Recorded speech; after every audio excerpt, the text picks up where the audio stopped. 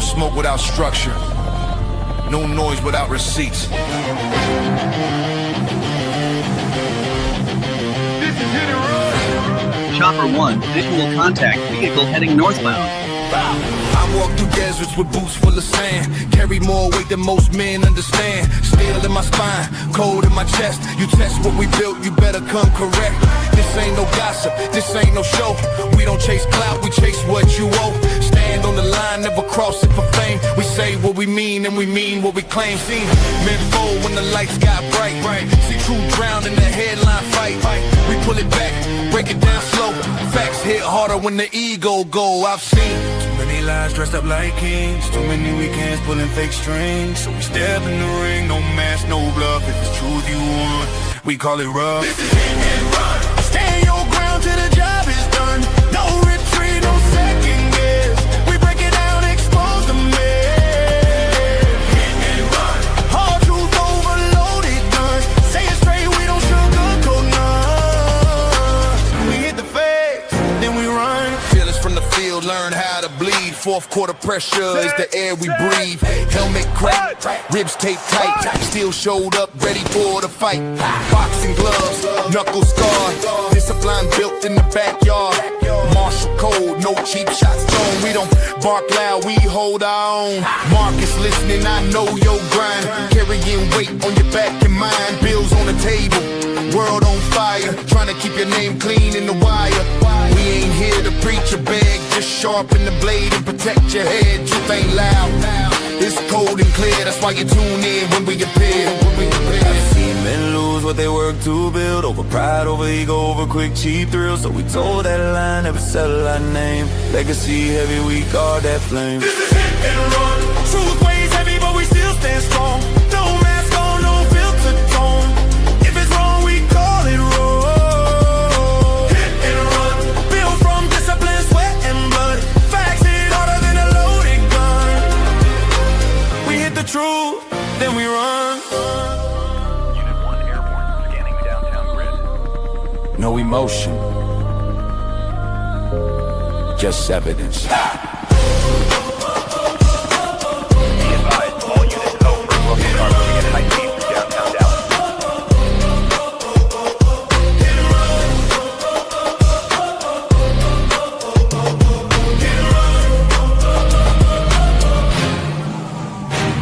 We the roam. Yo, that's our brand new intro music. You know, my brother, I had to put it together. I had to. Brother, I appreciate you letting me drive. Thank you very You know, much. hey. You know, I don't want to say I'm a passenger king. Okay, I ain't a passenger princess. You get what I'm saying? Like my man gonna have me just sitting back there doing nothing. So I'm glad you let me take control. I appreciate that. Yay!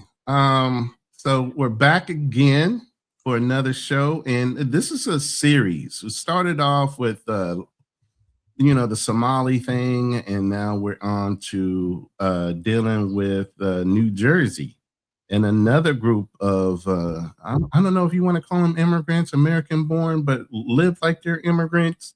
I don't know what you want to call these guys, but it's time to hit it, man. We're not gonna sugarcoat it. We're gonna be polite, but we're gonna tell the truth, and we're gonna show the receipts tonight. And what you up to over there? How's the fam? How you doing over there, Fearless? Oh man, we doing great, man. I want to give it.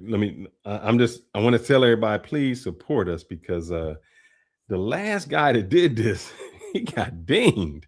The person we're going to be talking to, they dinged him up. Took his Patreon, I think. Patreon away, and like he said, he's talked about everybody. He's from the Somalians to everyone else, and the only time he got into trouble was talking about this group of people, which is kind of crazy. You know, we thought the free speech was something, but it lets you know the power that some communities may have, and if you say anything or you try to do anything against them, it can be some negative consequences. But I do want to get a shout out because I did not get a chance to last time. I was outside smoking a cigar. My phone was not near me. So let me give a shout out to Mr. Burt Ross. He gave a cash at the last time. That is greatly appreciated, sir. Thank you for supporting the channel. Thank you for watching. And thank you for tuning in tonight. So thank you, Mr. Burt Ross. That is much appreciated. I didn't give a chance to give you any accolades last time. So I'm making sure that before I get the show started, I can give my accolades. That is greatly appreciated.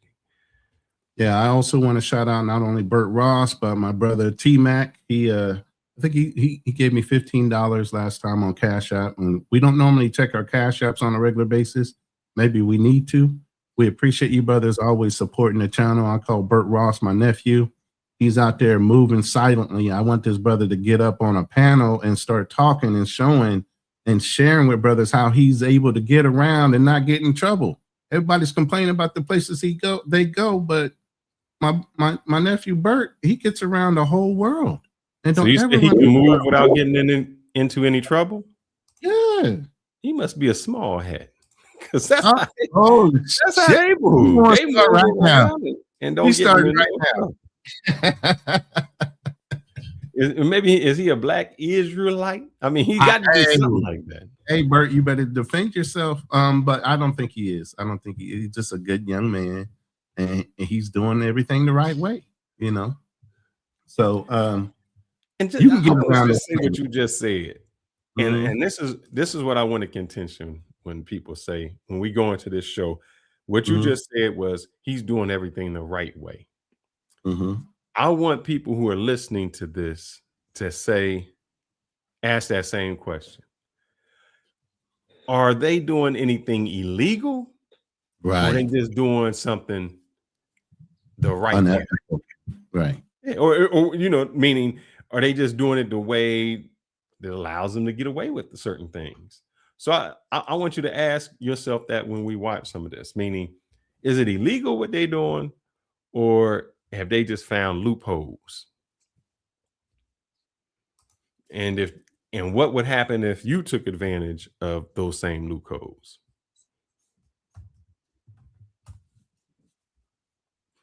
Because some would just say like if I was looking at my man Frank Zanu, and he would just say in a sense that we just ain't smart enough to take advantage of what's going on.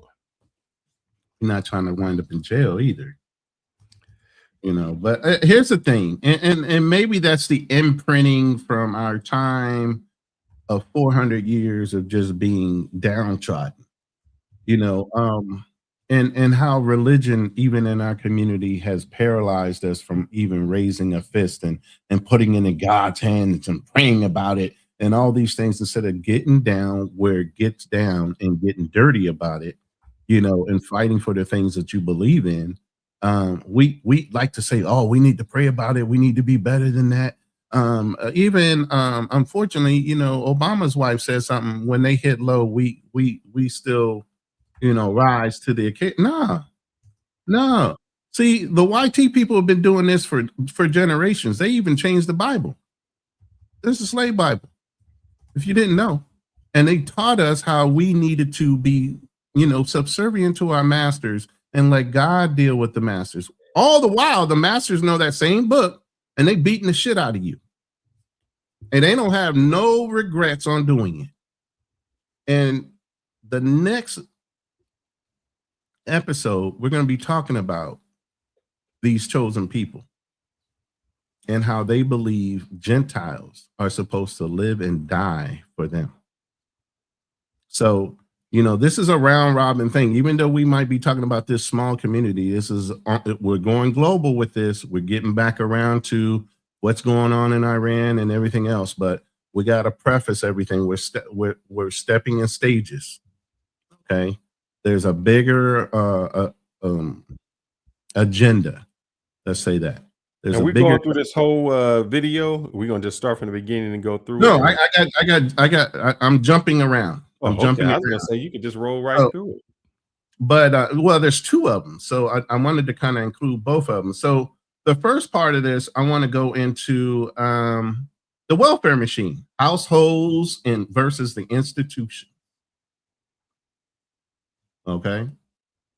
So the premise behind this is we're looking at both, not only the Orthodox, we're going to go ahead and say the Orthodox little hats versus the Somali Minnesota community, and how they were utilizing the same system in different ways in order to extract the benefits from America and kind of make it look like it's legal, or you can say illegal.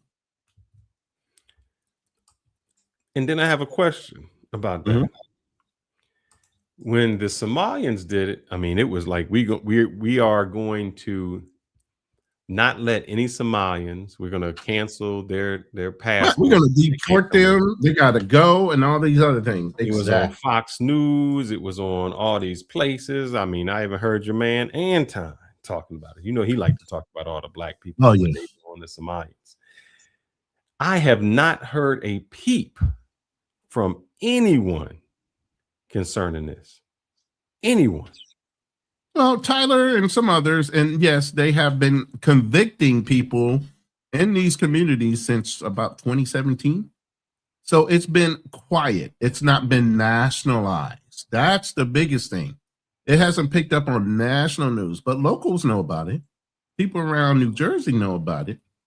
But on a national scale, you think somebody in California even knows what we're about to start talking about? Yeah. They don't. But everybody knew about the Somalis. Everybody knew the scam. Ask yourself why. Exactly. The president talking about the Somalians. And I'm not giving them an excuse. You know, if they did something illegal, they did something illegal. But let's get into this, man, because I looked up the law, and I'm going to go with what the law says. But we'll do that once we get into this. Let me go ahead and play this first 6 seconds, and then we'll do you want to give them a background, or does this show give them a background? Well, I mean, if I go back to the beginning, I can just let you run it. I'll let him run his intro. Okay, go ahead, brother. All right, let me go here on this one, because we got 2 videos. This brother went, this YouTuber went and did 2 different videos because it was such a popular topic and what was going on in this community. But I'm going to go ahead and play his intro. Hold on, let me share the screen.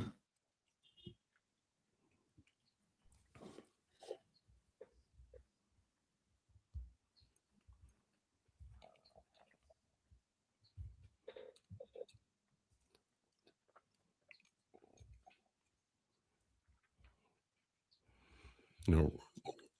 Oh, is that the right one? I'm trying to make sure that's the right one I want to show. Yeah, this is the one I want.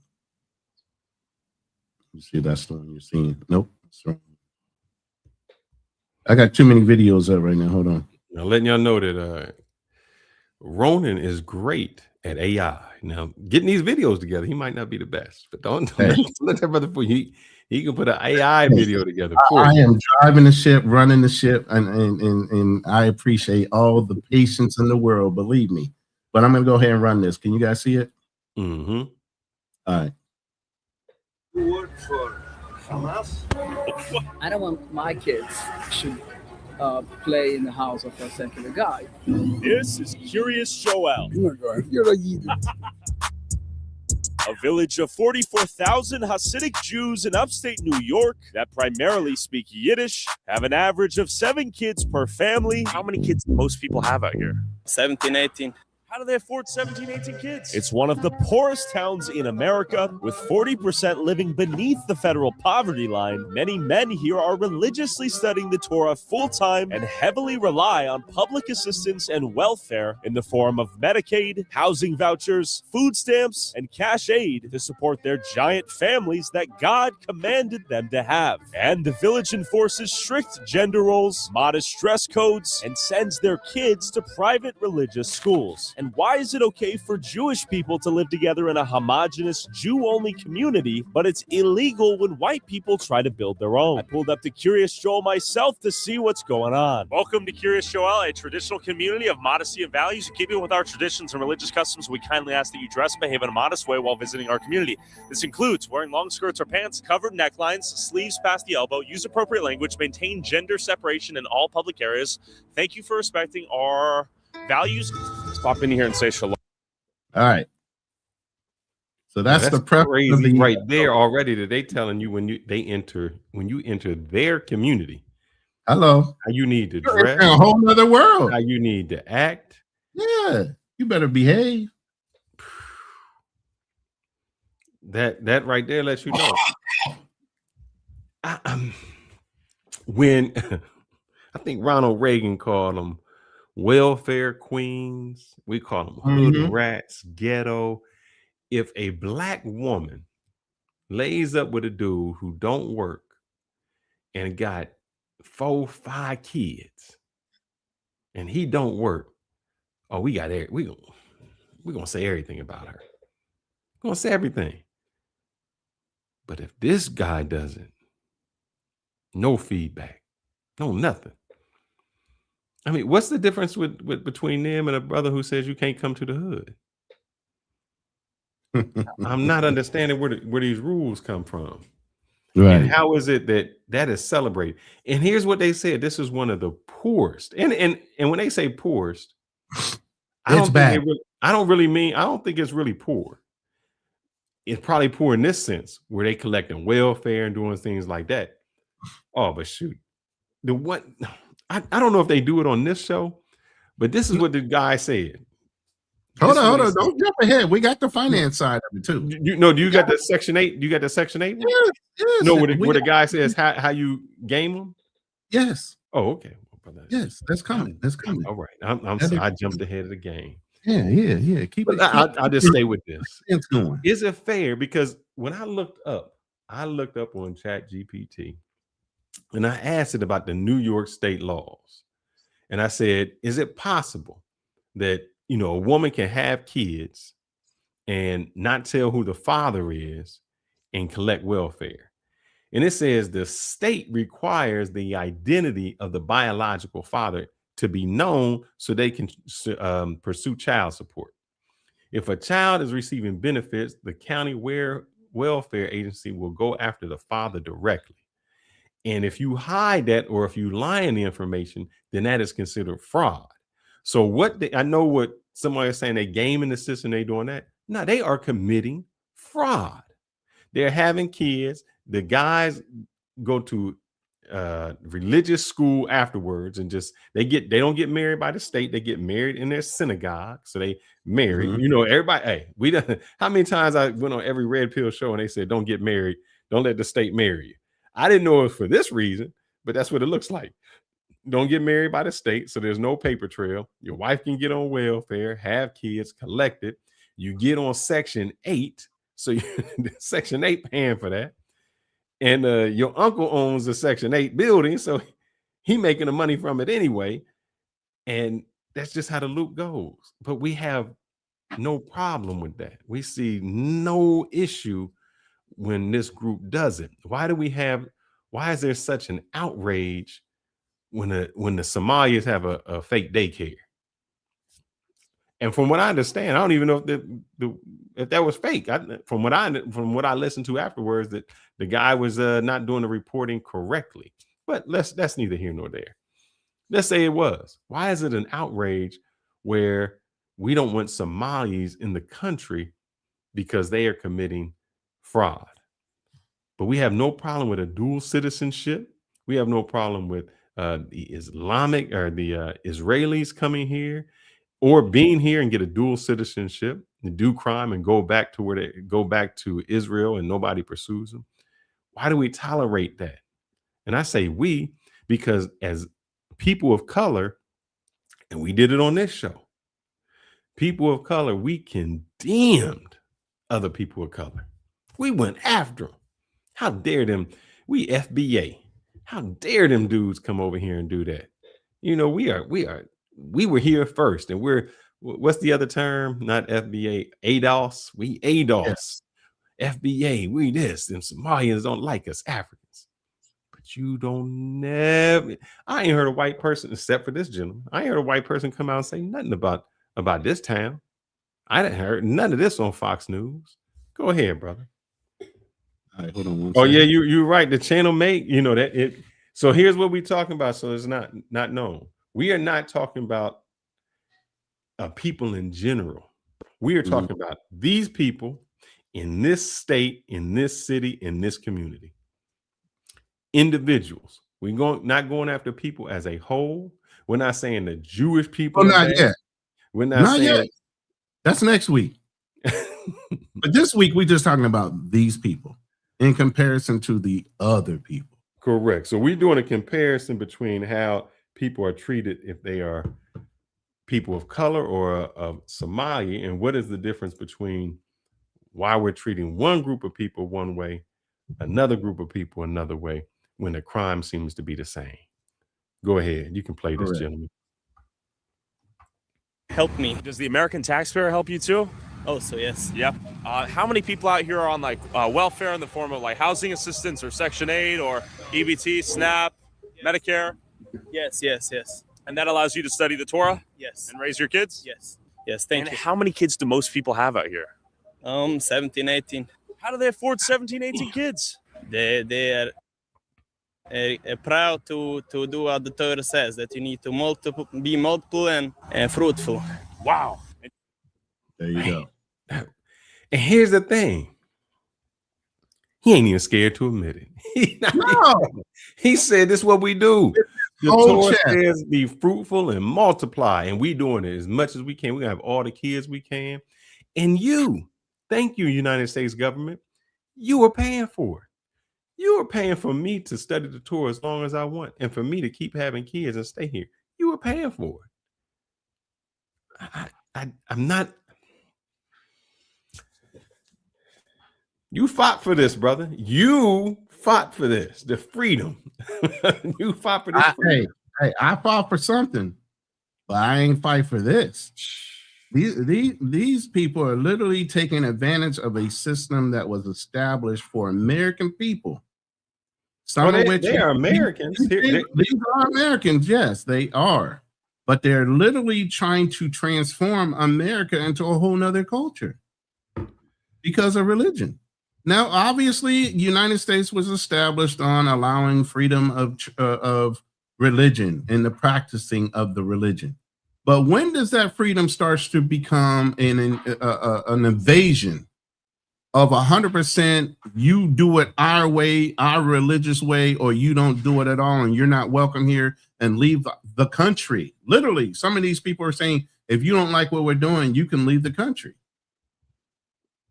I've never heard that in reference to these individuals. I've never heard that. No, they literally said, if you don't like, and you'll see it in some of these videos that we play. No, I'm saying I've never heard from another culture. Yeah. I've never heard them say it to the Jewish community. Like, if you don't like this, leave. Right. No, they won't say it to them, but again, there's a connection behind all this, and that's why we're building up to that. You know, but we got to. I just want to go on and connect all the way, Ronin, because we hear about the Latinos coming into the country and having a lot of kids and living poor and being a drain on the system. Right. You know, the medical system. Let's be real. The real false perception is that people of minority races, Black, Hispanic, and others, are the drain on the system, when we all know the majority of people on social services to this day are YT. Now, they don't break that down by, you know, ethnic type, but YT people are the majority people on all the social systems in the country. So while they might make you feel less than for being on it, they are still the majority using it. Let's see. But I got another video. If you're done with your point, I can go ahead and play that one. Go ahead. You know, it's still adding to this topic. So let me pull the video back up. I got it queued up, ready to go. I got my PC is moving a little slow. So, no.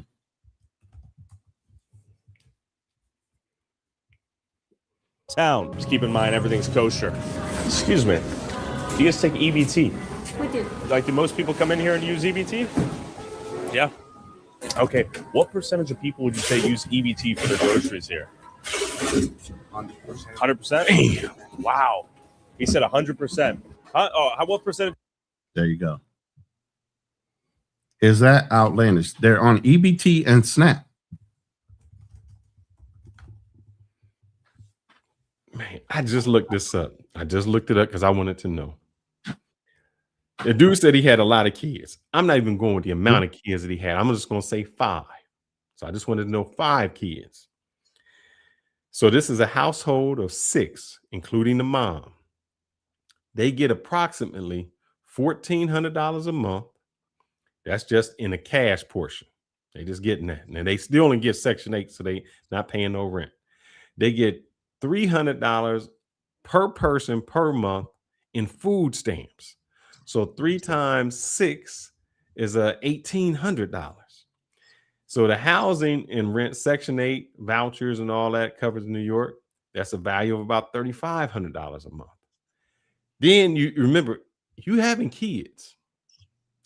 You have not paid a gynecologist or anybody any insurance to have those kids. The government is paying for that. So your doctor's visits, your hospital visits, your kids' health care, they're not, all of that is being paid for by benefits. Your WIC, your child care assistance, because you know what they've done is they don't want anyone secular to watch their children, meaning you or I could not benefit and open up any type of daycare. They keep that money within themselves. So they'll open up their own daycare to send their own children to. School, HEAP, which is utility assistance. So they're getting utility assistance. School meals are free.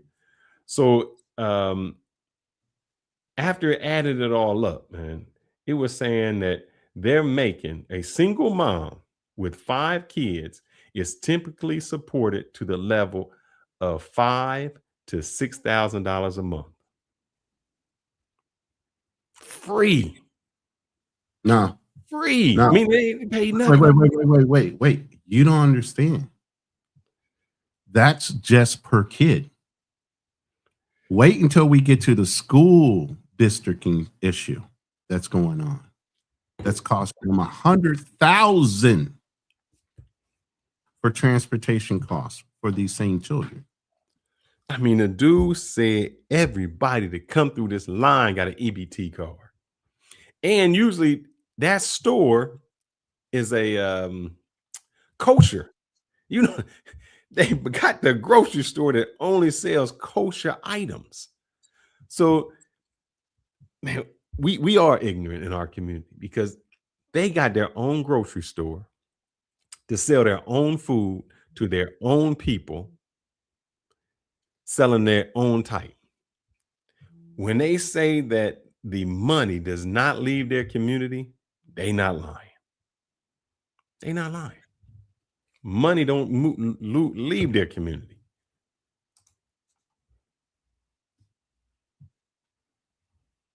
All right, I got the next video queued up, and this is going to go into a little bit more.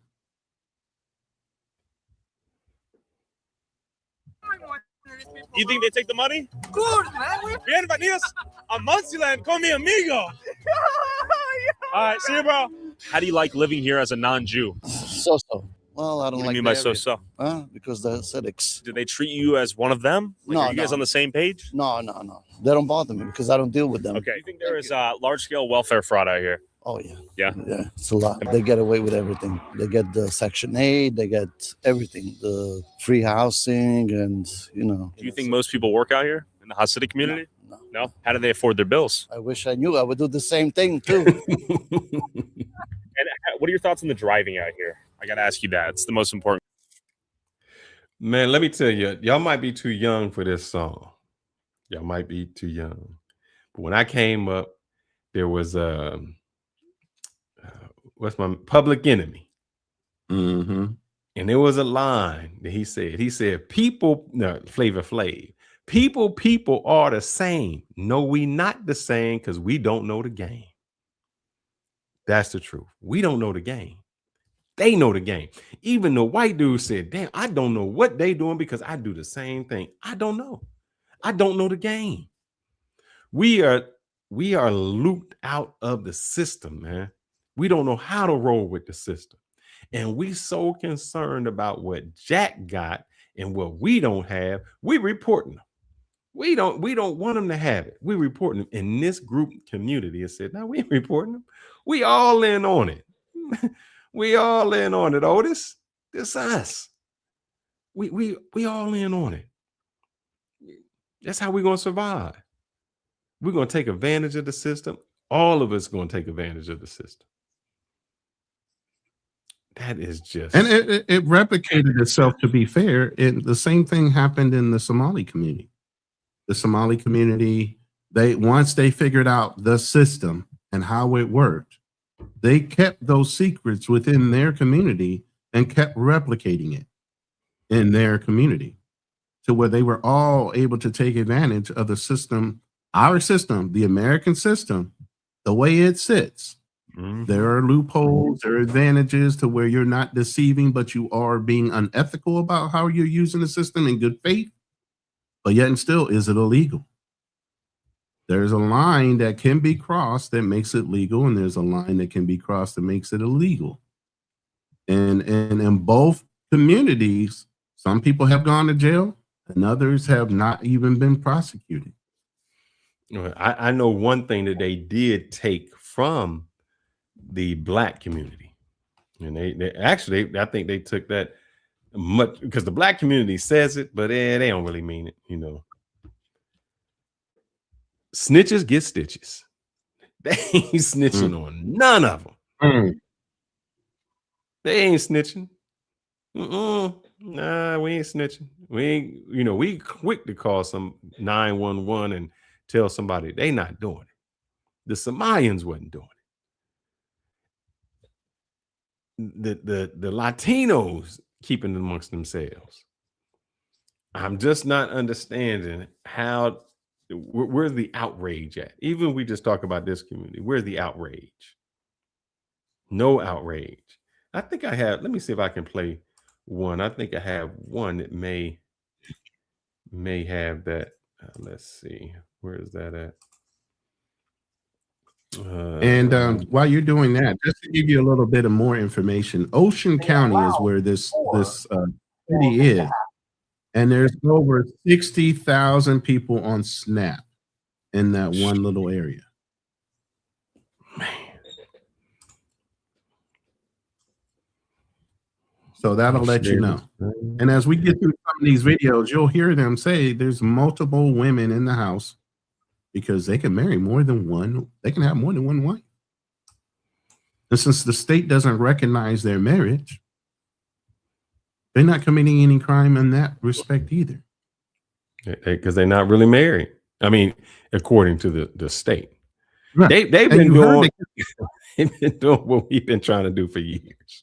Right. And they get housing vouchers. You hear that part. They get housing vouchers. Yeah, Section 8. How many houses they have. And then what they do in order to compound the situation is they might buy a property. They'll redistrict it to be a prayer property where they rebuild the house, they make it way bigger, and in the basement or something there's a prayer room. So they give you a 501, they take out 501c3s as nonprofit organizations and religious organizations. So now you don't pay any property tax because now it's a church inside of a residential area. I can't wait till you, I don't want to jump ahead, but I can't wait till you get to how they did it, because I can't blame them for how they did it. But I'm gonna play this video to show you some of it, of what they're doing. I think this talks about it. Allow for all of this to happen. Right. So basically what's going on is they get married in the church. Okay. But the state of New Jersey does not recognize the Jewish marriage. So let me just go back. I seen half of what was that half of? They allow for all of this to happen? Right. So basically what's going on is they get married in the church. Half of all benefits go to one town out of 33. Damn. That means if you got 33 towns, half of it goes there. Half of all the benefits go to this one place. Okay, but the state of New Jersey does not recognize the Jewish marriage on paper with the state. So what happens is the females are allowed to stay home and pump out 5-6 kids. They collect the benefits because they're not married. And it goes on everywhere. Like every one of these houses, I guarantee, or not everyone, but majority, they're married couples within the Jewish church, but the state doesn't recognize it. And then they're able to collect all these benefits. So, you know, you hate on this, but the alternative, if you want this, is just not get married. Right. Right. This is the lesson in Lakewood, New Jersey. If you get married on paper with this. Pause that real quick. I pause. There's something you said earlier. You said that even in our community, if we have children out of wedlock and the woman's on Social Security, on social services, the county goes after the father, right? Yeah. In order to recoup some of the money they're paying out in these benefits. That's right. How come we don't hear about all these child support cases in Lakewood, New Jersey? Why aren't all these I don't know who the father Hasidic is. No, brother, they living in the same house. They all living in the same house. So you can't say, because don't they have welfare checks or well checks within the system? Oh, they don't do when that you no on more. welfare, you get welfare checks. They don't Oh, do yes, that they no more. do. I don't think so. They do. Oh, they must not do it in New Jersey, but they do it. They did So that there's back a lot in of the things that are 60s, being grayed out. 70s. There's a lot of things I'm saying that is being grayed out as the way the system is supposed to work. Women are supposed to tell who the father is of the child. One, the state is supposed to go after the child to recoup some type of care for those monies that are being paid out. Two, okay, if the man doesn't work because he's studying the Torah 24 hours a day, he's still obligated to pay his child support. So if he's not, then there should be a whole bunch of Hasidic Jews in jail making money for the state. But there's not that either. I'm going to read this to you because that's Go what I ahead. looked up. I asked about the welfare checks. So I'm reading this blindly, so whatever it says, it says. It says, I asked, do they do them like they used to do, to go to people's houses and do that welfare checks? Right. It says, yeah, but not the old school random knock and search your house the way people talked about. In states like New York and New Jersey, it used to be more aggressive decades ago, but today it's much more limited and regulated. So back in the day, caseworkers would surprise visits to see if there's unreported adult living in a home, or like if they would often call it midnight raids. So they would come in the middle of the night to see if somebody living there. Yeah. So now it says, while you in the bed, yeah. Yeah, it says now the courts ruled that the government can't violate your constitutional rights because you receive benefits. They cannot search your home without consent. What's happening now? They do a scheduled or limited visit, and you can refuse entry. That's another thing. They investigate fraud through other methods, database, leases, stuff like that. But the guys just don't put anything in their name. So in reality, it says if the father is living at home but not reported, that can be considered fraud. But how can they prove it? So the straight answer is, it says they try to do it against database target. There's no targeted investigations, anything like that. So basically, as time has gone on, they've just gotten lazy about doing their job. Well, it probably got so many people on welfare that they can't check it like that, like they used to. One, and then hold up, bro. Let me say something. This place got its own police force. What you talking about? if they got their own police let's be force, clear. but I'm just saying, they Clear. got Hold their up. own They police force. You think legal somebody gonna come through their neighborhood? They're not legal police. They're not Okay. legal police. They have emergency medical teams and OEMs. And we're gonna get into the It's Sharam. not legal police. We're gonna see how them we're gonna see how them non-legal police they be go body downtown watching and you get the them whole time. tickets taken. No, we're gonna Yeah. talk. I can say they're not police, but we're gonna show how them non-legal police can get, by the time you get the ticket and you went downtown, the ticket is already gone. The police officer said he can write the ticket in the middle of his shift, and by the time he get off the shift, that ticket is already taken care of. So tell me what kind of power that is, man. Let me let this play. Go ahead. Go ahead and finish your video. Yeah. On this, but the alternative, if you want this, is just not get married. Right. Right. This is the lesson in Lakewood, New Jersey. If you get married on paper with the state, they will handcuff you to the point where you can only have one kid because you can't afford to have multiple kids. But here, they live on the system. But that system was created. They just know how to use it better than us. Well, it's not just that. It's people learn, they read, they educate themselves. Right, so the pathway to getting things in life is through understanding, not tolerance. All of this has come from the tolerant left. I wouldn't say that, but this is what I did here. Take it as a grain of salt. What those, hey, shout out to LJ in the house. Thank you for joining, LJ. What they do is, when they say they are going to read the Torah, they are spending days upon weeks, upon months, upon years. They pray 3 hours a day. Yeah, but I'm talking about just when they go to study, when they go to their study, they are debating, they are constantly reading, going through all of that. So who makes the best lawyers? They've been debating from the time they was 10. This is what they do. They've been reading consistently since that time. So when they become lawyers and know the law, they can look through this and say, loophole, loophole, loophole. Got it. That's how they find them out. We can't, they say if you want to hide something from a brother, you just put it in the book. Well, these dudes is reading every single day. Hey. We don't read anything. We don't know. We just break the law. And they say, nah, here go the loophole. And speaking of loopholes, I got this video sitting right here waiting for you. You ready? Mm-hmm.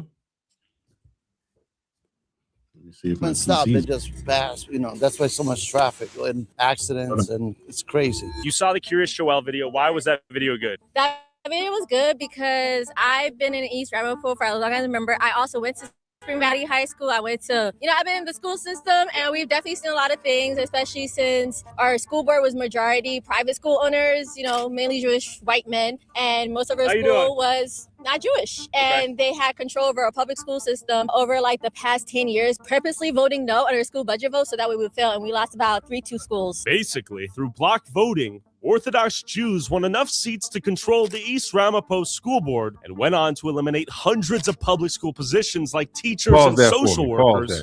Pause that. I'm going to break this down to what they did and to what you don't do. They came into their town. See, they divide us and conquer. They didn't do that. They came into this town and they said, you know what we're going to do? We're going to control the economics of this town. We're going to get, David and Hosariah and Goldfin and, all of them, they're going to run for the school board. And we only going to vote them in. We're not going to vote for the other people. So the town majority voted for those people to be on the school board. And when they got them on the school board, you know what they said? Public school. We're not going to pass a bill that pays for the public school. They didn't pass the bill for the public school. They let the public school default, go into foreclosure because they didn't pay it. And as soon as they did that, that same school board voted to buy the school and make it into an Orthodox Jewish school. They diverted all the funds, because they run the school board, all the funds from the public school. They didn't give them funding at all. They took out the band, the art classes. No, we're not funding that. They took all that out and funded their school. They got their school buses. Your kid got to walk to school. Your kid is snow on the ground out there in New Jersey, 20 below. You walking your ass to school. Our kids, we got to have a school bus. We got to have a specific school bus that picks them up. Go ahead and let the rest of that video play. Oh, I don't. Hey, you can't. You LJ, you real quick, you can't hate the player. You got to hate the game. This right here is what we were talking about earlier when it comes to authorized by the state of New Jersey, not authorized by the state of New Jersey. Now they have these groups, the Sharem and the Hatzolas, which are quote unquote community services, EMTs, OEM, emergency medical and emergency assistance, or what you could call community watch. They dress up like they're police. They're dressing up like they are security and emergency medical workers, but they police you. They try to tell you to move on. But the whole thing is the local police also assist in some of these things.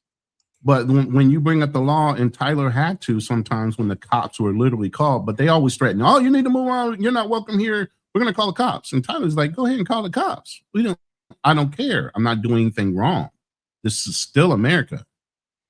So at the end of the day, these Sarems and these Hadzolas would be following him around the community, trying to get him to move on or stopping the residents from interviewing with him and talking with him to give him any more information on how the community functions.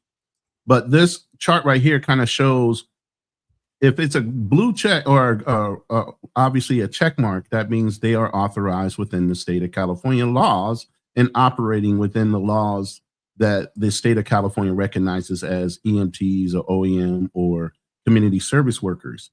Obviously, the full police department and all these other things, these guys are not licensed policemen. They can't come in and arrest you. They can call the cops or maybe try to put a citizen's arrest on you, but the cops are going to sit there and say, he has every right to do that. They will harass the fuck out of you while you're there. But the difference was when you look at the video, these non-cops was running stop signs, red lights. Right. They got little lights and sirens. They do have emergency lights on their vehicles like they are cops. Yeah. And the police were doing nothing. The police didn't try to stop them at all. All right, I'm gonna go ahead and push the play. No, wait, hold on. Before you go there, I want y'all to keep thinking about this. I know I watch Hannity, and I watched Hannity and Pierce Morgan this weekend, and I think they had Adam somebody from PB whatever network on, and he was saying over there in England they got Sharia law. Yeah, they got the Sharia law with all the Muslims coming in. I need to know what the difference is in the Sharia law and the Jewish law. Meaning, the whole thing was you don't want Sharia law. You don't want these Muslims having their own way of justice. I can agree with that. We live in the United States. You have the American justice system. But why is it that these people can have their own type of justice, their own type of police? They did an outrage because in Minnesota, the police badge had with Arabic writing on the badge. Mm. What about here when you have and some of the police officers, they were literally Somalians saying they serviced the Somalians first, not the rest of the community. So when they were doing it, they were wrong. When these guys do it, oh, it's okay. It's within the guides of the law, or the law just turns their eye and allows them to do it anyway. Man, look at this. I just read that. Between 2010 and 2014, spending for private school buses increased from 22 million to 20. That's an increase of $5 million. The school board also increased funding for special education in private schools by 33%. While $100,000. Yep. while laying off. Now, here's what they did it for their school. They increased the funding for special education in the private school, which is theirs, by 33%. And at the same time, they laid off 15 special education in the public school. Yeah, They and they do did it right right in your face. of you. Yeah, They right do in it your face. And nobody says nothing beside the people in that community. But you notice they keep it off the national news. Go ahead and let that play, man. This girl got some Taxpayer dollars to be spent on their children's religious private schools, ultimately gutting the public school system for the estimated 9,000 black and brown public school students, while diverting that money to their private religious schools. They give us food that's rotten and it's cold and it hurts our stomach. I ask you, do not take our music program away. I love playing an instrument. My brother would be crushed. And the budget cuts were so devastating that in one instance, an elementary school shut down, and the majority Jewish school board then voted to sell it to a Jewish yeshiva for pennies on the dollar. Basically, the poorest, most vulnerable kids in these... I can't even be mad at them. They shut your school down, man. It don't matter. Y'all ain't going to school anyway. It's sad that back in the day, we fought so much to learn how to read. It was illegal when we fought how to learn how to read. And these people saying, you know what, y'all don't read. Y'all don't want to go to school. We'll just shut down your school and buy it back for pennies on the dollar. Man. People are not the same because we don't know the game. Go to any school board. No, let's correct that. American don't know the game. Oh no, there's a lot of Americans that know the game. Yeah. Oh yeah, they know the But game. a lot of immigrants, a lot of foreigners, a lot of people that are taking advantage of the system, they absolutely know every nook, crevice, subcontext, sub law, sub rule that goes along with this game. Oh, but I know a lot of them that know the game. When they gentrify your neighborhood and they say move in and we're gonna give you a 25-year tax break, oh, they know the game. They know how to get those tax breaks. They know how to get those grants. They know how to get all of that. We don't. Because we don't even study it. We don't even know it exists. Like, that grant exists. And maybe some do, but those that do keep it to themselves. Yeah. No, we have in our community specifically the crab in the barrel mentality. I'm the head ninja in charge. You know what I'm saying? So they don't want you to know their secrets because they always want to be the one at the top, beating their chest and flossing for everybody else, peacocking instead of sharing it with everybody freely. You know, nope, it comes with conditions. But at the end of the day, they're not going to show you everything because they still want to be what? Head ninja in charge. So they think. I can't even be mad at the people. Go ahead and let it play. Communities had their schools gutted and looted, all by a majority Jewish school board whose kids didn't even attend Hold the on, public just pause school. that right We there. believe Mr. that some of Rock, the pause. He said, I can't even let that go by. Here, let me back it up so you can see the name on the plate. Rothschild. That's right. And they started over in Europe before they changed their name. Let me see if I can back it up to that. There you go. Before you even play, look at the school board. I want you, whoever's watching this, to know the last time you voted for anybody on your school. See, we vote for president. Oh, we got Kamala Harris and Trump, and we might vote for a senator, you know, maybe a governor, but y'all don't even know who is on your school board. You may not even know who's on mayor. And the school board at your local level is probably the most important in making the most decisions for your child and his future than anybody else. And you don't know who's on it. They got, look at that board, man. I see a little hat on everybody sitting there. Everybody. Why didn't y'all vote y'all people in? Why didn't you get a majority of the people? Why didn't you show up to the school board and vote? Because there still has to be a limit. I don't know if they vote every 2 years, every 1 year. If you didn't like it then, why didn't you vote your people in? Why didn't you get to your neighborhood and say, we're going to get 5 people, white, black, and different, and this is all we voting for? Because that's what they did. Look at that. I mean, look at the school board. Nick, I want to ask, do you think they got your interest, your kid, your lifestyle in their best interest? No, they looking out for their kids.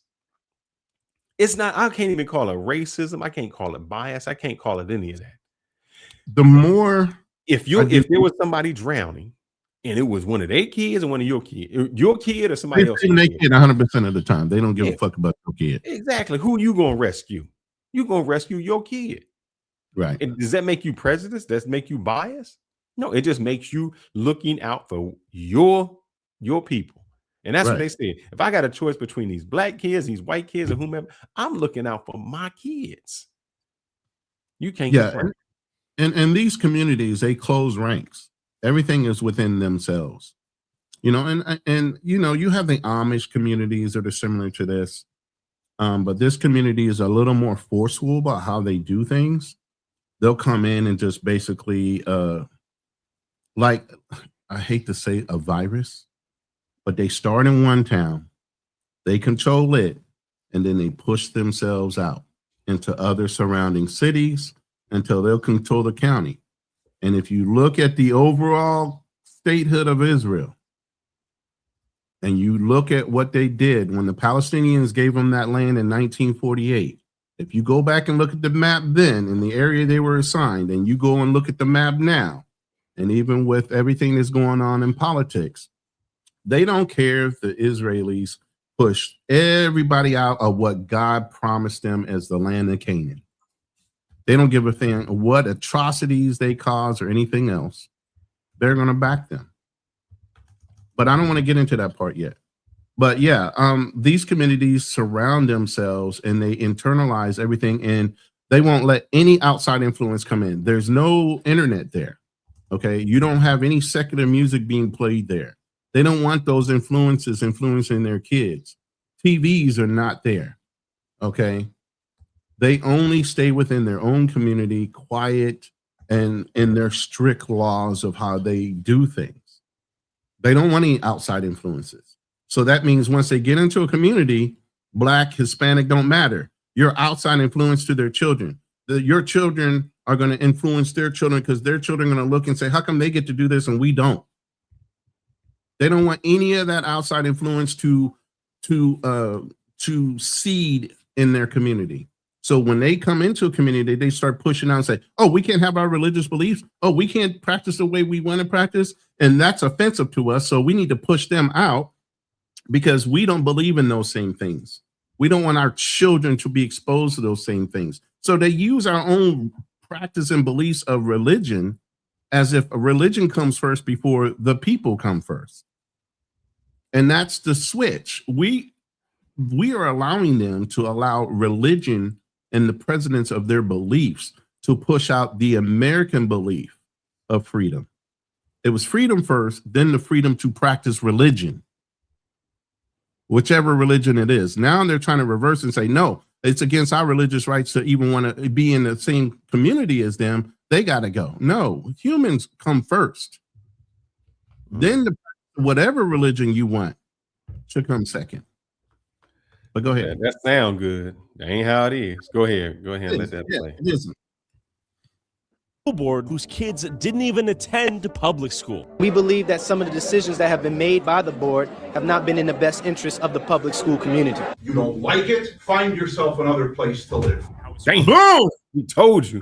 Like I told you. They're like, this is our land. This ain't got nothing to do with you.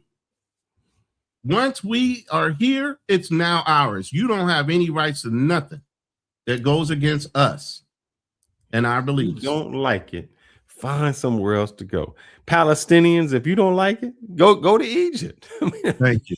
Lebanon, if you don't like it, leave, go somewhere else. You don't like it here, leave. Oh man. And this is happening in the United States. It's not over in the Middle East, it's somewhere. This is here. But you know, I don't see ICE there. I don't see anything. When that happened in Minnesota, I seen ICE everywhere. I hadn't even seen them shooting United States citizens. Yeah, but technically they were born here in the United States. No, They but immigrated over here. there was people over in Somali that was born in the United States. They didn't care. Yeah, that's true.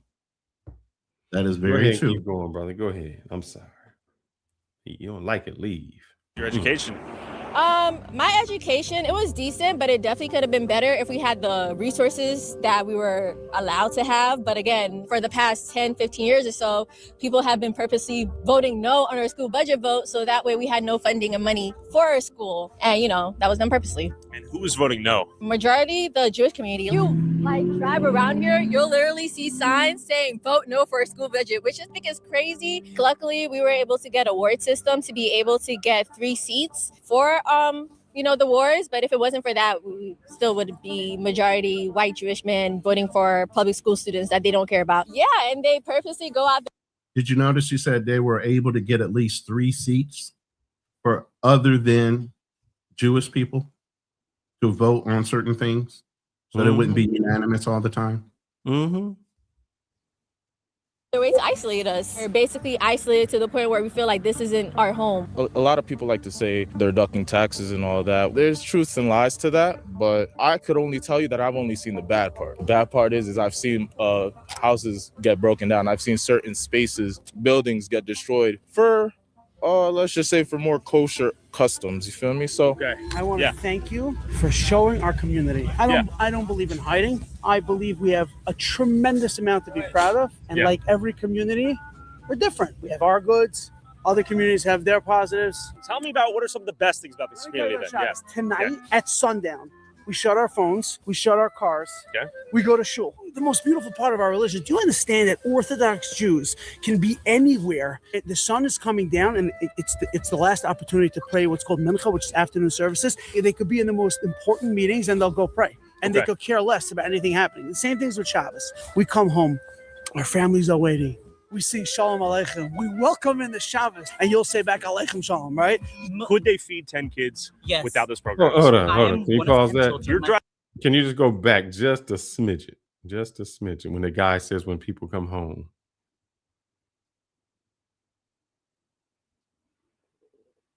Yeah, go right there. And then I'll tell you to pause after he says something. We shut our phones, we shut our cars, we go to shul. The most beautiful part of our religion, do you understand that Orthodox Jews can be anywhere? The sun is coming down and it's the last opportunity to pray what's called mincha, which is afternoon services. They could be in the most important meetings and they'll go pray. And they could care less about anything happening. The same things with Shabbos. We come home, our families are waiting.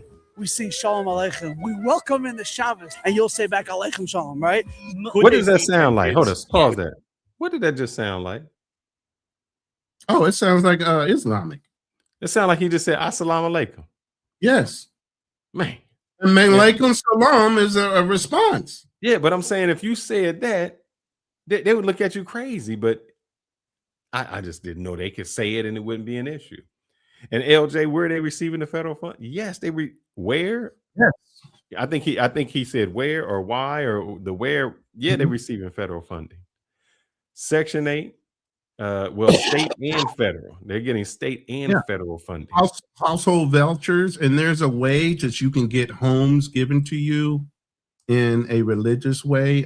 There's it's called RIDH or something like that. I'm gonna look it up. I have a infographic on it. And what they're doing is they're getting houses and then redistricting, rezoning. Right, as a religious building, and putting 501c3s on them. That's nonprofit. Keep on going, brother. Just because they have a prayer room in the house. Yeah, and these are huge houses. But let it play. Without those programs. I am one of 10 children. You're driving a G-Wagon, bro. My father was never on any welfare. I used to reuse sandwich bags to save my father a penny. That's great for you. You're not welcome here, and you're not welcome in a lot of other places based on your video. What about me, though? I love you, man. You are. Why the Negroes always got to do that, man? You don't own America. Why y'all got to do whatever I want? Negroes got to do that? Why do we have to say? Why you always got to suck up to somebody and got to feel a part of something? Like, oh, he likes me. Massa love me. See, what about me? Why do y'all do that? Why do you feel like you got to be a part of something? And here's the way he said it. You're not welcome here. Like you have some kind of control on my freedom to move. It's a fucking America. And the black dude feel good.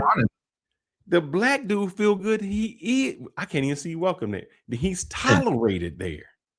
Boom. The black dude feel they done outvoted your school. You ain't got no housing. They taking your services, and you still feel good that they your friend. They your friend. Why do y'all be happy at the crumbs that other people give you that they don't respect you? They just tolerate you. Man, go ahead. I'm sorry, man. No, I'm the same way, bro. I can't. Whatever you want. Get in your G-Wagon, get to work. You're not trying to bring people together. You never did, you never will. It's who you are. Somebody hurt you deeply, and I'm sorry. He was right. Someone did hurt me. Whoever told my sponsors to pull out after making one video exploring. He ain't never lying. The minute you start talking about these hats, they start pulling things at you. They start trying to get at your money. Because here's the thing that they do know. The lack of being able to earn money hurts everybody the same. So they go after your money. They want you to live in misery first. They ain't gonna come and try to knock you off like they did JFK or something. Oh, did I say that out loud? They're gonna make you miserable by not being able to earn a living. Now, LJ says something like to the fact that the black citizens should have voted. But here's what we do. And this is how they get us. We put 5 people up for one position or 2 positions, and we spread our vote amongst those 5 people. And because we spread our vote amongst those 5 people, none of them get elected because they don't have enough vote. That's what they always been doing. They weaken it. That's what redistricting is about. It's not the fact that we don't vote. They looked at it and said, I think it was more, there's a college, it's a college campus, and I can't remember which one, of a black school, a historically black university. Maybe you know this, LJ. They split it in half. They redistricted where if you was on one side of the campus, you was in one district. If you was on another side of the campus, you in another district. They divide your vote up so that you can't vote somebody in. And we fall for it every single. We don't unify enough to say, let's choose this person, and that's the person we'll vote for. Because everybody want to be the king. That's what I told you. Everybody got to be the head ninja in charge. Nobody knows how to unite people. And I think that's the only way Obama won that was the first person everybody could get behind. Not any other reason beside for that. And that Negro ain't helped none of us out. He hired more Jewish people than he did black people. What you talking about? He did. When the bank collapsed, let me find. Well, that's the whole thing. No, that was Bush's fault. Now, he did come in and fix that part. But after he fixed that, he kind of cruised through his first election. And then when he went to go and do the next one, there were some promises made, and they never got done. No, I'm of course. At that point, you can blame the House. You can blame the House and the Senate because he didn't have those at the time. But the first series, the first 4 years, he did. And he didn't get anything done besides correcting the economy and everything the Republicans did before then. And I'll give him credit for that. A community of welfare-addicted Jews. If you want to help me avoid ending up on welfare too and get access to all of these videos early and watch never-before-seen content I can't upload. Hey, like I said, go and subscribe to Tyler. If you're interested in kind of content like this, I ain't going to slight the man. He puts out good content. It's well edited. It's giving out accurate information. He's not trying to balloon anything up or give anything, because I fact-checked everything through multiple different AIs, and nothing he came up with was too much of a reach. They were all based on facts. So, hey, I don't think his Patreon is up anymore, but hey, go subscribe to his channel. I appreciate his content. He's exposed a lot of people, and he's pointing out the truth of what people are doing when they come into our country and take advantage of our systems. And that's the thing we also need to pay attention to too, even within our own community. You know, you got a lot of people riding our shoulders, wanting to be us and taking advantage of everything that's supposed to be for us, but for them. So I'm going to skip through that little advertisement with my little promo and we'll jump in. For communities. Look around. You will not see a non-Jewish resident here. We got the Yiddish bus. This is really all Jewish. No, wait. That bus is owned by the county, but they got Yiddish all over it. Yeah. If you seen a bus with some Islamic writing, they would say that's the Taliban. That is the Taliban. How can they have a bus? I thought if you went on the Fox News and they say this is America, you got to speak American. Mm-hmm. You got to speak American. You can't have something written in another language. How would, brothers? I just want y'all to open your eyes, man. We've been fooled. We've been hoodwinked, bamboozled, led astray, run amok, and y'all falling for it.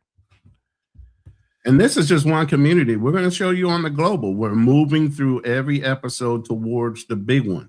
We haven't even brought up, but it's getting to that point. But you got to understand what's going on at home first before you get onto the global scale. Now, I will say this. You know, if you had a black grocery store, because I've seen them have a black grocery store in a lot of places that start off great, had every kind of amenity that you could have in that black-owned black grocery store that served the black community. And y'all stole everything out of it. Y'all corrupted it. They couldn't keep it open because the thievery was so high. You want something in your neighborhood, then you get mad when Walmart says, we out of here, brother. We going 10 miles down the road. Now, if you want grocery stores, that's where you got to go. Now you're living in what they call it, a food desert, because you took from your own community. Look at how clean this story is. And you cannot tell me it's about poverty. You can't tell me that because everybody in this community is on welfare. So you can't tell me it's about poverty, my friend. If you poor does not equate in a poor area, so it deserves to be dirty. Now, correct. Now they have pride in their buildings. Look how they dress. They not dressed crazy. They dress. They properly got their clothes. We can't even on. wear quarter zips in our community without somebody getting upset. No, you can't even try to dress up the lights is on, brighten the store, light it up. They don't have security. They don't have a metal detector in there. So don't tell me it's about poverty. Sorry, brother. I'm sorry. y'all brothers got me angry tonight. It's a place. It's going to be kosher pizza, probably. A lot of these signs are written in Yiddish, and everything's insulated. Basically, you come here to this plaza, get everything you need. Quite convenient, quite nice. Now, everyone can shop here. Of course, we could go in and they'll be friendly, but everything's geared towards one community. But and is it always this way? This part here, is this newly developed in the last? Oh, yeah. So this used to be a concrete yard. Got it. So we're almost where we're standing. Used to have rows of concrete trucks. Sure. It's bustling. It's busy. Now, this place was packed with Jews buying groceries for Shabbos. But keep in mind, Goyim are fully allowed to come in here and shop. Now, let me break down what a Goyim is. It's basically like if you were in another country, you're referenced as whatever in that country you are. So you're in America being called a Goyim like you don't fucking belong there. Like it's their country. What the hell is going on? I can't. And basically a Goyim is like an anti-Semite or like I said, a local. Shop whenever they please. They're very friendly. I don't think anybody's going to be nasty to us. Is a lot of the fear bullshit warranted? Definitely not. Definitely not. But I do think they don't feel comfortable enough to do it. But it's important to understand the bigger picture here. As kosher stores move in, more Jews move here too, creating a positive feedback loop where a town rapidly becomes a Jewish hub, ultimately changing the character and identity of a town, and in Lakewood's case, overwhelming the infrastructure. Before we explore the many implications of life for Goyim as towns like Lakewood become increasingly Jewish, I want you to understand how quickly the word anti-Semitism gets weaponized in real time out here. Tyler, it seems like you discovered that anti-Semitism is lucrative, no? Why do you think anything that you don't like to see is anti-Semitism? What have I said that's anti-Semitic? Go. When you talk about people accepting government money, and the overlay is a bunch of pictures of fraud. You're trying to twist it to make it look like we're doing fraud. There were welfare Isn't that programs that called? were Hold defrauded on. by Jews. Hold on. What did I Go say back that was a little bit. All right, you saw that picture, right? They were Yeah. defrauding the country Yeah, but before that, he said, I just want you to go to exactly what he said, then I want you to stop before we get to the people. All right, you ready? A little bit before. Well, no, this is where he starts to talk let's about. Go ahead. It's lucrative, no? Why do you think anything that you don't like to see is anti-Semitism? What have I said that's anti-Semitic? Go. When you talk about people accepting government money, and the overlay is a bunch of pictures of fraud, you're trying to twist it to make it look like we're doing fraud. There were welfare programs right that were there. defrauded. Pause. He called that anti-Semitism. So what do you call it when you show black people? You replace everything he said and put black. You show a bunch of pictures of black and you say they twisted and they do fraud. Mm-hmm. And you say if we call that racism, that's not racism. You're just telling the truth. Right. So why is it anti? Because it's against that specific community of small hats. And that's when they want to start calling you names, and obviously we use racism out every once in a while when somebody implies our community, oh, they're racist. I mean, it's similar to what they're doing there. But anti-Semites and Zionists and all that, they just feel like Jews don't belong, period. Do you realize if you go through history, Jews have been kicked out of damn near every nation they've gone to, from Spain all over Europe. They did not like them. They hunted them down and killed them by the thousands. And I don't even have a problem with them. It seems to me that what they are doing is they've learned the system. They exploited the system. Mm-hmm. They just used it to their benefit. You can't blame a person for, hey, if you didn't vote for the people on the school board, I can't blame To them. be honest, they learned it naturally because Jews in the Rothschilds is part of this story. That name has been around for a lot of years here in America, but also started in Europe as a different name. They started off as money lenders. And in the Jewish community, you can't loan money to another Jew and charge them interest, but you can to a Gentile. That's right. So then what they were doing was loaning money to Gentiles, but then they found out loaning money individually versus loaning money to countries and cities were more lucrative and they had more leverage. Man. So they started loaning money to countries, to cities. So if you wonder why they are globally so entrenched, it started a long time ago. Let's see what happened to these folks. What happened to them? Let's go. What happened to these folks? Hold on. By Jews. What did I say that was a lie? There are Go. welfare programs that are defrauded by Yes, and I made a Minneapolis video as well. I've made several videos. Why are you being so sensitive? What you're trying to make it sound is like anyone who accepts government money in the Jewish community is doing fraud. That's your interpretation. What you're doing is dangerous. How is this dangerous? Why should you be treated like a protected group? You're asking for special privileges. No, we're not. We're asking just to be fair. And you're not being fair. I am being fair. This is going to make you a lot of money, and it's going to gen up a lot of hatred towards a community that's seeing a rise in anti-Semitism that hasn't been seen in years. Every single day, our lives are at risk, and this is going to lead to more. My sponsor literally got pulled out of the... Hold up. Why are Jews more at risk in America than black people are? I didn't know Jews were getting gunned down at that kind of incredible rate, that they're more at risk than we are. When did that happen? No, I just think how we define anti-Semite. Man, I can't even get the word out. Anti-Semite or cynicism? Yeah, anti. Oh Semite. man. Semitism. Semitism. Anti-Semitism. Man, I think just how you define it is becoming a district, because if somebody watches and say, "Oh, you're being anti-Semitic," it's like, no, I'm anti-Semitic means I don't like Jewish people. And I have no problem with Jewish people. There's even Jewish people who don't like Zionists, who don't like Israel. So, and those are Jewish people.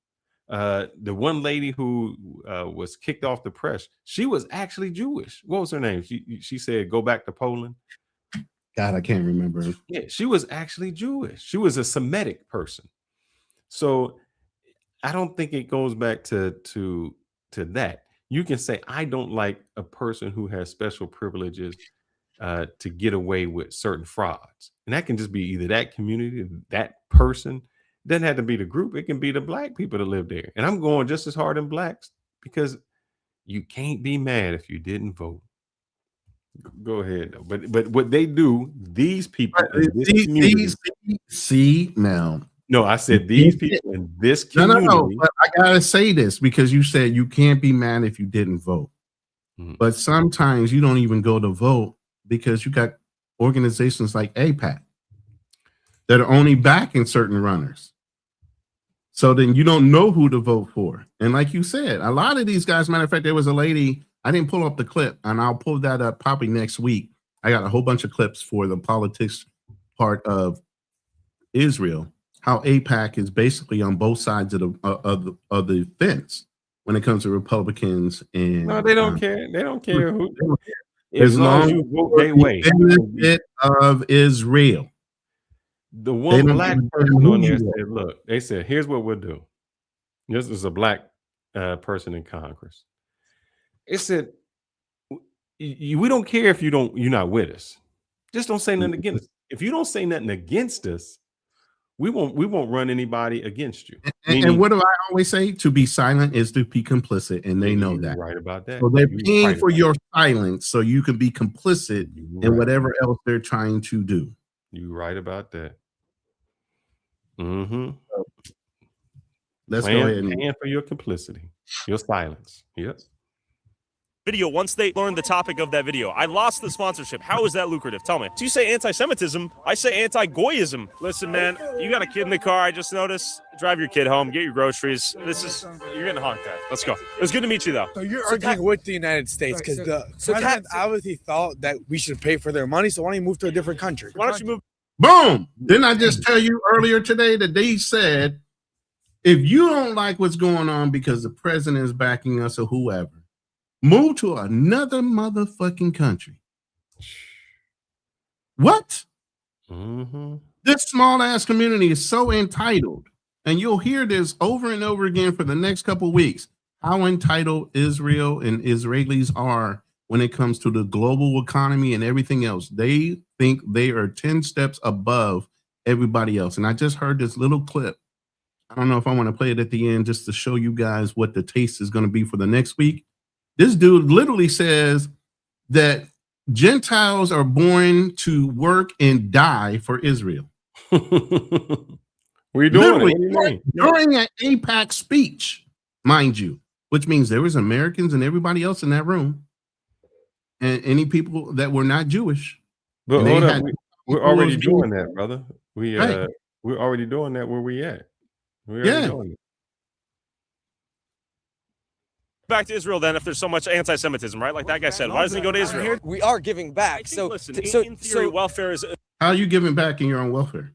How are you giving back when you're taking advantage of our systems that we're paying for? You're not even paying tax dollars because you guys are saying you don't make enough money, but you're taking advantage of all the systems that are in place for people that are of low income. But then even when you're making money, you're not even reporting it right. There's people that have households with $2 million. They're on social services, but they're giving back. How? A good idea. It's sweet, right? At what point is it too far? Because this was a program designed to help single moms after they get divorced and keep the kid from starving. I also disagree with you that someone doesn't have a right to have a child. I think you should have a child if you can afford it. Now you see the police officer creeping up on him, right? Now he's not causing a ruckus. He's not causing anything. He's interviewing people on the street, but yet and still they're already calling the cops saying he's disturbing the peace. Right? Interrupt real quick. Sure. Let's hear it. Okay. You two gentlemen, I saw a video of you walking into 136 Hillside. They asked not to come back. Amazing. If you come back, it'll be a trespassing charge. You're trespassing. If you don't like the laws of America and you think that the government welfare is stupid or whatever, I would like to change the laws. Just like you would like to create anti-Semitism protection laws that give you guys protected classes and protection against anti-Semitism, whatever that means, right? So why don't you go back to Israel? That would be my question. Because I like it here. Same here. I like it here, but I like to make some changes. We can both agree on that, right? So please keep on moving. God bless you. There we go. He loves us. I know. Make a change. Yeah, you guys have group chats of me. You guys say, beware of this guy like I'm like Hitler or something. I'm like, come on, dude. I'm a nice guy. I talk to everyone. Elon Musk has 12 kids. Why can't I have 12 kids? He pays for them. Your story point over here is that people can't have children if they can't afford them. You as a society. I mean, yeah. If you can't afford them, why are you having them? He said the narrative, you saying people can't have kids if they can't afford them. Yeah, that's what we're saying. That makes sense. But here's the thing, and he's saying it with his chest and all kind of confidence, like the audacity. What have you done to contribute to our fucking country? Me, I served. And other people do other things. They pay their taxes, whatever it is. You're saying this like you're entitled to these fucking benefits without doing anything besides existing. And you're still greater than that. I'm gonna try to interrupt. Are born. Go ahead. I mean, I'm gonna try to let him play. Are born from people who started with two people. Two. Okay, Adam and Eve. That's it. You want to go with the Big Bang, but it started at some point. There was two people, and now there's billions, and there was trillions throughout the world. So you're saying if you cannot what does that have to do with anything? All of those people didn't have welfare. Adam and Eve had Cain and Abel. Did they have a government? We live in a government that decides that if you have children, we're going to help you. Now everyone does their part. You should not have more kids than you can afford.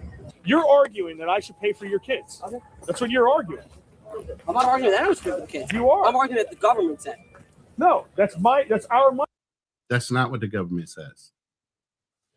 But they're just taking advantage of, like I said, they know the system so well, they know how to take advantage of it. They know if they get a marriage put on the books, they are going to be cut to one kid. They are having kids off the books so they can't be held accountable for however many kids they have. They said that earlier. But yet he's sitting here saying that, oh, well, we can have as many kids because the government says so. No, not if you're actually officially on the books, you can't. They'll have your ass sterilized at a point. And you know the crazy thing? The Ethiopian Jews that went over to Israel, you know what they were doing to them? What was that? Sterilizing them. Boom. We're going to get into that. We're going to get into that. That's another episode. We're going to get into who these guys really are, why are they so light, and they're claiming to be Jews.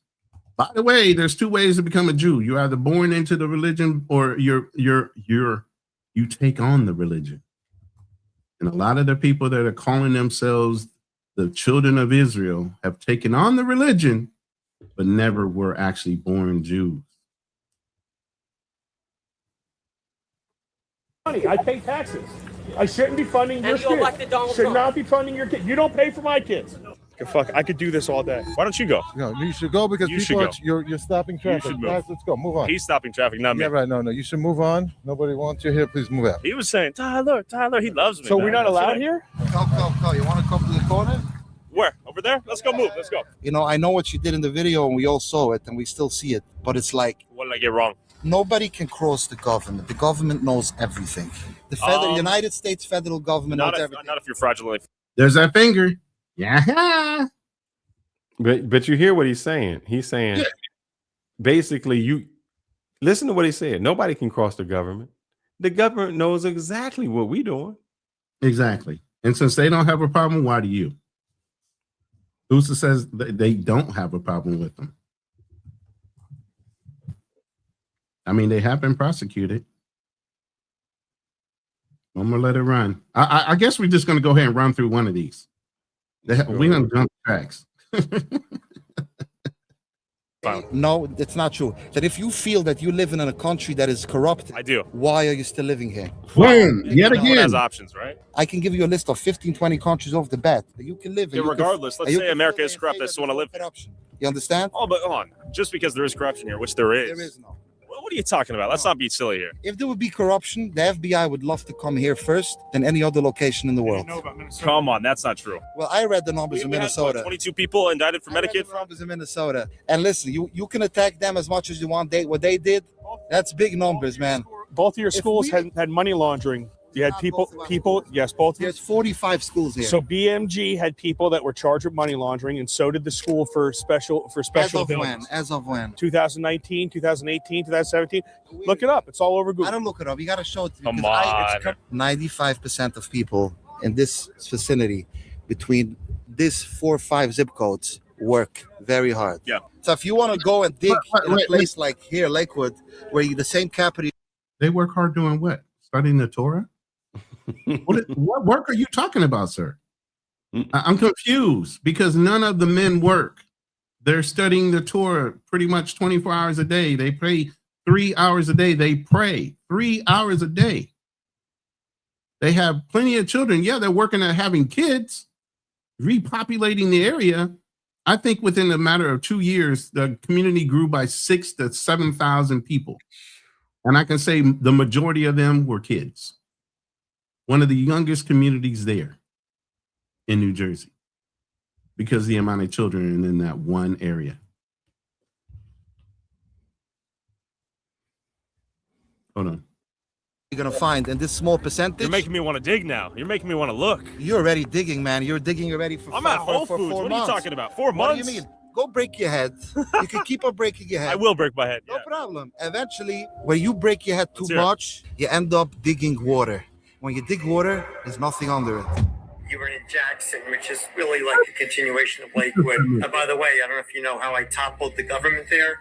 They had all these anti-Semitic laws. It was crazy. I had 2 conversations with the White House. Eventually, DOJ got involved. But anyway, so I don't know. Are you already doing your Lakewood thing? I'm here with Dr. Richard Roberts. You sold the pharmaceutical company for $800 million. You were the vice chairman of the Israel Advisory Committee for Donald Trump in 2016. Yes. And you reached out to me. Why did you reach out to me via email? Because you posted that, first of all, you did your video, Curious Yoel. First of all, I want you guys to pay attention to what's being said in this room. Pay attention to what this guy is saying as he's talking and being interviewed and how he's saying it.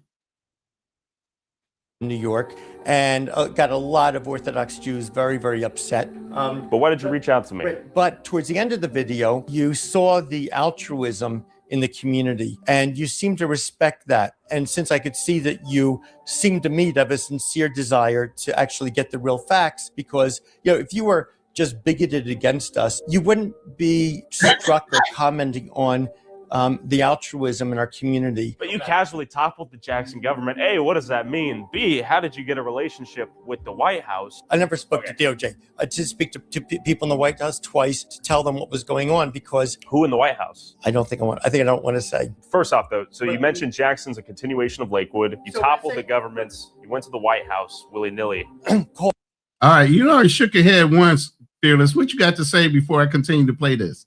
One, he said he worked for the Trump. He worked before for the Trump government.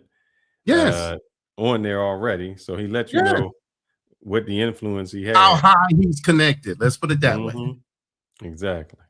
Leverage. Use that word a lot. There's a lot of leverage being used here. Go ahead. Called. Okay. You're connected to the White House. By the way, I rarely leave my house. Which just goes to show the scale of your connections, in my opinion. I hear this voicemail, I'm like, shiver me timbers. Who am I dealing with a little bit here, right? Like, this guy's... Little old like, me. woo, all right. So he's calling. He's so excited. You might be wondering, why are mega wealthy Jewish power brokers connected to Donald Trump trying to set the record straight with a lowly goy tuber like myself? This all begs the question, why are they so afraid of me? I think that they just don't want you to portray Lakewood in a bad way. That's really all it is. You want to know why? Because this is going to happen multiple places. It's already going to multiple communities, and they don't want their little secret out before they get enough communities behind. That's why. They move silently. And like we talked about earlier, they will pay for your silence. Is there any bad to see? It's bad to see everywhere. It's good to see everywhere. Exactly. Good, bad, and the ugly everywhere, right? 100%. I used to live here in Lakewood when I was in 9th and 10th grade. I love Lakewood. There's so much Jewish life here. It's so easy to be Jewish, and everything's cheaper. It's amazing here. Why did Lakewood become such a large Jewish hub? So I think it started with BMG, Base Marriage Kavoa, and then you had a lot. You know BMG? Yeah. Tell me more about BMG, though, right? I hear it's like the Harvard of yeshivas. Yes, it's top notch. You just sit and learn all day. You already finished your high school phase. Most people went to Israel already, came back, and they just sit and learn all the time. It's amazing. I used to do it when I was a teenager. Lakewood's an amazing place and everything. And I think I've seen your videos all over. I just think that people get nervous and stuff like that, but you're just come here filming the truth, and you're working just like we are. That's it. We're all in the same boat. What should we know about Lakewood? It's a great place. You're always welcome here. Thank you. Thank you. Yeah, we've got it's welcoming for the most part. A few guys are fired up. We try to give them the chance to speak, have a conversation. Do a little. What whisper did we miss? Nothing. I got. Huh? Snitches get stitches. That's what he said. Yeah. Pretty much. He just said it in Yiddish.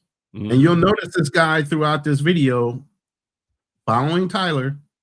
And eventually he starts leaning in the car window saying, don't talk to this dude, and so on. So now here comes the harassment. Gotta go now, but I love it. To a T. A guy gets a whisper, then he goes quiet. Would you like to say anything? How you doing? Or with this guy whispering in his brethren's ears, he comes up when they're talkative and sweet, and he goes, psst, psst, psst, and then they stop talking. It is miraculous. Tyler, good to meet you. What's your name? If I say something good, you're gonna put it on? Let's go. We just met up with the guy. He was like pissed off that we like come around here and explore. This guy's killing me, dude. The psst, psst. This is he's treating you like a child. So the whole world's gonna laugh so nice. I know. This is pathetic. He's treating you like a child. Who is this guy? Why are you guys This being is told what to say? pathetic. Let the man speak. Okay, does that not look like suspicious activity? Why is there so much secrecy if you have nothing to hide? Why would he do that? He's the head whisperer. All right, tell me what you're going to say. How much money everyone makes in this town? Crazy amount. What? The police is also going to follow us, just FYI. Hold up. Did you catch on to the fact that he said, do you know how much money is made in this town? Where? Not physically. I don't want to say fraudulently. I don't want to say that. But utilizing the system to the best of its ability, hell yes. Businesses and thriving through actual work and development, nah. Not at all. Gonna follow us. There's a police response, special response unit, and the cops had their internal monologue that they're gonna just trail us around. Amazing. So given that the cops are being called so often, they're just going to follow us around all day. Land of the free, home of the brave. And then I stumbled upon a kosher collision. Another example of Lakewood's infamously terrible driving. We were just showing how densely trafficked it is out here, how much traffic there is. We wanted to show some of the driving differences out here. I don't think you're saying a fair statement. This has nothing to do with dense driving. Oh, what does it have to do with bad driving skills or snow? Totally because of the snow. Fair. That was a miscommunication. That's fair. I understand what you're trying to say. Yeah. That's not what happened. There were actually no one on the road. Totally fair. Okay. You need help getting pushed? All right. Why are you making up a story? Because you need a documentary. There was not one car in sight by that. Oh, you just hit the wall. That's it. You didn't hit anyone? No. Do you need help getting pushed?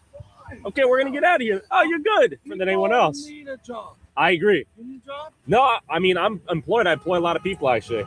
Yeah, you make money for doing nothing. For doing nothing? Do you think moving capital and... The audacity. This man just said, you make money for doing nothing. Mm-hmm. You got room full of people just studying the Torah every day. And they're doing nothing. But that's okay. They're studying the Torah.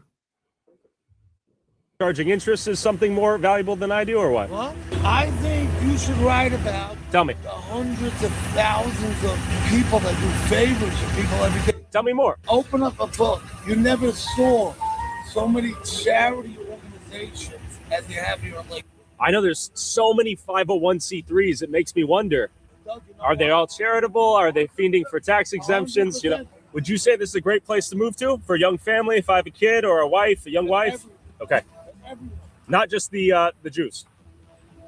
My best friends are those. Okay, respect. What do we have here? We have a... Hey, it's good to meet you. You see that? I saw it. What is the name of that organization once again? Hatzolah. Okay, good to meet you, man. See you later. And we have Hatzolah up here to help the community. Yeah, this guy doesn't even know what the First Amendment is. We're busy with the knife. Don't be a joker, bro. Come on. Yes. Come over here. Come over here. Let me I need to get you like a second number. Son. What's your Instagram? You have Facebook? No, I don't. Look at these hundreds. My phone number's been leaked. You're a little child. Give me a number. I promise you. Why are you insulting? I'm not insulting. You just insulted. Come on, I'm a little child. So give me a number. I promise you I'll make it worth it for you. All right, look, give me your email. Give me your email. Give me your email. 732. Give you my number. All right, awesome. And what was your first name? Moshe. We're gonna do some big stuff. You're afraid. I don't even know what's going on. Oh man, these guys are next level. I feel like I got dropped off on an alien planet. And you might be wondering, what is Hatzola and how are they able to blast through red lights like that? It's like a community watch, but they think they are cops. If you notice, they had their lights on and they just ran a red light, just like a police officer would do. No uniform. They had the Jewish uniform on, white pants and the curls. Jew in a police car is what it looked like, but he's not a police officer, and he's blasting through the lights like he is a cop. There's a Hatzola billboard right there, Mike. And what is that for?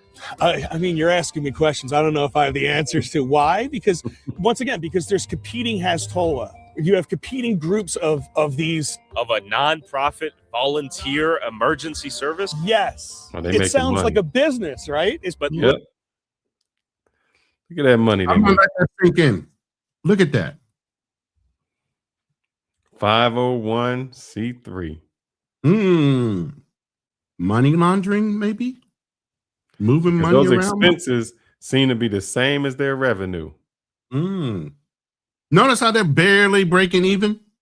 Notice how they barely break even so that now taxation doesn't have to take place because they lost more money or they spent more money in services than they actually made. Wow. That's what we talk about with keeping your money and not giving it back in-house. Keeping your money in-house. Look at the amount of assets, though. Man. Good God Almighty. Literally every organization out here is a tax-exempt 501c3. If you dig through the filing, go on ProPublica.com. You'll be surprised to realize everything basically is a tax-exempt 501c3. Yes, because it's all through the religions. What are your concerns? Why are we interviewing you? So I think I echo the concerns of many non-religious people in my area. And the biggest concern is how one group of people gets to act that is separate, segregated from everybody else. And that group being Jews. Yes, Jews, exactly. Yeah, 100%. But you know what? It's in my area, it's Jews. In other areas, like you obviously see the Somali right in Minnesota. There's things that are happening all over the area. But yes, in my particular area, it is Jews. And it's Jews that are expanding their territory. Okay, so my name is Jenna Galarza. I've This lived woman right in here? Jackson for approximately 23 years. I want to say it really started affecting me when I had my children. I have twins. They're 20 now. In assimilation perspective, you want to be able to teach your children how to talk to other children and, be part of other cultures. And that was when it really started hitting me. What hit you? Let's say if I would go to a store which was closer to Lakewood, I'm pushing a double stroller, I have twins. And I noticed that nobody would hold the door open for you. Yeah, at one point, a door literally got slammed on my twin stroller. And I was just like, whoa. Yeah, at that point, I think for the first time in a lot of these white people's lives, yes, they feel like a black person.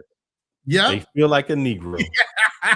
For the first time in their life, they feel like a Negro. They feel like they're less than the other community who feels like they are better than them. So they're actually getting exposed.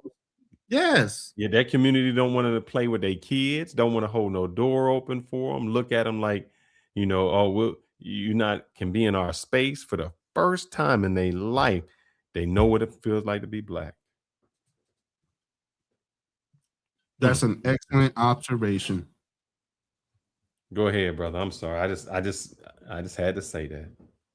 there wasn't a lot of Orthodox living in Jackson, but they were coming to our parks a lot. And they would come to the parks, busloads, vans full, and the park would just get turned upside down. I mean, we're talking about diapers being changed anywhere and being thrown on the floor. We're talking about children literally urinating in public and absolutely not interacting with your children. So listen, at that time, if it was a minion, there was 10 men, not a big deal. But then you started to notice that it was no longer just 10 people. It was 20 people and 30 people, just completely changing the feel, the character, the comfort that you once had in your neighborhood is no longer there. And another source of conflict is the Jewish community using residential homes as places of worship, often without approval from the Jackson Planning Board, bringing in tons of outside traffic and destroying the peaceful quality of the neighborhood. We can have even where if you work in an office and there's 10 Jewish men there, you can just take a conference room for 10 minutes. We don't need like a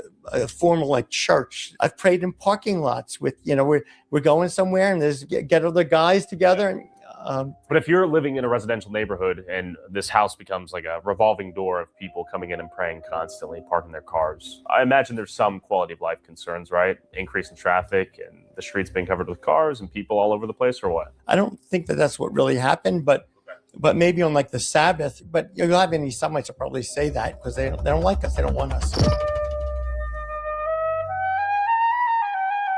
This home used to. Now, we were just talking about the cost of living.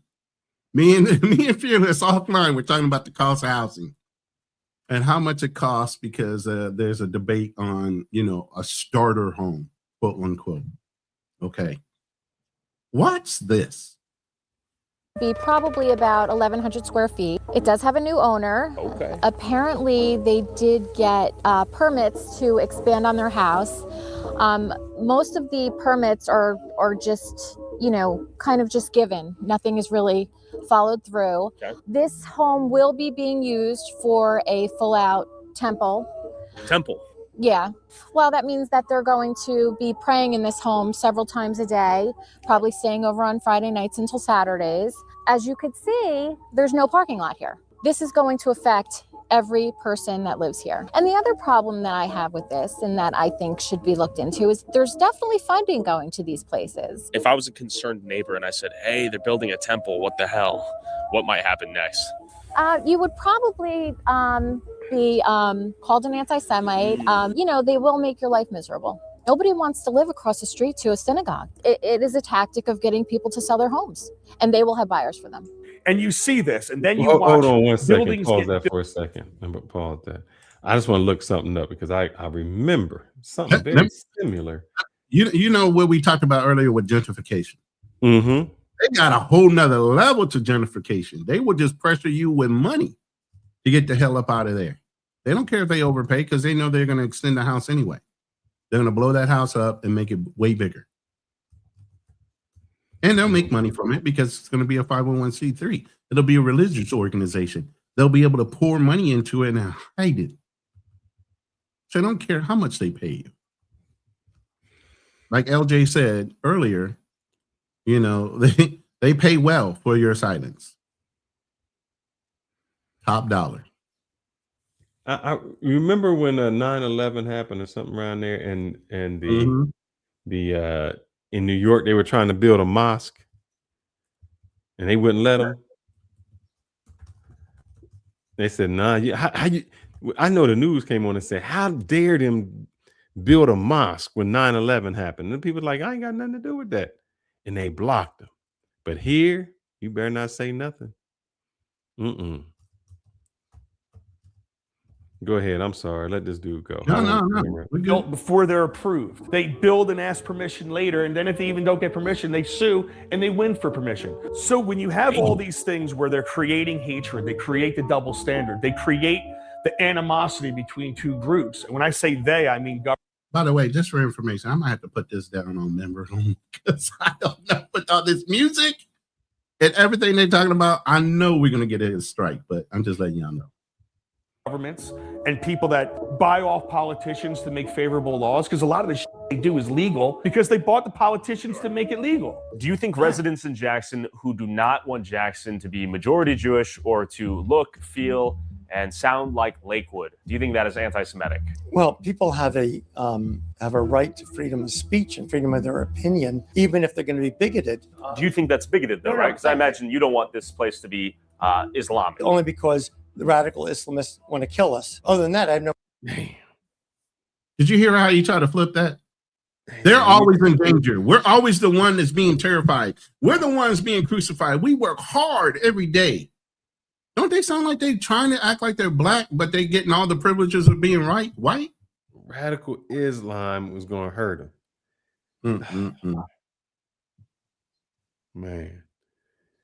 Go ahead, brother. It's the victim mentality. And they're radical Jews and they're radical Christians. Right? Which Orthodox Jews are radical Jews that want to hurt people? Many people could argue there are distinct sects of Judaism that are marginalized. I don't know. I'm just saying you wouldn't want Lakewood to become. What you mean? Hasidic Jews are very violent. Even the ones in Israel. You know, they had a deal, and I just downloaded this clip. I did not play it.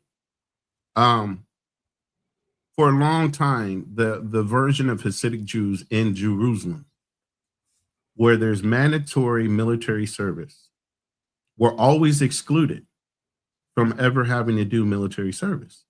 So the population of them have grown over the years.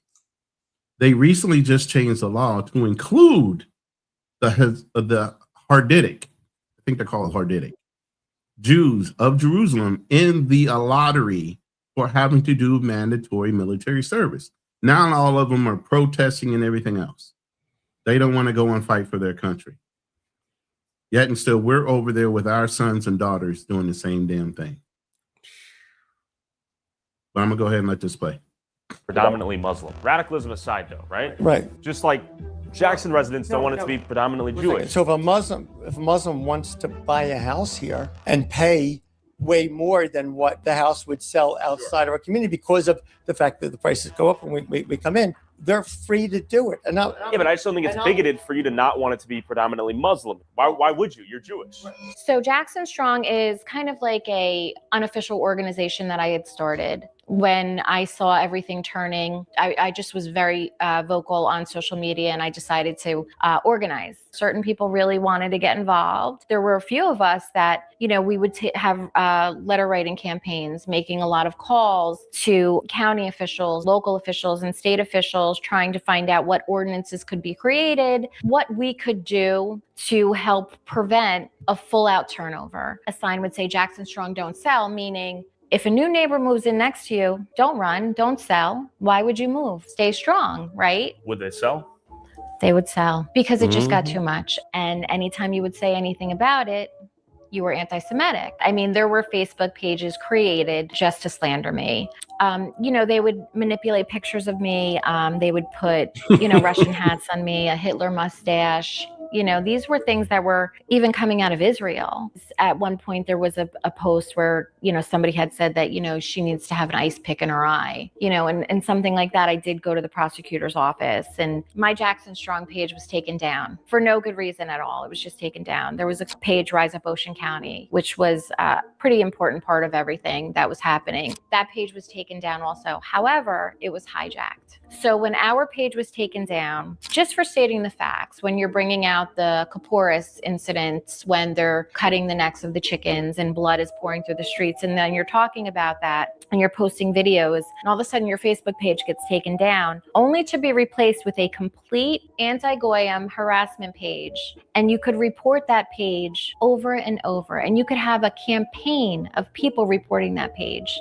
Yet that page remained up. Do you want Lakewood to be predominantly Muslim? Just you personally? Yeah, I don't know why they're still sacrificing that. I don't know if that's still a requirement. But yeah, they probably doing what's it called? It's not, I guess, halal. Would it still be halal? Haram. Haram? No. The way it's the way you kosher. They doing kosher. Yeah. There has to be a prayer and everything. That's why they have the kosher grocery stores, because the way the animals are slaughtered has to be done in a certain way to where it's more humane. They're being prayed over and different things like that. So, no. And why? Because it's say they don't want to kill you. I'm fine with people moving in, but to have Jewish schools, we have to have a critical mass of Jewish schools that were not there. Now, because they are there, you have to be inclusive, and now you have to have special consideration because of the Jewish schools that are there, because they pushed out the public schools. Okay. Here to support Jewish schools, to have kosher grocery stores, supermarkets. We have to have a critical mass of Orthodox Jews here to support kosher supermarkets. By the way, So using that logic, why would anyone in Jackson want Jackson to have more and more Jews move? If you're arguing there needs to be a critical mass for how are we infringing on their right? Are you catching what he's saying? Mm-hmm. I hope everybody else is catching what he's saying. You have to have a critical mass because then they can push you out because of obligations based on the country saying that you have religious freedoms, but they're putting the religious freedoms before human rights. And then once they're in a community, they can't have any exposure to the outside world from internet, from people interacting with them and the secular and other things in the environment that dispurifies the area for them. That's how they keep you out. Purification. Right along with them coming into a community. And but I bet if you play the music at sundown on Friday, they call the police on. I dare you to play a hip hop song going through that town at night during prayer. I swear to you, you're going to get stopped. In their ability to do whatever they want. I'm not saying you are, but why would they want? Why would they want that? Why would it be bigoted? They don't have to want or not want. If somebody's selling their house to an Orthodox Jew, the Orthodox Jew is allowed to buy the house. Sure, but I'm talking about the people who are not selling their houses to Orthodox Jews. Then they have the right to do that. Of course, but that doesn't make them a bigot to not want it. It doesn't mean they're hateful. It doesn't mean they hate you. What is it of their lifestyle that we're going to change? All right, so we could start with the traffic. Infrastructure-wise, they're just throwing up these ginormous structures. They tend to have basement apartments also, so they'll rent those out. Right now, there is probably upwards 2,000 to 3,000 homes that have been bought and are just being rented out right now by the Orthodox community that they will move in when they're ready to move into them. There's been a problem with light pollution. Now we're seeing just LED lights everywhere. You know, there's a lot of issues. And then let's just talk about the thing that breaks my heart more than anything, which is the school system. So what's happening is our Board of Education is going bankrupt. Between the formula and the state giving all of the money to the poorer communities, which has been proven to not work. We're losing that kind of funding, but we're being depleted from the busing. We are required by state law to provide busing to all of the private school students. Why are we paying for busing for schools that are not teaching a standard curriculum? If 80% or 90% of their curriculum is religious studies, why are the taxpayers paying for that busing? And then to add insult to injury, we have recently sold 2 of our schools. Now hold up. Let me clarify some things. I think the numbers are there are 6,000 public school students in this district. There are 30,000 private school fucking students. The county or the city has to pay to bus those 30,000, even though they have nothing to do with the city. They're required. And it's costing them hundreds of thousands, if not millions of dollars to do it, where it affects the budget they could be putting into the public school system because they have to pay for the busing.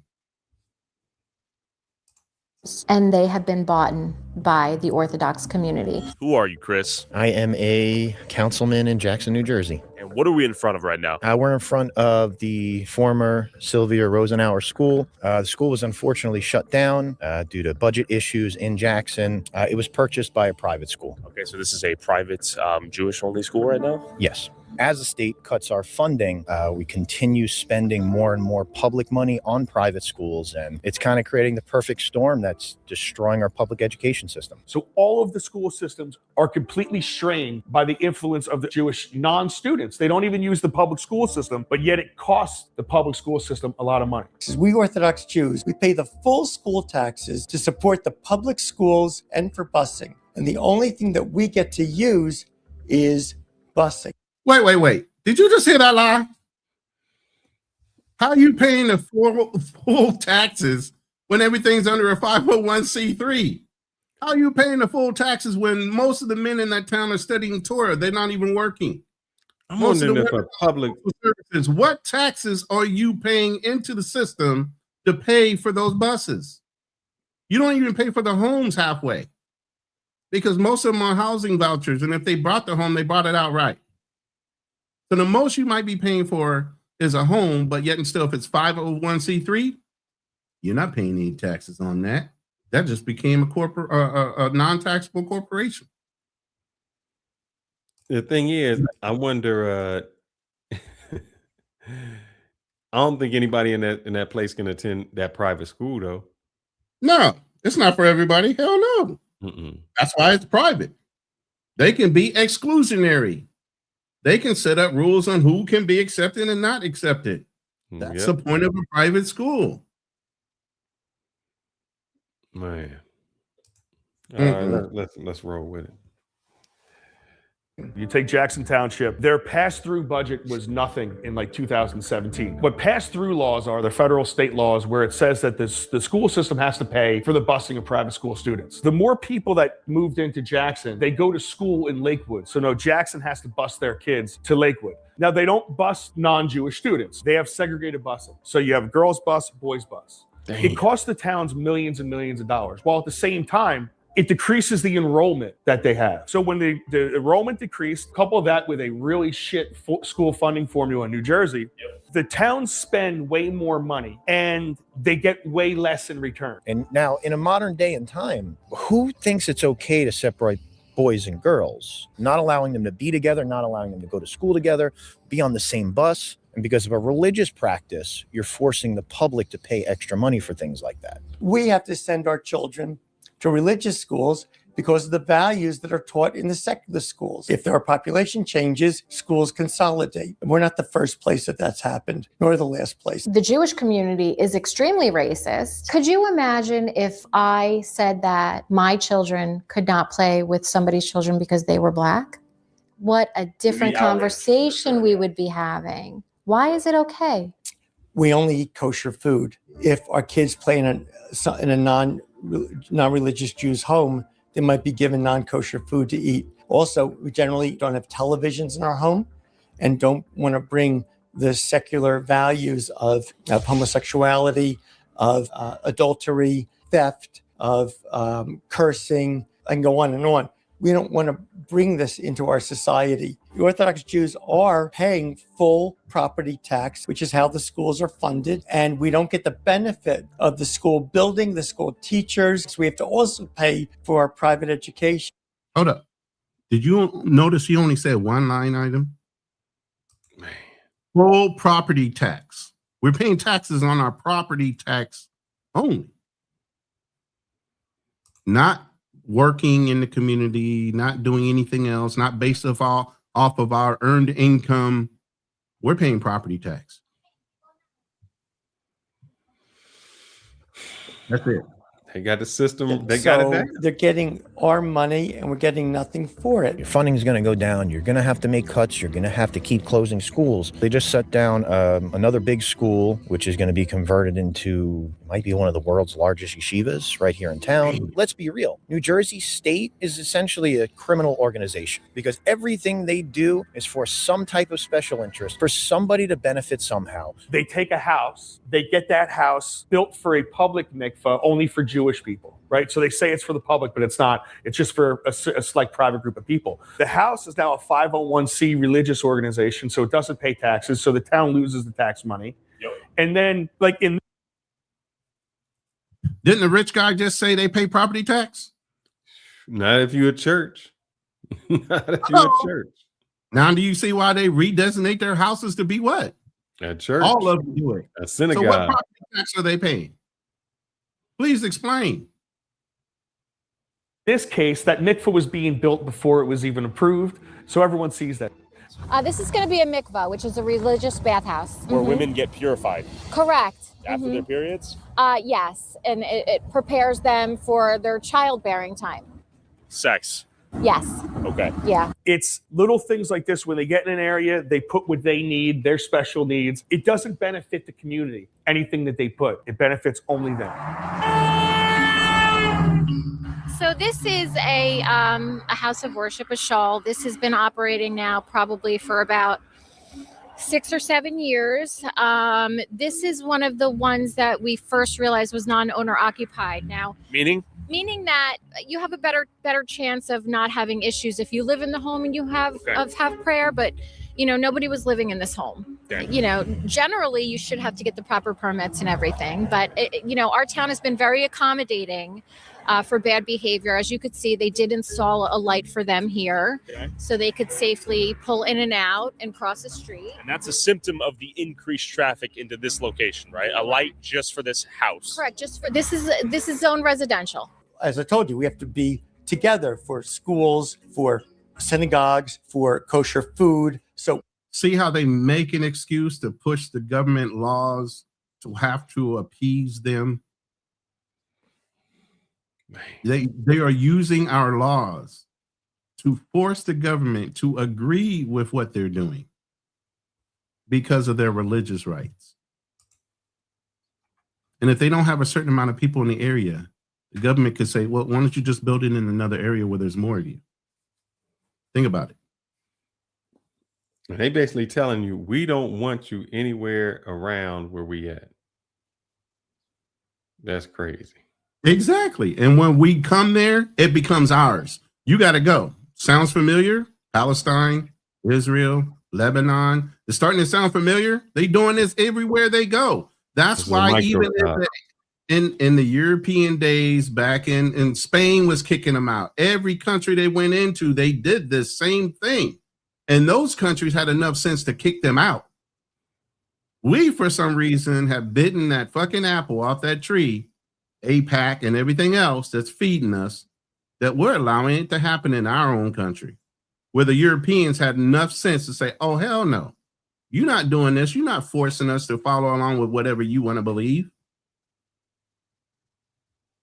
You're gonna start buying the next block over. It happens to be Jackson and Tom's River. Now it's going into Howell because we're having lots of children, and thank God we're having lots of children. Thank God almost all of them stay religious, get married early, and having children, and community is just growing and growing. So in Jackson, they passed regulations against Orthodox Jews, and not only that, they were harassing us. Go ahead. They doing what they said. They doing what we tell them to do. I don't know why I think I gotta put this on. They getting married early. They having kids. They building that generational wealth. Boy. The Black community, if it had stayed solid back in the 40s, the way our nuclear families were then, we would be in this same situation here in the United States, because we kept on pushing Black love, Black marriage, and working together. When they started to break us up, is how they broke us up. But we thought the white man's ice was so much colder, and the Jewish community said, "Nah," because we can make our own. Yeah, we can make our own. Yeah, we were forced to go to our own restaurants, our own grocery stores, our own doctors. We were forced to. But what happened with them is they chose to, and look at how much they were able to do something by that choice. Let me plug this in so it didn't go out. You can go ahead, brother. Keep going with it. Let me give you an example. We pray 3 times a day, morning, afternoon, and evening. So Jackson, they were very unprofessional, very amateurish. So they had their code enforcement department counting the number of Jews on the street, and they left the emails on their Jackson Township email system. So when litigation ensued, it came out in discovery. So they say, I see 3 men wearing the garb, carrying Bibles, going into this house. And the inspectors would actually go onto the property and peer into the window to see if we were praying. Okay, so the house was zoned residentially, and it is being used as a house of worship? No, but you could just go in there. The guy owns the house. You can just go in there and pray. We do it all the time. Just like, when I have the Super Bowl here, I have hold up. People. See how they do it? That's like me. If I say, look, I don't have a restaurant. I just have people that come over, they eat, and they leave me money. But it's not a restaurant. Yeah, I'm not cooking, even though people do it. Or this isn't a whorehouse. People come over and they just have sex. Now, if they want to decide to leave some money, man, they can do that. That's how they saying it. Like, this isn't really a synagogue. We just had some friends come over every day during the same time, 3 times a day, and they praying. And man, go ahead, brother. here. In contrast to But the the point- Super but the Bowl, point- how but the often does point is, this I would think- congregation happen per year? Is it every week? Oh no, we pray 3 times a day. No, 3 times a day versus once a year, though, right? That's an important distinction. oh, but I'm saying, but every week they get during football season, they get people over watching football. And do you see how he's trying to correlate praying 3 times a day to one time a week, once a week football game gathering? What that doesn't even, you can't even make those two look alike. No, What but are they you did. talking What you mean? They made it look alike.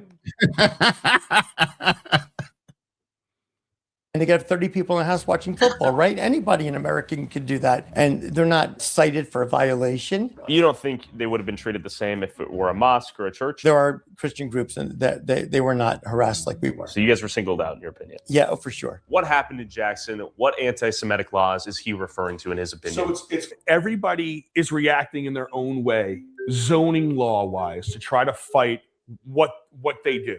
And what that is like buying corner lots that are unbuildable, using the RLUPA laws to build on them. So what happened was there was a little bit of a rush to stop Lakewood. I would say about 2010-ish, where you saw different towns making different zoning laws. Brick did its own little thing, tightened up zoning laws. Did you catch that?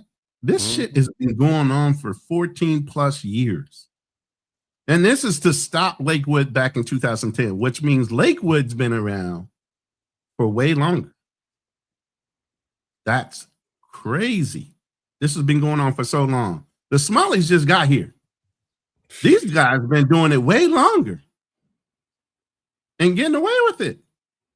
In certain areas, and they did it in a way where it wasn't pointing out one religion. Jackson kind of did it in a way where they did point out one religion. But what does that mean?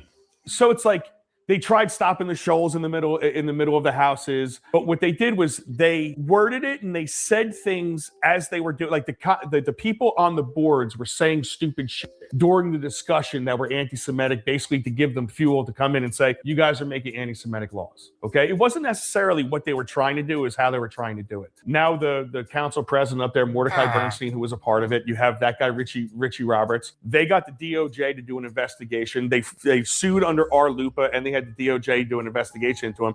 They hammered Jackson. So now it's like that's the RLUPA thing. Mm-hmm. The religious right to build. That's what I was trying to say earlier. Jackson is castrated and cannot even fight it anymore because they got told by the federal government and the state government they get to do whatever the hell they want. So now that's why you're seeing the synagogues going up in single family or multiple family, big houses, $800,000, $900,000 houses. We lost a lawsuit on this property that was too small of a property, unbuildable lot. The people that came out to that meeting made this type of comment. This was deemed anti-Semitic. This is a family neighborhood. We like to keep it a family neighborhood, anti-Semitic. This is what the judge, quote, cited as anti-Semitic. Are you going to be renting this house or are you going to be living in it? Anti-Semitic. What type of family would want to live on this type of lot? Anti-Semitic. That's how petty. What the hell? Those questions weren't even pointed towards what kind of race or religion you are. It don't matter. They were just general questions. It don't matter. Wow. It gets. Beginning 10 years ago, they called you an anti-Semite for outlining all of these points. Were you wrong? I was right. There are plenty of county roads in Jackson. Nobody's saying that you cannot put your house of worship on those county roads where you could put a proper parking lot and you could have proper traffic. So why are we dealing with houses of worship within walking distance that could be on main roads? Air roofs are up. Why instead are we putting them smack in the middle of residential areas? Because it's another way to get people out of there. It's another way to create a complete religious enclave. And this all begs the question, does the Jewish community living in peace come at a direct cost of the non-Jews also trying to live in peace? Can the two groups get along? I toured a mostly all-Jew neighborhood in Lakewood to understand Jennifer's frustration a bit more, what she sees as Jackson's seemingly unavoidable future. Where are we at, Jenna? We are in Westgate, aka Kosher West, aka the Little Tykes Graveyard. I'm noticing lots of toys on the lawn, car seat that may not be getting used, tons of minivans, many children, many families, full trash. The trash. Yeah, that's the problem out here. They just throw it. Yeah, go ahead, play it. Cans, abandoned vehicles, a lot going on here. Don't y'all have HOAs where you have to keep your yard or something clean and shit? Not if your people own the HOA. What are you talking about? Correct. This is on the border of Jackson. And unfortunately, I see this as being Jackson's future if we don't get a hold of things. Let's go for a walk. How large are the families out here? Again, anywhere from 6 to 12 children. This is all Orthodox Jews for the most part? This is predominantly probably 99.9% religious. Could I buy a home here? I don't believe you could. Obviously, legally, according to the Fair Housing Act, it's illegal for them to discriminate against me, but practically speaking, could I buy a home? No. Okay. This community is allowed to police themselves. They're allowed to do what they want to do. Rules don't apply. Yeah, the trash cans. We have a problem now in Jackson with rats, which we've never had before. It's definitely a concern. That's insane. It's a complete religious enclave, yes. Sure. This bus right here is paid for by a Lakewood taxpayer, correct? Correct. You're a bus driver. You got the time to fucking sit there and make a comment. Drive on, man. What the hell? You hear how entitled these people are? Look at this. You're a bus driver. Drive the bus, man. We're walking. We're trying to walk. You got to. Yes. Call the cops. Here, it's strictly about religion, nothing else. All these men going to yeshiva until they're 35 years old, they're not producing college students. They're not producing people that are going to go and benefit the greater good of our society. It's sort of an investment in a insulated one-way economy. Correct, without anybody contributing. How are you? Oh, we're filming a little documentary. Yeah, for YouTube. Would you like to say hi? I actually recognize your face. I'm infamous. That's me. Yes. It's good to meet you. How are you? I actually can't shake hands I with see. you. I'm sorry. No worries. I'd It's good love to meet you. Yeah. Yeah. We're just walking around talking. Cool. Well, I hope it's interesting. Thank you so much. Yeah. Like, not everybody's the same. Yeah. This is true. I'm noticing a strong spectrum here of even orthodoxy, right? Yeah. Even within the Orthodox. So I got to say, very refreshing. Sweet Yeah. woman. Yeah. Said hi. Good luck. That's That the was funny nice. thing. That was nice, yeah. That's the funny thing about it. I mean, a lot of the women are very nice and very welcoming. Yeah.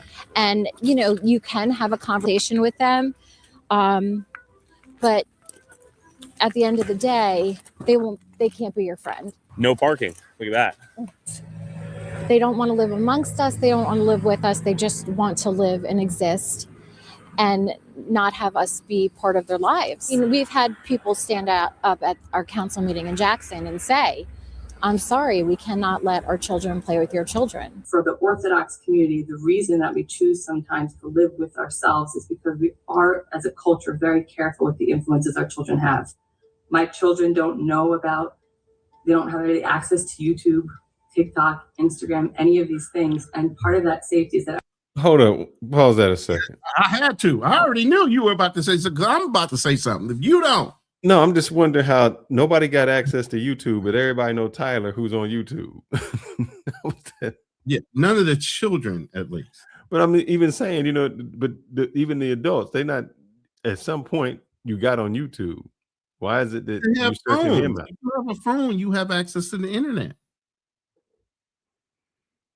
And here's the thing. I just checked out the local news in Lakewood, and I've seen so many different crimes that are being committed right there in that town. Matter of fact, one child shot another child of that community. Well, that's probably why they don't want to be around them. All these religious rights and all that doesn't mean your kids are going to grow up any better. I mean, hell, the fourth person killed the third person. Beginning of life. Cain killed Abel. It's ingrained in you. I don't care how closed off you want to live in a bubble. Shit's going to happen.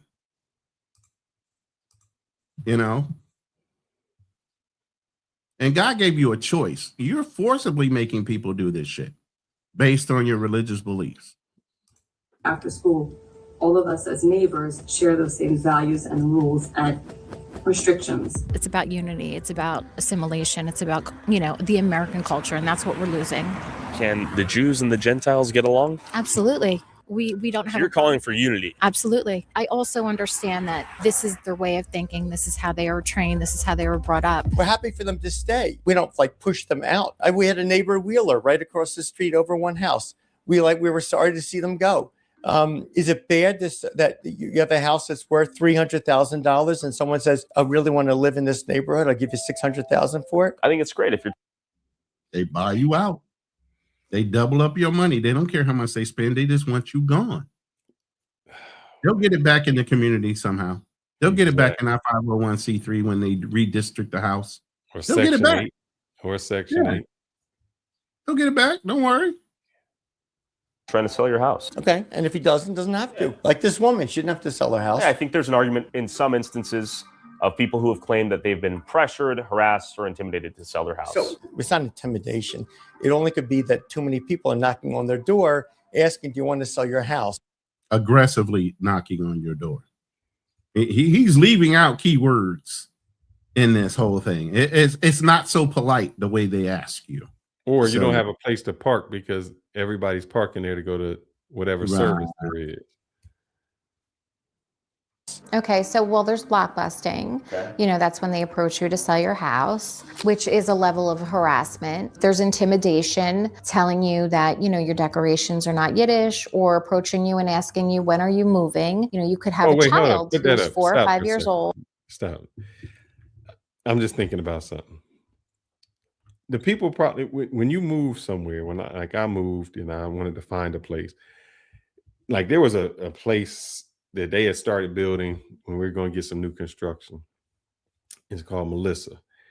And we went out there, and this was what the realtor said. He's like, look, man, I'm telling you, in about 8 years, it's going to be the spot. I'm like, well, damn, right now, brother, it ain't no grocery store. Not yet. Right. Ain't nowhere to work out.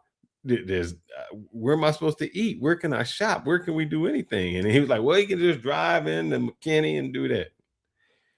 And so imagine someone who lived there in this town. They had their grocery store, they had their corner store, you know. There's 3 generations in before they even showed up.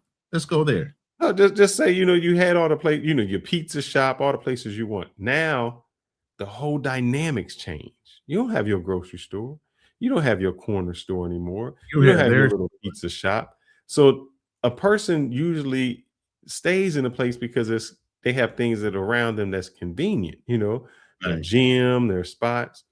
None of that's there anymore. Everything is catered toward one specific group. So that's why they sell, because it's not that you want to. It's nothing is in that community is there for you. Yeah, there's nothing left for you. They done totally changed the environment you were comfortable. But I'm wondering this. I wonder what happened. Ain't no trick or treat. I'm wondering if you put up any Halloween things in your yard or any Christmas she just said that decoration ain't Yiddish. So they do walk up to you and say, hey, that's against our religion. That's not Yiddish. I wonder what they would do. You know, they would probably destruct it or take it down. They'll come and take it and destroy it. And what else can you do? Take them to court for what? For a couple bucks of decorations? You're going to go through all that? All right, brother. Sorry. Let's let it roll. Being your neighbor, and you could be very nice to that child, and one day they will just come out and say to you, when are you leaving? Well, that's learned behavior. They're hearing that, right? There's rows of housing. You saw it yesterday. 4, 5, 6 cars per place, tight, super tight houses. The few people that I've spoken to, a lot of it stems from fear and their loss of their way of life, right? I don't think it stems from hatred, from what I've heard. So some hate it and some feared a change in their in their neighborhood. These people are moving in that don't look like them, that, you know, seem different. And I can understand it, but there are laws about discrimination. Wait. It's not that these people moving in and they look different. It's not that fucking simple. These people are moving in, and when they move in, that means they're going to start forcibly making you act or react to the way their lifestyle is. In their view, not yours. They keep pushing and pushing and pushing you out. It's not the other way around, like we're fearful of them. We know when it comes to when they come into that neighborhood, the next step is more of them are going to come and they're going to push you out based on the way they believe, the harassment levels, and everything else. So it's the beginning of the end when you see them. It's not they don't like seeing you. We don't give a fuck as an American who moves in. Just keep to yourself if you want to. Just don't push stuff on us and don't try to push us out of something that belongs to us. And people bought homes legally because the non-Jews that lived there made a lot of money off the Jews in selling the home. Well, look at, Little Italy and look at Chinatown and New York and how come it was okay for them to live amongst themselves. The key there is assimilation. Their children went to public schools. They worked in the public sector. They invited anybody who wanted to come into their community. They provided for them in their community. Huge difference there. This is not a welcoming community. This is not somebody who's saying, we're going to build this shul. Come on in. We want to teach you a little bit about our religion and our beliefs, but we want to involve you in it. And this has been a topic that I have brought up at several council meetings when there have been times when there's been a project or something that they wanted to approve and we were trying to kind of, bring it to people's attention that this project is not going to benefit the community as a greater good.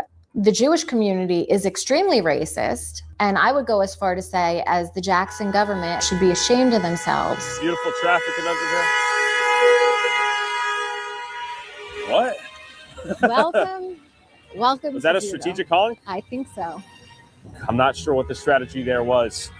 Who's he honking at now? The audio. That's the whole. Gotta say hi. Hello. All right, so you're just honking. I'm not sure what the strategy is. How are you? I came down. I think I'm gonna sue. His kids in there is doing that? What? Man, I think this guy actually might be mentally challenged, so we're going to give him a break. So listen, we can talk all the niceties we want. There is hostility. Oh, yeah. But you know what? That's not going to happen. So how we were saying earlier, there's no internet. How many people got phones? Of course there's fucking internet. Everybody's got a phone. Same thing we say when you travel. Everybody's got a cell phone and it's exposed to Western mentality.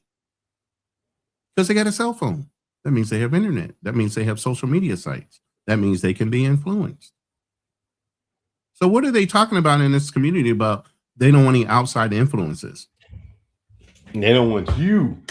Exactly. They're using that as a issue, but it's not the real issue. They don't want you in their community once they establish it. Walking down our streets. But as we were trying to escape and rest our ears from the Jews honking at us from all directions, I spotted these dudes tracking us. Turns out I had summoned the Shamrim police, the Jewish community's He said police. They're not police. They're not. Emergency medical. Remember that chart that I pulled up earlier. They're not licensed by the state to be a police department, but yet and still they have certain privileges that the police just turn a blind eye to. They are an emergency medical service. They do have approval through that licensing, but they are not licensed by the state of New Jersey as a legal city police department. But yet and still, look at that patch. Look at that patch on that guy's arm. Don't that look official? Like they're real police from New York City? Oh, well, we already saw the chart on the nonprofit organizations. That was one of them. Colonel Police they gotta be Force getting some government grants. Yeah, they gotta get government grants. Let's see what they're doing. Why are you wearing a tactical vest? You're damn emergency medical. Secured funding. I'm trying to see what their check says. Secured funding for Lakewood Samorian for $275,000. I hope that's a period. And they're a 501c3. So that guy sitting there grinning is getting a write-off for $275,000 against his income. Get the fuck out of here, bro. Federal funding and township funding. I'm gonna pause it just so you guys can read. There's another $150,000 federal funding. 150,000 for a new mobile command. Command of what? You are an emergency medical service. What do you need to command? Why is that guy wearing a white hat like he's a police officer? What the fuck is going on? You guys want to be interviewed? No. Okay, respect. Are we in the heart of Lakewood right now? What are you doing for? Look how comfortable he is. I'm just curious. All right, he's pushing it. What's up? He wants to do an interview? Okay. I don't think it was nice how you portrayed the Jewish people. And what are we talking about? What's the context, real quick? What's the context? By the way, this is the second video. After a month of his first video, he went back again. So this is the second video that we're watching. There is another video. I will link it in the bio after this, or the description, right along with his channel. Are we talking about Curious Joel? Yes. I just don't think it was you were trying to portray. I think you just came into with a more of what you had a picture in your head. What do you think I got wrong? What do you think was misrepresented? Like, I'm just trying to learn. What do you actually think I got wrong about it? I just think there was agenda. You got to elaborate a little bit, though. You know. What was the front of the YouTube page posted as? What was the inside the New York town invaded by welfare addicted Jews? Thank you. You answered the question. Was I wrong though? I actually think it's not true, but again, you'd say whatever you want. It's not welfare addicted. This is what it is. Welfare reliance, welfare dependent. What would be a better? Programs don't have it. All right. Boom. Did you hear what he said? Yeah. If you don't like the programs, don't have them. Don't blame them for taking advantage of it. You know who said something similar to that?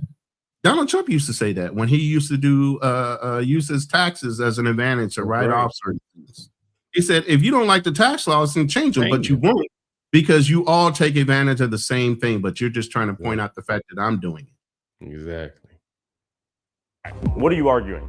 That I have an obligation as a taxpayer to fund you and how many kids you want to have? If you want to have 30 kids, that's just how it is. I'm arguing that if the law is set up to have certain criteria for people and it's according to children, then people who qualify for it, legally qualify for it 100%. With no fraud at all, are entitled to get it. And you'll give me the credit of acknowledging I never said that was fraudulent. Yes, that's right. I think it's exploitative by nature, though. Yeah, why don't you throw all your money at them and help sustain their lifestyle? Why do I have to take a cut of my paycheck to go towards Curious Joel's insulated Hasidic Jewish community that has nothing to do with me? I'll never get anything out of. There's zero upside for them to exist for me. Anyways, we have the government makes criteria for getting financial aid. And if someone qualifies for that criteria, when you have a billionaire sitting there trying to educate a whole community on how to take advantage of the government, no fucking wonder they're getting away with it. When you have a billionaire that's connected to the fucking White House, no wonder they're getting away with it. This is a billionaire sitting here telling you, yes, we're going to take advantage of your system and everything you got coming. Sounds familiar, like the Somali said the same thing in Minnesota, but they were on national news. These guys can barely get off the local news into a national frame, even with Tyler screaming to the rooftops. Makes you wonder why. Still that melanin. I'm having a feeling it's a melanin issue. I'm not sure why when the Jew does it, you're calling it exploitive or taking advantage, but you don't say that to all the other people and populaces that don't have it. Well, I've never seen anything of this scale to where the families are this large and it's sort of baked into their strategy of childhood. So are you against having children, having a lot of children? I'm pro-children. That's great. I think you should be able to afford it. And I want to make an important distinction between the Amish, let's say, and the Hasidic Jews and Curious Joel. You tell me what's the difference. Boom. Here we go. Here we go. The Amish are totally different. I brought them up at the beginning of this, but the Amish are totally different than these people. Exactly. But let's see if he admits to it. Tons of differences. Tons of differences. Most importantly, as it relates to finance, though, the Amish pay for themselves. They're self-sustaining. They're not reliant on welfare programs funded by the taxpayer. I think I heard in a video there's 40,000 people in Curious Joel? 44,000. And you spoke to 20 people are out on the street. Sure, perhaps an insufficient sample size. And who obviously are not the ones working, because if they're working, they wouldn't have been on the street. They'd be working. Sure, but it belies a pretty interesting question, right? How do they afford to raise such large families? How do they afford to study full-time? First, I have to bifurcate your question. Right. There's two groups. One is the ones who are learning full-time, and the others are the ones that are working. For Hasidim, almost all of them go out to work. However, when they first get married, for the first 2 or 3 years, They'll learn Torah full time. The wife will work. They don't have any children yet. Maybe they have one kid or two children. And then they'll get help from their family. And if their income qualifies, which it probably does, for financial aid, they'll get financial aid. Okay, we got this guy following us. We're playing games now. We got the security van rolling on us as we roll on them. Got 1, 2, 3 police. Surely there's no conflict of interest we're about to experience. I wonder what law they're going to claim I violated. How you doing? My name's Tyler. How are you? Josh, man. Good to meet you, Josh. What's going on? I don't know. We're just getting stocked. Yeah? Low key, yeah. You look familiar, bro. My name's Tyler Oliveira. We're filming a little YouTube video. That's me, yeah. So what are you filming out here? Documentary on Lakewood, surrounding towns. Am I being detained? Is there a probable cause for this interaction? What's going on? We just got a concern saying that you're walking up to people, asking them questions, stuff like that. Luck. What? Yeah. Listen to his. I mean, Tyler's on it, man. Why can't you do that? What is wrong with that? You can't walk up. Exactly. He's going to say this. This is America. So hold on. It's the First Amendment, right? It's beautiful. And I get you're doing your job. Call us, you got to come out here, right? See what you guys just doing, like a documentary? Exactly. Just a little documentary. Right now. Hey, how you guys doing? You guys want to say what's up? What's up? What's up?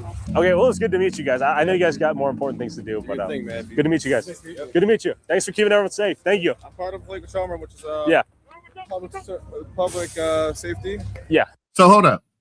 So law enforcement couldn't do shit, right? After they called him. This knucklehead right here is not a cop. Not by no stretch, no legal means, license, not a license, whatever. Again, like I said, they're emergency medical. And Drew said, well, they're firemen. Okay, whatever. They're still not cops. They don't dispense and issue law or, things like that. So go ahead and listen to what this guy said after the cops failed to do what they needed to do to shut him up. And we got multiple calls. Same reason why PD got calls. Okay. So that's it. We're just going to follow you around. We're going to let everybody know that they don't have to talk to you. With the Shamroon police on our back, it felt like we were being policed by a secondary form of law enforcement that seemed to exclusively defend the interest of the Jewish community. And speaking of double standards, let's talk about politics. I just want to pose a question to the room. If there was a black community like this, and you have brothers, a community of brothers, maybe the Black Panthers or whatever, what did they do to them? They blew them the hell up. Brother, there was black communities like that. They call it Rosewood. They call it Black Wall Street. You see what happened to them. Could you imagine if a black community did something exactly like this, how they would blow this up to an international level? How dare them come here? They should be respectful to, America. They're not individuals. They're part of America. But they're letting these people be individuals and start their own way of life, literally within the country. They are forcing you to believe in their religion. If you don't, you got to go because they don't want exposure to the outside world to mess with their children. But they're using your laws against you in order to do it.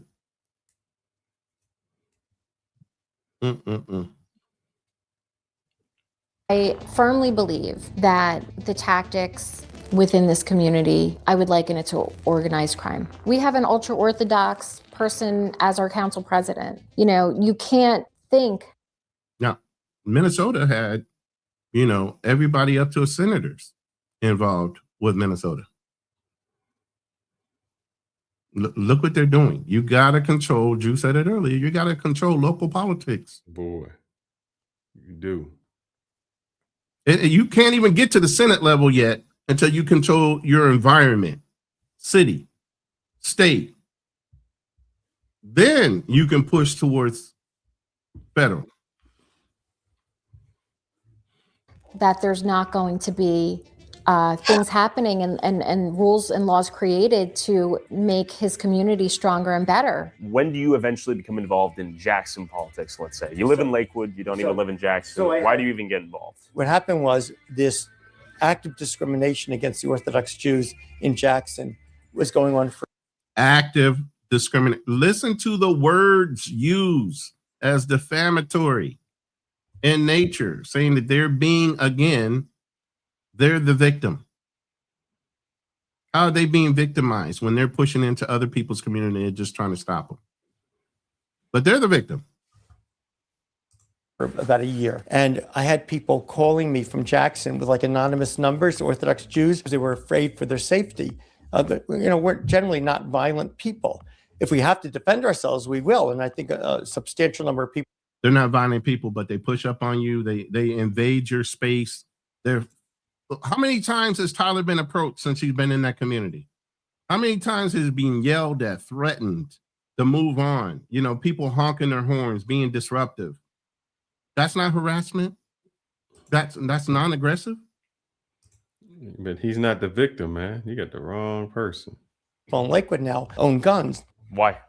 Why? They became fearful. Oh, yes, because the rise of anti-Semitism and the attacks on Jews. After about a year of them calling me, I really couldn't take it anymore. They're suffering. Why did you topple the government?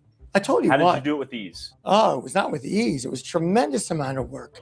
Agent in Manhattan, trying to get stories out to the press. And then I met with this political group, like I said, who ran senatorial campaigns. We got the cell phone numbers of all the people in Jackson, and we planned to text. We started a website called familiesforjacksonjustice.org. By the way, I've since abandoned the website. Anti-Semites took it over. It's like... You hear the strategy he's laying down on how they did this. You guys listening?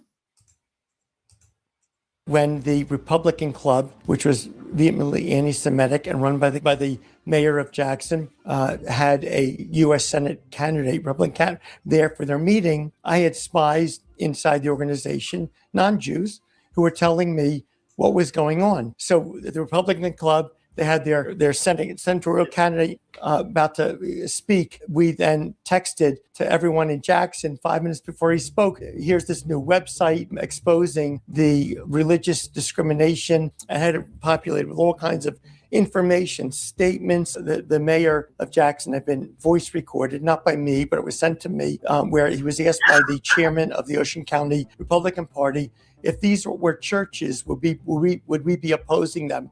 He said, absolutely not. It was discrimination against Jews. They were going crazy with all the things I was doing, putting pressure on them. There was fighting going on among the elected political people. Resignations had started. And then I put out the ad on Fox News. New developments in that deadly attack in New Jersey. Surveillance video shows they clearly targeted that Jewish market. There's a synagogue located next door. There is no question that this is a hate crime. Anti-Semitic. Okay. Are you catching on? You catching on what they're cooking? They are literally blowing this up to a national incident when it's something that benefits them in the light and perception. But all the other stuff they're doing, all the other dirt they're doing, it gets snatched down to just the local level and local news, if it even makes the print. But if something happens to them, oh no, it's got to go national. Why are all these news anchors and everybody talking about something that happened just right there? But I do recall not more than maybe a year ago, a lot of these Hasidic Jews in New Jersey were running up on the cops. Weren't the cops trying to fight with the Hasidic Jews in a certain area in New Jersey? I just can't remember what they did at that time. Yeah. So Anti-Semitism is on the rise, and now it's coming from Jackson Township's government. Elected officials in Jackson have passed ordinances targeting Orthodox Jewish families. Exposed township emails show officials surveilling religious Jewish families, praying in their homes. They even took revenge on a decorated veteran who testified against their anti-Semitism. Jackson officials are intimidating Jewish families, and they admit it. If these were churches, would we be fighting? Absolutely not. Shameful. This isn't America. Put on the cable. Go ahead. No, I'm just saying they got to. Hey, when you know how to use the system. Mm-hmm. Or when you own the system. Yeah, you can be. You can call another small hat that owns the media and say, hey, can you run this on a national level for me, please? So we see can that's what the Somalians didn't have it. What's the Somalian House representative? Omar. Yeah, see, they didn't have it. They didn't understand. They didn't, they don't have enough power yet. They had the power in their community, but once it went nationwide, they didn't have the power. wasn't strong enough. Yeah. And they wasn't contributing. Now, if they was over there contributing to Trump, giving him millions and all of that, they could have stayed. They just ain't at that level yet. And that's why blacks ain't at that level. Yeah, we might help with vote, but we help with the vote and they come to church and say what they're gonna say. But once they get in, we're not contributing millions and millions of dollars to no campaign. They don't listen to us. Network provider for that area. In the meantime, I had 2 different calls with the White House.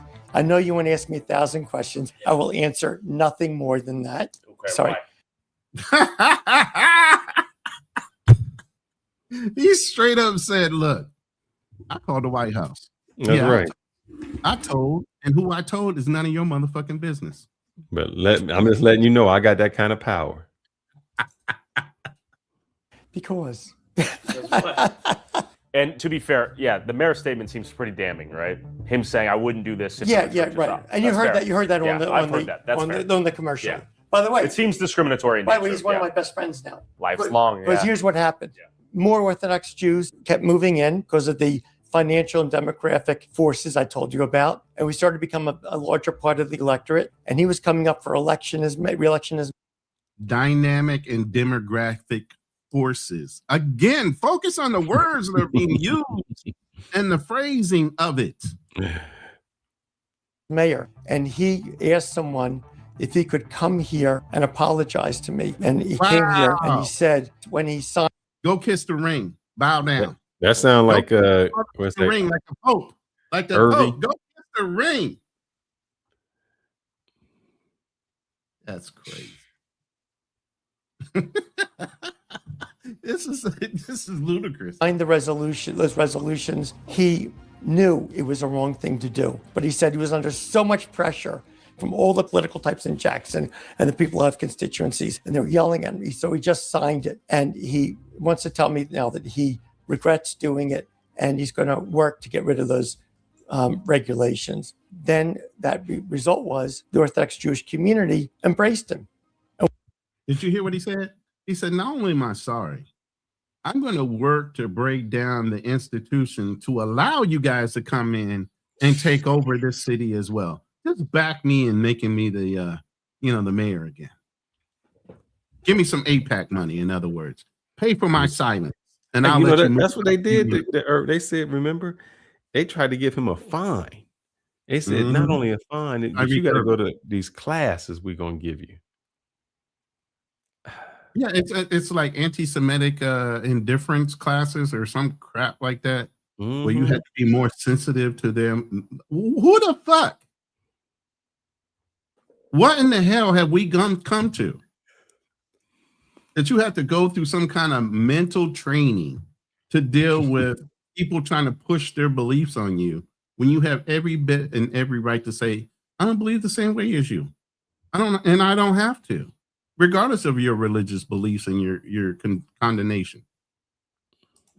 We supported him. I became the largest donor to his re-election campaign. Wasn't a million. He becomes an ally to the Orthodox Jewish community.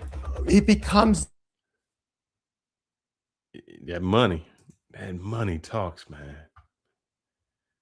That money talks. I'm going to give you this amount of money and you do this. Okay, you can't do that. But if I could say, hey, I'm going to deliver you 50,000 votes that are all going to vote for you. So take Jack Ciattarelli in New Jersey. Didn't somebody accuse Minnesota of bringing in the Somalis so they can vote on the Democratic ticket? Look at Ilhan Omar and all the other Somalis that are everything from the city all the way up to the Senate. There's a lot of Somalis within that community that were voted in by the immigrants that were brought into that community. And that's what they use for leverage. And that's what they were saying on our report. Remember when they were saying, hey, you don't want to offend us because we have this. We'll go to your such and such and get you in trouble. You get what I mean? So here you got yet another community using that leverage. And what don't? But I can't be mad at him. Look, the guy is telling you. I mean, he's not even been shy about it. He said, we learned to play the system, and I'm playing by the rules that you laid out. I'm playing the game. I'm just playing it better than you. Don't be mad that I'm playing it better than you. Exactly. We've been here long enough that we should know how to play the game, and we should understand the rules of the game, inside and out. Yeah, and I'm just going to talk about every community. We say, for instance, I've heard people say that the SAT and the spelling bees are biased. And I'm like, brother, you lived here, you were born here, this is your third generation. How can you have somebody from India who comes over here, who doesn't really understand a language, win the spelling bee for years and years at a time? That's not bias. They learn the game. They learned the system. The words was the same words everybody could spell. So what did they say? The one that works you beats natural talent. The one that practices and works harder sometimes will beat somebody with natural talent. Exactly, every time. And that's what they've been doing. They've been coming in, working harder to learn the system, to see where those little gray areas are, and they manipulated the system to their benefit. While we've been here and haven't done a thing. And they put the people in place to make sure that the laws benefit what they doing. Exactly. They were bragging that all of the Vlads got together, all the Jewish Vlads got together, and were voting for Jack Ciattarelli, and they did so with like 97%. That voting... He went from not being a friend of the Little Hats to wearing one of them. What the hell is going on? Yeah, got him, man. They just like you're gonna kiss the wall. You're gonna kiss the wall. Kiss the wall. You kiss the Pope's ring. You do whatever you have to. Drew's saying we gotta do. How far are we in those last 2 minutes? Oh, we are a little ways away from the last 2 minutes. We at about an hour and two. We got about 11 minutes before this is all over with. So. Go ahead and speed it up. We know what he's talking about here. Now says like what they do is they take that and say, hey, we got all these votes and we're going to all vote for you, but what are you going to do for us? And if you don't vote with us, we're going to take all of these votes and we're going to put our support behind somebody else. It's what they tried doing to Chris Pollock. I know because I spoke to the dude who basically said it. They said it very arrogantly, where it was like, oh, we have 6,500 Jewish votes in Jackson. He is not winning. That's what they said to me. Yeah, he won. And if I cater to their community, I might have access to the block vote. Who did they say they control? They said they control our mayor and our council president. After a year, I couldn't bear it anymore. So I got involved. I hired a political campaign group out of Washington, D.C. that does political campaigns for Republican senators. I think they did Ted Cruz. And I wrote a letter to the mayor of Jackson telling him all the things I was going to do if they wouldn't reverse these discriminatory laws. In the meantime, there's another Jewish group called the Aguda that had a lawsuit against Jackson based on RLUIPA. That's religious land use. Understand that. That's why I needed you to hear this. Look what that says. Religious Land Use Institutionalized Persons Act. This is what they use to push themselves into the community and set up these 501c corporations with these houses as being religious locations. They use that right there. Didn't somebody say they buried somebody that they knew in their backyard so they could? Well, yeah, that's a law in any country, in any state, really, even in Texas. If you make a personal cemetery of your family in your backyard, it stops being taxable. Shoot, I'm about to knock somebody off real quick. If you own land, you should have your family members buried on the land. Smart idea. Smart idea. Use Institutionalized Persons Act. And it says that the municipality, it's a law, federal law, municipality is not allowed to discriminate based upon religion. And in their lawsuit. Did you hear that? Remember, I told you they use religion to push themselves in. And that takes precedence over human rights. It's their religious beliefs. Then showed all the emails from Jackson, all the things they were doing, conspiring against, executing to try to make life miserable for Orthodox Jews there. But you went to work, and what happened next? I went to Washington. I met with Ronin McDaniel, who was the head of the Republican National Committee, and the Speaker of the House at the time was Kevin McCarthy. He was actually in their conference room. So I met with both of them, showed them what was going on. They were shocked. No, I think there's a lot to learn from the community. That's why I liked what we did yesterday. Their tactics benefit them. They are a solitary mass. They actually are a community. Yeah. You can't deny it. They are not fighting over Trump or Biden. They're not fighting over left or right. They're not fighting over masked or unmasked. Us versus the world. It's antimatter, right? It's like we are everyone in our towns, we're fighting against antimatter. We're not focused on what actually matters. We're not picking each other up. We're not one community. And I'm not talking about communism or any of that shit. Yeah. I'm just talking about caring They about the hitchhike. person.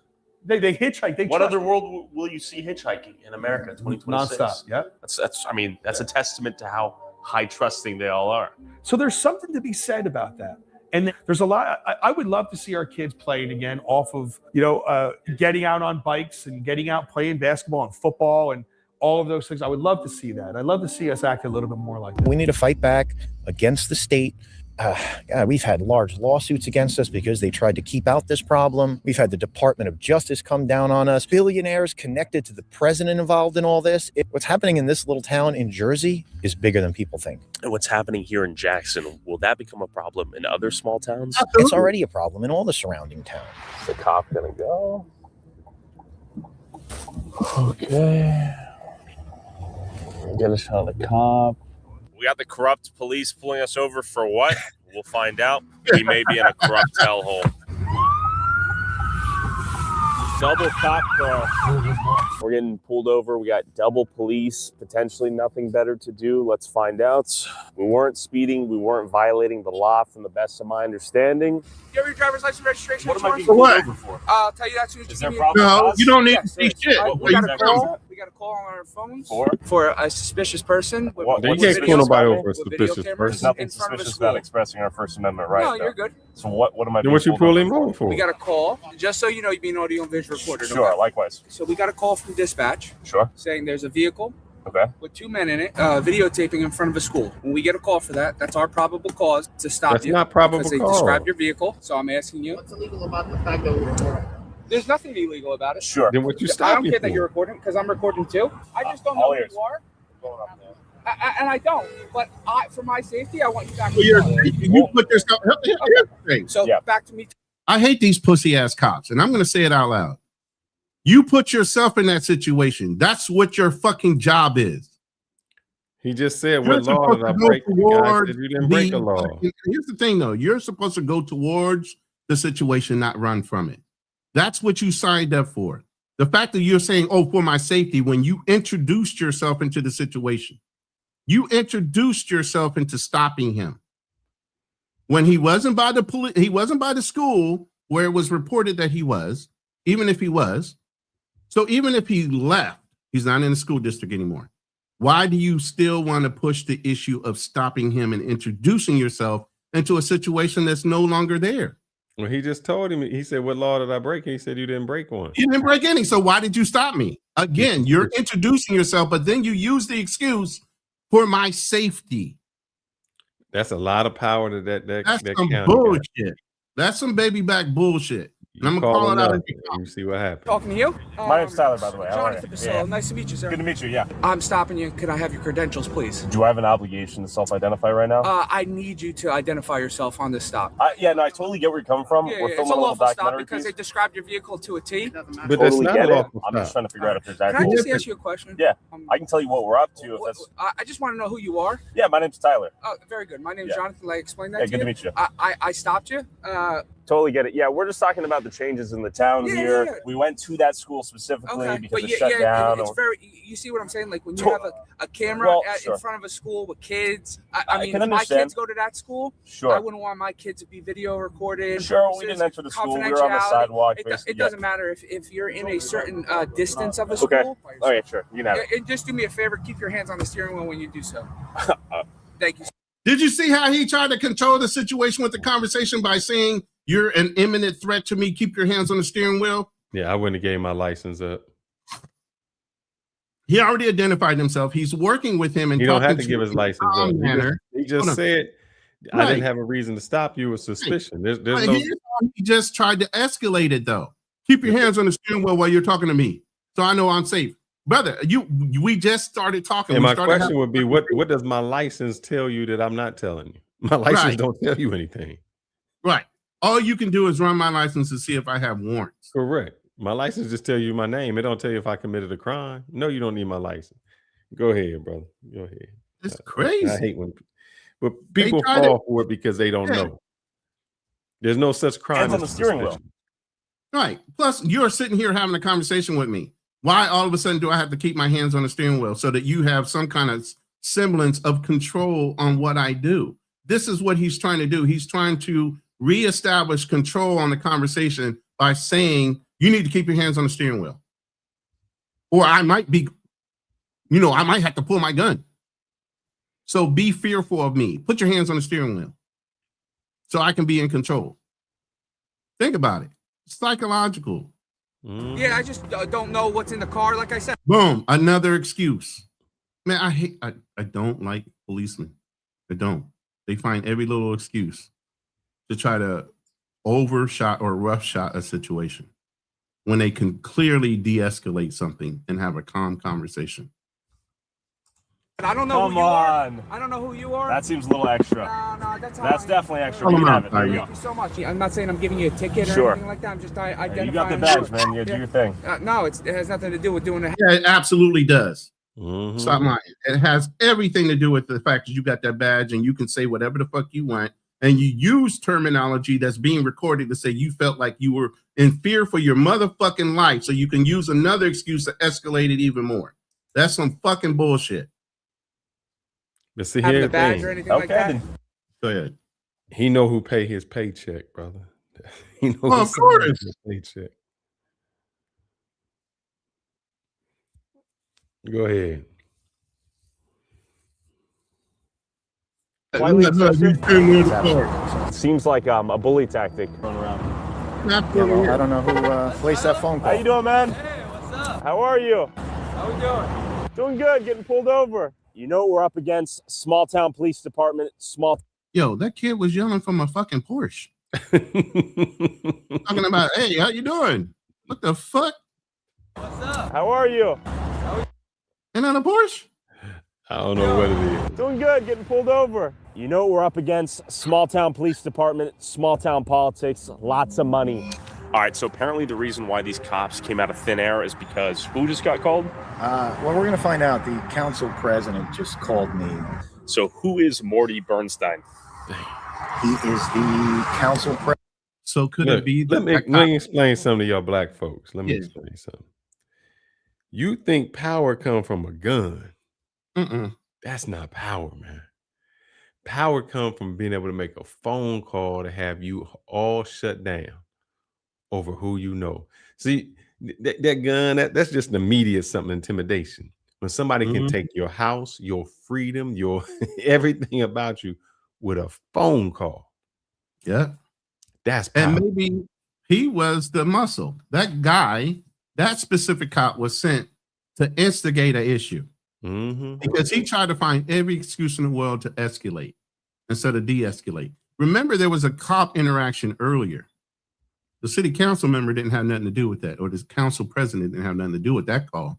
And he was very nonchalant, talked to him, and went ahead and left. But by the time the council president called, they sent over a strong arm guy. That's going to. I want you to think how this call went. There's a dude out there and he's filming. Well, did he break a crime? No, I need you to stop him. I need you to stop. Yes. Well, what crime did he commit? He didn't commit a crime, but I It doesn't need matter. him Don't stop. try to make an excuse. Push him. Try to escalate it.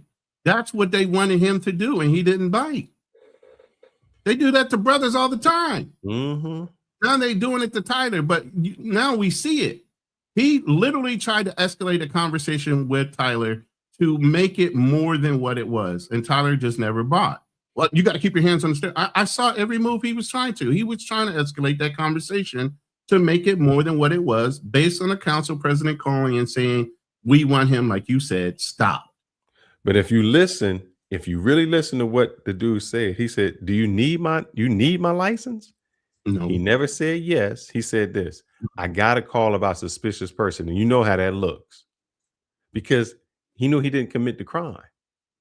but he never answered the question. You know, you Well, it's need not my a life. crime if the guys are not there in front of the police. You got to catch them in the act. If they're far away from the school that he was called on, obviously whatever's going on is over. He's gone. So you don't even need to push that. All you could have said was, yo, there was a call. You guys need to stay away from the school district. It's not really allowed to be filming in there. And he could have moved on. He didn't need to press the conversation anymore. The fact that he was on camera means he wasn't fearful. He was sent there to be a strong arm, to push the situation, to see if he can get Tyler off his game. Now, here's the thing. The cop could have stopped him for a traffic violation and then asked whatever. But that's not what he said. He stopped him for something that wasn't a crime. It still goes back to he didn't a crime. Go ahead and let it play, brother. Let's see how. Yeah, we're almost at that 2 minutes. Yeah, we're almost at that 2 minute mark where he's saying, President in Jackson, New Jersey, and the most powerful man in the town. Does he have the police in his pocket? I don't think he has the police in his pocket at all, but the man does have an incredible amount of power. He's involved in political action committees with very rich and powerful developers, a lot of political connections. Who are we messing with here right now, Chris? Was this a mistake? Is this video a mistake, man? I'm going to be honest. The powers out here are pretty immense. Like I said, it goes up. You have billionaires from Lakewood being involved in what's going on in Jackson. People connected to the president of the United States. If we zoom out, where does this all end? Right now, it's gone to every town on the outskirts of Lakewood. They're buying up everything. Even if they're not occupying things, things are being bought up. I always say it's a real life game of Monopoly. So it's gone into Brick, and it's gone into Howell, and it's gone into Jackson and Toms River. Now it's going into Manchester. There are large portions of property being bought in South Jersey. We cannot keep up with this. How do you combat a group of people chosen by God practicing rampant ethno-nepotism? Here's a problem, bro. One Jewish dude in Manchester said to me this: you guys will never come together because you have no shared. Pay attention to this. We're in that 2 minute marker. We're less than a minute left. Listen to how he phrases this, and he's absolutely fucking right. Shared sense of purpose. And that hit me because he's fucking right. Jews have a shared sense of purpose in what their outcome's going to be.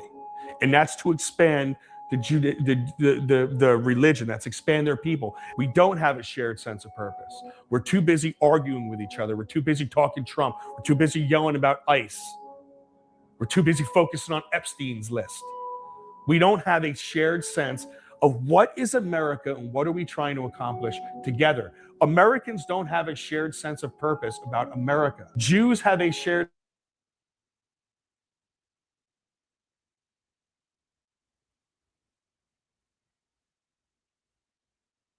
purpose in the numbers that matter. Getting enough people with their eyes open to say, holy shit, something has to be done here. You have to get rid of the RLUIPA laws. I don't think it's ever been challenged by the Supreme Court. It has to be taken to the Supreme Court. I think it violates the Constitution. You have to fight fire with bigger fire. And the sad part about it is they have the biggest fires. So that was the video. I say that's true. I'm going to show you because what they say is this: they put money in everybody's pocket. The Democrats get the money, the Republicans get the money. They don't care who they paying as long as you have their best interest at heart. See, we go into 90% voting for Democrats. They don't have our best interest at heart. Even we vote for a Republican, they don't have our best interest at heart. They pay the money and say, you either pay, we pay to play. And if you're not for us, we will spend triple to get you out of there. Get you out of there. We will spend triple to get you out of there. And they right, man. We don't vote on the local level. We don't do none of that, and we expect things to change. Yeah. If you can't control your local politics, you can't control the federal level. And we have enough people in each community to control the local politics. Now, when they start doing the redistricting and all this other stuff, that's on a federal level more so than a local level. It's kind of hard to redistrict a fucking town. You get what I mean? But yeah, you have to control local politics before you can control the federal level. And we're at a point right now, I've been an independent. So I have no dog in the fight on either side. And when I did have a dog in the fight, I was a Republican. I've never been a Democrat. So that'll let you know where my mindset is. But at the end of the day, I vote for what's right and who was going to be the most intimidating factor when it comes to foreign policy. I don't give a fuck about anything other than foreign policy. Let me show you one thing, because this is where I'm at. And these people mad about this too. But as just like that group, there's a commonality. I have not seen this. I've seen what the headline is, but I've seen some of what the people are talking about, because they pissed. They pissed. Let's see. I'm gonna play a little bit and see if I can hear some. Was replaced by H-1B workers. A fight over demographics. Oh, come on. Don't slow me down. Don't do that to me. Come on. You got to play for me. Oh, no. It's killing me. Don't do it. Come on. What are we doing here? Come on. Oh, man. Come on. Let's go. What's going on with the internet? Frisco tonight, some are calling the Indian population growth there problematic. There are accusations that some visa holders maybe gained their work status fraudulently and took American jobs. Our Marvin Hurst tonight looking for answers. For all the things that Frisco is known for. I also see people who were evicted because their job was replaced by H-1B workers. A fight over demographics has led to some uncomfortable conversations. People from India are walking in, not even going through the proper channels to apply, while Texans are going homeless. That seem like fighting words. One of the most vocal is self-proclaimed journalist Mark Palaciano. I have no political affiliation. And I say this because these people are mad because, let's see, I've seen some statistics. Oh, man, come on. Don't do me like that. Which remain overwhelmingly white. Then there's Asian, which lumps in Indian, Hispanics, blacks, and so on. So what's wrong with that number? It's a good question. I don't know how to answer it, right? Because what is the right number? Now, I don't know. Now, I think if America's population is 1.6%. When they say what the right number is, meaning they feel like there's too many Indians that's coming into the Frisco is if you look closely, the wealthy. Applicants and those accepted have. So they are mad. These white people mad here in Texas that the Indians are coming in. Look, I seen a Boy Scout group that showed a group of Boy Scouts, and the majority of them was Indian. And they mad. And I said, hold up, man. Get that American experience. Oh, man. But I said, y'all can have it. Y'all can have that. But there are cities where they look.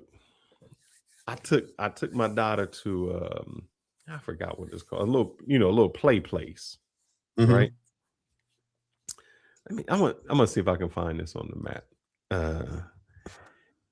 And this is where I cannot be mad at the, let's see, there's Stacy Road. Let me find this address. Give me a second. Talk about something. He said, talk about something. Give me some field space. Let me see if I can pull up an infographic real quick while you're doing that. Let me see. Here's play zone.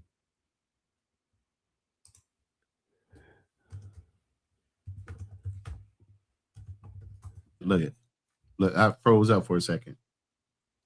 Yeah, it's not launching my photos. What's going on? Doesn't like none of my photos.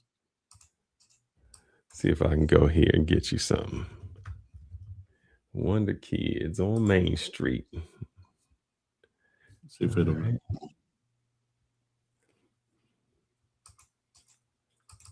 Let's see. How do I do this 3D? I do this 3D. All right.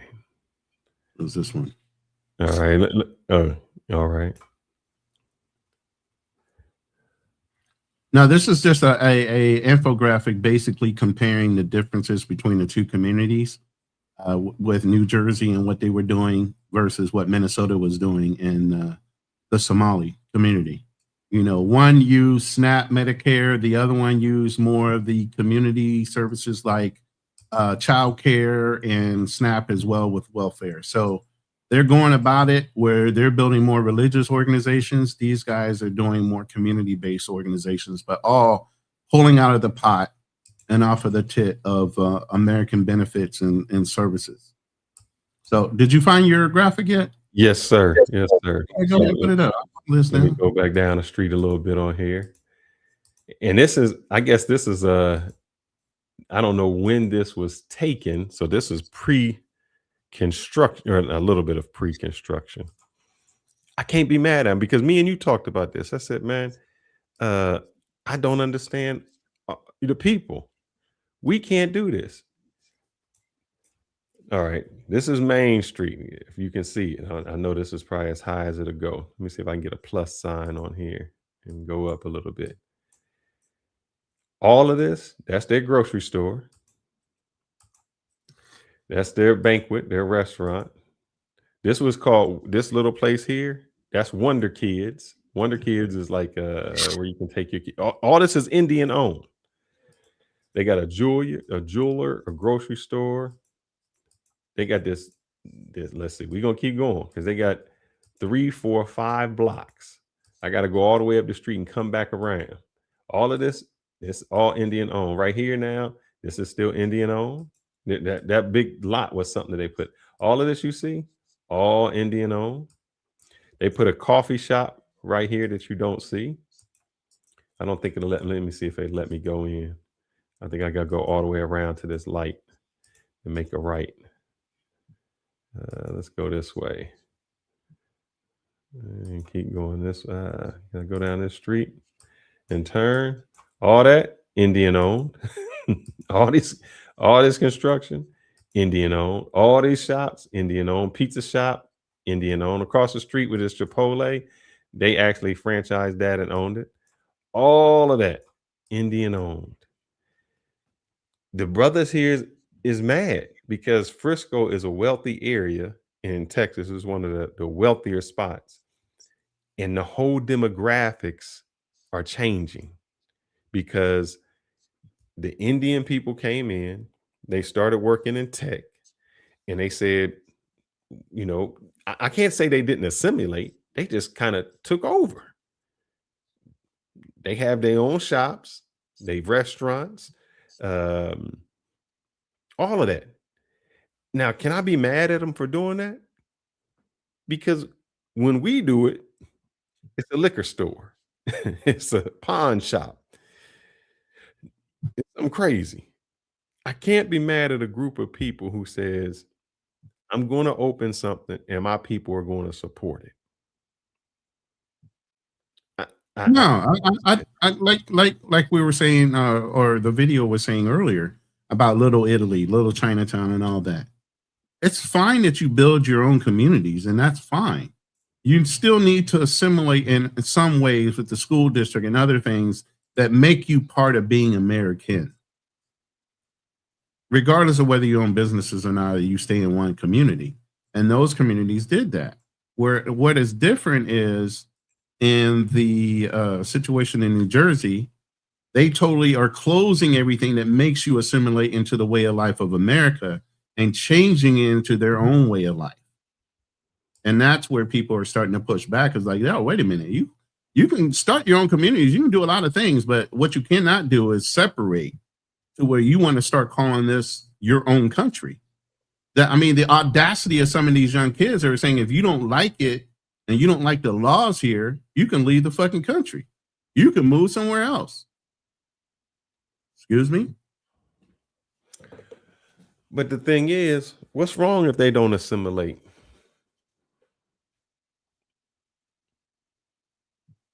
What's wrong with it? Mm-hmm. Okay, first of all, you have to, when you become a citizen of the United States, you have to profess loyalty to our country. Oh, we don't want to they can be a part of the country, but they don't have to. Hold on. We don't want a bunch of spies here. So you have to, in your credo or whatever. I've always been a U.S. citizen. I don't know what they actually say, but there has to be a pledge to some loyalty and allegiance to the United States coming in to become a citizen. It don't have nothing to do with assimilation. I think you went off. If you don't assimilate into the culture, it starts to become a problem when it comes to believing in the same structure of what Americans are. Yes, you have a lot of freedoms. You have a lot right of freedom of religion, freedom of speech, freedom to do a lot of things. But what you don't have the right to do is come into the United States and act as if you're back in your own fucking country. No, but that's not, but why can't I? Why can't I open up my community? We had a senator, which we'll bring up in the next live, that walks into the House of Representatives in a fucking Israeli uniform, professing he's loyal to fucking Israel over America. You're an elected American official saying that you're an Israeli. But now you're going off topic. That has nothing. I'm saying, why do you have to assimilate? Like I said, not assimilate in the way that you're saying. I'm saying assimilate as far as educational wise and the belief structure. You can have your own relief. See, this is the thing. And this is where there's a catch-22 in this whole situation. Remember, you have the right of freedoms of religion and all these things, right? Mm-hmm. Well, what we were saying with the Jewish community here is they're pushing their right of religion over the humanity side of it.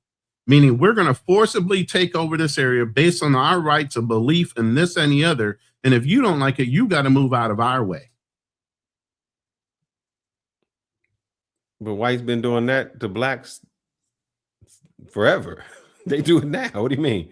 They do gentrification. They say, well, if you don't like what the neighborhood is our own fault. No. Gentrification is they just let the community go to hell and high water. They buy up the land, let it go to hell and high water. They don't fix or reinforce the police department. They allow crime to happen to where the property values go down, and then they buy cheap and rebuild it. And then all of a sudden the police are strong there. Crime all of a sudden drops and everything else.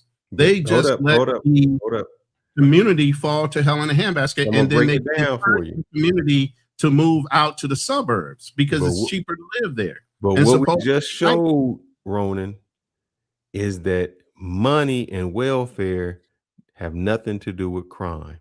Correct. So when you say that the property value went down, why did it go down? If blacks are living there, why did it go down? Again, if we're talking about gentrification in these cities, and I'll bring up Long Beach because I've been there the longest.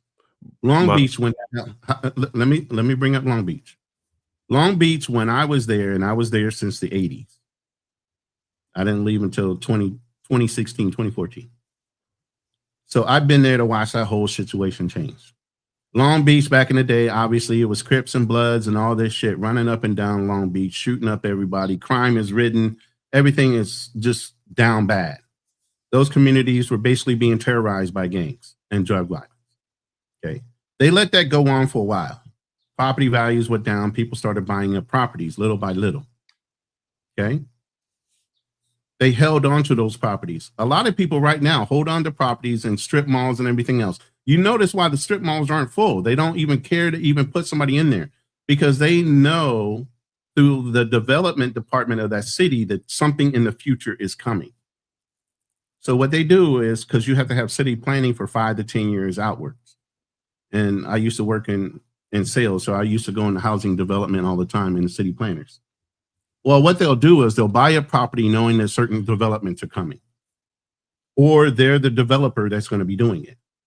So they let crime go to hell in handbasket. They focus on other areas that are better known, and they just let that happen. And the people that own the properties don't care because there's nothing there for them to lose. The property's sitting there as a loss, and they don't care that it's a loss. They write it off against their earnings. Okay. They let that happen 5, 10, 15, 20 years out. They don't care. But when that opportunity, because of delays or whatever, when that development opportunity comes up, all of a sudden, or they're the developer, they start building. And now all of a sudden, crime has been fixed. All of a sudden, the community's behind it. The mayor comes and cuts the ribbons and all this other stuff. That's the idea behind gentrification. This is an arranged situation. This is not something that happens overnight and somebody just got lucky and brought the property. They knew that shit was going to happen. And whether they did it immediately or they planned it out further because they needed to get a hold of certain other properties, it's not the movies where they can strong arm everybody to move out. They kind of encourage you to move out. So sometimes it takes a lot of years before they can do these things. And then they encourage those people by sending them flyers. Hey, you can move out to the suburbs. Here's a nicer property that you can possibly afford if you sell your house, because your house is around the same price, if not even more. They encourage those people to leave. But then go out in the suburbs now. Look how many people that used to live in the hood live in the suburbs. But then you go back to the city, everybody used to live in the city, suburbs, or where? In the city, in these new, brand new condos and everything else that got made. And that's how that works. But now I'll let you talk. Go ahead. You still never answer my question. What is the direct question? How did it get that way? You kept everything you said was you let something happen. The city. If I'm a Jewish person or Indian person, I'm going to say this too. I'm going to say, look, I don't want to assimilate with you because look what you bring. You bring violence, you bring crime, you bring lower value to property. Everything that you bring into this neighborhood, you bring it. If I'm a Jewish person, I'm saying we don't have crime. I can walk. I don't have that. If you said let these shop mall goes. I just showed you a strip mall that is completely Indian. They didn't wait for something to come in. And I'm gonna let you know this. When you drive by there, it is no place to park. It is completely full, up and down, all around. So they didn't rely on nothing. Their crime is that. So why would I assimilate with a group of people? Because we just showed you that there are 15 people on welfare in every home. So that means money didn't cause crime. That means if you poor, you didn't make money, that has no reason for you to commit crime. So why is it in the black neighborhood, if you lack money, you have crime? Because the Jewish people aren't having crime. The Indian people are coming in and they're saying, I'm doing this. So if you are in a black neighborhood, what does that have to do with you throwing trash? What does you not having money have to do with you shooting and robbing and stealing from your stores? We just showed you that in this Jewish community, everybody had an EBT card. I bet if you went to a black community where they had a BT card, it would look completely different. So who is gentrifying? It's not who is gentrifying, who is bringing down the property value, who is doing that? Because you can't say the outside people. Who is doing that? Now, let me say this. You're missing one point, and unfortunately, it's our own bad judgment. And like we said earlier, our community just don't learn. Okay. What did most of the Jews do in that community? What did most of the Somalis do in their community? They turned all their residences and everything else to a 501c3, but they made it tax-free. They made themselves have tax deduction while they were taking advantage of our systems. We don't know the rules for whatever reason and laziness or whatever the hell it is, but they have utilized the system in order to benefit from it, where we utilize the system just to utilize it and we spend up all our money on stupid shit. Period. So whose fault is that? It's ours. Like I said, I'm not taking responsibility for the whole black community. What I'm saying is, let's go back to black community, it's their own fault for what's going on. Like any other these other communities, if you don't like it and you don't like the rules, then don't fucking play the game. Leave. Go to another country. You know what I'm saying? What But you at the said same was time, we're not taking advantage. You didn't let me finish. Now, as far as crime, it doesn't mean to say that New Jersey doesn't have crime. I just told you there is crime. There's all kind of crimes going on there. But they do have pride in their community. They're not sitting here trying to showboat. We are a vibe country. The way our community is, we got to boast about everything. There's a lot of people that don't like to boast in communities. Asian people don't boast. Indian people don't boast. There's a lot of communities around the black community that aren't about the flash. They move in silence. You just sent me a video, which I said, bro, that's the way to do it when you travel. there was a whole bunch of Asian brothers. There was at least 10 dudes. They rented out $1,000 a night penthouse in right? Medellin, Colombia. Medellin, Colombia, rented out a top penthouse, laid the fuck out, pool, everything. They did business first. And what's the first thing they did when they said they went down there? They laptop and went to work. Okay, then and they what's had the first thing we do when room. we get there? Go try to find a bitch and get drunk. Okay, I'm gonna see they if I can pulled out send the that to laptop. myself. Yeah, you need to pull that shit up and show them. They pulled out a laptop. They all sat there and they went and made their money. They went and did their grind, right? They closed their laptops out. They all had a dinner or whatever. Then they had like a whole seminar thing that each of them shared their business ideas to the other. Okay. Then they went out and party, had some drinks, did some things, then came back. Then they had another little thing where they went out and saw the community, went out and saw some of the tourist traps, came back, partied some more. Responsibly, quiet, low key. That's not what we do. We not programmed that way. We programmed to do some fucking fly ass shit. Yeah, but it's so noisy in effect. You're not benefiting anybody. You're just showing off.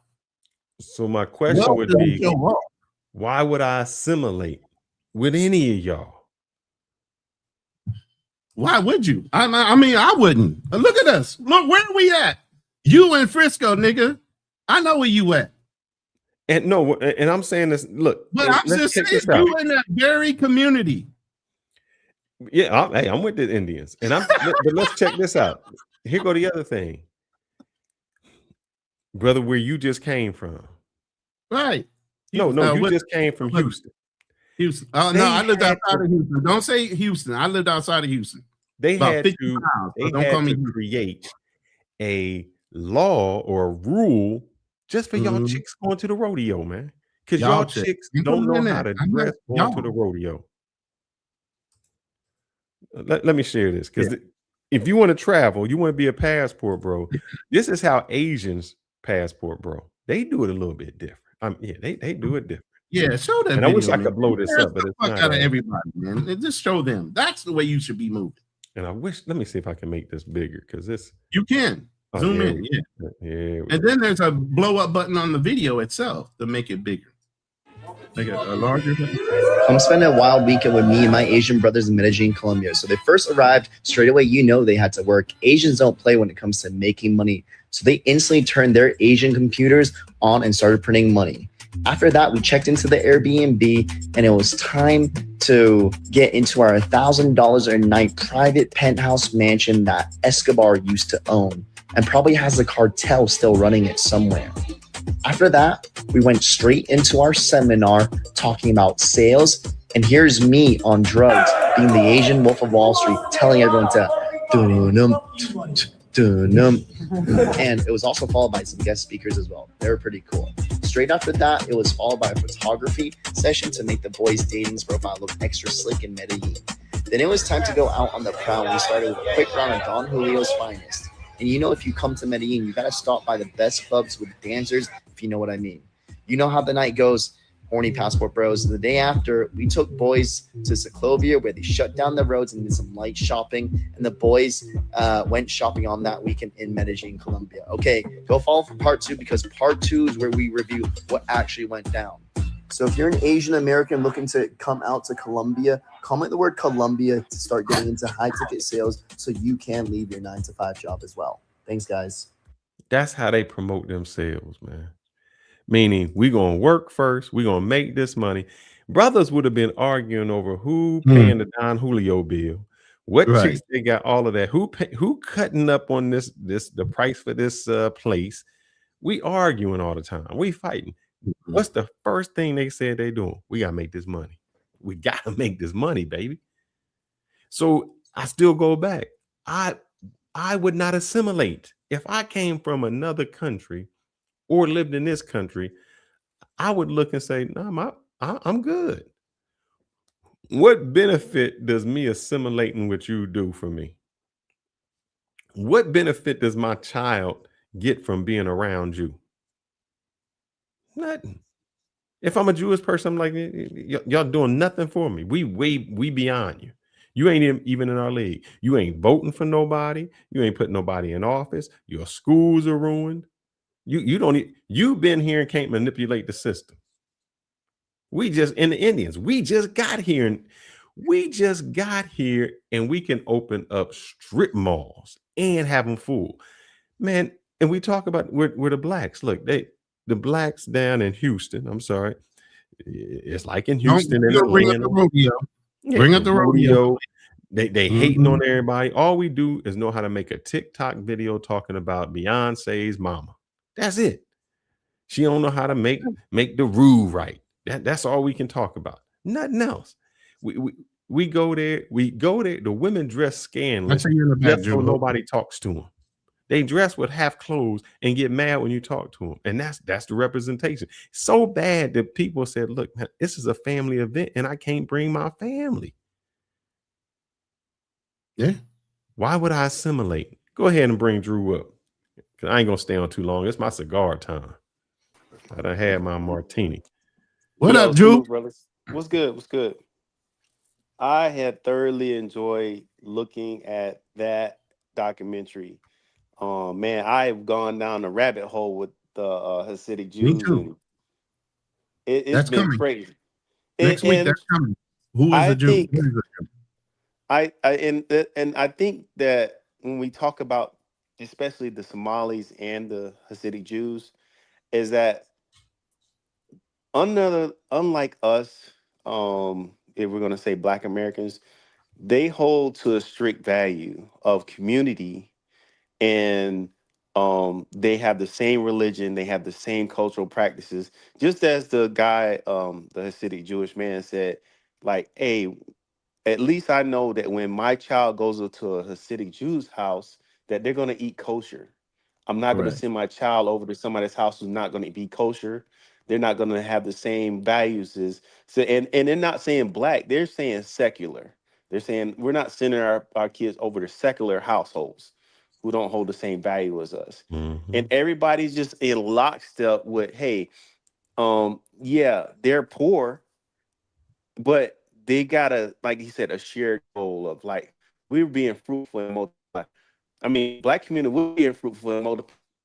In the sense of them, it's like, hey, we're gonna be married, fruitful and multiply, and be poor, and put our trust in God and trust in the community that we live in. That, hey, that if I'm walking down the road, I can stick my thumb out and another Hasidic man will pull up and give me a ride because we are the same cloth.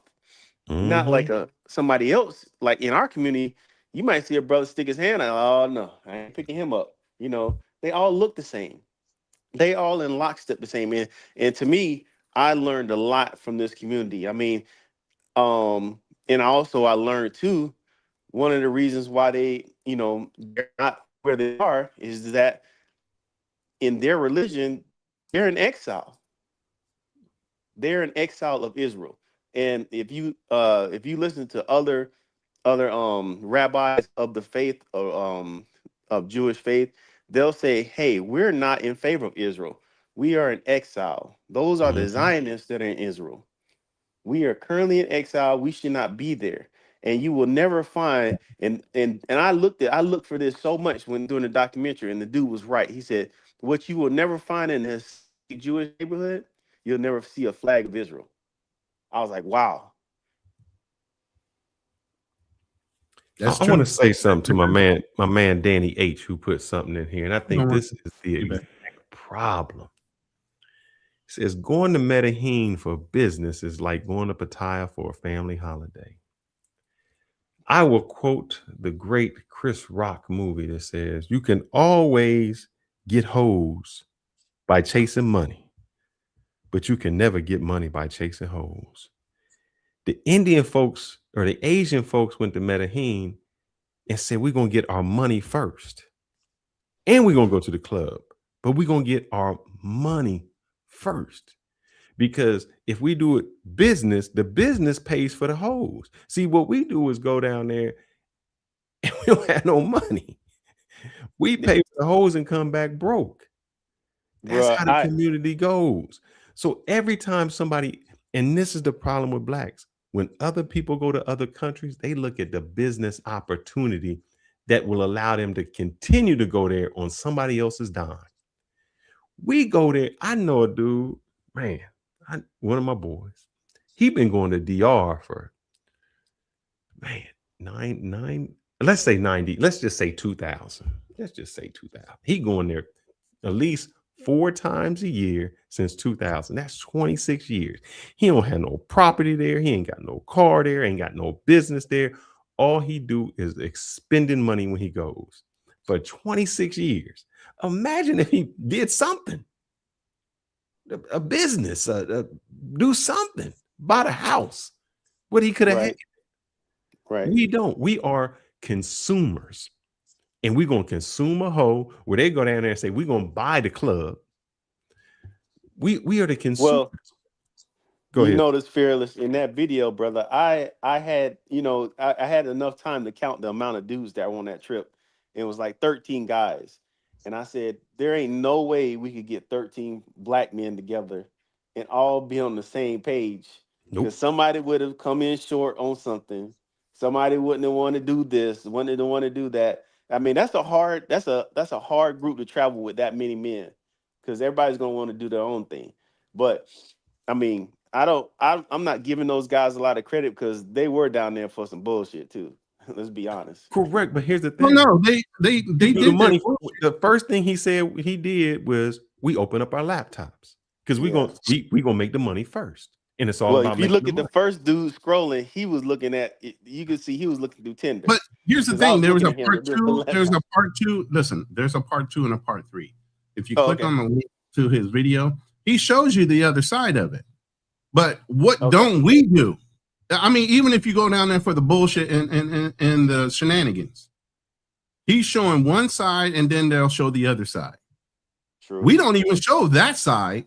We just show all the shenanigans. Mm-hmm. You get what I mean? So even if they do it, you're saying, well, they do it too, but they're doing something else in addition to that. Right. I mean, I don't know this guy's background because to me, I feel like I was watching a marketing. Like you probably was were marketing something. Right. Like, marketing he's marketing the lifestyle. Yeah, because they're like posing on the couches. No, he was marketing how to make money online. And if you watch the rest of his videos, that's basically he's showing, look, I can show you how you can make money online. I can show you what we're doing in order to make money and be profitable, but you can have fun at the same time. Digital nomad shit. And that's what he said. I'm trying to break you remember away back from in the your days, 9 to 5. You remember back in the days, what was that Asian dude that used to be on TV, those infomercials all the time? Yeah, I know. He was on a yacht. I forgot. Yeah. See? And nothing, they always say there ain't nothing new under the sun. And that's what I felt like I was watching. I was like, oh, here we go. Yeah, but the whole thing is he didn't say these hoes are loyal. He wasn't sitting there like they were all getting type of chicks where they can keep them. And if you listen, Drew, he said we went to the club where women dance. If you know what I mean. That's exactly what he said. That means they went to the strip club.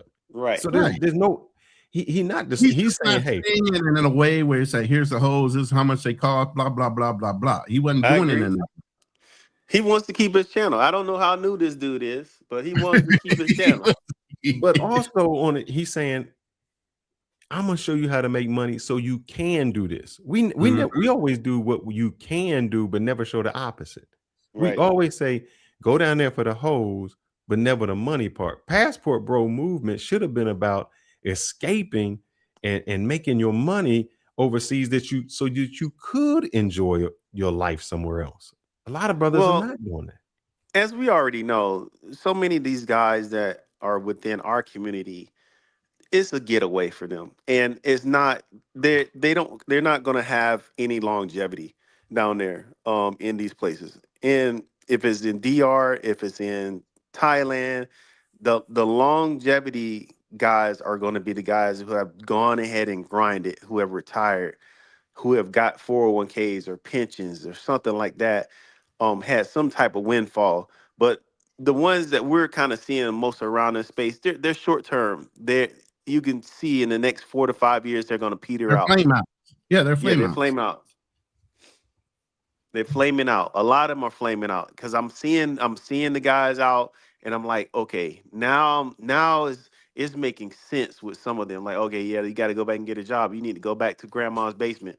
Oh, I'm just gonna work long enough, and it makes me sad to even hear brothers who say, well, and they try to make it positive. It's like, I felt like I had to go do something, so I'm over here for I'm gonna do 6 months, and I'm gonna travel through this place, but I got a kid back at home, and I want my kid to see that I can really do stuff like this. I'm like, your kid would really want your support and even your financial support. So, Drew, I'm We gonna got ask some you, brothers, 'cause man. That's the priorities. I don't know if, like I said, I don't think Ronin answered it because we were talking about assimilation. No, he never answered it. He didn't. I knew it. What the hell? What you mean? I didn't answer it. You didn't answer it, brother. You talked around it. Fearless. Because I know what he was trying to do. There is no way to control something when you don't control it. You don't control an environment, you can't control it. No, but you said your first thing, Ronin, was you were saying they don't assimilate, and you were saying how bad that was, and I was saying why. No, I was Yeah, I referencing. did. And then you was like, "Oh, you got to come in, you got to serve the country, and you got to be that." What I said was I was referencing the same thing the lady said that was on the committee that got kicked out in New Jersey, where the Italians and the Chinese, they came in, and even though they had their own separate communities, which is fine, they still assimilated into the way of life of Americans. Same public schools. They didn't try to change the public school system and forcibly enforce the religious beliefs of Buddha on people around the fucking Chinese community or whatever. The Italians are Catholic, so that's not a big deal. Well, you got Jewish people that are forcing their religion and using their religion as excuses to push people out of the community. That's the difference. The Indian people, even in Frisco, aren't doing that. They may not be doing that, but you know what? I will say that I think that, just like I said, certain ethnic groups or certain religious groups choose not to assimilate within the secular communities. Right. I believe the Indians do assimilate. They eventually because a lot of the let's say, for instance, you'll say you're Asian Chinese or you're Asian Indian, they really try to align with whites.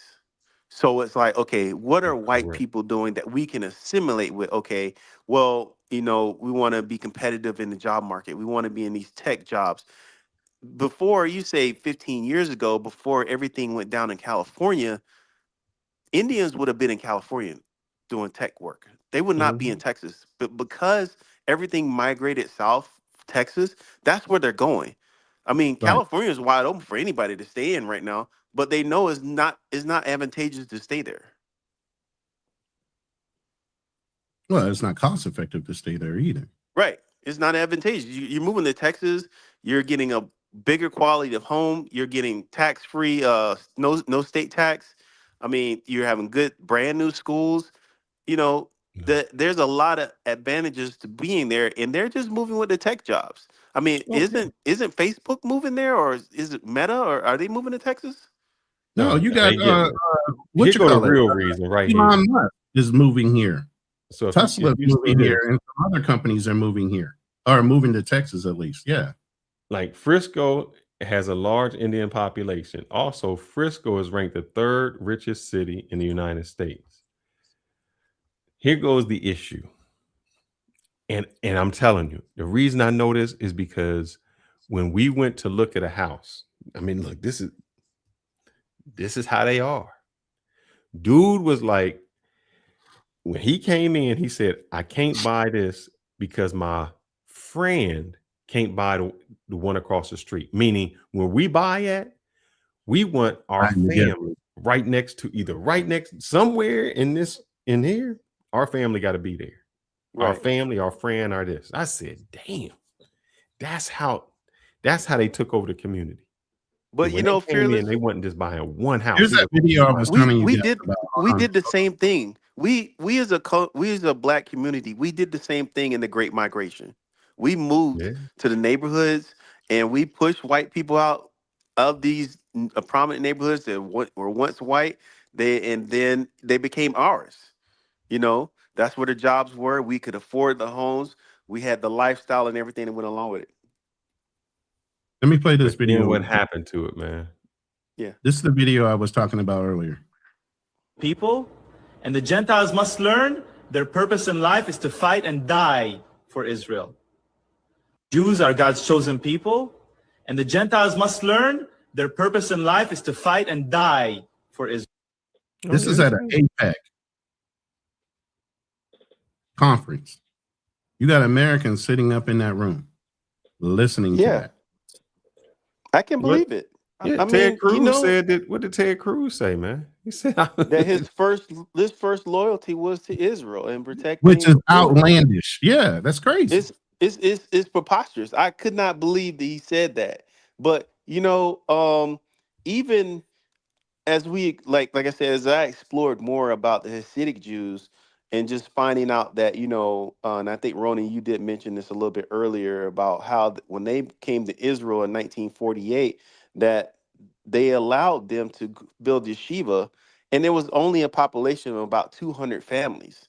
Those 200 families now are into the thousands because they do have big families. I mean, this one of the people I was watching on one of the documentaries, this man was a grandfather of 68. Damn. 68 grandfather, and they're all in lockstep. They're not going there, and some of them were saying, we'd rather die than to join the Israeli military. Yeah, Bottom this line. is where they just changed the law where the Hasidic, instead of Hasidic, it's Hasidic or something like that are exactly like the Hasidic Jews, Orthodox Jews. Yes. But now they have changed the laws to where they have to serve. Yeah, and they're in hiding. They're in hiding. And to be honest with you, if these countries, especially like ours, if we don't close up these birthright citizenship loopholes, a lot of those people will come here. They will create other enclaves that are similar to theirs. Because And that's like the guy point. also said Just too, like the Somalis, the Jewish Orthodox Jews, and any other culture that wants to come in here and try to turn America away from what we are, you got to go. I'm sorry. But It's not. but here's the thing, Ronan, you saying turn America from what you are. I'm gonna let you know something, and I've known some Jewish people, and they say this: the problem with black is we find the cheapest. The thing with Jews are they're gonna deal with a Jew even if the price is higher. We don't do that. So when you say turn away, you said we buy the cheapest. We do. Did you say we buy? No, the we don't. cheapest? We absolutely do not. No, we don't. No, we buy don't. the most- Yeah, There's I a agree with whole that. video on how to sell to the black man, and we buy brand names. We don't buy, the brand names. We buy brand names, but what I'm saying is anywhere we go, we always trying to talk a brother down with amongst ourselves. We might go to a store and buy Nikes, but if we go to a black store, we got to get that discount. We got to get come on, brother. You know, come on. That's how we If there is a black store, because people try to finesse people. Restaurant, whatever it is, we gonna complain. People try to finesse people, period. And they think because you're black, you can be finessed. I've dealt with this before. Of course. We always looking for the cheaper price when it comes to black people. Jews but don't you know do that. Nah, I would say that they do try to talk each other down. Hold up. You got black businesses using the fact that they are black businesses as a way of running up the price too. Right.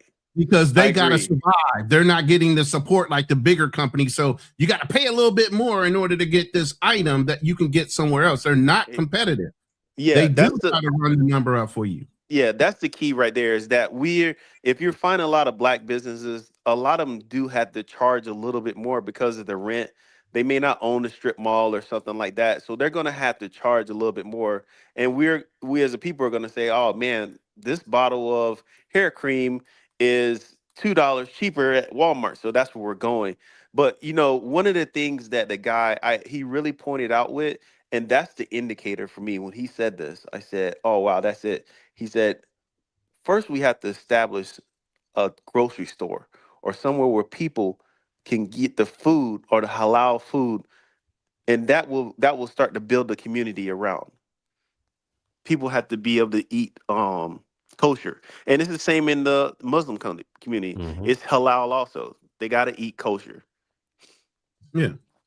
But And that's why he Drew, said we can't have to have a establish a grocery national store, amount of man. people in the area. I know the places that I know it. What was that dude's name? Singleton. This was in when I was at Ohio State. They did a grocery store, bruh. Man, this dude. This is when they didn't have like they had the. This is way back when before there were floral shops. So they had a floral shop, like a photo shop. They had all the at that time the new things that weren't in grocery stores. Bro, they wearing that place down, man. I mean, it just they stole from it. They just took the brothers wasn't. He was hiring black people. They wasn't showing up. They just the customer service was out of whack. It was just like, and it was in a neighborhood that needed a grocery store. All they had was the corner stores, and this was a black dude who went in and did that. So when we do it to ourselves. We do. I agree. I agree with you. You know, I was just looking at a video a few days ago, and you guys might have seen this circulating around where it's one of us, black female, she decides to go into some continental breakfast. Did y'all see that one?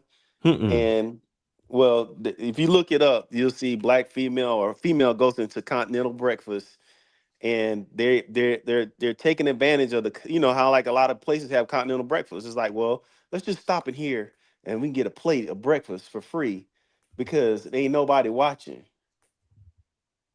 It's floating Oh, they around on the just walked YouTube. in, so she tried to float in and get a part of like she was in they're the hotel floating or in. whatever. Yeah.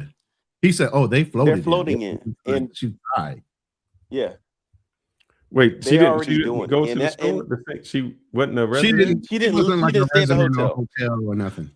She just tried to walk through the buffet, the breakfast buffet, like she stayed there. Yeah.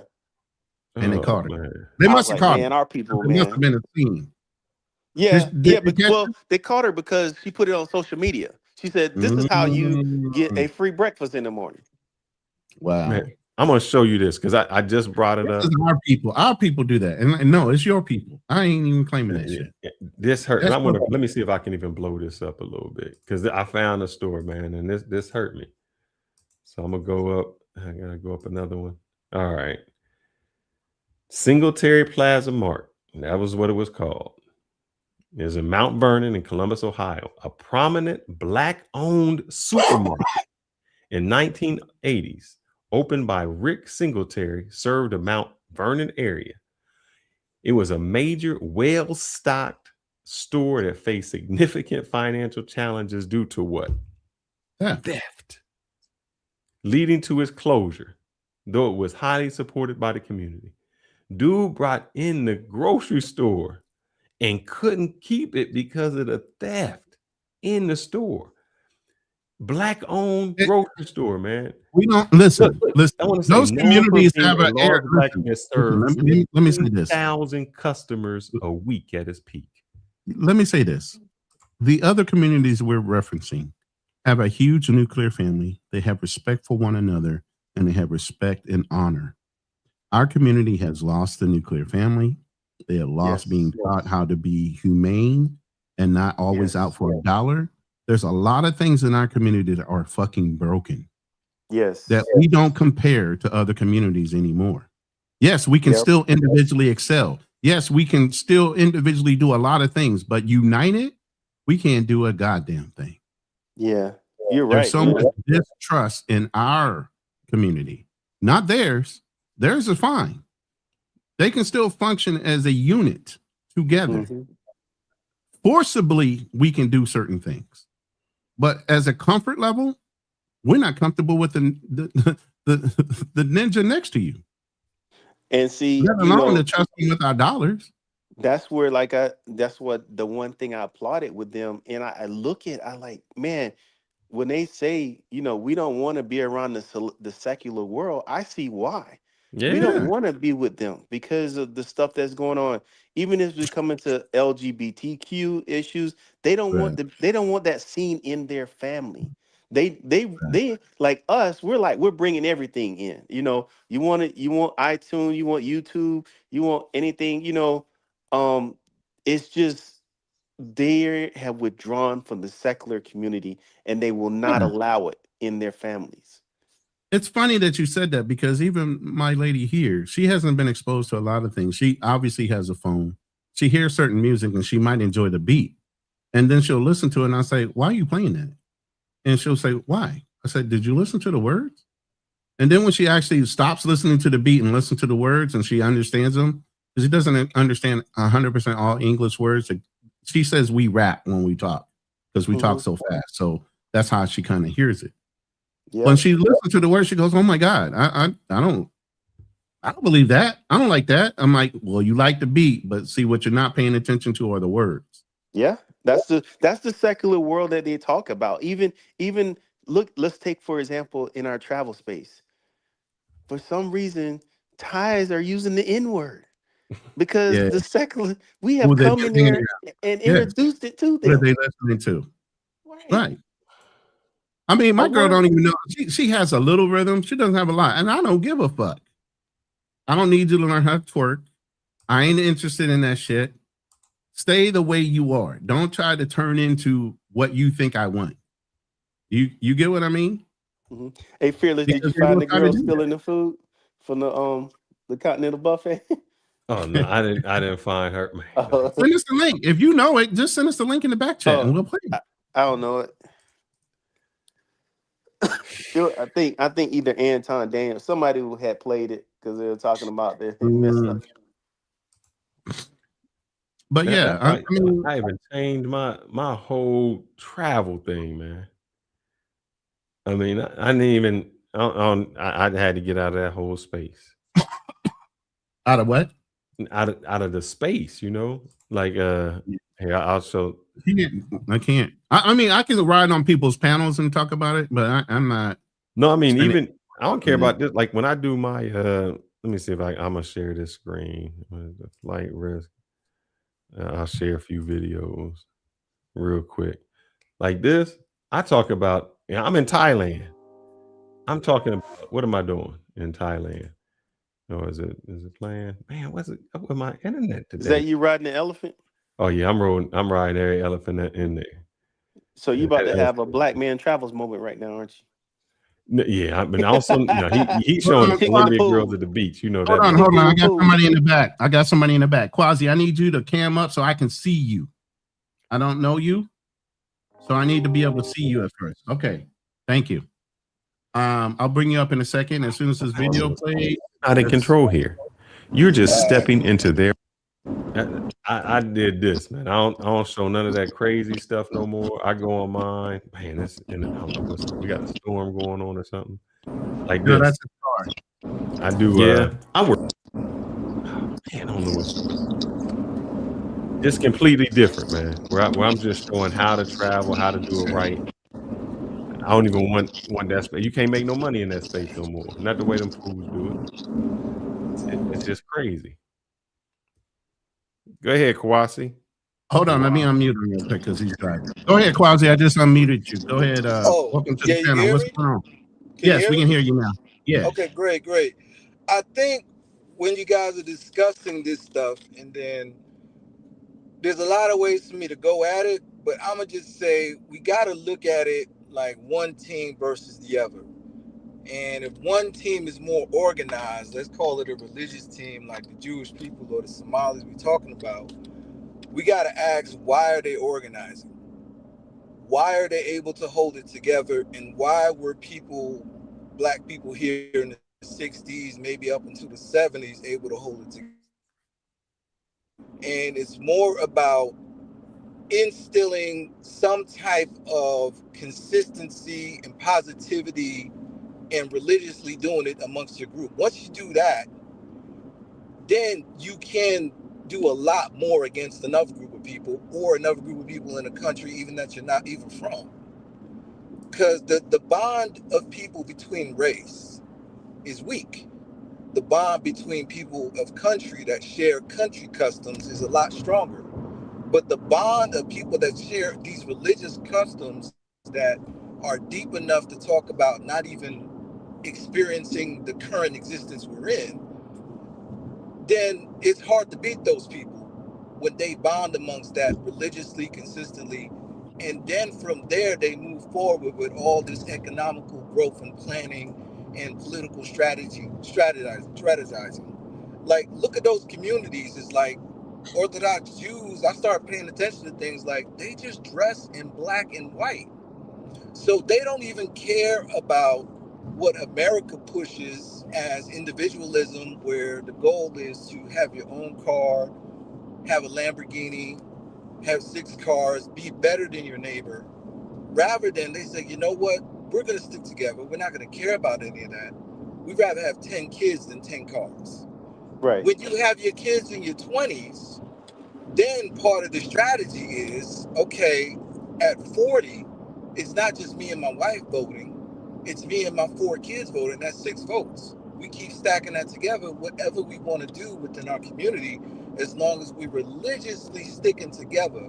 We're positive about each other to the point where somebody find a video where you find someone from one of these communities talking bad about each other in public.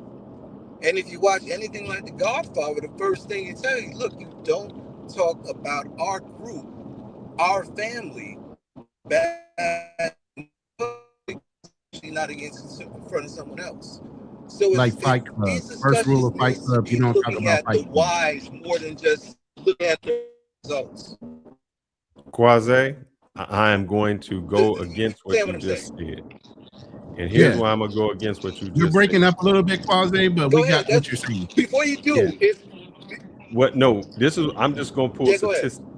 But what part are you talking about? You're going against Fearless? Let's Black be sure Americans about that, rank some more of, devout. some of what he was saying was Hold true. up, I'm going about the religious part. Black Americans rank more devout in every category in the United States. It says even right here, Black Americans also ranked higher when it came to religious beliefs. According to a poll, 62% of Black Americans said they personally pray 1 or 2 more times a week. The only racial group that is in that rank. So we at 62%, the next one is 47%, which are white. So you can't say it's religion, because in America, Blacks are the most devout religious people group that there is. Wait a minute, Fearless. I have to push back on that, because I know what you're showing us, but we watch Orthodox. We watch Orthodox communities. Now, if you have a Orthodox Christian community, that may be different, but that's just regular Christian Zionists. That's what that is. Here's the thing. They're doing basically They're devout buffet. just because they're more devout. We can say we're religious, we're just not devout. I'm just saying that I guarantee those are buffet Christians. And when I say buffet Christians, they pick out whatever they want from the buffet of the Bible and they use it. You know, not like the devout. Let me expand on what I'm not necessarily agreeing with Fearless, but let me expand on this point that he was making about how devout we are and how the Jews themselves take advantage of it. So let me play this video. Evangelists here in America, which almost all of them are Republican, probably all gonna vote for Trump, and they are very pro-Israel. They are the ones that, thanks to them, United States always been with Israel in the last few decades. If you take out Christianity out of the picture, what United States had to do with Israel? The only things that are helping us is because of religion reason. He just said it right there. That's why. Can't hear it. He said the only thing that's helping is what? The only thing that's helping the Israel religion are the Christian evangelists. They keep pushing the fact that Israel needs to be involved with us. Right, and that's why I said there's the Christian. They're calling them Christian Zionists. So Christian Zionists are pushing the I guess the chapter of Genesis talking about protecting he Israel. actually admitted it. If it wasn't for Christianity, there would be no reason why America would deal with Israel. Right. And here's the thing I told you as a military guy. I told you during the Gulf War. Hey, Quasi, can you mute? I'm going to mute you real quick because your background is really noisy. Yeah. All right. So what I was saying, even when I was in the Gulf War and they were at Saddam was lobbying or volleying fucking Scud missiles at Israel, trying to provoke them into fighting. And we already had the coalition, and that would have broke it up if Israel got involved. even then, with my limited understanding of in my belief and understanding who Israel really was, because I didn't even know they were established in 1948 back then. I was still young.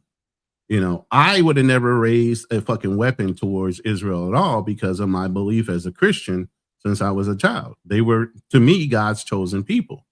Once I started digging into the religion and going down that rabbit hole and understanding that wasn't a state until 1948, and they were the Ashkenazi Jews coming out of Germany after the World War II as a homeland, and the land was given to them by Palestine. And the reason that was because England and America were having problems with the Palestinians, so they wanted somebody in that region that they can control and support. So they put Israel down there as a state. No, England and America were not having trouble with the Palestinians. England and America were trying to find a homeland for the Zionist Jews. But there was an issue with Palestine too. It was a long-term issue that was going on. The only person that was accepting them was the Palestinians. Like, hey, come on in. Yeah, we accept you guys back. Yeah, because United States, no other country is accepting the Jews. If I miss that point, I'll have to find the other point. But that's why. Because did you know that? Did you know that after the Holocaust? Listen. The whole point I was saying to that, not the necessarily the fact, was once I started understanding who Israel was as a state, I stopped believing that those specific people were the children of God or the chosen people. And even as I got more into my faith, God's chosen people are no longer. We as a whole are God's people. So just electing one group of people and putting them above all, that's not true anymore. Right. Even if you're a Christian, you should understand that. It don't matter what you believe. It matters what the United States. The guy that was just saying at AIPAC, where he said, well, Gentiles are only born to die for God's chosen people, even he's misleading by saying that Israel is still God's chosen people. That's a religious belief only. That's not fact, and it's not based on any other thing. But they use that, and they use Christianity to Black people in our community as allowing us to bow down and be subservient to them. Yeah. But it don't matter what you believe. It matter what they believe. And if you electing a congressman who believe that, you're going to go to war for that. And here go the crazy, hold up. Here go the crazy thing. You don't even have to believe it, Ronin, because I bet. Oh, like I said, it doesn't matter what I believe. I don't control shit. Yeah, that's just saying, let's say 100% of the military don't believe it. Let Quasi say what he wants, because Quasi has got orders to go there and fight, and they still going to fight. Yeah, we can hear you. I just unmuted you, but I saw what your comment. I think you guys are missing my point. It's like what in life you can't be a prisoner of your experiences. So everyone here has probably experienced, bad religion. You could always point out an example of a bad religion. What you're really talking about is whatever the religious group is, distinctly had a bad leadership, a leadership that didn't put forth the best version of what the religion could be as a whole and on an individual level for each person in the group. Took advantage of it either financially or sexually. And now in this day and age, of course, there's a lot of Christian leaders and Muslim leaders here in America, but mostly Christian Black leaders in America that take advantage of the religious group for financial gain. But there is enough in the Bible, there is enough in the Quran. I don't want to say focus completely on that and be a prisoner of your past experiences. I'm talking about if you see a group that's obviously to whatever point, there's probably some people getting abused and probably some wrong going on on some level in these Jewish Hasidic communities. But people are biting the bullet because of what they get in return. They get a quality of life that they like. They get family, they get children, and they have power within that group. And maybe some of them think, well, maybe I don't like how this dude's running it. There could be some slight changes for the good or the bad or whatever. And hopefully at some point I'll get to that leadership point and I'll do it and tweak things. You know what I'm saying? But if you don't have that bond, let's just say like the Nation of Islam at some point, maybe in the 60s and 70s, they were able to first love each other and then transfer that into economical gain. But if you don't consistently talk about the unity, talk positively about your group, then you're not given enough reason to go to your group and share in financial gain, share in this capitalistic system, or do it better, use it as a proxy for group benefit and not individualism. I agree with But that do you because think I it's the mean that's like religion? you said Because in those. he just said the leader in the black community, leader in this. Who is the leader in the Jewish community? Well, what you got to pay attention to is that they obviously have multiple leaders in the leadership groups. And if you want to keep analyzing these groups and praising them and saying, hey, we should be like them, start looking more closely at why they're doing it rather than just saying, hey, it looks like they have these results. Well, why are they doing the results? Why are they sticking together? Do they talk bad about each other in public? Do they share money amongst each other? Are they individualistic? Are they trying to buy 1,000,001 cars? Or are they focused on family and other things? And that's why they have the power and the quality of life they have. Are we looking a little closer? Or are we just No, focusing what on the I'm bad saying is experience? the black community is always looking for a leader. We looking for a Farrakhan. We looking for an MLK. I don't think in the Jewish community they just looking for God. No, they have Well, leadership let's make because sure we there's distinct. men There's leading not men in Jewish. that. Let's That's make men sure we leading men. You're distinguish. not looking closely enough. I disagree with that. There's Yeah, let's make obviously sure. Hold men up, hold up. leading The other Jewish men. people can be in any country and still be united. Nah, they're interpreting God and using that to bond each other, talk positive about each other, give reasons to talk positive about each other every single day, pray 3 times a day. We're humans. You're military. You understand consistency in messaging and what that consistency in messaging leads to. Do you want to go against the army that only gets together once a month and trains, or army that trains every single day? Who's going to win? So that's Also, how you too, have to approach it. let's make sure that we distinguish between the Orthodox Jews and the Zionist Jews because they're totally two different groups. No, I agree. What I'm saying is it has to be beyond religion because to You me, want to if you run look at away a from Jew, religion because of your bad experiences with religion. If you want to no, use I'm some saying other the Jewish mechanism people to can be group, in let me any finish this. country Let me and say this. still. Well, let me ask this real quick. What other mechanism do you want to use? You're military, so you actually have a No, I'm mechanism that you've military. experienced. I'm Ronin military. What military, other but go ahead. mechanism you I'm want to use military. to unify black people?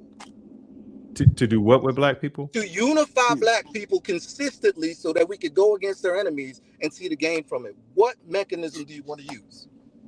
Economics, anything. So let me Economics ask you this in question. America is capitalistic, it's individual. You can't bond Hold up, hold freely up. amongst economics. I can say the Japanese stick amongst each other. The Chinese stick They have amongst each other. country. They have country. They have pay attention to what they're doing. They speak the same language and they have Okay. morals and traditions. So I'll go for exactly let me what you're answer saying. that question then. Africa. Let me Africa, they answer that look the question. same, they speak the same language, and they No, still don't get along. Well, Africans, you meet any African person, they have 100 tribes and 100 languages. They all know more than one language. That's the problem with Africa. They are too tribal. They do not unify enough. When they do unify, a strong tribe could do well, but they have been tribalized too much to the point where they're not as strong as they should be. But that if you're saying that, then that tribe should have been so strong that no one could come in and take them over. Not when another tribe is next to them and they have. You got to think like if that was where the first humans were, and tribalism is a natural human occurrence. And they just what happened was obviously Europeans of all the obviously mostly of Spain and Europe used that tribalism to split them apart. That's what they used. They just kept like basically every time you see the media splitting us apart, they use tribalism to split us apart. So when you got the country where everyone was born, so they've used hundreds of years of tribalism, and at a certain point they could, but when other groups come in, they just use that against them and say that tribe doesn't like you or that tribe is not better than you, and therefore they fight amongst each other when at some point maybe they didn't. So you can't have too much. That Japan, one language. I think the one question you asked was unifying black Americans, and to me, just me personally, I don't think we can do that ever again. I think once we lost segregation, and the segregation, we had our own businesses, we had our own. We just had to stay amongst ourselves. We had to support ourselves and our people. Once that was lost, once we decided that the white man's ice was colder or the white man's hamburger tastes better than ours, you know, it was over. Yeah, but I live in a world where everything ain't 100%. So there is some unity in some places. There is a chance to rebond in some places. Where there's a will, there's a way. Can't be so negative all the time. You just have to actually It's put not your plan negative. in action. I'm just saying No, I there's still a want difference it's to not know. between negative. It's just listen, that you listen, said there's a what difference should between Americans negative do? and Black talking Americans do. realistically. There's a difference between talking negative because we're always positive guys. This is your first time in the room. We always speak positively, but we tell the truth and we show receipts. So where we might be sounding like we're negative, we're just stating the facts as they sit right now. And we're giving a version of our opinion. I'm always positive. I'm always about united. I'm always about being moral and ethically upright. I'm a Christian man myself. So here's the thing. I have realism when I understand even Christianity has been touched. You look at the King James Bible, that was modified from the Ethiopian Bible. So you can't say religion hasn't been touched and it's not used in order to control societies. But I do agree with you. Most stable societies have a religious base or some kind of belief structure in order to unite a larger group of people. Without that, there's a whole bunch of individuals that have no commonality in anything other because they're only built towards what? Their own legacy. They have no other reason to care about their other legacy. They have no reason to care about that. Do we I'm an engineer, so do I want to reinvent the wheel and come up with a whole new mechanism, even though human beings have lived for 250,000 years and the religious ones seem to be, from all the videos you showed, the ones that are bonding amongst religion seem to be conquering the ones that are not. What is the other mechanism? I'm talking to military guys who know how to plan and dominate the other opponent. Structure. So now you got a plan and structure. How are you going to dominate people outside of your group? How are you going to bond that group? What is So the you're other saying the only mechanism? way you can No, I'm dominate not. or be I'm together actually is through opening up. religion? No, he's What asking is you a the other question, mechanism?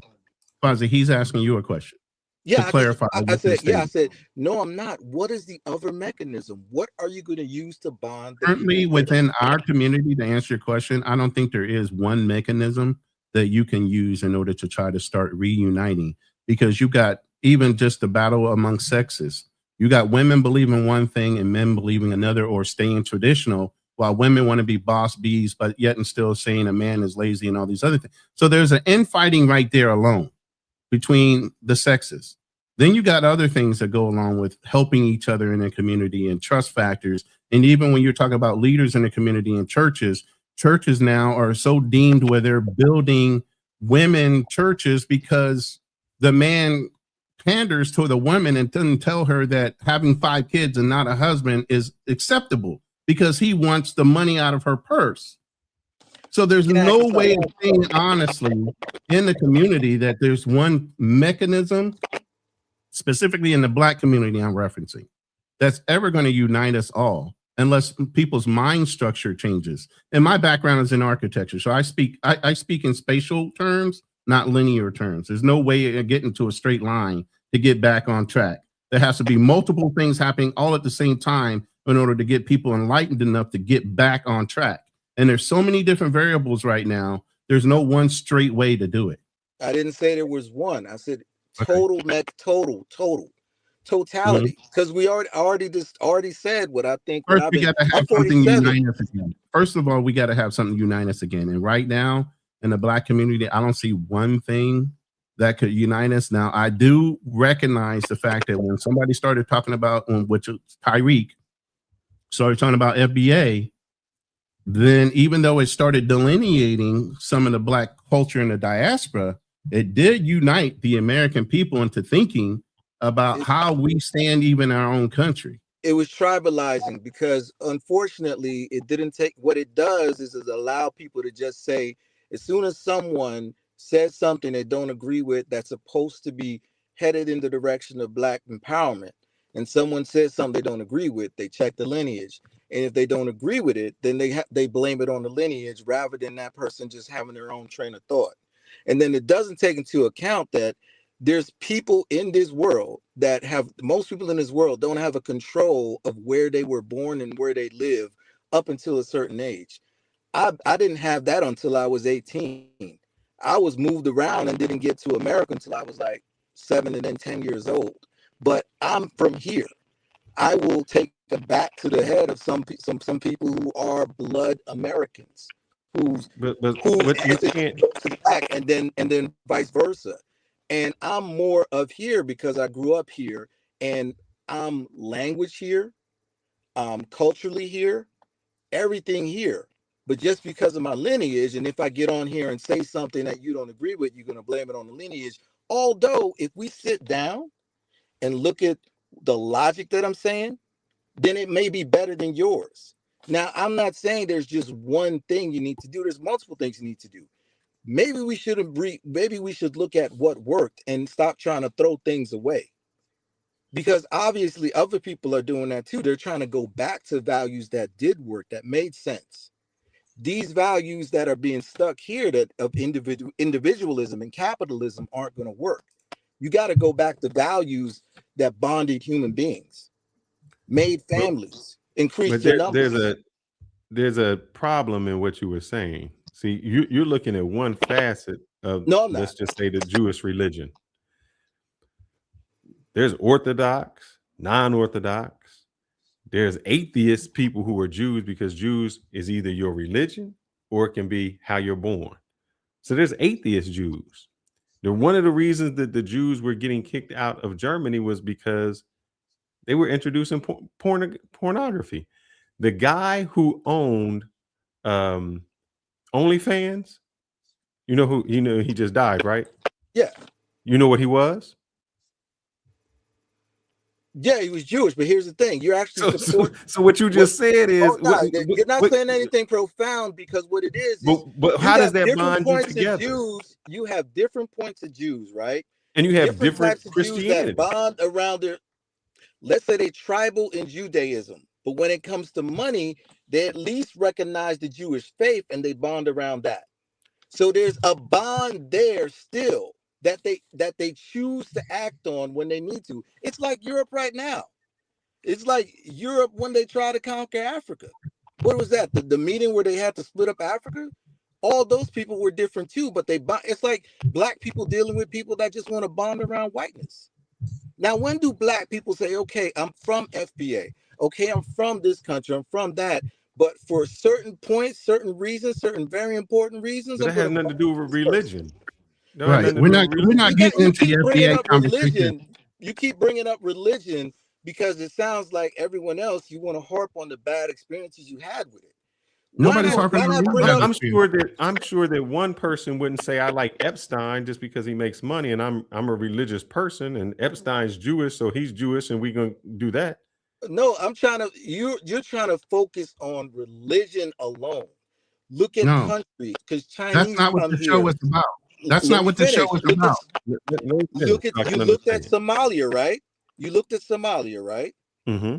That's a country bond, because they have language, they have religion, and they have country, with all the traditions within country, which equals food, language, and other things that they could bond around and talk positively about themselves consistently every single day. Once you have that in place, then you could move forward with everything else, economically, socially, and politically, as long as you respect. And then also, if you're loving each other that much, if you have respect and love for each other and care about each other, you're not going to be more prone likely to kill each other. And so you may have obviously a Somali group of people from Minnesota, a Somali group of people from Chicago. Obviously, they're going to have some slight differences, especially if the children are growing up a little Americanized. But as soon as they see each other, that's when they unite at certain key points to make movement.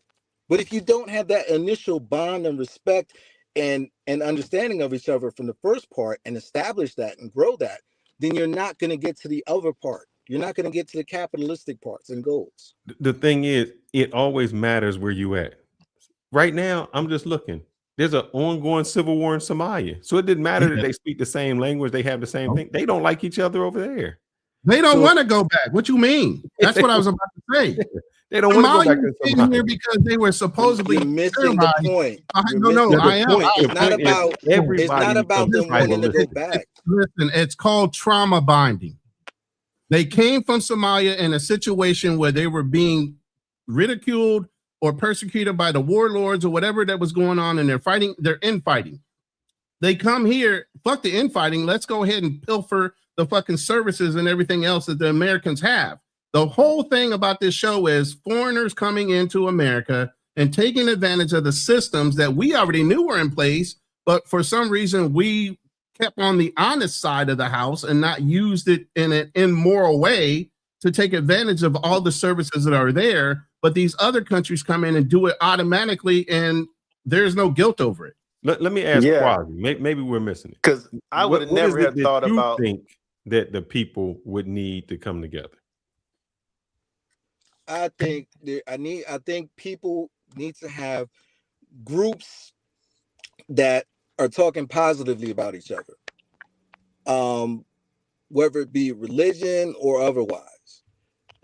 Groups that are willing to do things consistently together and willing to, even if you have a subgroup, contribute to the larger group, which is people of a black skin or born with a black skin here in the U.S. and willing to combine on different important, voting, economics, combine and do things accordingly in one accord. It's been done here before. It just needs to be done here again on a larger level. When was it done? In the 60s. You're talking about the cities that came up. You're talking about the cities that got burned You know down. what? Actually, we have a more current example. Because if you guys think about it, and like I said, brother, I'm not trying to be negative or anything, but I just think about the things that I've seen these past couple of years. Do you know a lot of us came together for Umar Johnson's school? We really believed in that. A lot of people did. A lot of us came together for the Jay Morris Tulsa. And unfortunately, we just got some characters in our community, and not saying it doesn't exist in other communities, that just take advantage of our kindness. We came together for Black Lives Matter. I went to a black high school in the 90s. One of my classmates, she ended up singing background for Lauryn Hill. Me, I'm an engineer. One of my classmates that went through that same black school system, end up not a classmate, but he was, of course, younger than me. It was Michael B. Jordan. If you listen to his interviews, he mentioned Chad Science Academy. They are instances where black people unite. I went to FAMU, I went to Florida A&M, a black school, and homecoming is an event. It's a thing. Will Packard, of course, is building buildings at FAMU. He's a major producer. So there are instances right now where black people do unite. We have to keep expounding on them and just make it bigger so that, of course, you see more results. But we have to be positive. Being realistic is not just pointing out the negative, because I just told you all types of positive stuff that happened in my life in the past, present, and obviously is going to be some in the future. So realistic is saying both sides, positive and negative. So we're not starting from zero in terms of unity. It's not like we're completely fractured. It's not like there's not groups of black people that won't be willing to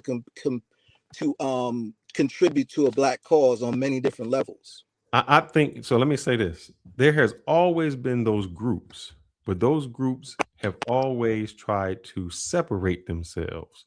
Whether it's the Boulets, the W.D. Du Bois, all of them, the Jack and Jills, all of those groups. There's always been successful black people, even in Martha's Vineyard. But their thing isn't to help everybody; it's to help themselves, and it's always been like that. Whether it's the house Negro and the field Negro, whether it's I wouldn't say that, because when I was in high school, I wasn't like the greatest student, but there was a black group called the Black Data Processing Association that went and got me out of my situation, make sure I didn't end up on the streets of Newark, New Jersey, selling drugs or something like that, and made sure I was in a program every Saturday learning computer programming at 16, learning Q Basic. And guess what? I wasn't the only one. So there are definitely groups of people, and all those people were successful. Oh, absolutely. There's no kind of groups out there like that, but there's no one linchpin moment or thing right now within the black community that will wake everybody up to saying, oh, we need to all come together and do something. It'll wake people up if we put light on it. If you put light on what's good, it'll influence people to do what's good. That's all What's it is. good? What's good that you're saying that's going to unite everybody? The only Putting last thing light- that I've seen that united anybody to do anything in a large capacity was actually electing Obama. That was the largest group of actual participating black folks ever when Obama ran his first term. Yes.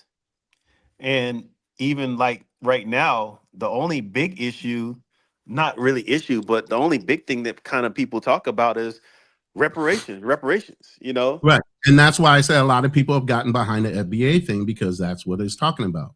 And here's the thing, and this is why FBA, and I'm not saying it is or isn't, delineation is delineation. Yes, it's separation, but it's separation with a cause.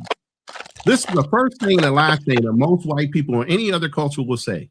Black people are the last time they move too motherfucking slow.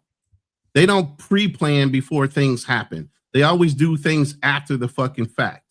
So the fact that somebody thought of, whether it be Tyreek or whoever, ADOS, FBA, hey, we need to delineate. So if in case they actually do get into the conversation of actually agreeing to reparations for us, there's a clear defining marker of saying who is and who isn't a descendant of American slaves during that time, because there's been so many black immigrants that have come in and integrated that saying black American means so many other cultures, but yet and still when those cultures win something, you see a Haitian flag, you see this flag, you see a fucking South African flag, but you're still a black American, acceptable or not, you're still a black American. But until we could actually separate ourselves from the ones that have been here, everybody gets a piece of that pie. And that's the biggest pushback.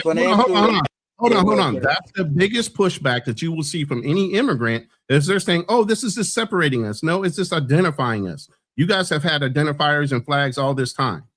We have not had anything to unite behind since slavery when it came to saying who we are. What our first mistake was when we changed ourselves from Negro or Black Americans to saying African American to be inclusive of everybody that came in. And then that shit got jumbled up. And now we got people in different political offices that don't have any experience to the whole history of America and Black Americans specifically speaking, making laws in difference to what FBAs would really want, because they have no history to pull from with their parents being enslaved or their great-grandparents being enslaved. You have nothing to pull from when you talk about those things. So it doesn't mean the same for you when you say, oh, that's not necessary. Because you're dismissing all of our experiences when it comes to our ancestry. Because you have no knowledge. So yes, we're inclusive of you guys. We're never going to be in denial that we are Black first. But what we're saying is, we're Black Americans, and some of us were here before slaves got here. Let's not even get into that conversation. French have Black people here too. Louisiana Purchase. Let him go. Let me answer on that. Put that in perspective. People come here like myself. They come here with 2 parents and 3 to 4 kids. The kids automatically outnumber them. They're not living in the culture that their parents came from. And so they're adapting to the point where they don't even bring up the other culture unless it's a flag day to represent their parents or whatever. But they're willing to give to the cause. I've been through a black elementary school, Black junior high school, Black private school in high school. And so when the Black private school in high school that I graduated, Chad Science Academy, I love a teacher that when I learned Black history from him, he talked about deep Black history in terms of America, all the slavery, all the inventions. He was the first person to bring that up. He talked about Black history worldwide in Africa. He was the first person that said, hey, Black people were the first people on this planet, when every other history school that I went to before that didn't mention that at all. And so people are learning that. Everyone isn't this negative archetype of what you think someone that has lineage from another country is. We're not saying that. Here's the thing. Your main goal, the biggest main goal that FBA delineation will get is reparations to people who are FBA. Cool. I think this world is not about monetary value when it's humans. It's about human unity and bonds. And you use whatever laws are in place to get what you want once you have that unity and your numbers are You know up. what? Let me I finish. agree Let me with finish. it. No. Wait. Let me say this real quick. Let him finish, Ronan. I'll Let finish. finish. I You just want to can't say wait. Let him one thing. finish. Let me He put it in goes there. perspective. Let me put it in perspective, please. So even if you Bruh. get X amount of dollars, I'll flip it all the way forward because Now I it's not a forgot my big deal thought. to me. Even if you get X amount of dollars for every Black American in this country, we just saw what the power of inflation is. Your dollar that could buy you 10 eggs could end up only buying you one if inflation is enforced. Those banks that give a 1% loan to white Americans and a 20% loan to Black Americans are still going to be in place. And they might even increase that. So it's about unity and having your numbers up so you could vote on policies and vote on people's in place so that your dollar value has some value. This is not about that. So it's not about Stop for a second, because you're going on a tangent that doesn't make No, any I'm not. sense. No, I'm not. I'm sticking with what you're saying because you said FBA. Look, and I'm nobody said putting you can't FBA get it in out the mud. Listen. Nobody said you can't get out the mud. We all believe in that as It's not FBA. about out the mud. You're not paying attention. You're not paying attention to what I just said. No, let me finish, because you're dismissing something that you're rambling about, I'm and you're not dismissing dismissing the it. one I'm putting point. it in perspective. You're You're losing missing perspective. the point that this is something that is owed to us. It's I not didn't something say we're anything begging about for. that. You're losing the point. But You're just trying to no, grandstand I'm now. not I'm missing talking the about point. I'm once you hitting get your the point goal. exactly where it needs to be. You're talking about something that you're being dismissive about that was I'm not owed to our dismissing it. I'm ancestors. putting it in perspective. It's not I'm something they saying you need to should give us. get it. It's something that Like they I said, I promised have to give people us. that'll take a bat to your head that are American, that are Black I don't Americans. care. That doesn't I'll have take a bat to anything to your head do and with crack the it over. conversation. And I love That them to doesn't death. have So I'm not anything to dismissing it. do I'm with saying they anything. should get their money. All I'm I'm putting that saying in is, perspective. You're missing and I'm perspective. sorry this has come into being an FBA conversation, because this was not where it started at. I And didn't this want is to not get where here. I we wanted to should move be. on and put it in perspective. Well, but the whole thing is you're putting something in perspective that doesn't need to be put in perspective, because this is not the It conversation needs to we're be at. because I'll say this. Listen. We're comparing I'm two talking different about countries. people unifying. We're comparing two different communities and how they've taken advantage of our systems that are in place, legally or illegally, morally or immorally. We're looking at that specific function. It had How do nothing we to do match with or beat them? How do we match or beat Why them? would we Those want are to what match you're talking them? about by now. First of all, why would we want to match them? Match or beat, I said. Listen to the whole Beat who? sentence.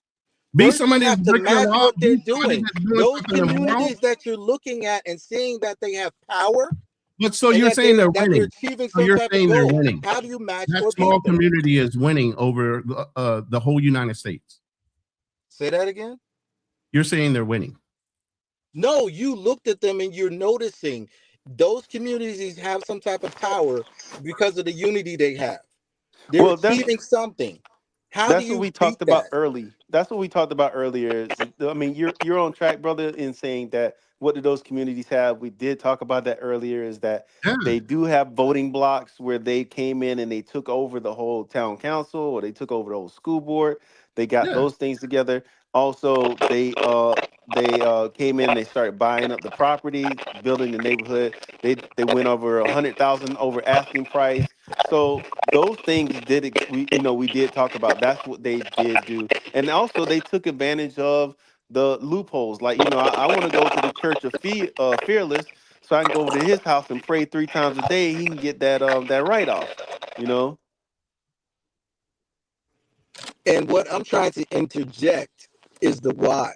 We got to stop looking at any group outside of Black people and say, oh, they're just better than us. They're born that way or something, or imply that. We got to start looking at what are the key differences. Why are they so bonded together? Why are they so unified? And a lot of it is obvious. I will say this. Now, here's what the Jewish people say this. I will say with their religion, I'm God's chosen people. And when you have a mentality that you are more successful, that you are better, that you are superior than everyone around you, you start to believe that. And the more you believe that, you say, so it doesn't matter if this happens or this happens, I am better than you. You are subservient to me. And not only do I treat you that you are not good, my whole community starts to treat you, mean everyone else who is not me, that you are our subservient. Inferior. But Yeah, how do that they you are treat the inferior. people like them? How do they treat the people like them? How do they treat their own people? Yes. Like they are God's chosen people. So if you were to do something counter to that, because you need a group of people, you need your numbers up, you need to have the same unity they do. What would We you do do? You don't have have to do the it. exact same thing. Hold but up, what hold would up. you do? Quiet. We do have that. We just have it misaligned. I'll give you an example. Mhm. We think as blacks, we're the greatest athletes in the world.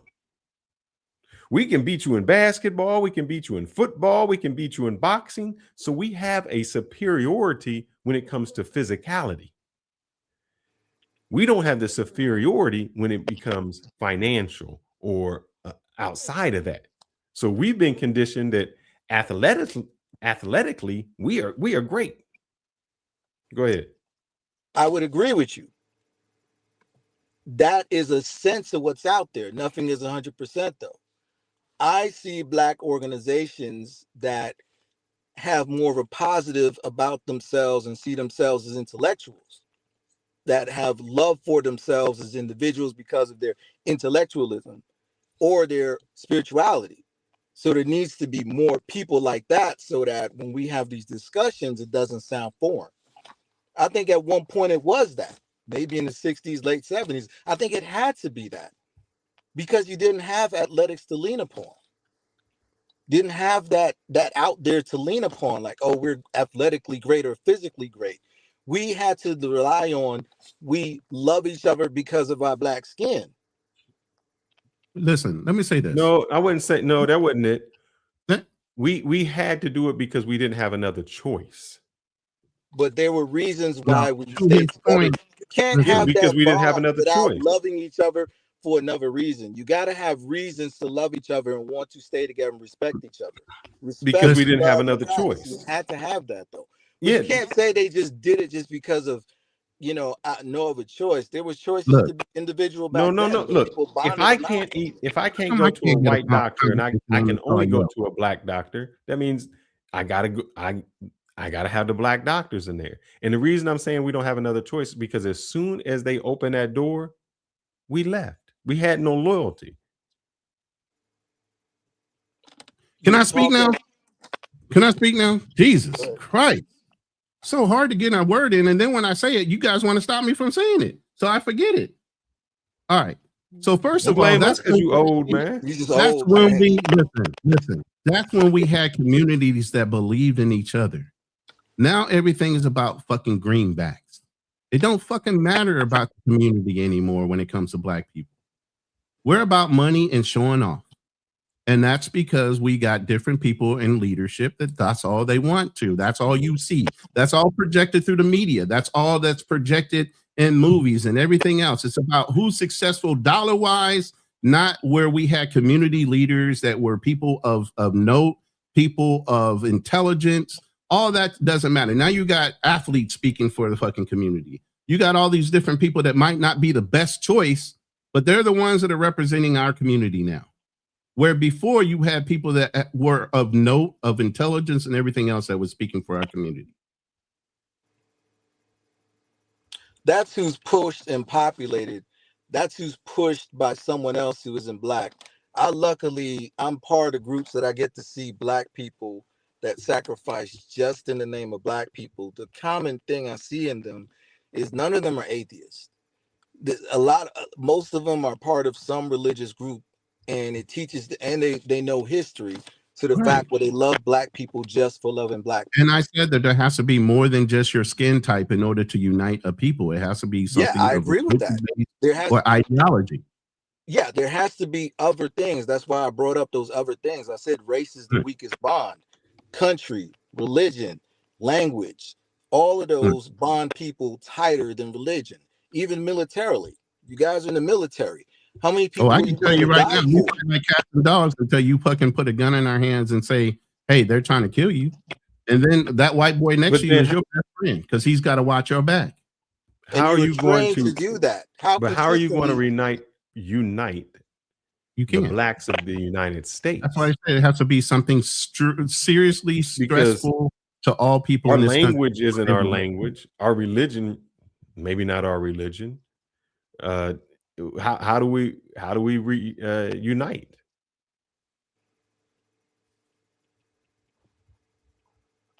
That's why I've been asking the questions. The end up goals is that, and in some mechanisms, we have to have something that's either religion, or you better have something that replaces it. You better have a common language or something that replaces it. You better have a common spatial identity or something that replaces it. Spatial identity, I'm just using it as an analogy for country. And so when you have those things all together and they equal love, respect, kindness towards each other, then you could bond with each other and fight against the next group, whether that's a physical fight or a political one. I'm asking, Well, most how do we get that? societies have broken us Because down to I where don't that's think not we ever gonna happen. get that, because we celebrate the worst. Where a Jewish community celebrates and Indian communities celebrate Excellence. academics, and you achieved academically, you did this. We don't We celebrate that. celebrate hood behavior. Correct. Not only that, when it comes to we allow, I can't remember, I know it was on the Breakfast Club when the Jewish producer came on and he got mad that Kanye West said something about Jewish people. You talking about Leor Cohen? Yep. And then Charlemagne called him and said, well, hold up, you got people in your record saying the N-word. And he's like, well, and so other groups protect each other. We don't, because we disrespect each other. So Can I I ask you understand. something? Can I ask you something? Yep. When you have black people in this country and in others, I was born in Guyana, but I see it in any country in South America. I see it in countries in Africa, anywhere in Europe. Anytime you're gonna have black people amongst a group of non-black people, they subjugate the black people. They strip away their rights, which hurts them even keeping or holding on to their identity. They strip away their right to proper education. Where are we supposed to be when we keep getting all these attacks? We had slavery. All right, I'll say this. We had what we had. We have to be, if you're going to be real and honest, be real and honest. Like, I went to college and they graded on a curve. The curve meant that the teacher said, you know what? I've been teaching y'all right. Y'all ain't been getting it. So instead of you getting a C, you're going to turn, that's going to be our A now. And the B, so are we looking properly at what has been happening to black people? And get to the what point you're where it's saying like, makes okay, absolutely no sense to me. You know why? Go ahead. There were Jewish people in Germany, and they tried to strip them away, but they didn't take away. They kept their religion, they kept their language. When the Chinese kidnapped the Koreans, they did the same thing. They enslaved them, but the Koreans still kept their language, still kept their culture. All other people have kept their culture. So you can't say something was stripped away. It can't be stripped away from you. You allow it to happen. There's other groups all over the world that have had things taken away from them, and they still, matter of fact, the British colonized India. Did they take away their language? Did they take away their culture? Did they still wear theirs? Why is it when we say blacks, we couldn't have it? There was other people that came here that did it. They did it. Native Americans kept their culture. That's why you have to bring up the uniqueness of chattel slavery. FBA answer here. They obviously killed people that could have kept certain cultures within. They killed them. And then they separated families strategically. So that's almost impossible for any other group of people that did the same similar thing. You have to prove to me that the Jewish, the Koreans, and other that kept their countries. China's the oldest country in the world. Hold up. I thought when Moses said, let my people go, that they were slaves. Weren't they slaves? Slavery the way it was done didn't allow people to keep their language and their traditions and their families together. So that's one thing.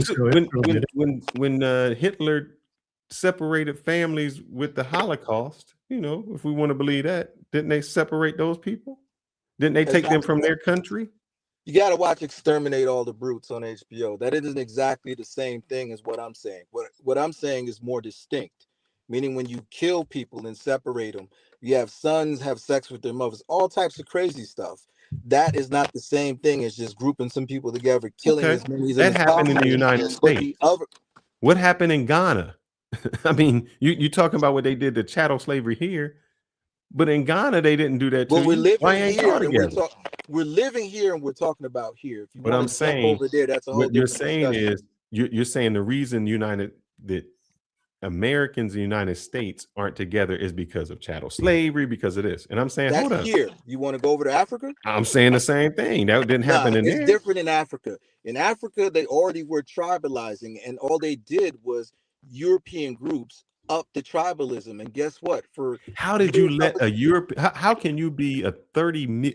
It surprised me. You when it comes to South Africa, how can you be 30 million people and you let a people of 3 million come in and change everything about you? Their culture didn't have advanced weapons. They still don't.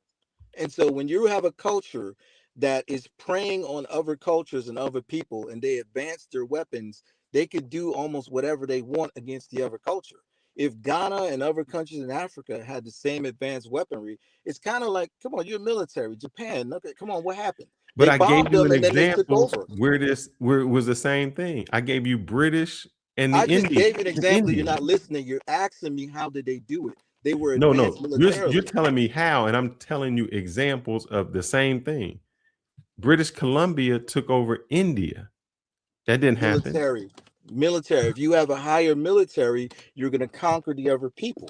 What do you think happened here in America with the quote unquote Native Americans, who a good amount of them could have been black? When you were advanced militarily, you could take over and subjugate the other people. That's what happened. That's happening to this day. But what you said, you told me the reason why in the United States was because of A, B, and C. And I said, okay, if I take you at your word, I would take that. It's going to be different in other countries and other situations. I'm talking about the black people that were here. If they're coming out of slavery or part of Native Americans, then they were subjugated because they weren't advanced militarily enough to protect themselves. Therefore, you start breaking them up. Therefore, you're killing people and not letting them stay together. They don't have their language. They don't even have their families. A lot of them may know where they were born. A lot of those things happen. Let's not harp on that.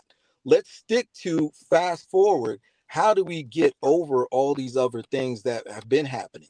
All these other new problems that have happening. Now we got the internet that is re-tribalizing. How do we get over that? How did Ghana do it? Say that again. How did Ghana do it? How did who? Ghana. That's where you're from. No, How did they do Guyana. I'm from Guyana, it? South America. How did Guyana do it? So how did Guyana do it then? Guyana is not doing it. There's less than 1 million people in Guyana. When I was and they Who's running Guyana right now? Who's running Guyana right now? Who's running Guyana right now? There's a Indian political party running Guyana right now. So about what I'm 8 years saying ago, to you it was a is, black political party. and I'm not trying to be insulting. Go ahead. This is what happens when you have people that come into our country and they try to tell Black Americans how to improve and unite our people, when Guyana itself is being run by a whole nother fucking person. They're not Guyanese. And you just proved my point. Instead of listening to what I say, I heard what you said. I've been listening to what you're saying. And this is the point that we're always trying to make. Every other culture comes into our country, takes advantage of everything that we have here, and tells us what we should do in order to make America great or better for Black people, but you haven't done it in your own countries first. May I say something real quick? Again, that's what, let me say this. Let me respond to that quickly. Instead of going up against what I'm saying, technically, exactly what I'm saying, the exact technical points that I'm making, you want to disagree with a point or try to say because You want to disagree with one of my points and now point to the fact that I was born in another I'm country. not disagreeing with you. I'm just saying, how did it work out for your country? I left my country when I was 4 years old. So I can't say I wasn't a part of that to give you the exact details. I can give you some, and I can tell you about my lineage, and the black people from my lineage actually were running the country before he got killed. Okay, so let me why get not to that take it part. back? Why not take it back? You're a direct bloodline descendant of that ruling class. Why not unite and get people in your country to unite behind you and take it back? There are people doing that and people trying to do that. So it takes time, just like it would take time here in every other black country.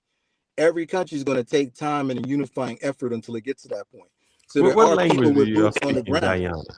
Say that Is it again? French? What Is it French? language? It's the only English-speaking country in South America. Okay.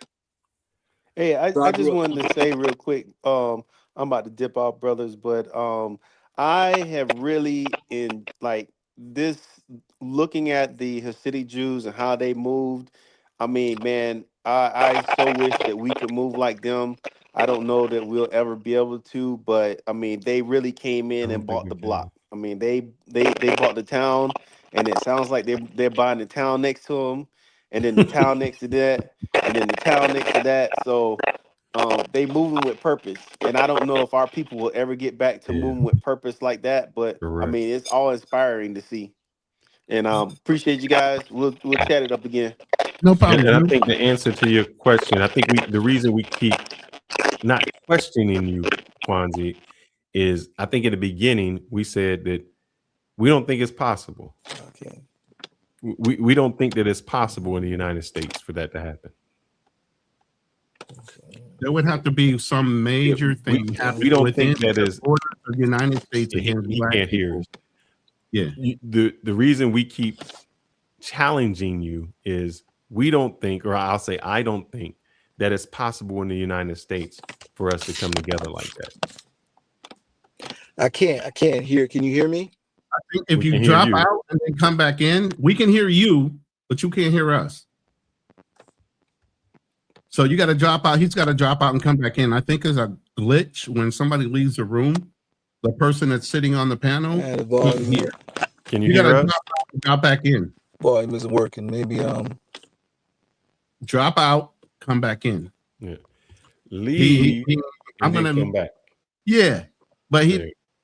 let me see if I can kick him out the room, or no, I don't want to kick him out the room. Kick from studio.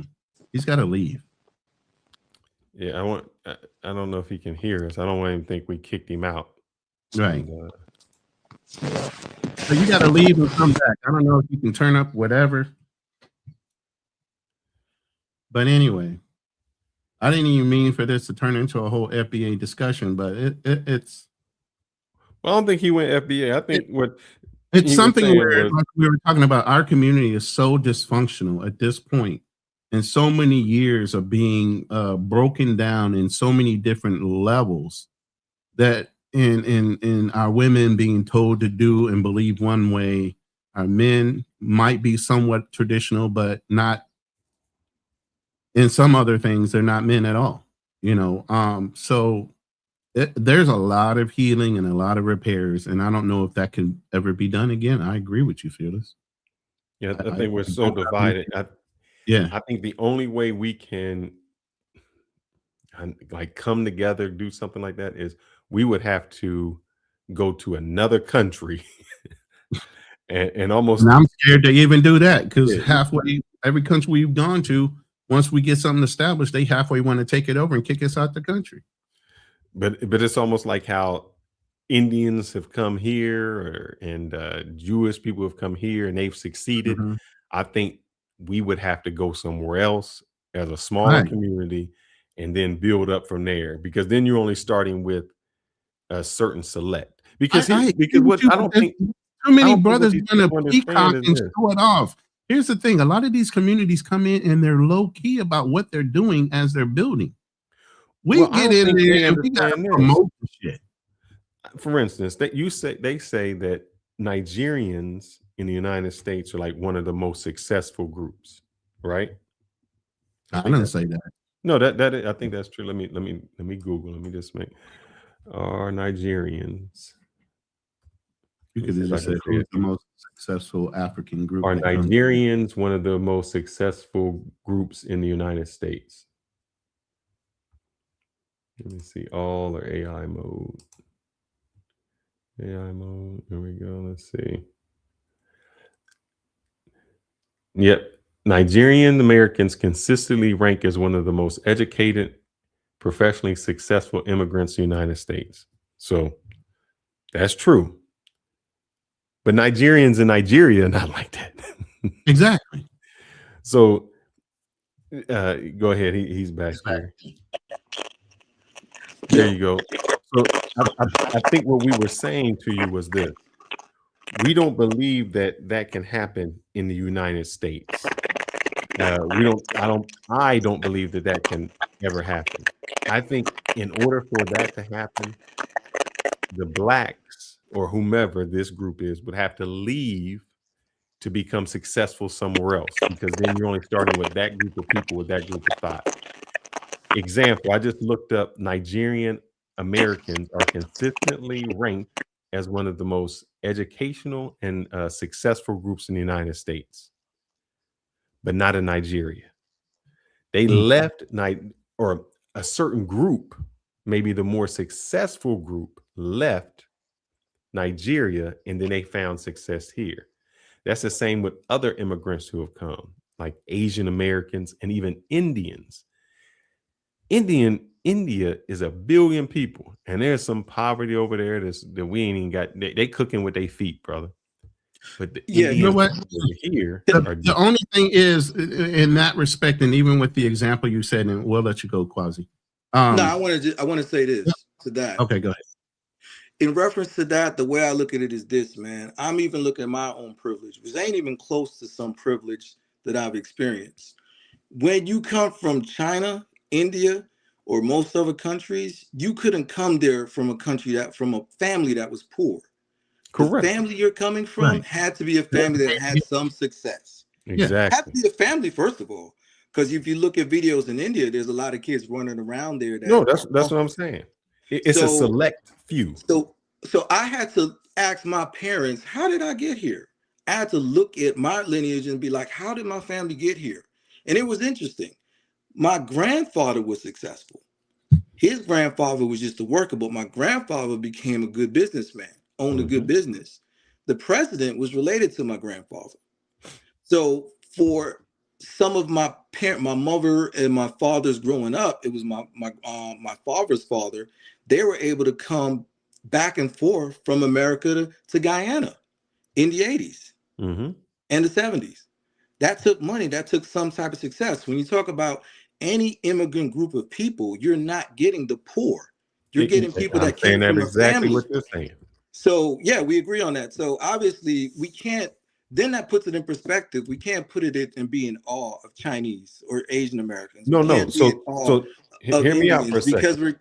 So what happens is this. Can I make my point real quick before you carry on? Because that's what I keep on telling you. I have to my point. Let me say so this. Was I. That's the whole point. I forget too. You just call me old for forgetting.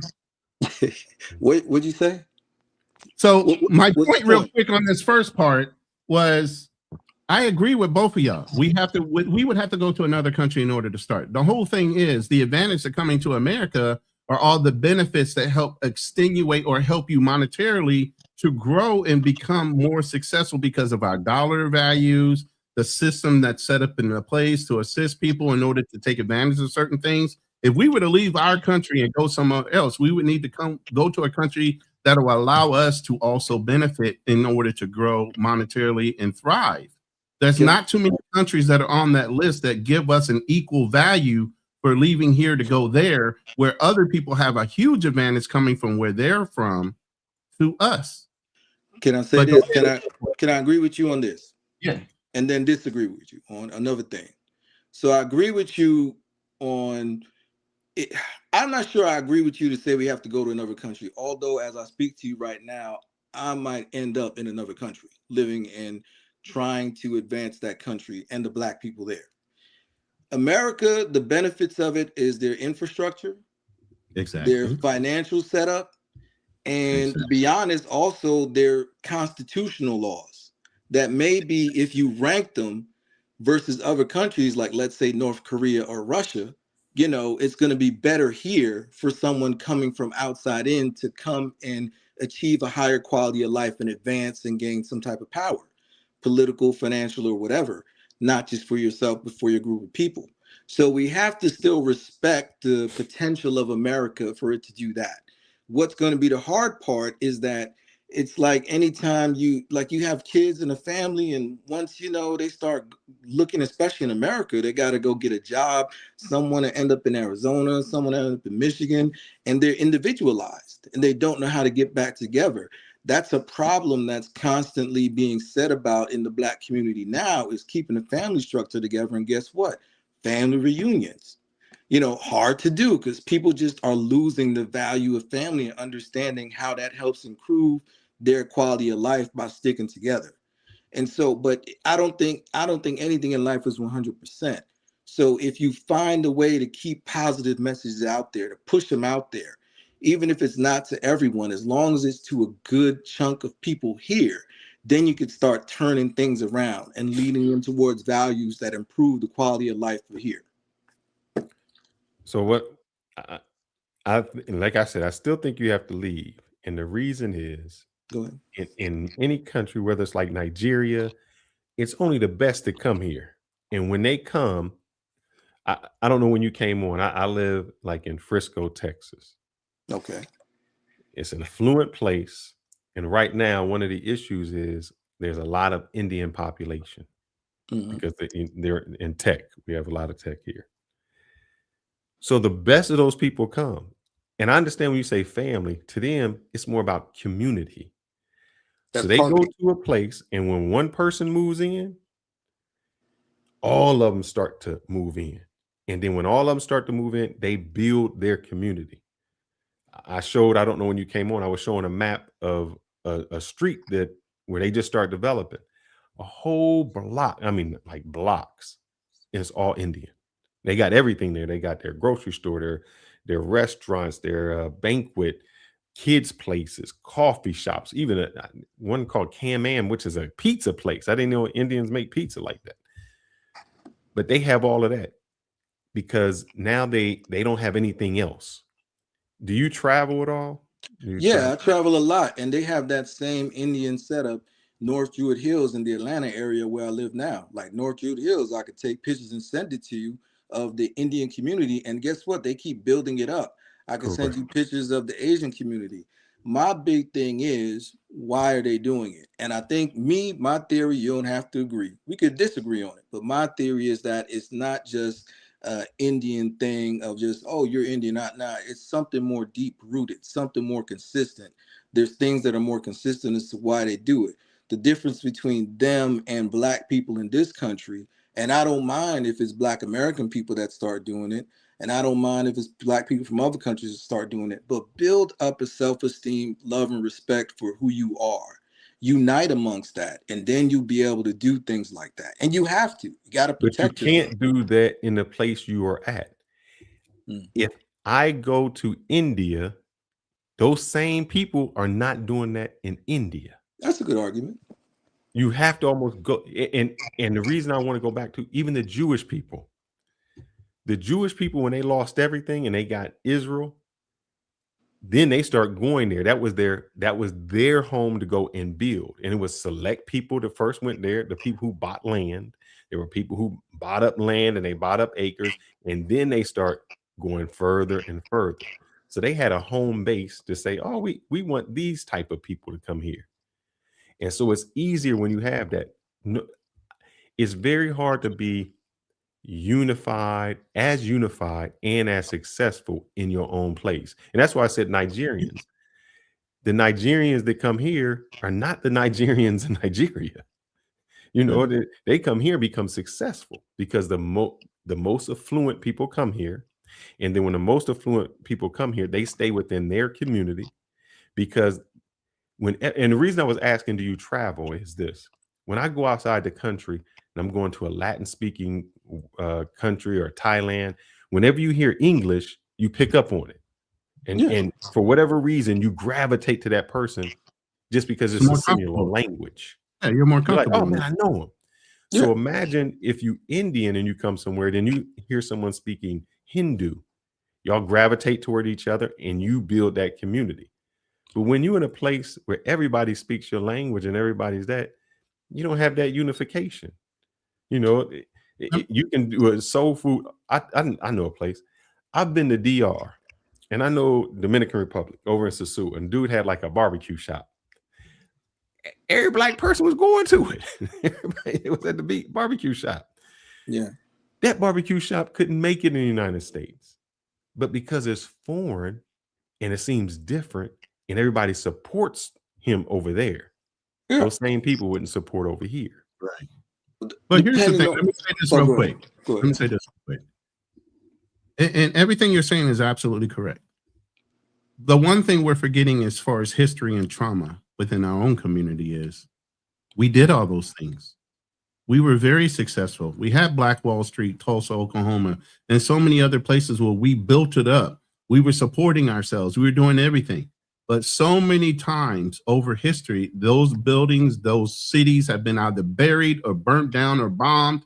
They always stopped us from wanting to grow within ourselves.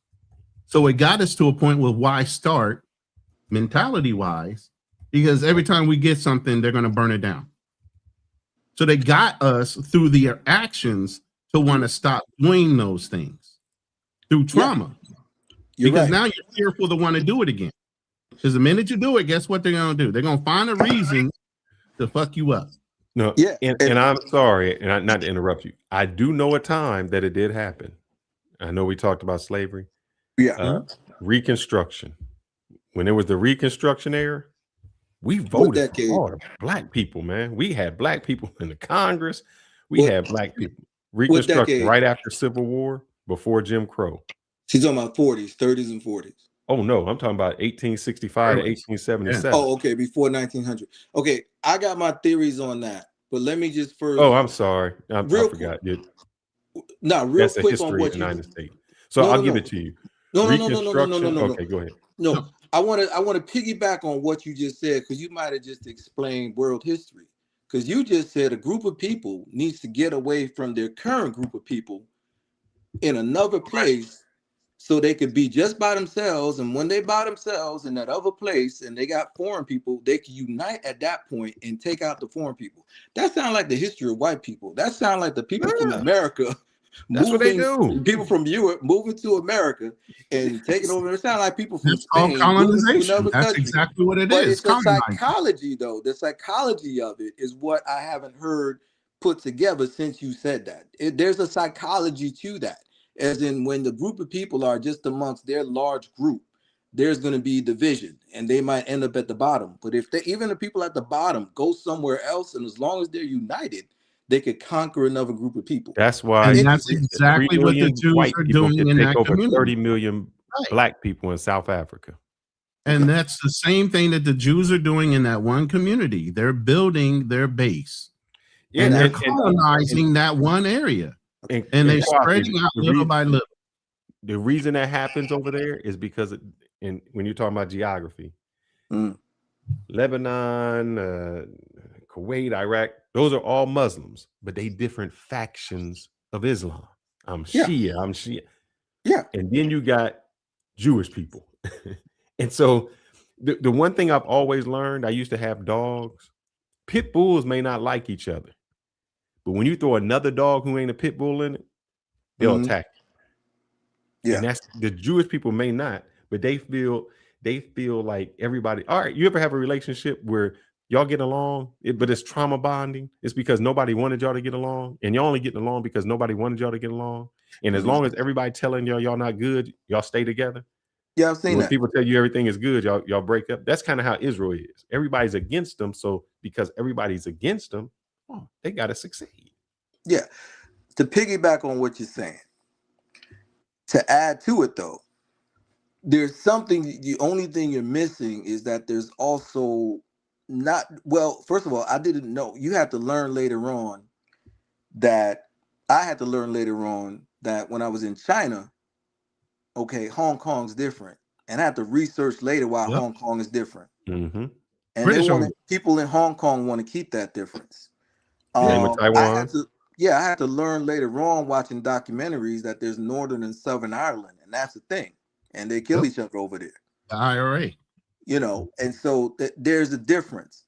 But there's still some homogeny in some countries, like Japan. There's homogeny in Iceland. There's homogeny in Greenland. There's homogeny in Australia, where people are all the same. And they still may have rich and poor, but they still are united to fortify that country. They still travel, and they may still have that group travel, go conquer effect. But there's still some countries that are homogenous, maybe not just, and I think if you research them deeper, it's not just homogenous in race, but it is homogenous or as close to homogeny as possible in religion and culture. And when you have less of that, though, when you start having different religions and different cultures and different sects, like you're saying with the Muslims, then the country splits and there's deep divides. You know what I'm saying? But So only in the country. For instance, when Americans go outside of America, oh, we united. We patriotic. We America first. We think we the greatest thing since sliced bread. You can't tell us nothing. Our country is the best country in the world. That's our attitude. Inside we fight. Outside we don't fight. Yeah, like Cartagena, Colombia is like become a place, a city in the world where I got cities in the world that I can't see everyone I know on a weekend. That's now one of them. And it's mostly not just the girls there, but Americans. I know Americans that own hotels. I know the Americans that own their own Airbnb. And you know, I've learned from you guys, from other, you know, American YouTubers in Cartagena and Colombia and whatever. And so everything you're saying, I agree with. The one thing I would say is the homogeny. You got to look at that and why it's homogenous and why those countries do still thrive being homogenous. And then two, I think you got to look at here what you were talking about with how when Black people were successful here.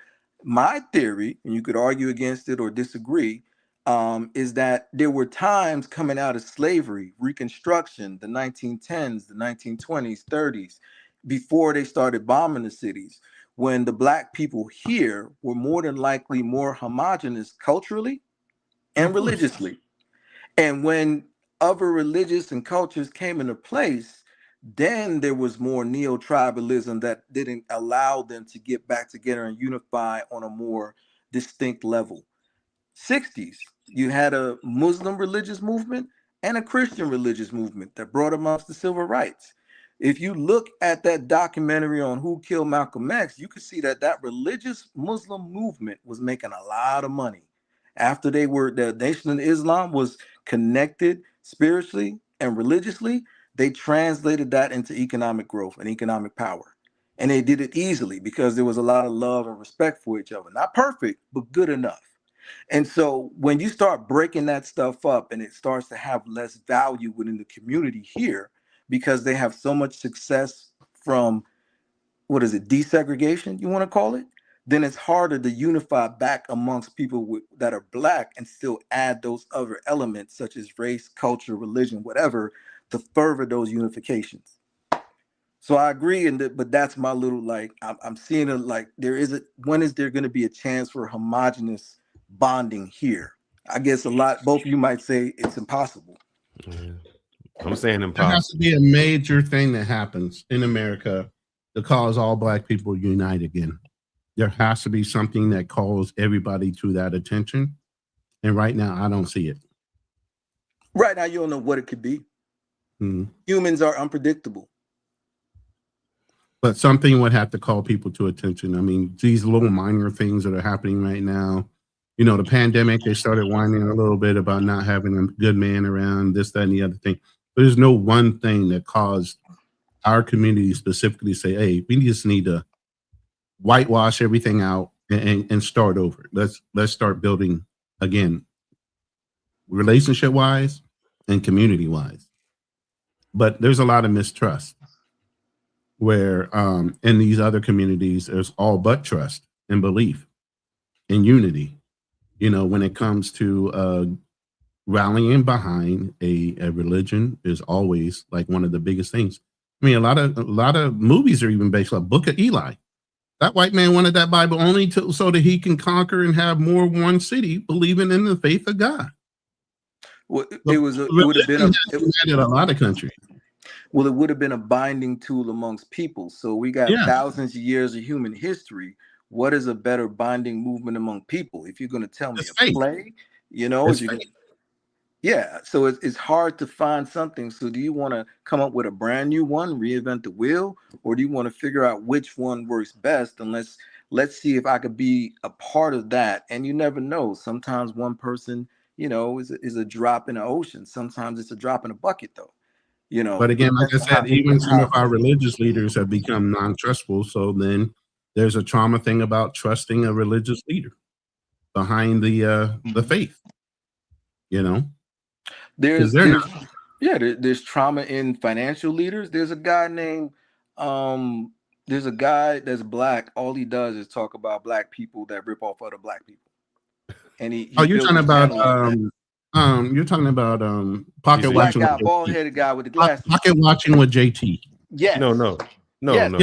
That's what he's talking about. Pocket watching with JT. Yeah, I know who you're talking about. So there's financial mistrust. There's religious mistrust. There's political mistrust. I mean, so there's not really any realm where you say, what do we got? Sports? We're going to trust an athlete?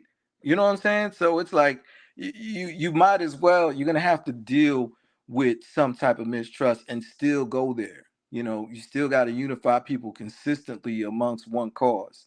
But they gotta care about each other. They gotta love each other. There's no group you could point to me and you want to dance around it, but I don't see none of them that don't respect and love each other and then move forward. You know what I lost out on? And I wish that when I took my MBA, and I just don't think I was in the right frame of mind at the time to put it together. What we talked about was corporate culture. And, you know, and it was, you know, when you go to one business, they have a corporate culture, you go to another. And it was always, how can you change? Because there's corporations that have changed. How do you change a corporate culture? And I'm asking, not like asking, or maybe a question, because I mean, it's been a while since I did it, but we had talked about changing the corporate culture. And I asked that for this reason. You had to change our culture. And it can be changed. There's a formula. There's something that comes in to change it, because our culture, the way we respond to things, is messed up. So, and there are other cultures that have changed. The Chinese back when Nixon was done are not the Chinese people of today. You know, when you go to Japan, they have a certain culture. You know, it's just a certain way that they interact. It starts with the kids. You got to start training the kids in a certain way. You got to wait for a generation for that to change. I mean, even like you brought up Japan, they don't really go to school to learn for the first couple of years. It's more about them being able to respond and be responsible. Even kids clean up their own rooms. They clean up their own classrooms. They serve each other their meals. There's certain things that they need to learn in etiquette and being of service. And that's one of the things I want to say, even with giving some time of service in the military, there has to be something you can rally around. And it's something bigger than yourself.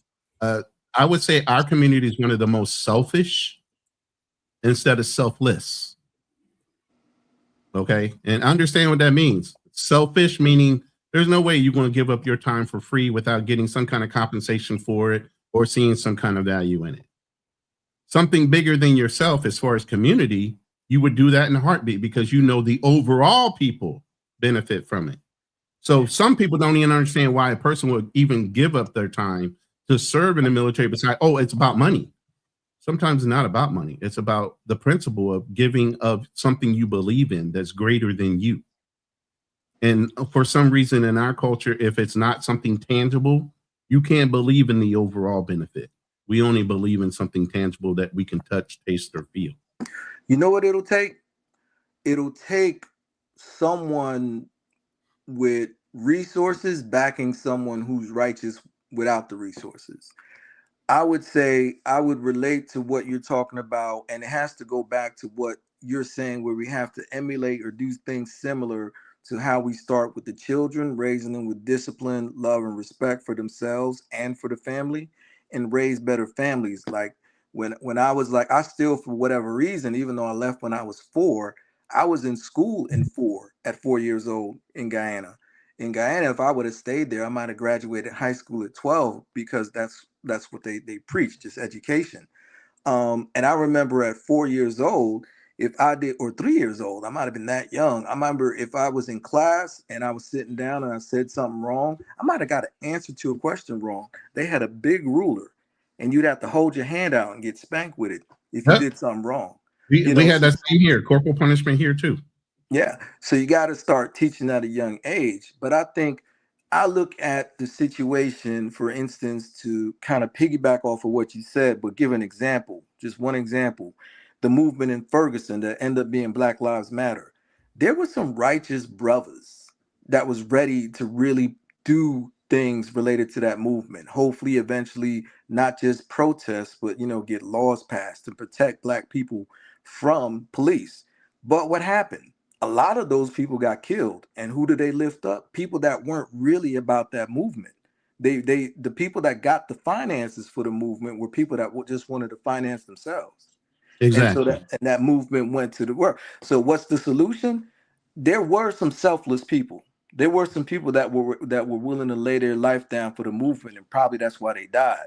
And so when we get to instances where we get those people funding, and hopefully they stay on track, then we'll see some change. I think that's, in the sense, I'm going to agree with you. I think, but in this caveat, I think you got to take a group of those people and they just got to leave behind the other people. Meaning, you got to take that people and say, this is how we're going to educate our kids. This is how we're going to do that. And then they start to become the example, and they start to shun everybody else. Meaning, if they get wealthy, they get money, and then they just say, yeah, that's bad. We don't even deal with that culture. And so then that they grow and grow, and you start shunning all of that other stuff. You say, that's not us. That's not what we do. And that wealthy part is the one that keeps striving and going. And they start to say, hey, because when you have wealth, you can say, I don't want that on the radio. I don't want that on my TV show. I'm going to have these producers produce these type of people. And I'm going to show these type of kids. We're not going to have love and hip hop. We're going to have something else, something else. And the more you can do that, go ahead, brother. I agree. That's not just wealth, that's power with leverage and purpose. And so we have not been lucky to always have people in that position that had all three. But there's still people in certain instances that have that are different institutions, different places, different communities that are doing well. But there has to be a concerted effort or a lucky effort. It might have to be instantaneous. It might have to take a little luck, where those people that have leverage and a good purpose, and just not perfect people, but good enough purpose for whatever we're trying to do, and someone gets behind them, or they get wealth themselves and are able to translate that into group economics, dynamics, more group culture and love for Black people, and then you could do votes, then you could do leverage. It definitely needs to be voting blocks of Black people in these cities that are able to do things. You know what I'm saying? Yeah, but even that's rigged nowadays, especially with not redlining. When you change the redistricting. Well, it's not just that. That has messed up a lot of that. Even if we get a larger group of people, if you're not at that gerrymandering or that redistricting meeting, you allow the other group to redistrict you right out of your vote based on the electoral college. But here's the thing. We worried about the wrong thing first. Because the Jewish people ain't in that voting block. They ain't caring about that. The Chinese people ain't in that voting block. The Indians, they just grow. They just try to grow first. Like I said, you got to take over a city first. You gotta be the mayor. You gotta take over. Not even that. You gotta take over your neighborhood first. You gotta start with that school district, the mayorship, all that. But here's the one thing I think I agree with Quasi on, in one sense. When it comes to religion, I think what religion gives you is morals. Yeah. And I think what happens is with a lot of us, we sacrifice our morals. So we get somewhere and they say, well, we need this much money for this. And we sacrifice our morals for something else. Where other people say, no matter how much money you give me, and sometimes it's based on religion, I can't do that. I think in life, I agree. And I think in life, you're going to be religious about something just as a God. Because you're going to be either religious about God, money, or violence. You're gonna put your mind on something every single day, and that's going to be your North Star. And so if your North Star is money, violence, or things that are, only value to you, then, that's not going to help building your community. Just not. So, it's probably better that you have a North Star or religious or consistently build upon some type of morals and codes that are communal. And we definitely could have a chance to be more communal. If not on a micro level, then at least on a macro level, you know what I'm saying? Or both, because it's hard to go against tribalism. I mean, I had to come here and learn there was down south and up north and there was beef. I had no idea about that. You know what I'm saying? East Coast and West Coast, and there's issues. People are willing to fight over these differences when the Black people in this country have to recognize at different instances and all the time that you don't have the time to fight over it. And when you're saying the voting, when they can't gerrymaker the vote, what they do is they try to incorporate and make new cities. I didn't notice that till I went back home to where I grew up in Jersey. Like, whoa, they got all these townships so that when a kid is trying to ride a bike from his city through a white city, he might hit a city that you need a license to ride your bike, and then you get pulled over by the cops and they take your bike. That's because all they want to do when they see Black people near them is now they want to incorporate a new city. Like in Atlanta. Atlanta used to be more bigger than it is now, but they took away the northwest cities. They made Vinings and Smyrna, and they tried to do it with Buckhead recently. They try to make that a whole city so they could take the tax dollars, even though there's probably Black people contributing those tax dollars. They want to take a mostly white area or enough white that they can make that their own city, and now they control the tax dollars. And so, when Black people try to do that in Atlanta, for some strange reason, they couldn't get it done. It ain't no strange reason. There's a reason. Ain't no strange reason. There's definitely a reason. Yeah. And then it comes back to they don't want us to be in control of anything. So that's where the trauma comes in, when you start seeing the bigger picture. Every time you stick out, what do they say? The nail that sticks out gets the hammer or whatever. You're gonna get hit. Yeah. So nobody should want to, and this is the thing. These cultures understood that from our mistakes. So they come in low key, they get established in those communities. By the time the news comes out, I mean, the Somalis are still there. There's been a little bit of something, but it ain't like they've been kicked out of the community. Maybe ICE ran through there for about a week or two, and they're done with that. But they're still there. Have you heard them on the news? No. You get what I'm saying? You only hear for a little bit, but they're already deeply rooted that you can't get them up out of there. Oh, they passed the laws, man. I told you we have the Indians here, and they passed the law in Texas that you, as a HB1 visa holder, can't own the property. Mm-hmm. Boom. Mm-hmm. See? Mm-hmm. So, but now, they can't go back and take the property. They can only go forward. More forward. Now but that's how they, that's how they try to limit immigration and things like that. So they all they have to do is marry a foreigner, and then she owns the land, and then the HB1 visa holder can build a property on their husband's or wife's land, just like we do here in the Philippines. I can't own land. My wife would have to own land, and then I could build on it, and then based on what everybody says as a passport, bro, oh my God, she could take all that. Well, if you have a kid, guess what? That gets transferred over in lineage and legacy. You get what I mean? So it just depends on how you want to do it. Yeah. And, I wanted to get on and talk to you, brothers, because I appreciate you, brothers, and I appreciate what you were showing, because I think we got to just pull out what we need out of it from what we see. And we don't have to do exactly what another group is doing. We can't, because there's still just a racial element that they don't have to deal with. And that Correct. we also got to be honest about that. These are white Jews that are doing this, and these are Indians that assimilate to white. These are Chinese that assimilate to white. These are Quasi, the even biggest Latino. thing is how come they know about these services and systems that are there, and we as Black Americans have never taken advantage of them, even if we did it honestly.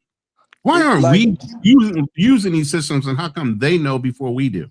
We're just not doing the research. We're lackadaisical. We're sitting here comfortable when other people's come here with purpose. Saying this. Well, I'm part of the Atlanta Black Chambers of Commerce, and those are people that all they do is talk about, rules, laws, financial, everything, all the knowledge. Right.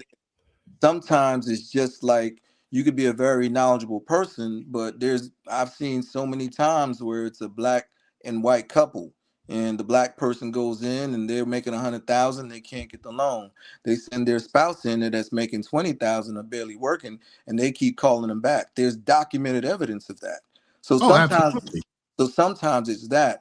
I think the biggest thing that'll get us over that is community. So that even though we got to go through 10, 20 people and they might only have to go through one, at least we'll be communally bond to do that. And then we have to make sure that those community banks and institutions aren't beholden to the bigger ones too much, because that's a deeper problem. So yeah, there's people that have knowledge, but it's always something else extra that we have to deal with, and we have to be communal to get over that. I'm gonna show this because it's not us that thinks about like this, and I hope that you can hear it. And I'm gonna try to play it. I'm just gonna play it here. Yeah, go ahead. Let me turn this up. Give me a second and start it over. Because it's not just us to feel like that. Segment of the Iranian diaspora who really, for a better way of putting it, really wants to be white. It doesn't want to identify with the global South. It wants to belong to the mainstream of American European society. And so embrace of Israel, embrace of Zionism, being opposed to the Gaza war, supporting the MAGA movement, essentially is their way of integrating. And they want an Iran that would actually support their view of themselves as not being Arab Muslim, but being basically a mainstream Western. And so it's an imagination of an Iranian identity that basically says Iran's history stopped in the 7th century when the Arabs came. We belong to that period. That's Indo-European. And also mainstream Americans, mainstream Europeans are pro-Israel, they're anti-Gaza.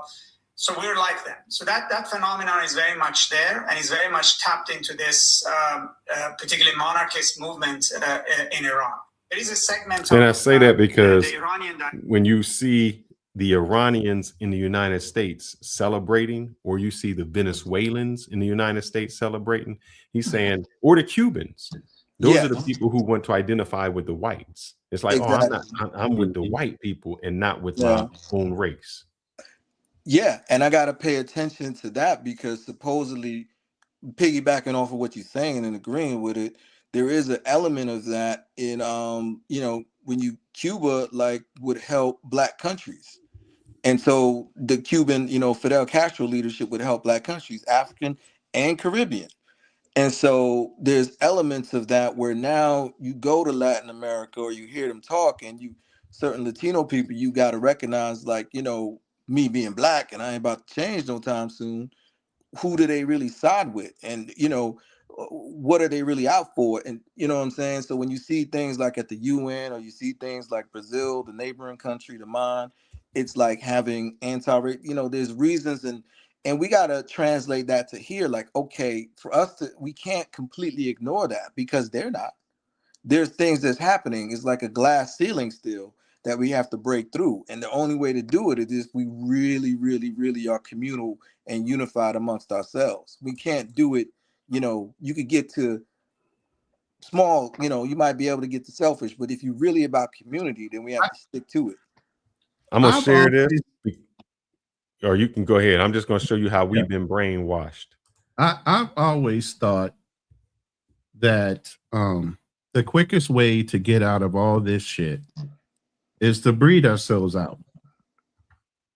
I mean, right now the YTs are very scared of becoming the minority of America. Mm-hmm. The quicker way we can get them into a minority, the quicker some of this shit will calm the fuck down. And maybe because then you'll have what they have over in wherever that singer's from, where you got black, then they got the coloreds, and then you got white. No, that's what they have. I'm already here. What you mean, mulatto and all that other shit? You know that. Yeah, Come I mean, on, a simple way to do it, to explain it, is an archetype. If you want to shoot for it, you want to shoot for a J. Cole. You don't want to shoot for a Tiger Woods. You know what I'm saying? You want to shoot for when you raise that child. Multi-blend, yes. Yeah, you want to raise that child who respects and loves his blackness. You know what I'm saying? Or else what's going to happen? They're just going to marry someone probably white or light, very light, and next thing you know, they got pictures I see. I'm trying to get to the human race. I'm not trying to get to any one race. Yeah, but we've been brainwashed. I don't want to be one ethnic type. We're all fucking humans. First, here's the problem with Americans, man. We are brainwashed. Everybody's trying to be brainwashed too. We are brainwashed to think certain people are our enemy, and if they are our enemy, everybody should be the enemy. I'm gonna let Nelson Mandela break this question down when he's asked about something. You said to Ted Koppel last night, a man who changes his principles depending on with whom he is dealing is not a man who can lead a nation.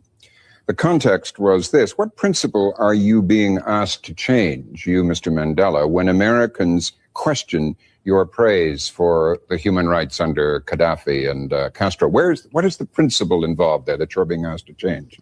Mr. McNeil, this is a matter which should not be handled lightly, as many people do. The first country which we approached in the 60s for assistance, when our leaders had to leave the country in order to mobilize the support of the international community, the first country we approached was the United States of America. We could not even succeed to come close to the government, and they refused to assist us. But Cuba, the moment we appealed for assistance, they were ready to do so, and they did so. Why would we now listen to the Western world when they say we should have nothing to do with Cuba? It's just unreasonable. No human being acts in that particular fashion. Here is a country that was the first to assist us when the West, which had formidable resources, was actually supporting the government. Now you expect us to change our whole approach and to start condemning Cuba for what is supposed to be happening inside the country. No man of principles could ever do that. And that is what I try to convey to Koppel. Mr. Mandela, our time is up. That's why I said you need somebody with some type of honored man. Yes. Well, here's what I say to that, Fearless and Ronin, is that I understand that because I lived my life that way. I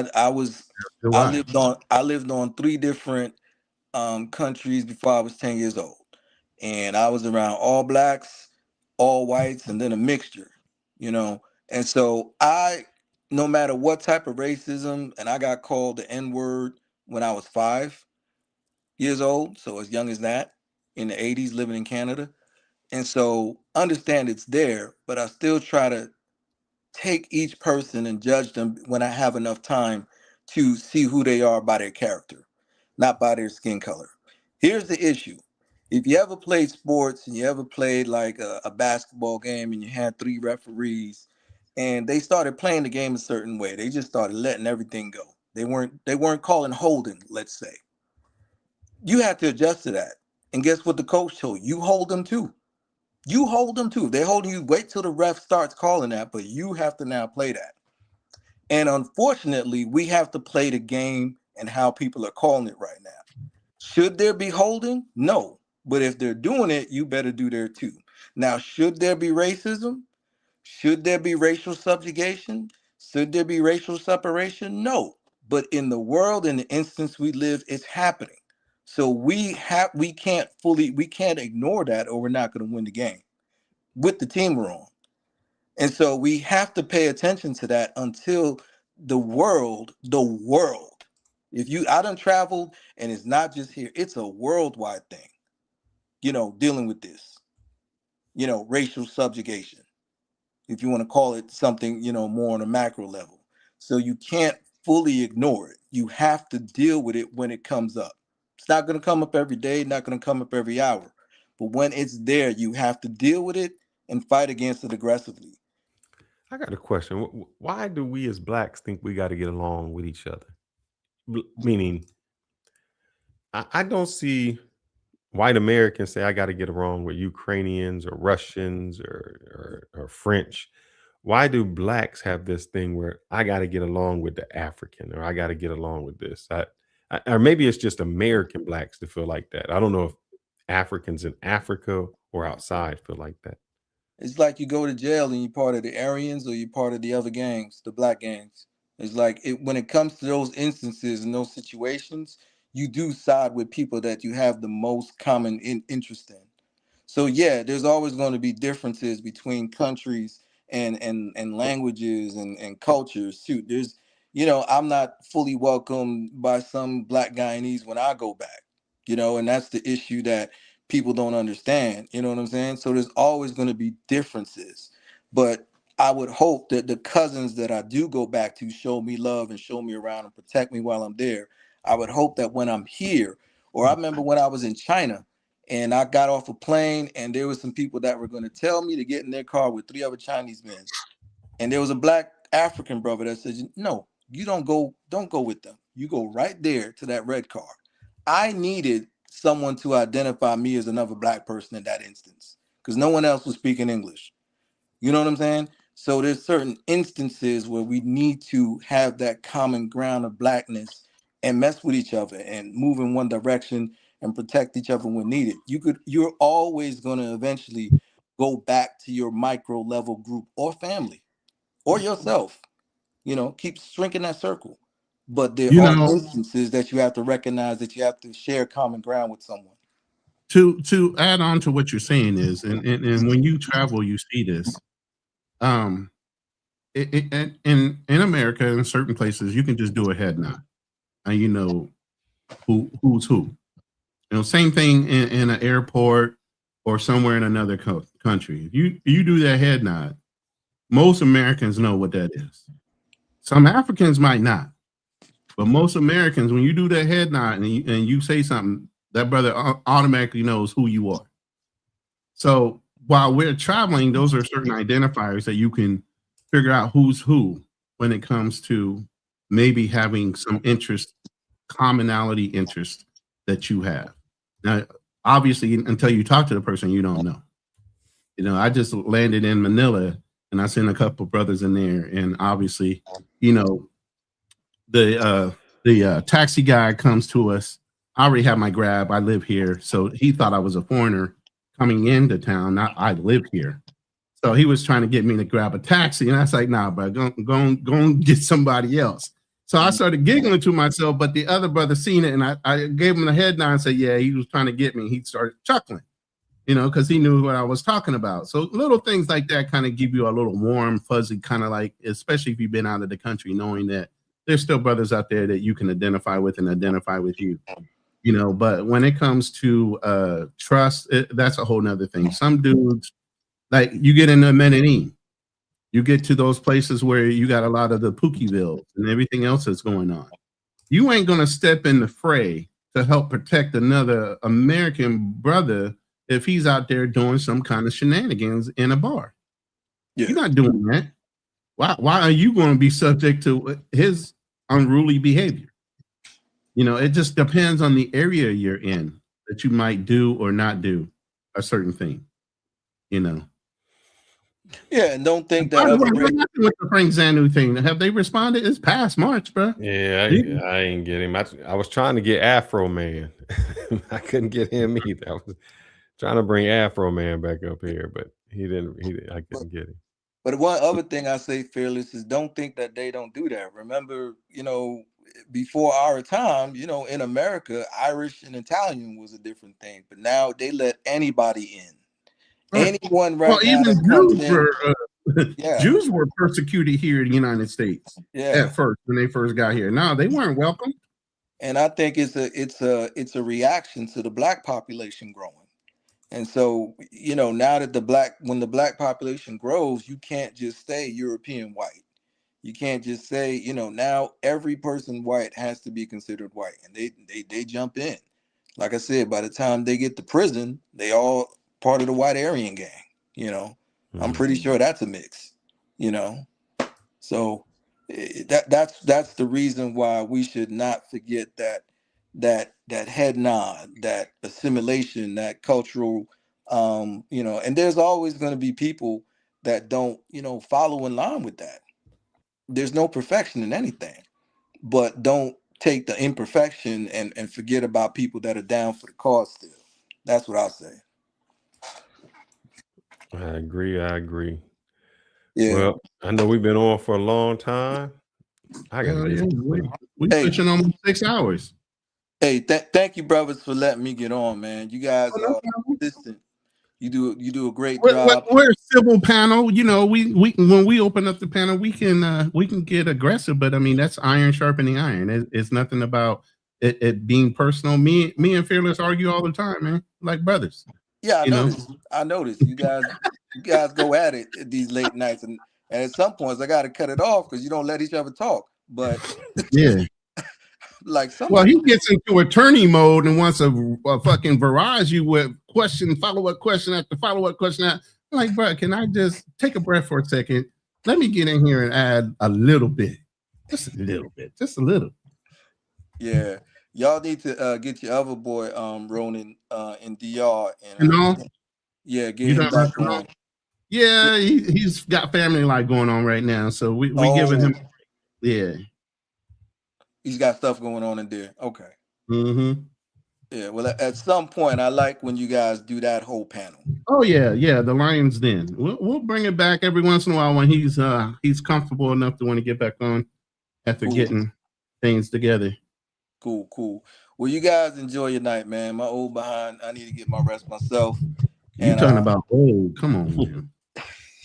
Yeah, you guys might be. You guys might be.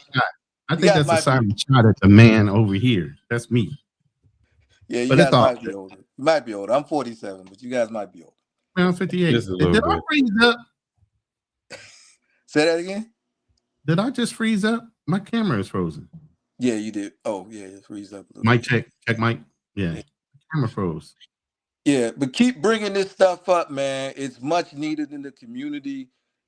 So we need to self-examine, but also examine what's working.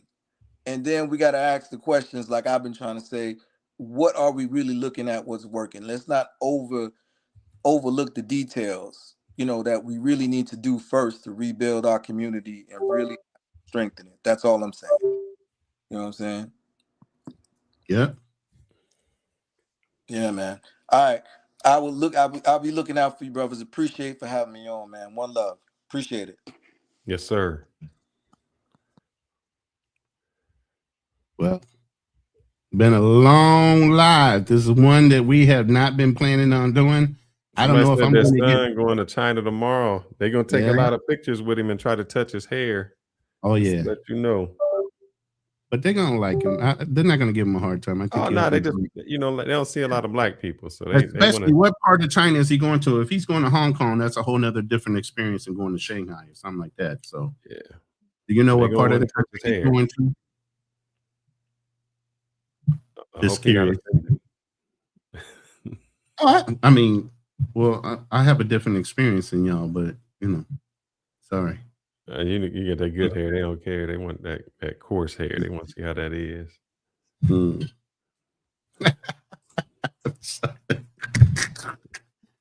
All right. You all right? Yeah, I still got a cold and I'm still recovering from my trip. So on Sunday, I'm going to be doing another live on my other channel, but I'm going to co-host it on this channel as well. We're going to be talking about the petrodollar war. So if you guys are interested in a little financial or money talk, then join me on Saturday or Sunday night for you guys. And we'll be doing this live as well. Do you have $1 Why you got that brother dressed? Yeah, I ain't seen him in a suit. That brother ain't never been no suit. No. He's always in a suit. Something. I mean, not on the live, but he's on a suit on his thumbnails. His thumbs, okay. Mm-hmm. Yeah, you got some you got some issues, man. You can't let the shit go. No, I just said I ain't never seen him in the suit. I do got issues, man. Look, I know you do, man. Look.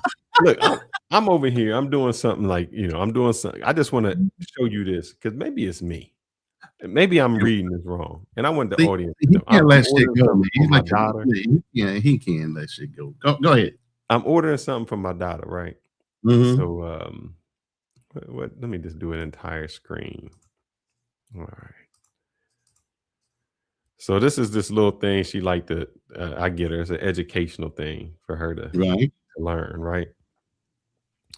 So 1 month, if I get 1 month, it's 52 cents a day, right? Mm-hmm. That sounds about right. So let me go in here. 0.52 times 30. And what I do? 0.52 times, 0.52 cents times 30. That equals like $15. That makes sense. The next, if I want to go 3 months, is 27 cents a day. So 0.27 times 90. Yeah, that's $24. Right? It's funny that they have that down to a day. But here's the thing. Let me put the calculator over here so you can see it. So that's, 27 cents per day for 90 days equals $24. It's about $24, right? Mm-hmm. This is a teaching thing. So if I go 0.05 times, what does that be, 180? Times 180. Yeah, I put that in wrong. Yeah, you need to do the times first. 0.05 times 180. Where's my math at? 0.05 is half of a penny. Huh? 0.05 is half of a penny. That's not even 1 cent. No, that's why it's so low. I'm saying 0.5. Is it 5 cents a day, or a half a cent? No, it would still be, because 0.5 would be 50 cents. So this is 5 cents right here, because that's 27 cents. Wow. I mean, so 0.05. Did they not know how to do math? 0.05 times 180 equals $9. Where the hell are they getting $36? What am I missing? The math is off, man. Somebody help me out in here. No, that math is off for real. Because even if I put it for a year, normally $89. God damn, what kind of program is this? They're trying to say it's a discount. That just don't add up. That doesn't add up at all. 0.5. Let's do 0.5. And how can it be more? Think about this. It's less time at 27, and this is 0.05, but it's still more than the 3 months. You know that number's off. Yeah, because at 3 months, somebody messed up their math. Yeah, they did. Because that would be corrected on your credit card. That's all I'm saying. Yeah, because 0.5 would be 90. Yeah, they messed up. Somebody wrote that down. That should be 5 cents a day. Mm-hmm. And only $9, not 36. They messed up. The numbers should be going down anyway, not up. Maybe I'm doing this wrong. No, you ain't. You're right. That whoever developed that website messed up on the math on that one. While they were trying to give you a super discount on something that was not worth $89 to begin with. Yeah, because that don't make sense. Because that's a year. I don't know where I'm here. Because if I do 27 cents times a year, that would give me $100. And 5 cents is way somebody messed up. Way cheaper. Yeah, that's wrong. That number should be lower anyway. Even at $36, that number is wrong compared to the 3 months at 24. Yeah, because 3 months. Yeah, somebody messed up. That number's wrong already. Just looking at it, it should be lower. That's the whole advantage of the discount. You should spend less as you pay for more. That's why you got to do math. You gotta have some math, and you don't You need tell to them double check your AI. That's what you need to do. Whoever developed that AI need to double check that fucking graphic. That's what it was. I wonder if ChatGPT can pick this up. Let's see. I'm just kidding. Let's see how smart Chat. Let's find out together. Smart, depending on the person using it. Yeah, let's see. I'm curious. Let's see. We're gonna do our Chat GPT. I want to see if Chat GPT has some common sense. I'm gonna paste it on there. Where's that at? It is burning hot, man. I have to change these curtains, man. These curtains ain't worth shit. You ain't got no blackouts? I got blackouts behind me, but they're supposed to be stopping the heat, but they ain't stopping shit. I get the cheap blackouts. I need to get them thick ass ones I had in America. I never felt heat. I might come over there this summer. I had to do that. It's summer right now. That's the whole thing. Summertime is now in the Philippines, not during July. That's over. It ain't summer. It's comfortable. This is the hottest part of the year right now. Ooh-wee. Well, And see, I was sweating. right. Look, see, ChatGPT told me. They let it know. They said they are wrong. 6 months wrong. They miscalculated badly or intentionally made it look cheaper. Ooh-wee. Exactly. Man. Yep. They did. So let me copy this down. Let them see what they done did wrong. I just wanted you guys to see that because sometimes people will try to do exactly. That is very wrong. They will try to cheat you. All right. I am out of here, my brother. I gotta do some Easter egg hunting tomorrow. Yeah. It's Easter? Well, see, I can't even keep, man, look. Next week. I don't keep track of holidays no more. I don't keep track of nothing. I don't even know what's going on in America unless I actually purposely look. You know, and right now the biggest thing is your TSA lines are crazy in Houston and Texas. I gotta see what's going on with this war, man. All right, I got a question before we go, since we're there. Oh no, this is a website called what the hell is it called? Speech Babble for little kids. It lets them learn their languages. I'm trying to make sure that. Hey, drop the link if you wanna. I mean, I know you ain't paying me no money. I ain't dropping no link. You on your own, Matt Villainy. He said you on your own. I ain't promoting shit. Oh yeah, I'm sorry, but they ain't paying me no money. He said I ain't got no affiliate link. I ain't telling you shit. Yeah, but what it is it's for kids. It's allowed them to help out with their speech and their learning. So she's at the age where she needs to learn more speech. You know, them little babble words. I have to slap around. Be babbling no more. We need speech. Well, I got a question for you, brother. I had speech school when I was young. This is my question. So, you know what? I want first. Let me play this dude, and then I want. I don't know. I feel like I'm getting set up right now. But go no, ahead. No. This ain't no setup. This ain't no setup. Let me put him here, and then I'm going to ask you a question about your service. Okay. If you could send one message to Americans 50 years in the future, what would it be? Don't send your sons to finish what politicians start. Facts. I heard this one. All right. My question is now, you know, you have served in the military. I have no issue. And I think as the American people, we say, somebody attacked us. Somebody came at us and we got to defend ourselves. You know, 9/11, even though we know it wasn't for the right purpose, but World War II, somebody came at us and we got to do it. Right. What about now? If you sign up for the military, what would you do if they said, well, now you got to go over there and bomb these people, or you got to go fight these people? And you, knowing all you know now, what do you do? I mean, if I'm in, I'm in. I got to do what I got to do. I need to come home. But if you're talking about what he just said, what would you tell your children in the future, 50 years from now? I already told my kids, do not join the military. I know what I right went through. now, when you would go over to Iran and fight. No. And for what? That's not my war. No, not at this moment. Not now. You older. I'm saying if I was young right now, I would not feel motivated to say, hey, I need to go join the military. No. You already in the military. Let's go there. Okay. You already in the military. Then I ain't got no question. I gotta go. And I gotta do whatever they order me to do to get the fuck home.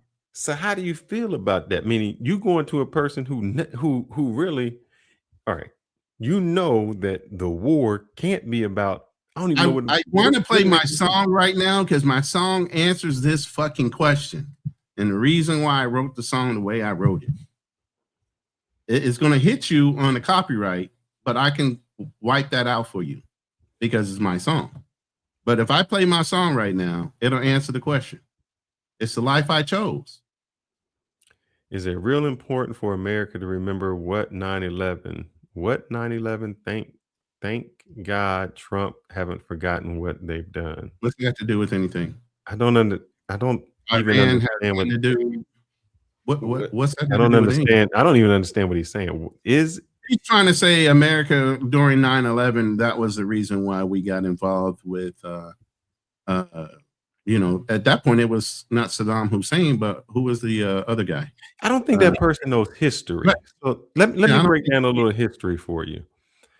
During Reagan, if you don't know, during the time of Reagan, we were paying Saddam Hussein to fight, which was Iraq, to fight Iran. At the same time, we had the Iran-Contra, so please look up Oliver North, in which we sold weapons to Iran so that we could get money to fight Nicaragua. So at that time, Iran wasn't our enemy, or were they our enemy? They were our enemy, and Iraq was our enemy. And why are we we went to Iraq, and Iraq had nothing to do with 9/11. The pilots were from Saudi Arabia, but yet we went to Afghanistan. So I don't think I can thank. Why would I thank Trump that he hadn't forgot? Maybe we just didn't remember. Maybe we've been brainwashed to believe what they wanted us to believe. Like we went and fought in 1996. Hussein tried to give $1 billion. What the hell? I think English may not be his first language because maybe I'm not reading something. Hold on, let me blow it up. Hussein tried to give $1 billion for reparation for blacks. Saddam Hussein, I guess he's saying. He's trying to say Saddam Hussein was trying to give $1 billion for reparations to blacks in 1996. Why? So we wouldn't go over there and fight? I don't remember that. And I was... I think Gaddafi tried to give money to Farrakhan for blacks. But I think he may be speaking on his... He may be talking and not typing, and it's not understanding what he's saying. Yeah, you got to rephrase that one. Yeah. Now I will say that, so my question is, brother, you and this is no judgment on you. I'm just curious. You were in the Marines. Yeah. And even though you know that person, those people have nothing against you, nothing, and you would still fight. And would you feel okay harming those people? I can't say okay. You would do it. Put it that way. Yeah. Unfortunately, yeah. Sorry. Not sorry. Do you think that you, and it's no judgment, I don't have the right to question orders like that. My superior should have already questioned the order to make sure it was legal and within the rules of engagement. And at that point, by the time it got to my level, whatever the mission was, we're gonna have to do it.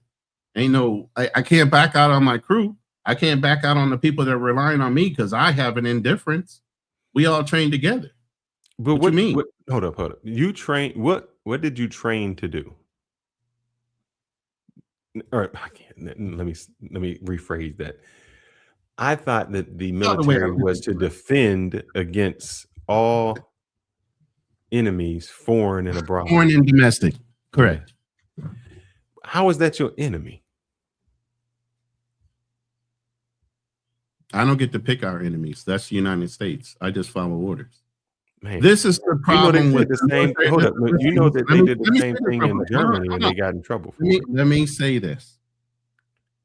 This is the difference between a civilian mindset and a military mindset. In the civilian world, you have choices. You get to choose. In the military, once you sign that contract and they teach you what's supposed to happen, at that point, you've given up your right to have freedom of choice of saying you will or will not do something. You are government property. Literally. Government. Well, you do have a choice. You can take a dishonorable discharge. Yeah, absolutely, you can. But that's beside the point. I'm not trying to do that either. I'm not trying to fuck up my life. But you don't think fucking up your life is killing somebody who was innocent? I mean, you tell me what's more of a fuck up in your life. That ain't on me. I'm just doing what I was told. Well, they said the same thing in Germany, and they said that was wrong. Here's the thing. Moral and ethics kind of go out the window when it talks about rules of engagement. Rules of engagement come down to combatants and non-combatants. Just like in Vietnam when they were going from village to village.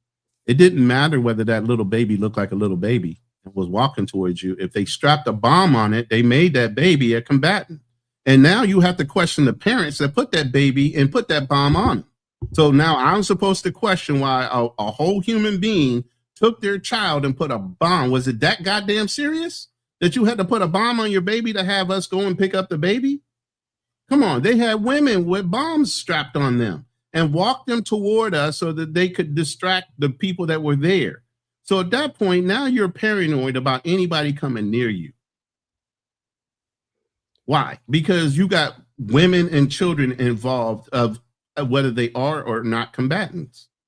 They will use rules against you to get you to double think and hesitate. And the point of why we train the way we train, we react without thinking because our bodies automatically tell us to do things in order for self-preservation. But if you went to somebody's house and you were shooting them and they shoot back or try to defend their house, who was wrong? You're saying maybe they did those things to protect their house. And that's the whole point. It's a matter of perception. On their end, they're right. On your end, you're defending yourself. But you, again, like I was talking about with that cop, you put yourself in that situation. Right? No, I mean, I'm thinking, so you don't think that you should be a, what do they call it? Something objector. What do they call objective? Conscientious objector. Yes. I don't have the right to be a conscientious objector if it's not a criminal wartime offense because I do have the right to identify whether it is a moral or ethical order. I don't have to obey those. I'm not a mindless soldier. I do have the right to deny immoral or unethical orders. Okay, because then, like you said, I can be held accountable. I can go through a military tribunal. I can go to federal fucking jail. Why is it okay that Because the government gave me permission, and since I work for them, that's why it's okay. All right. But they tried to use that same excuse in World War II with the They Germans. use it in Vietnam too, because if you got caught behind in Vietnam, they prosecuted you for doing shit that was against war crime criminals. They prosecuted all kind of Americans on the other side. So if you get captured, yeah. No, no. What I'm saying is, in Germany, the Germans were saying, I was just following orders. They had the right to leave, just like you said. They chose to stay. They had to suffer the consequences. But like I said, we do have, based on the edict of rules of engagement, you have a right to deny or accept an order based on its moral or ethical fucking issuance. And if you don't know what morals and ethics are, oh well, then you're in trouble if you follow an order that was not a lawful fucking order. Even as a fucking PFC. So it doesn't matter who tells you to do it. If you follow through on it and it wasn't a lawful order and it was unethical or moral and it goes against the rules of engagement, you're in trouble. But who is the judge in those things? Who's judging you for breaking that rule? Is it the people you did it to, or is it your own people that told you to do it? It would have to come down to you being captured and the country captured you doing something wrong. And at that point, they're saying you did something immoral and unethical according to the Geneva Convention and the rules of engagement. I wish I could find this. It's a matter of perception. Man, they had it. Whose side you're on. You know what they was doing in Vietnam? It's wrong, but of course, if I'm shooting at you, it's okay for me. You get what I'm saying? There was this document, maybe not a documentary. It was a show I was watching on YouTube, and they had a name for it, man. I guess during Vietnam, when you got drafted, you would only be over there for a year. Yeah, that was your you only time. had a 12-month contract. Yeah, and so then you could time re-up was if you coming up, died. and your time was coming up. You all you thought about was going home. They had it where they had the sergeants or the lieutenants giving the order so scared because what they were doing was they were dropping grenades in their barracks. Like if they was like, "Oh, you gonna go and take that you be the first one out there," and I guess they're like, "Hell no, I'm not dying. I got a week to go Short home." time. What they call it short time. They use the term short time. And they were dropping grenades in there, and it was so bad that they just wasn't giving no orders anymore. So who was dropping grenades? Oh, the soldiers. The Well, American people soldiers.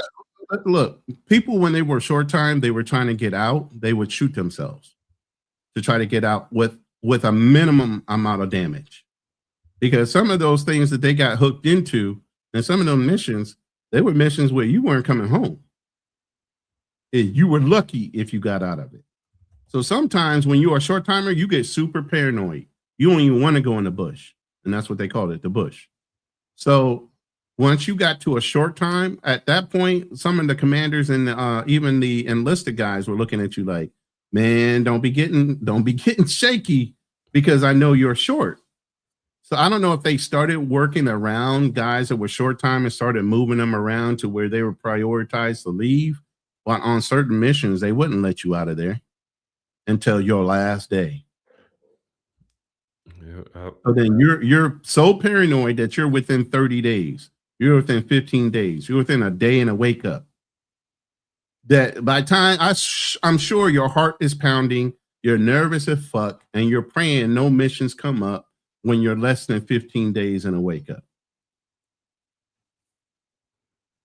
I'm sure of it. Oh yeah, this is it right here. They were. Well, this is one of them. Let me see what they were saying.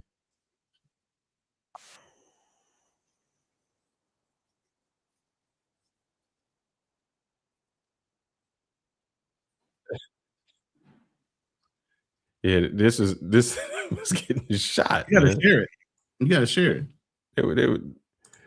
They were doing more than this, but And I'm asking because I'm just wondering, where does it get to the point where you just say, yeah, I can't do this?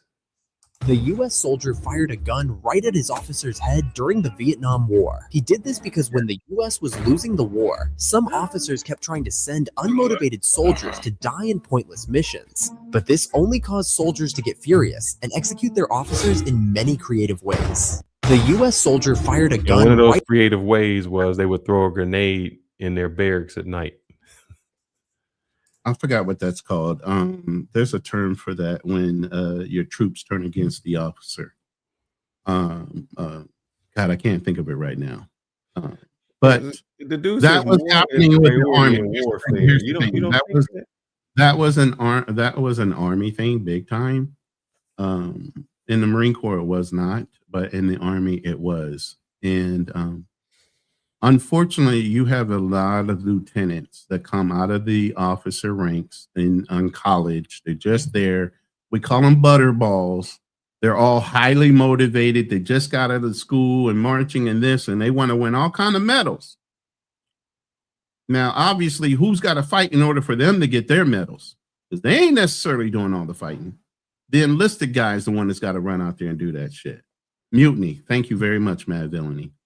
There's a lot of mutiny that was going on in Vietnam War because you had a lot of gungy ass lieutenants that would send you out on fucking fruitless missions so they can get achievements for promotion or medals while you're taking the fucking grunt of all the fucking shots.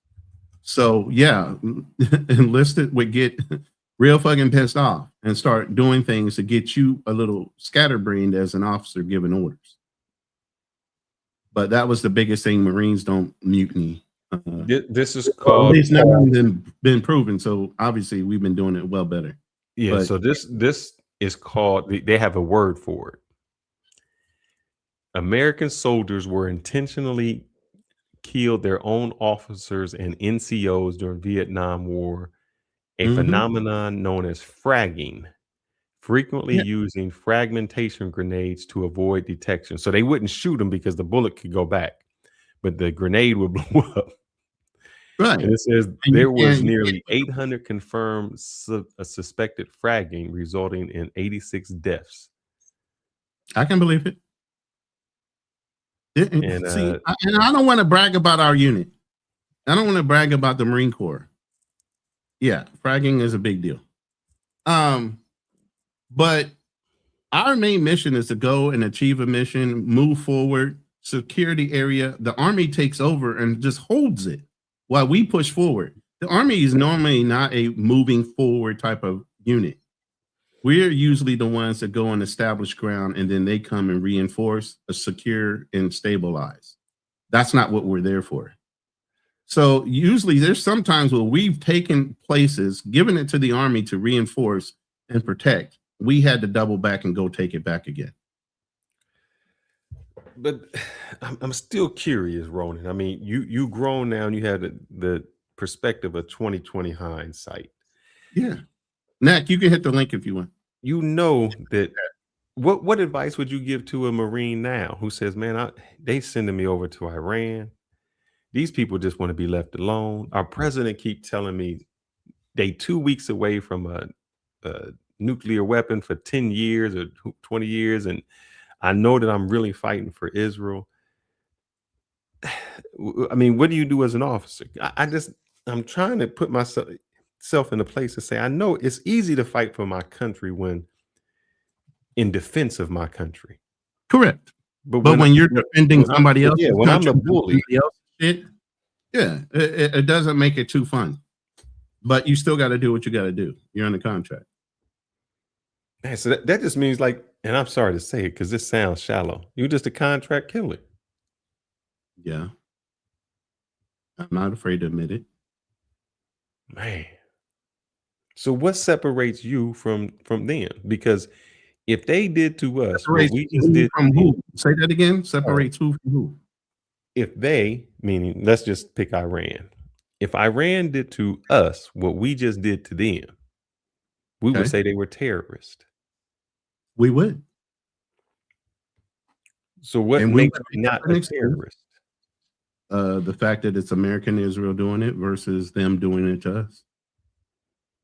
It's So the would you global consider yourself perception. a It's terrorist? the global. Listen, it's the global perception of who Iran is compared to who American and Israel is, and it's not to say that these other countries are not now recognizing the fact that there is a bully situation, but now it's gone too far. What is Iran doing? Instead of saying, "Hey, we're the victim," now they're just trying to drag everybody in by throwing rockets everywhere. Oh, Saudi Arabia gets hit. You know, No, this no, they not. No, they not. They they're, that's they're not hitting saying Saudi they're Arabia. aiming at bases, but they're still throwing rockets into other people's countries, and They're they're not. aiming the bases to say, "Look, you are Right. supporting you supporting our people. I can't But get if you him. I'm gonna realize get that you." the first attack, a lot of these Arab nations said, "No, you're not flying out of our bases, and you need to fly around our airspace." But we still did it, flying around their airspace and flying not over there and not flying out of their bases. We just did it from a further location. So they were not involved. It was Iran's mistake for thinking he can lob rockets like Saddam did with the Scud missiles to Israel. He thought he could do the same thing and irritate enough Arab nations, they would get mad at America, but it backfired. No, Now they're backfired. You think it backfired on no, Iran? believe me, a lot of these Arab nations are not happy with what's going on right now, and they're not blaming the United States anymore. Yes, they are blaming the United States. You know why? Because one of the things the United States said is, we're putting these bases on here because we can protect you. And those Arab countries are finding out, no, they're not protecting us. First of all, when your hands are tied at the first and you're not able to react to something, you can't say, "Oh, you didn't protect us," when you said you cannot operate out of our country at all, out of any of our bases, that any of your bases that are on our country, in our country right now. So when they put your hands, it's like when you have a woman, if she doesn't listen to you and you tell her not to do something, she turns around and does it anyway. When you know why you told her to do that is so you could protect her. Then when something happens to her, she can't turn around and say, "Well, why did you protect me? Because I told you not to go and fucking do that shit." Because that was going to happen. But since you didn't want to listen, now you got hit. Now you want a bitch on the back end. Yeah. And I'm not going to agree with Nack Measy only partially. What's that? Nack Measy, shout out. Hold on. Let me read this out. I don't Yeah. know if that's shillings, euro, or whatever. That's a euro. $6 Peace euro is maintained by the ability and willingness to go to war. to go to war. Correct. No, that is correct when you are defending yourself. When you start to become the aggressor, you start to put yourself in a situation where everybody turns against you and they find another way to get around it. Example, we have put so many sanctions on so many countries to try to control them that the countries are, like you said, with the petrodollar. Now they're starting to say to China. China says, you don't have to do oil. We back our money up by gold. So instead of dealing with the United States, in dealing with SWIFT, you can do it another way. So because we have bullied so much and sanctioned so much, that other countries have said, you know what, let me find a way around this. And when all those countries start coming together to find a way around it and not using the petrodollar, not using it. I don't want to give away my conversation for Sunday, but let's put it this way. Why do you think he said, or Iran said, the Japanese win, you win, instead of saying, go ahead and use the BRICS currency? Say that again. Remember, there's a BRICS currency, right? Mm-hmm. Why do you think Iran, instead of saying use the BRICS currency that's now established, and we'll go ahead and let you pass through the Straits of Hormuz, versus just directly only one country of the Japanese UN? The Chinese UN. Why are they using just the Chinese currency instead of using the 6-country fucking BRICS currency? Oh, because the Chinese, they've got it where they said they back their currency up in gold. That's why they've been buying all the gold. There's been plenty of countries that's backed it up in gold, but it doesn't matter. Gold is not the thing. It's not has any principle when it comes to that. Yeah, because I know, because now what the Chinese are saying is ours just isn't a paper dollar.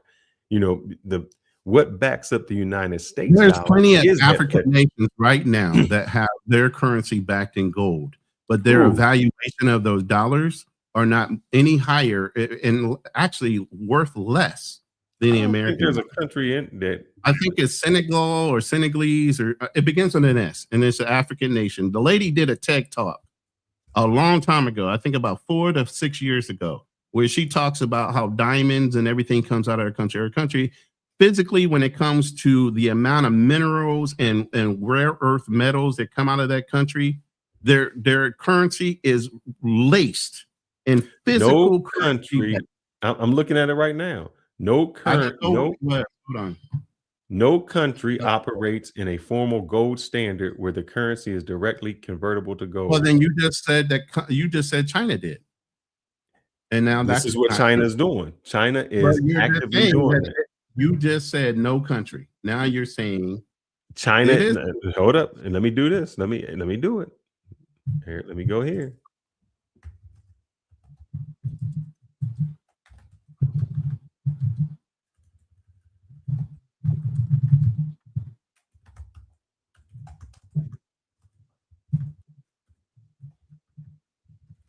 Let's see.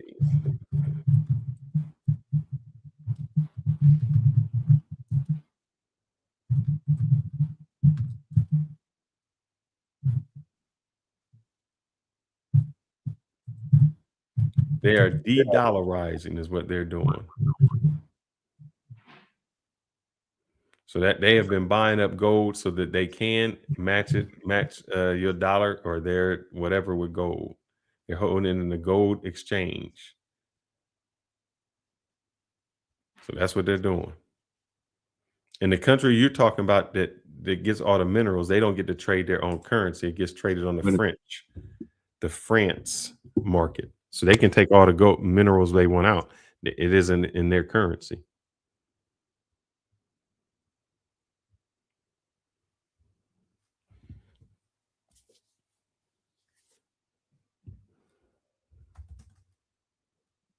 Okay. Did you hear that or no?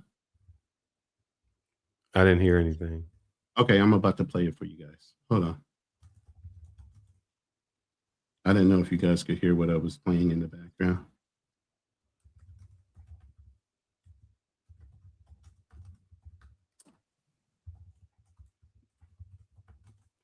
Share screen.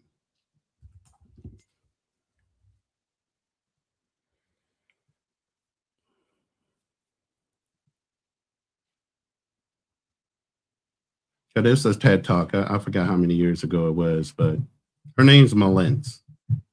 Can you guys see this? I bet before you play it, I bet you're going to say that they take the gold out, but they ain't even able to trade it. No, it's nothing like that. All right, but let's see. Can you? Okay. So her point was no, let it play. Let it play. She's going to tell you why. I told you they don't get a chance to trade in their currency. The Western world depends on Africa. Yes, I understand. Every possible Same way, thing with the petrodollar. since alternative resources. What I was trying to prove is there are countries that have gold standards with their dollars, but they're not being recognized.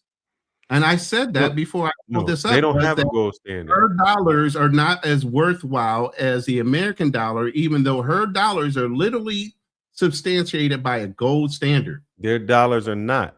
So Their what- dollars, yes, no, they're not. Let it play, and she'll let you know. I've seen this before. What she's saying is the money that they get. Let me just Did you fast. catch that? No, let me show you what I'm saying because Wait. But did you catch what she just said? This is. Can I finish my statement before you move on? She just said something very important. She said based on the world on that economy's GDP.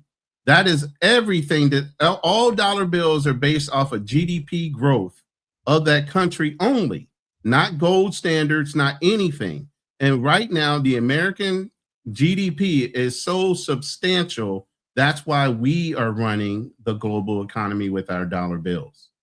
That is what it's based off of. It doesn't matter whether you have gold or not. That's when they switched off of that shit. But her country is based off of gold, is what I've been saying. They don't get to control it. I'll show They you. don't get whether they do or don't, it doesn't matter. This controversial currency means that France still controls the economies of 14 African nations. Right. Critics I say already know this. clearest examples of how colonial power continues long after independence. France invented the CFA franc in 1945, back when these nations were French colonies. It was in order to keep their economies stable and simplify trade with France. But this stability comes at a cost. Until recently, African nations had to deposit 50% of their foreign exchange reserves into the French treasury. Basically, that means their emergency savings were stored in France's bank. Critics call the continued use of the CFA franc a form of neo-colonialism. It leaves African nations unable to fully steer their own economies, from setting interest rates to deciding when to spend or save. France even keeps a veto inside the CFA central banks, giving it the final word on major decisions. Supporters say it keeps inflation low and makes investors trust the system. But Chad's late president Idris Deby said it was pulling African nations down. After years of pressure, the reserve rule was dropped in West Africa, but in Central Africa it's still in place. The push for a fully independent regional currency, the ECO, continues. But for That's that. I'm gonna go to the other one for you. I gotta get out of here. How the hell get out of here? Let's see. Why is Go China? to specific Sierra Leone. Since she named her. What do you want me to ask about Sierra Leone?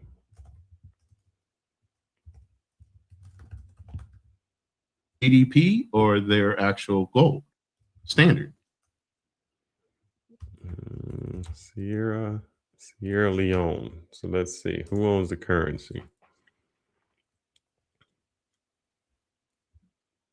Yes. All right. This is 2 minutes. I don't know how long this is. What it's saying. What year was it? 4 years ago.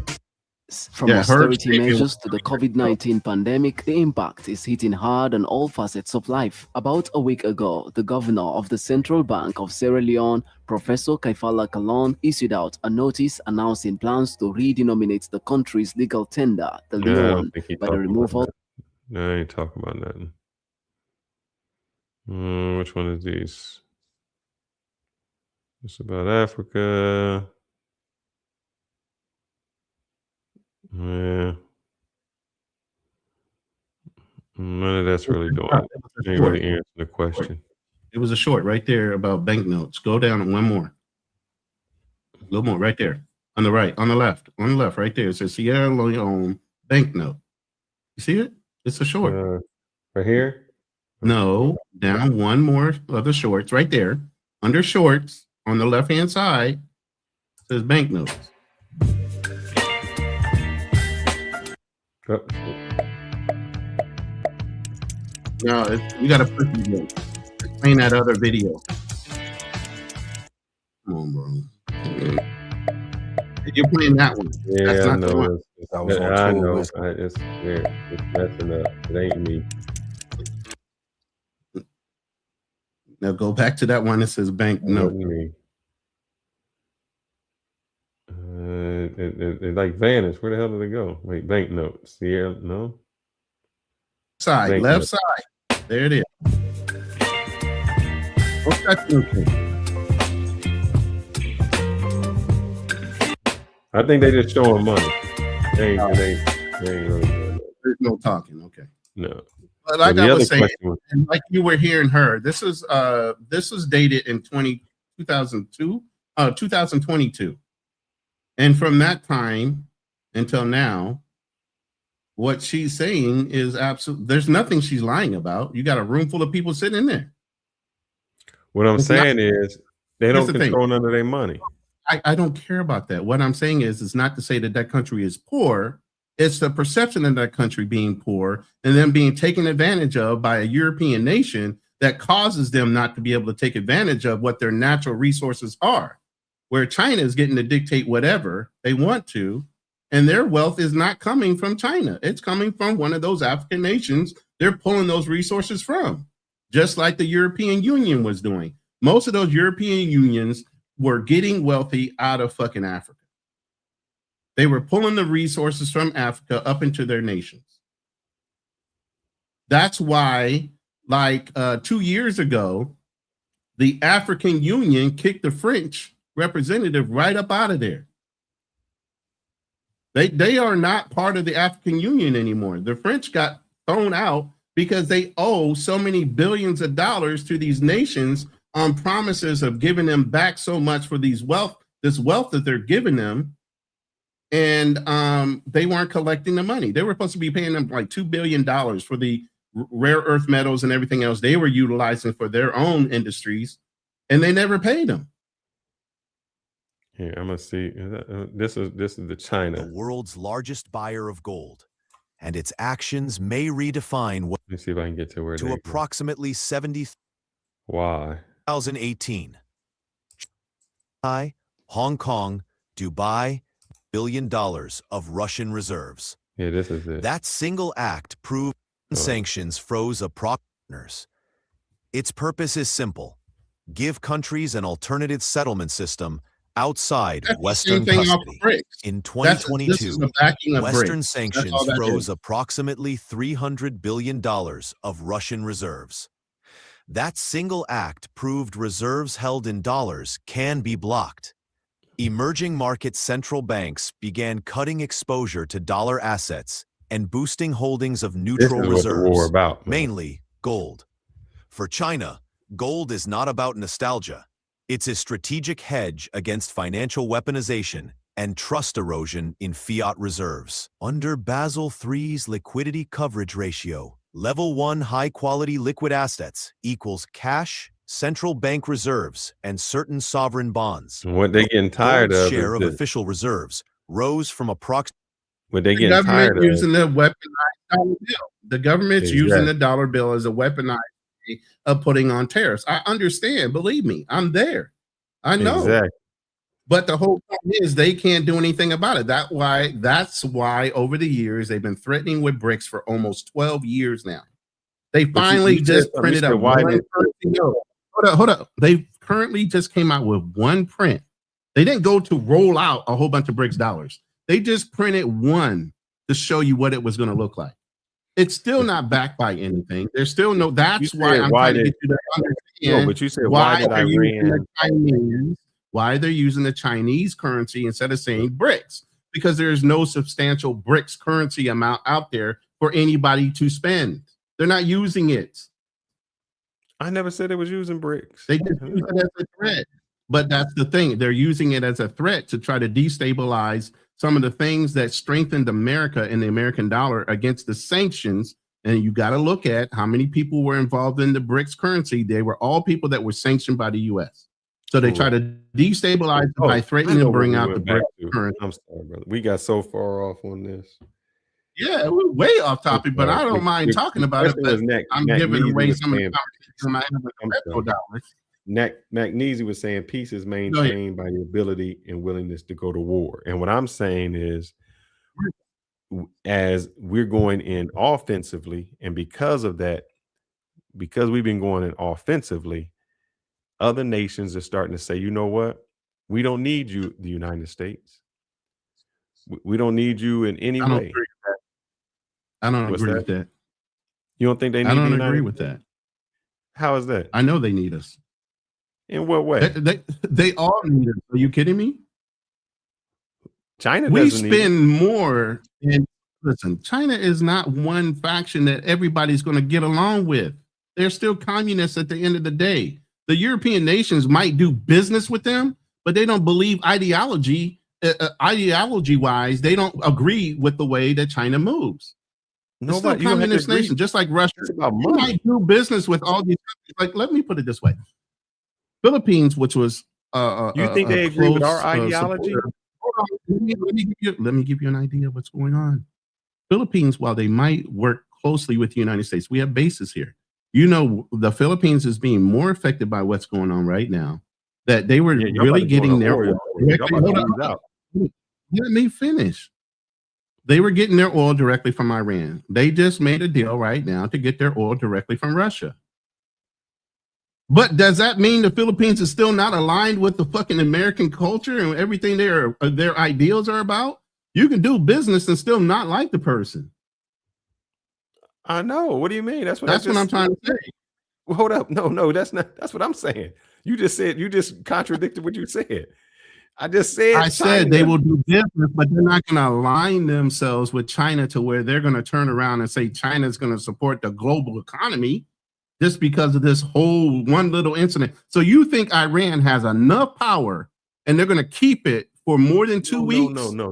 Let me put it this way. Right now, there are two MUSACs. Hold on. Let me say this. There are two MUSACs right now that are going into the Gulf region.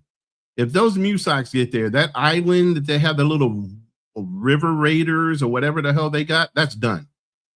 That's done. I'm telling you right now. By the time they get there in the next 2 weeks, that shit's over. The island. Hold up. Do you know So what the all island does? It's processing oil, but they also hide their fast boats there too. They would destroy and while we the hit island. a couple bombs there, yes, I understand that, and we haven't yet for a reason. We weren't trying to hurt them. Iran would just destroy the island. Iran is not going to destroy their oil process. Do you know that's their processing plant, though? That's where they process their oil. Iran, do you not know that? Iran would say, you know what? We'd rather the United States have it. Hell no. They would Have say, what? we'll destroy it so they can't get it. They wouldn't do that. When we Or they would have already done it. No, hold up. I remember. Let me. What timer? I got to put a timer on this. I'm going to tell you this. Let's put a pin on this. Let's put a pin on this. Yes, let's put a pin on this. And in 2 weeks. Oh, okay. Next and backstage. In 2 weeks, we're going to have another show after we do the next show on who the real Jews are. So after that, we're going to circle back around and we're going to see what happens with everything that's going on in the next 2 weeks. Once the Marine, I want to get it straight because you like to change your story. You're saying I'm giving you 2 weeks. No. I am saying this so we can be clear. I am saying that Iran. I don't know why he left. I'm saying that Iran would blow up that island. I'm saying that Iran will blow up that island instead of letting the United States have it. What are you saying? So I know. And I'm telling you they will not. And we will blow it up ourselves. Why would we blow it up? If we needed to. We're not going to. We're going to secure it. Secure it for what? We're not going to blow it up. Hold up. What are we securing it for? We're securing the island away from the fast boats that are there that are interfering with the shipping lanes right now. That's the biggest thing that's going on that's stopping the tankers from going in and out. They have these boats. Listen, they have these boats. Can I finish saying what I'm going to say? They have these boats right now that keep pulling in and out, and they're the ones that are terrorizing the fucking tankers. They're not launching rockets all the time. They're using these fast boats to do it. So what they want to do is prevent that shit from happening first. And then if they got to take out the rocket places, they will. So you're saying that they're securing the island. So yes, brother, you know they got that people can get and ballistic missiles. They don't need the island. They're not worried about those. They're not worried about those. They're not. They have. Well, who's not worried about? Who's not worried about the drones or the ballistic missiles? Worried about those. What we need to do is secure the Straits of Hormuz. They're not worried about it. Why aren't they just passing through? Because we're not in the Gulf region yet. We're outside of it. We're waiting on the second USOC to come in. Our ship, you know where our ships are? Our ships are right there at the same at that pass. The Navy does not fight the fucking land. That's the Marine Corps' job. And we need 2 MUSOCs there. That means a total of fucking 10 ships that are going to be there. Okay. Now you also got some special forces from the Army that are flying in. Within 2 weeks, once we get both of those MUSOCs there, that whole island will be conquered. All they got to do, Iran just has to blow the island up. Even let's just. They're not going to do that. Let's well, just they give would you already done it. Let's give you every. No, they would. They're not going to blow up their own. Then so we got. Where this you at, Matt? Not back. So what? We got that. So here go the other thing. So you're saying they're going to take the island for what? What they take the island? So that the tankers and the ships know that the Straits of Hormuz is secured. They'll just bomb it. You got missiles. They're not going to do that. There is only as big as 28 miles wide, but it's shallow. You only have 2 miles that you can get through. That's it. Do you not understand? So, listen, I'm going to tell you this. Do you not realize that our government will call another government before we fucking bomb them, and we'll give you a choice to either do something or not before we actually drop a bomb. We'll actually tell you what time we're fucking gonna do it. Do you realize that? Do you not realize we already hit that island twice? You're not. We gave them 2 warning shots and hit that island already. Do you think we would miss? So if we wanted to blow it up already, we would have. We don't. I'm not. Hold up. Maybe I just want to make sure, because you're going to change what you're saying. No, I'm not. It's on recording. So I'm not saying this is exactly what I'm saying. All right, let's go step by step.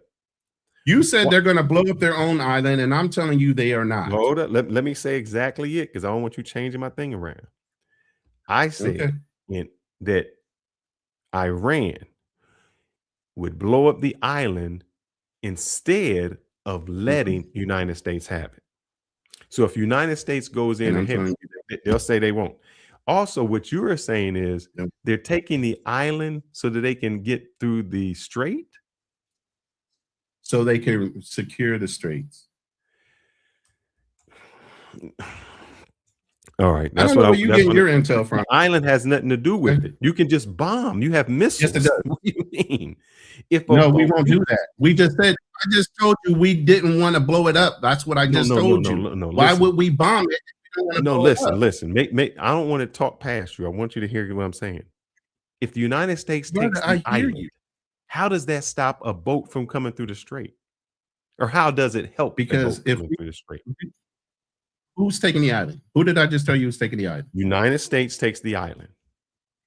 Who? What specific branch is taking the island? I don't care. Whomever you want to give it to. They take the island. Okay. Marines, Army, all of them take the island. There's 10 freaking ships that are going into that area. Those 10 ships are all Marines and military or naval fucking air wings and different things like that. There's no ship that's going to move around that island without those 10 ships finding it.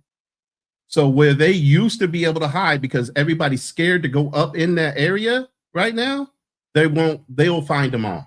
They'll find all those little ships. Believe me, we did it in Falaka.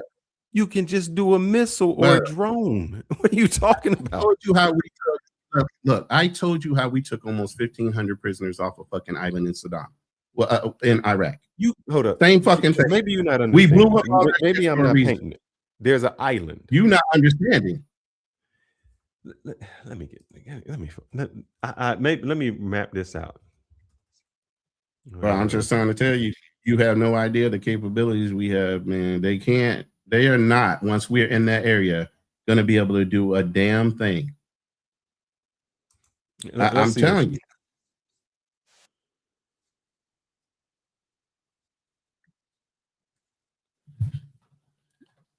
Let's go to this little island. I am telling you, once we're in there, it's over.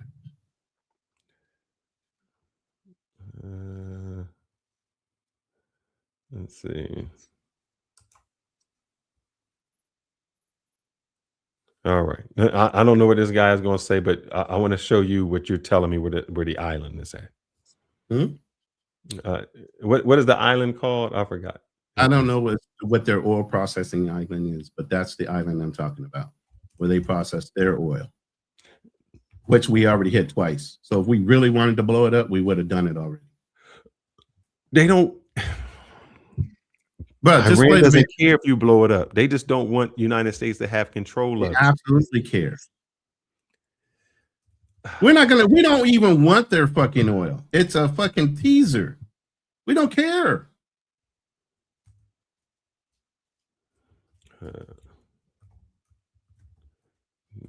Deuce oil. Let me get the name of this. Karg Island. There it is. So now I got the name of the island. Mm-hmm. So let's ask this.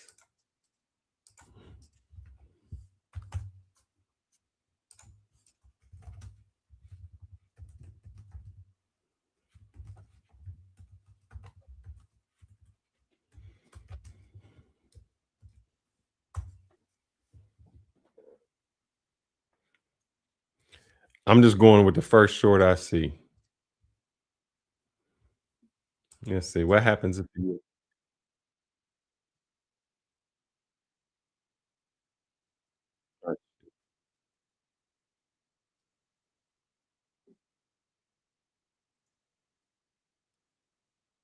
will take an immediate hit and make it hard. Oh, man, why does it do this when I share? What the hell's going on?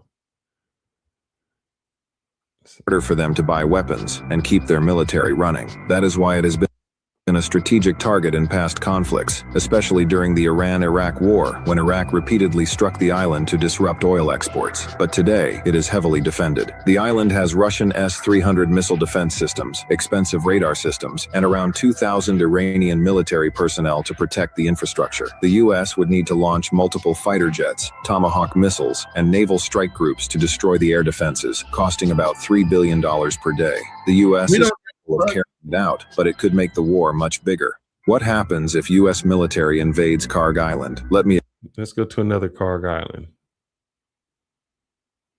Let's see.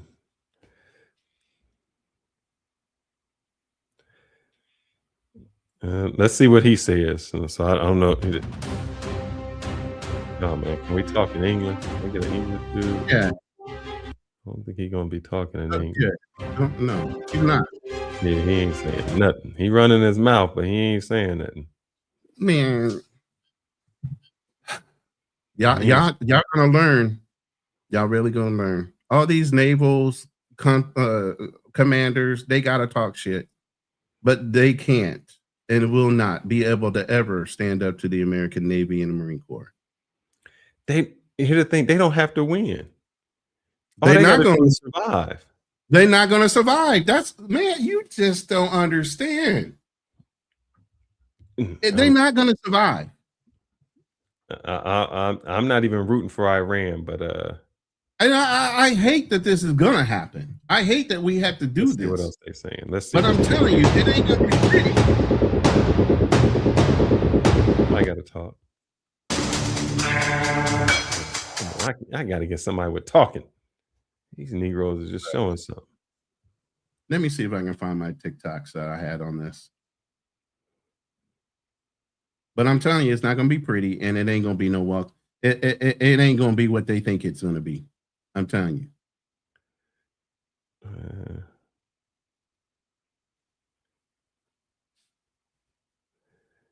Nobody on here.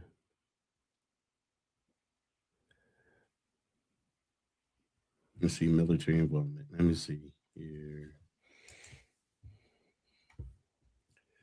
Man.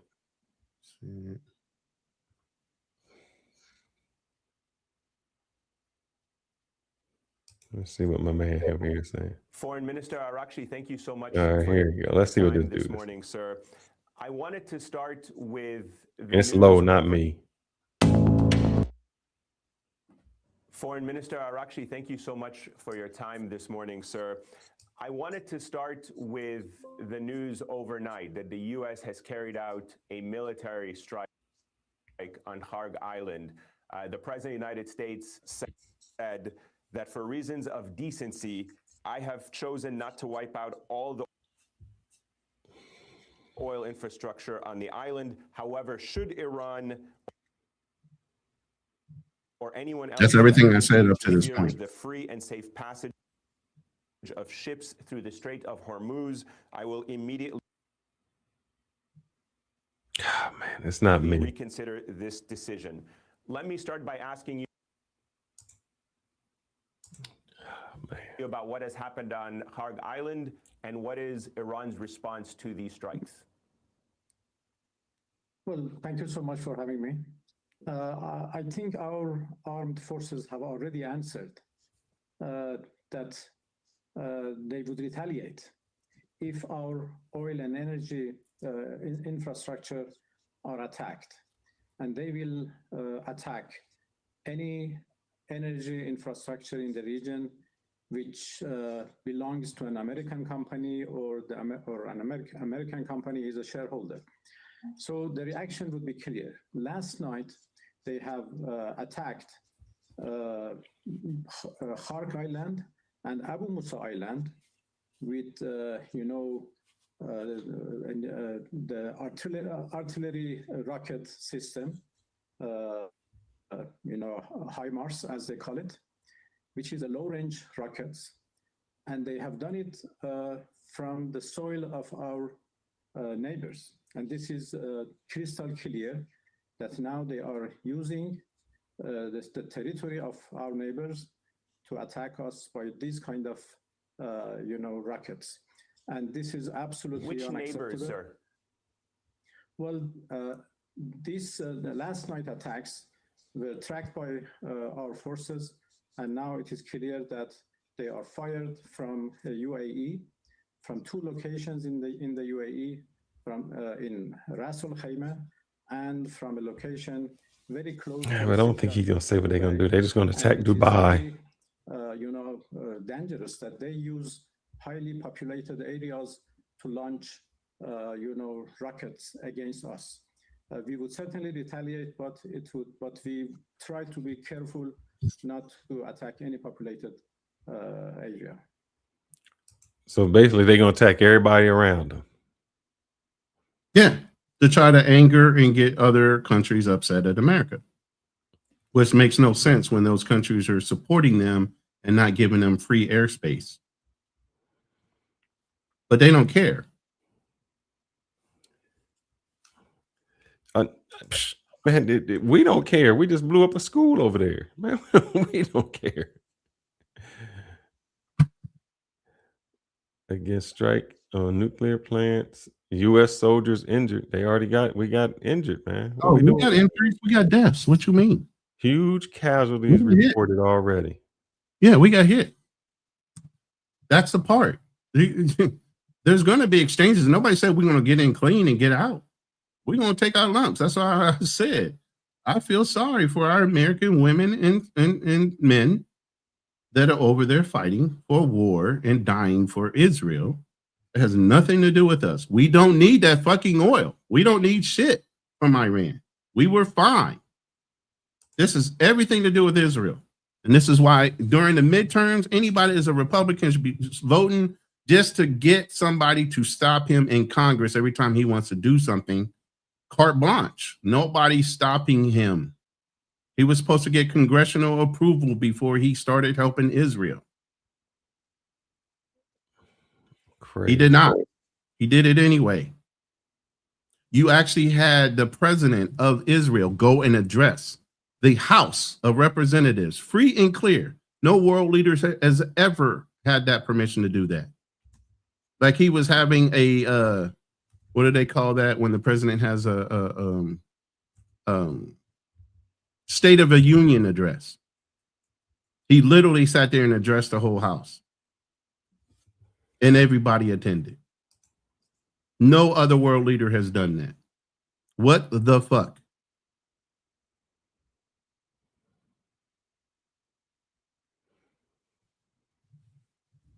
No, I'm still not even funny anymore.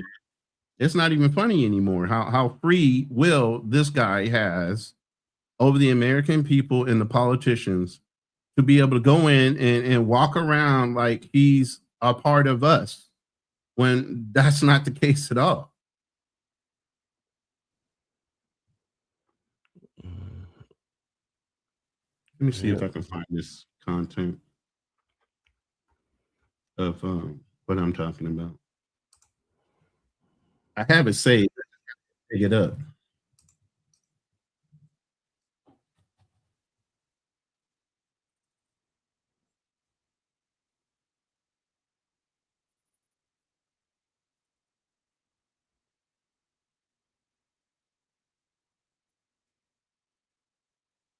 Yeah, this says it right here. This is why I don't understand what you're talking about.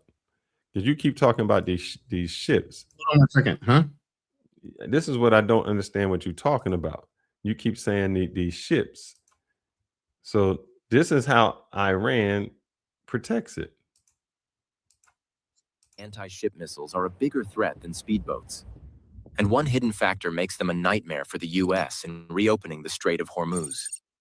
First, Kausar, a cruise anti-ship missile designed for coastal defense with a range of 15 miles. Next, Noor, reaching up to 106 miles, capable of striking vessels beyond the Strait of Hormuz well into the Gulf of Oman. Then, Khalid Fars, a ballistic anti-ship missile that can hit moving targets up to 186 miles away using satellite guidance. And finally, Abu Mahdi, with a massive 621-mile range, putting even U.S. aircraft carriers It deep. will get shot the fuck down. Right. These Turn that missiles shit are off. firing from a in the ship. Strait of Hormuz It blockade. don't matter. They will still Here's the intercept real that challenge. missile and shoot it. These missiles are These missiles- look, truck-mounted, road listen. mobile, hidden in Let mountain me tunnels go and back. hardened. Hold up. Let's stop. Hold Let up. me- You keep saying, listen, this is where they Let at. me They- tell you from a military channel what they're saying about once our ships get there. You're playing all these hypothetical things that are just speculating. And I that's know that all it's it not is. coming It's from. You keep saying from a ship. They firing a missile. A missile can be. You know how it can big. come from land. Yes, sir. We you know how understand big that. the land is. That means they can fire from anywhere on that land on a mobile. It doesn't matter. Doesn't matter. How you gonna stop it? These Iranian. Hold on. Let me get to where it's at. Hold No, on. let me play this real quick. You keep jumping in. Let me play this. And just listen to him and why this is going to be a fucking problem. All right. Okay? Let me hear. Mhm. But this is different. The ships sailing toward Iran are led by the USS Tripoli, which is an amphibious assault ship that also happens to be leading an elite US Marine Expeditionary Unit toward the Middle East. This is huge. Amphibious ships and expeditionary units offer the clearest sign yet that the US is gearing up to put boots on the ground, and we'll explain why that might or might not be the case later in the video. As for the group being sent, the War Zone, or TWZ, offers some more details. It says that the latest grouping of ships set sail after US Central Command received direct approval from the US Secretary of War, Pete Hegseth, to send them. What's heading to Iran right now is an amphibious ready group, or ARG, the outlet says, which has an attached Marine Expeditionary Unit. An ARG typically includes an assault ship, 2 transport docks, and a support vessel that carries an embarked Marine Expeditionary Unit, MEU, of at least 2,200 Marines. And it's possible they may hold more. The New York Times suggests that about 2,500 Marines are en route to the Middle East, and it provides us with the name of the unit being sent, the 31st Marine Expeditionary Unit. Right now, the USS Tripoli and the ships that it leads are sailing to the Middle East from their usual base in Japan. We also note the Marines and sailors on these ships have been getting ready for something.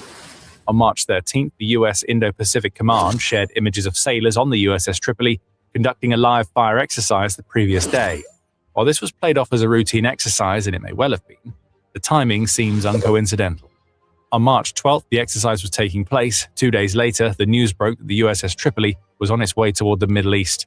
And here's where it gets really bad for Iran's regime. This ARG and expeditionary unit may be the first of several. In an ex-post, Ian Ellis revealed that the US has other ARGs and task forces stationed in the Pacific region that could be ordered to Iran at any time. Among them are Task Force Ashland, which is currently stationed in Thailand, and the USS Arlington, which is another amphibious warship that was reported on March 1st as conducting repeated loading operations out of Norfolk while surrounded by armed security boats. Could this have been training for a deployment to Iran? We don't know for sure, but these kinds of exercises seem to be simulating the kinds of conditions the ship would face in the Strait of Hormuz. Keep that waterway in mind, because we'll be returning to it in a few moments. But beyond the task force and warship we just mentioned, Ian Ellis adds that there are 3 ARGs, the Iwo Jima, Boxer, and Kearsarge, that are all in positions to join the USS Tripoli and its grouping, should the US want to call on it. So what we may be seeing here is the start of something very big in terms of marine deployment. But even if it isn't the USS Tripoli and its supporting ships alone, tell Iran that the entire US posture in the war is about to change. However, that change isn't going to be instant. An open-source intelligence update shared by MT Anderson on X notes that the USS Tripoli is moving at a very high speed toward the Middle East. This can be tracked by satellite photos, which show the ship's wake is large enough to indicate that it's going hell for leather to get to the Middle East. However, even at such a high speed, the ship and its grouping still have to make it to the Middle East from where it's stationed in White Beach, which is in Okinawa, Japan. The warship was spotted approaching the Bashi Channel that lies between Taiwan and the Philippines on March 12th, and it may take another week or 2 before it arrives in the Middle East. But that doesn't change the headline. The US is sending Marines and amphibious warships into the Middle East. This is Iran's worst nightmare, especially when it comes to the leverage that Iran has in the Strait of Hormuz.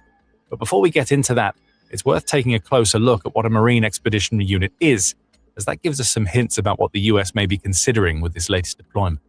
These types of units are among the most versatile that the US military has to offer, with the New York Times noting that they're often referred to as America's 911 force. In other words, these are the units you call in when you have an urgent problem that needs to be solved. Marine expeditionary units have been used for everything from conducting counter-piracy operations to being the first to lay boots on the ground during major operations, such as they were during the war in Afghanistan back in 2001. These are self-sustained and rapid response forces that are structured to offer air, ground, and logistical elements that are split into 4 groupings. First up is the command element, which serves as the headquarters for the unit and offers support to all deployed forces. A ground combat element serves as the Marine Expeditionary Unit's heaviest hitter in terms of pure combat force. That element typically contains a Marine infantry battalion, complete with This artillery, ain't really telling me what they're going to do. a team of I don't know what engineers, we and watch. amphibious vehicles used to make landings on enemy territory. Throw in the aviation combat. First of all, you need to understand what comprises a unit before he can explain to you how detrimental it is. Once we get in that fucking area, how much fucking damage we're going to wreck and do. It's fucking crazy. You don't understand. In what area? On the island? Yes. So let me ask you a question. If they get on the island and Iran puts a ballistic missile there, how do they They're not going to do that. They're not going to do that. They said they wasn't going to close down the Strait of Hormuz. Right. They said they wasn't going to bomb anybody. We don't have to. Who said that? That's what the whole thing was. Oh, they're not going to close that down. They're not going to bomb. They're not going to bomb any other Arab countries. But they did it. They had no hesitation to do it because there was nobody there.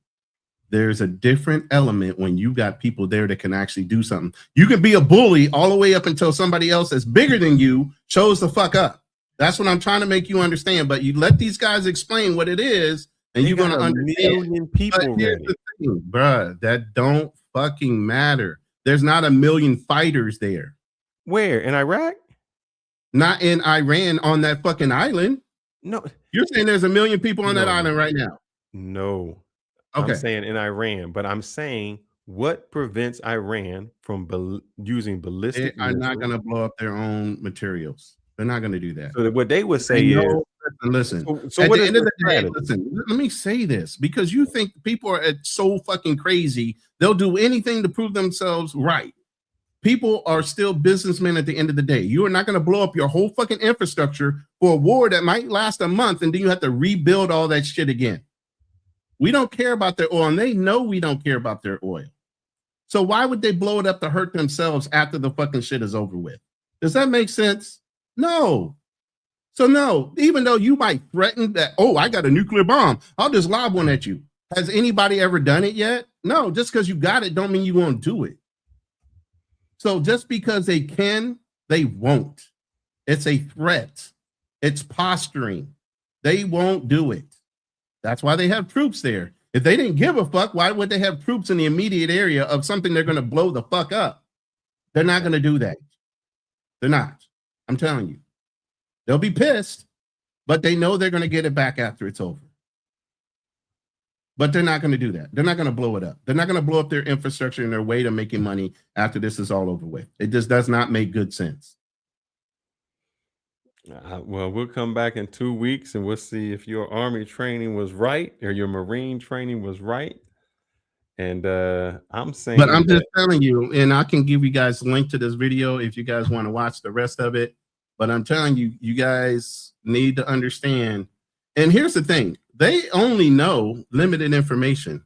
This person that's talking said that the ARG that's going over there is coming out of Okinawa. That's a stationed ARG. The ARG that I was on that was special operations capable, we go out 6 months at a time. We're always on patrol.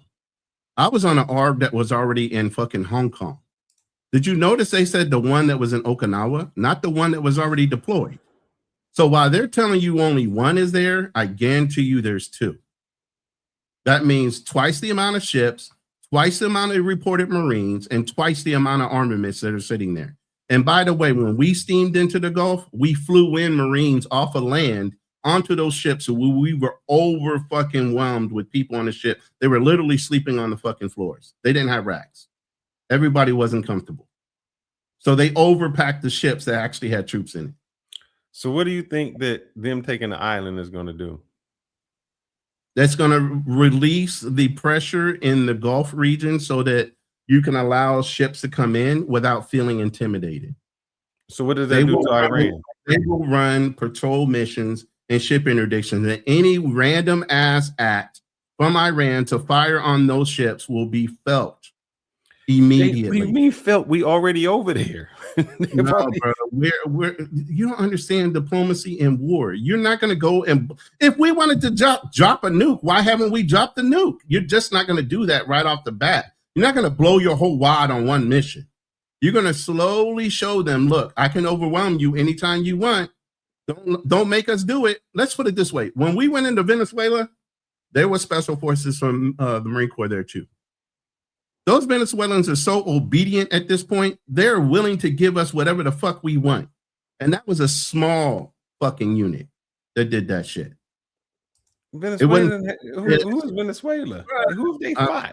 You see, you're downplaying it now, but I'm trying to tell you, you don't understand. Who has Venezuela fought? And you, and who hold has? up, do you know how We're they not got it? going to conquer. We're not going there to conquer.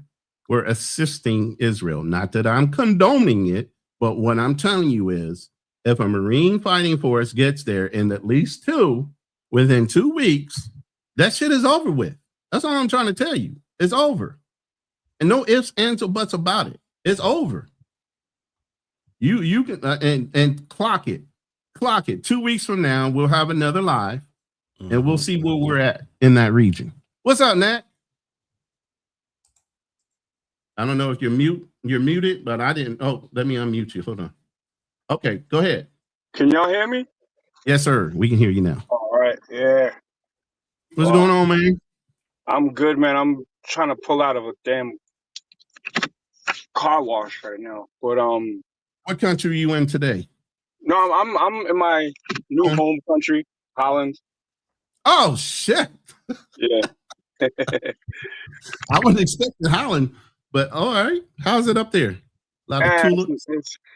It's only good for money, bro. Like these people out here are weird. Oh, I know it's a slow-paced life, but it's a good money life. You know what I'm saying? Yeah, definitely. So what you got to add? Man? I know you got some things to say. That's look, the only reason America and Russia haven't blown each other up is because they both have the ability to do so. Correct. You know what I'm saying? So peace can be achieved through separation, armament, and agreements. So my brother Felix mentioned being a bully or something. Iran has been a bully and been trying to bully us for the longest. Like if you look at, how many Americans died at the hands of the Iranian regime versus how many Iranians died, you'll see that it's lopsided in their favor. Oh you can man, go back Nat to the Measy, I Cold thought you was a history major, brother. I am. Man. So let's go back. So I don't know where you want to start at, but I can start in 1901 and go forward. Are we going back to 40 years war? Towers bombing. Let's start there. To how far? Kobar's Towers bombing. I think that was in the 90s. Just Google it. Kobar's. That's when we still had Saddam on our side. No, that was after. I'm going to try to park so I can cook. I'm in the industrial area. So I'm going to go back to, I'm going to go way back. So what? The 50-year war? What are we talking about? Because that's always been an issue I ran. That's right. This ain't our first rodeo with Iran. We just been using war by secondary proxy. Right. As do they via the Houthis and Hezbollah. They've been killing Americans for the longest. Man, so Nat, sorry. To America. I'm going to give you a little bit of a quick history lesson. I'm going to try to make it as fast as I can. Here we go. Take your time, brother. 1901, British came into Iran. They wanted to get some oil. Iran said, no problem. 1906, oil was discovered. Basically, that's when it was called that. They were called the, it wasn't Iran then. They were still Persian. But what's the other word that Hitler liked to say his people were? Whatever word that was. No, wait. You're talking about Aryans? Aryans. That is correct. It was the Aryan British oil. It got changed because that's where Persian actually loved to be Aryans because of Hitler, and they were called Aryans at that time. That's why they went from Persian to Iran. Fast forward 1950, I can't remember, it was 1950. What happened was the British were supposed to be paying Iran a certain amount of money for oil. And when Iran said, let me open up the books, they said, no, you can't see the books. So they were cheating them out of the oil. That's how the oil became nationalized. That was in the 1950s.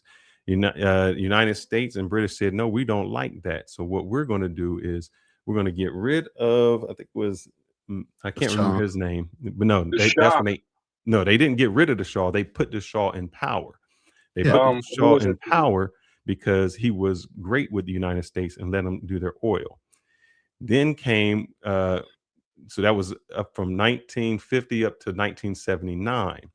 And there was an overthrow in the government, not really even a coup. They wanted someone who was not good with the United States because they felt that the United States was taking all of their profit, which they were.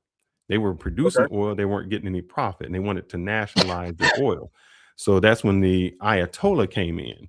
So the Shah left to the United States. The reason that they came in and took over the embassy because the people in Iran were so afraid that the United States would do what they did in the 1950s. And they said, we do not want the Shah to come back into power because, they didn't say they hate, the reason they said they hated America is because America always used their influence to try to manipulate and take over their oil. And they said, this is our country, it's our oil, we don't want you to.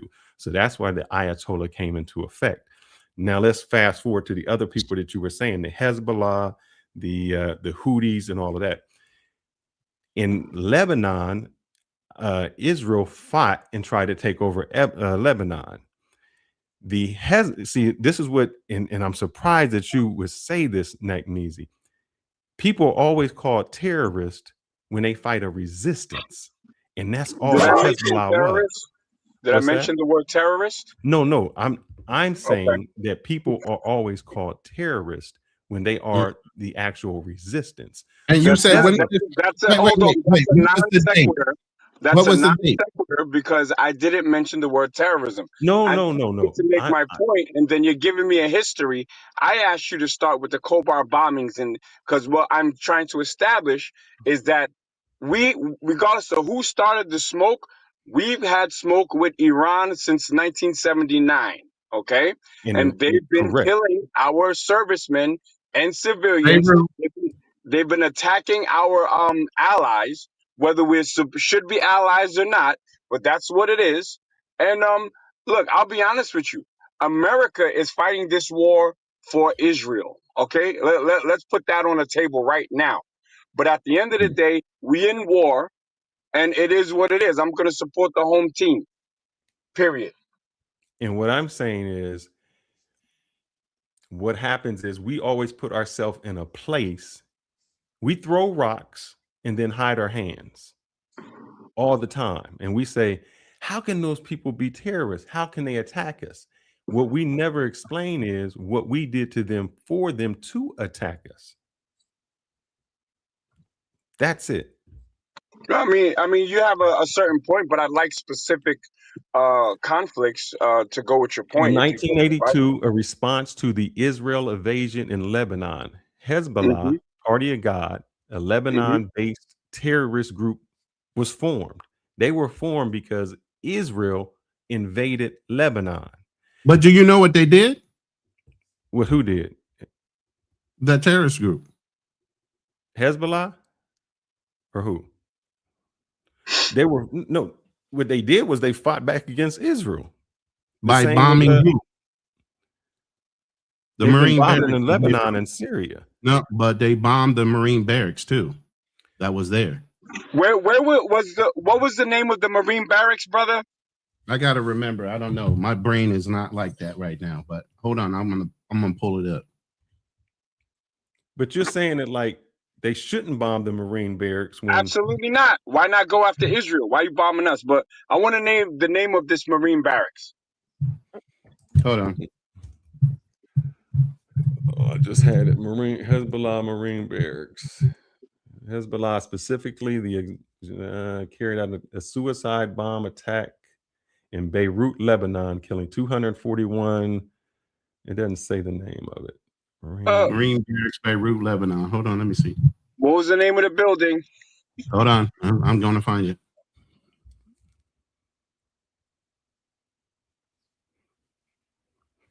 1983, 0620 hours. First thing in the morning.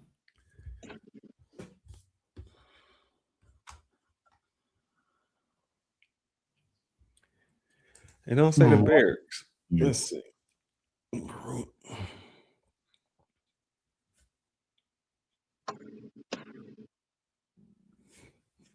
So once again, my question would be, why was the military in Lebanon?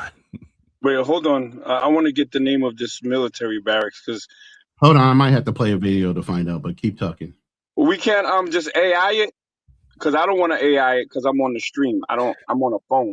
It doesn't mention it. It just says it doesn't mention it. It doesn't say a specific barracks. Like it just says where. I think it's the Kobar Tower.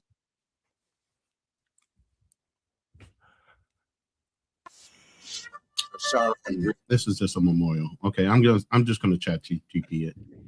Yeah.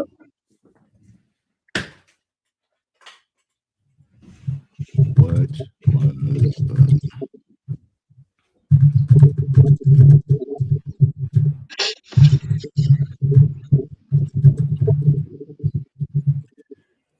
the car building? It doesn't say a name of it.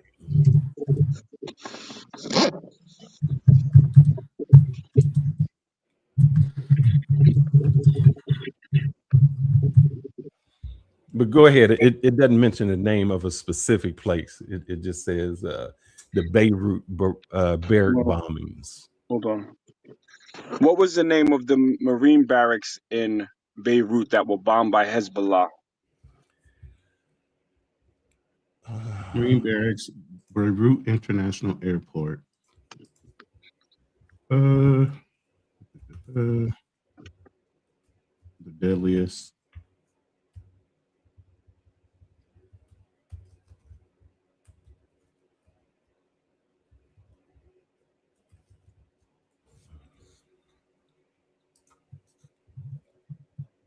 Okay, I'm sorry. Wait, y'all are on Beirut, right?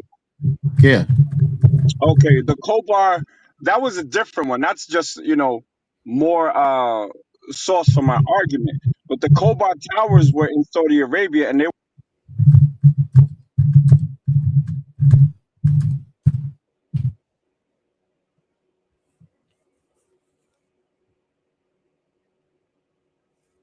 It did not have a formal name for the building, but it was a battalion landing team, 1-8, 1st Marine 8th Battalion. I was part of 1st Marines 4th Battalion, but we did have some 1-8 members. Iran has been promoting terrorism throughout the region for the longest. Period. Truck bombings, suicide bombings, and they're calling for the death to America and Israel. Whether you like it or not, we are Israel is our strongest partner, even if it's a one-way partnership. It is what it is. My question is this. Yes. Lebanon is not the United States. Lebanon is Lebanon. Israel tried to take it over to be a greater part of Israel. Wait, but hold on. In the United, what does that have to do with Iran? Because it's not Iran either. Hezbollah is not Iran. You just said Hezbollah is the biggest supporter of. Iran is the biggest supporter of Hezbollah. But what does that mean? They're not the same. That's just China supports Iran. They don't mean anything. We support Israel. Iran is Iran. You don't know the link between Hezbollah and Iran. Of course they support them because they feel that the United States has always come into their country and caused wars. But they went like in Yemen. It was Lebanon, like you said, and then it was Saudi Arabia. It wasn't Iran. The link, my brother, is Shia Islam. It's a Shia militant / terrorist group that the Iranian government backs through funds and also military hardware. So they keep sticking their nose in business that their only connection to is Shia Islam, not Sunni Islam, Shia Okay. Islam. Why did Israel bomb Lebanon? Brother, I'm talking, that's also a non sequitur. Let's keep this on American business, American deaths. I'm establishing why we got up in there. Okay. Obviously, Israel is one part of it, but there have been American deaths at the hands of Hezbollah, which is a Shia terrorist group that is backed by Shia Iran. So the question would be, why was the United States in Lebanon? Well, let's Google it. Let's see. Right. What's the question? Why the United States? Why was USA in Lebanon before Hezbollah? Let's see. Let's put before.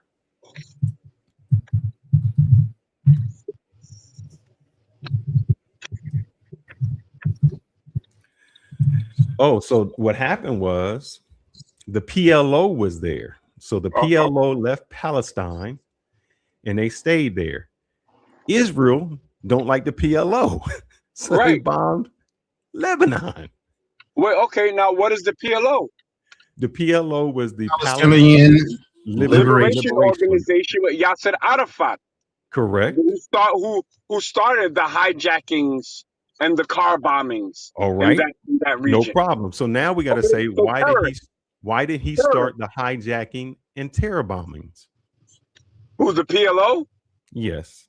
Okay, well, before we get that, do you agree with hijacking and car bombings of I'll give innocent it all people? to you. I'll say he bombed it all. Wait. Do you agree with the PLO and Hezbollah's tactics that involve killing civilians for political reasons? Yes. Okay, so you're a terrorist supporter. No, hold up. See, let me explain that. When the Americans or the Europeans came to the United States, before it was the United States, and the Indians, Native Americans, attacked them, were they terrorists? I don't know why you're talking about Native Americans, brother. We're talking about. Then I'll bring it back this way. If somebody came to your land, and Stop. you do tactics. Stop. You're about to go the wrong way. Let me say this. The reason why we were there in Lebanon was that there was a power vacuum at the time because the PLO had assassinated the Lebanese president, and followed by that, another person was assassinated. So we went there on a peacekeeping mission. Wow. U.S. Marines were deployed under defined framework, support the government of Lebanon, help stabilize Beirut, prevent neutral buffer between factions. That was the mission. We were not there to help Israel. We were there to stabilize Lebanon until they could peaceably put somebody else in power because they were getting assassinated. I have nothing to do with high rank, but did you read Hezbollah was formed shortly after 1982 in response to Israel's presence as a proxy of Iran officially later? So Hezbollah was formed because because Israel was bombing or taking over Lebanon. In all of these instances that I say, the terrorists were the people who were always getting taken over. In their response, we call terrorism. Here's the thing. Hold up. Do we call terrorism? Do we call terrorism when we bomb? Hold up. Do we call ourselves terrorism that we bombed a school with 106 kids? And I'm giving you facts behind it. Okay. The U.S. forces were perceived to be aligned with it led by Amin Gamil, or whatever his name is. That government was largely aligned with Christian factions. Opposing groups, including Muslim militias, Syrians, and Iranian-backed emerging groups were the ones that were opposing this Christian leader to become in power based on the fact that it was preferred by the U.S. government. That's when all the irritation started, because they didn't want a Christian ruling Lebanon.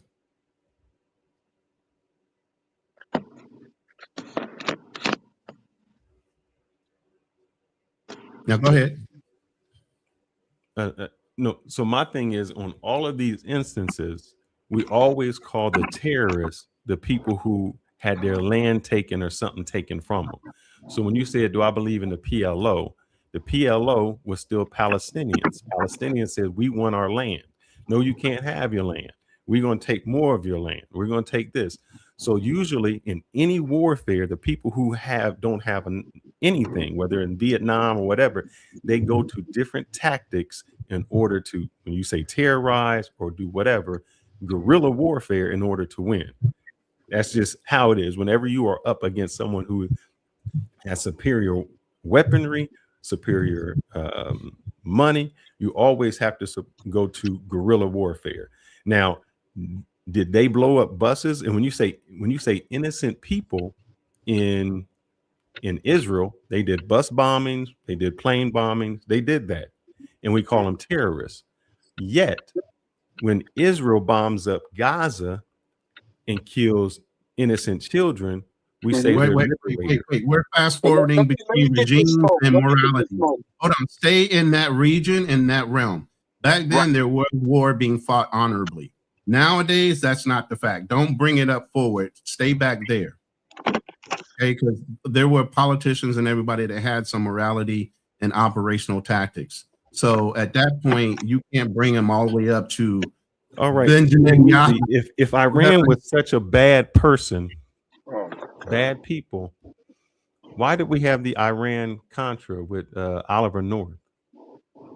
You're asking questions that have nothing to do with the topic, and you make us go down a rabbit hole of nonsensicality. Let's get to your point about supporting terrorists, because you seem to be so the United States supported terrorism.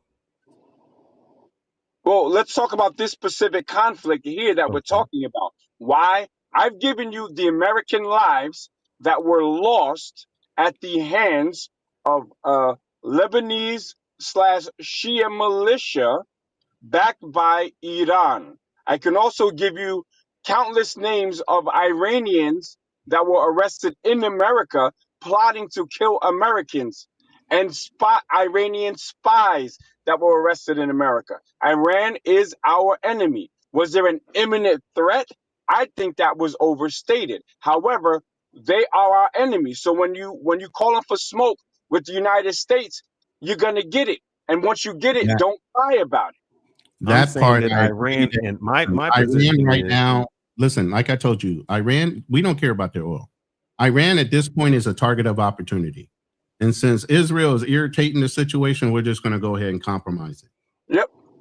They're a target of opportunity is the only reason we're there, just backing up Israel. And since they're there, we might as well go fuck up some shit.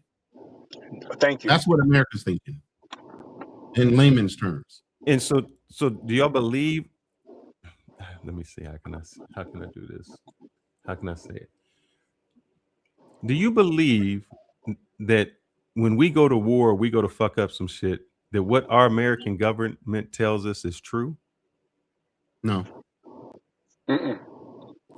So what will make you think this is true? Because I was told that we went to, I was told that Saudi Arabians or from Saudi actually hijacked some planes and went into 9/11. So that now we had to go to Afghanistan and then we had to go to Iraq. I don't know what Iraq had to do with weapons of mass destruction since they didn't have it.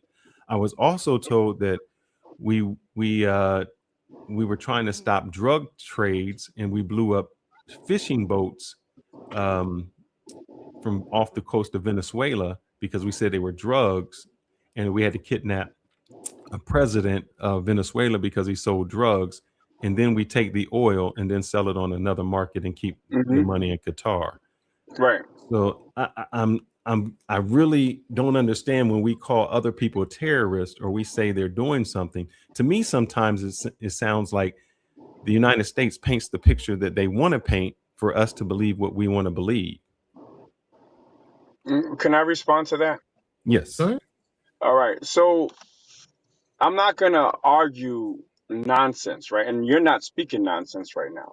The United States has prompted up governments, has started wars with other nations, has supported who was we fighting in Afghanistan that turned The into the Taliban. Taliban. It turned into the Taliban, but we were supporting them against Russia, What were right? the Taliban called before? They were called The Mujahideen.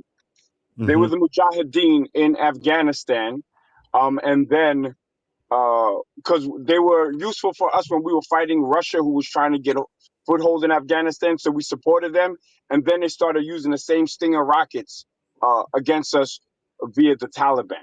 So I get it; it's a global game, and the sad truth is, if you don't play the global game, which is colonization, imperialization, takeovers, hostile takeovers, you're not going to maintain your place as a world superpower. If you enjoy being in America, You see having a what nice you house, saying right now, McMeasy? And I'm yes, sorry to interrupt you. What you saying right now? If we say that, I'm with you. If we just tell the truth and say, look, right, we didn't go to Venezuela for no damn drugs. We went there because we wanted the oil. If we exactly. said, I'm with you. I just don't want to be pissed on and tell me it's raining. Well, and now we're getting to a place where we can be honest. I'm not. Look, I love being a Black American, right? I love being an American, period. But I know when my country's on some bullshit. But because my people still live in America and the powers that be do what they gotta do, I gotta ride for my people. But I will call them out on their bullshit too. Exactly. But global powers, right? China, not even Russia so much anymore. They can't even beat Ukraine, right? You have to do some messed up stuff. America was supporting. We had a base, or at least access to a base in Georgia, and the leader, the president was um, Nicholas Saakashvili. His last name was Saakashvili. I don't know what his first name was, but when Russia went in and fucking occupied Georgia, he got on a TV, hysterical, hair all in a looking crazy, talk about where are my American allies, and I'm just laughing like, you dumbass, like, don't you know we use people? We only use you for what you can do for us. We're not doing shit for you that's gonna put ourselves in jeopardy. Which is why China is silently supporting Iran, because they have trade relations with them, right? But they ain't gonna put their necks out for Iran. But that's again, and that's why I asked you, why do you think they specifically asked for you to pay for the oil to get through the Straits of Hormuz with Chinese dollars? Because they have a deal with China for supporting them. That's what I was trying to get you to figure out. Then my question becomes this: do you think by doing this, does this make us safer or make us less safe?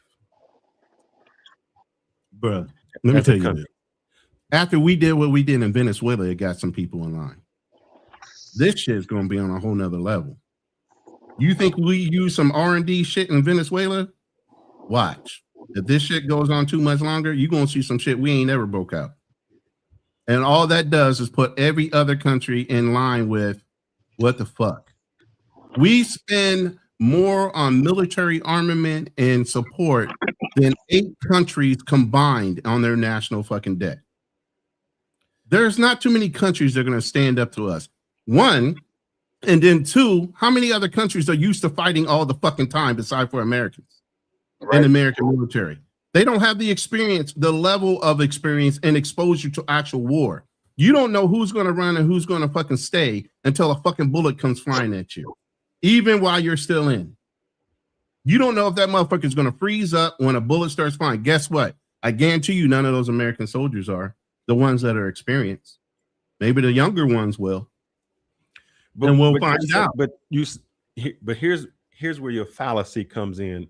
It ain't fantasy, but I'm talking from experience. I've seen people Your freeze up. fallacy is, all right, what war have we won since World War II? It ain't about winning wars. What war have we won? It's not about winning wars. We spent 20 years in It's Afghanistan. prospering And and hold up. positioning. And the moment we left Afghanistan, It went right back to the where it Taliban. was. Yeah. We spent all this time in Vietnam. We are not I don't there know what to we run accomplished in governments. Vietnam. I don't get why people think we're there to run governments. We should never stay longer than we're needed. We're supposed to go in, do what we need to do, and pull the fuck out. It's the greed of the politicians. Wait. Stop. It's the greed of the politicians, and it's the greed of the corporations that have now influenced these politicians to make us stay longer in countries that we don't need to be in, because they're trying to pilferate whatever fucking rare earth metals or oil or whatever the fuck out of that country before we do pull out. It's about money now. It's not about us doing our jobs. We're not there. Did we change in any of these countries that we said we fought since World War II?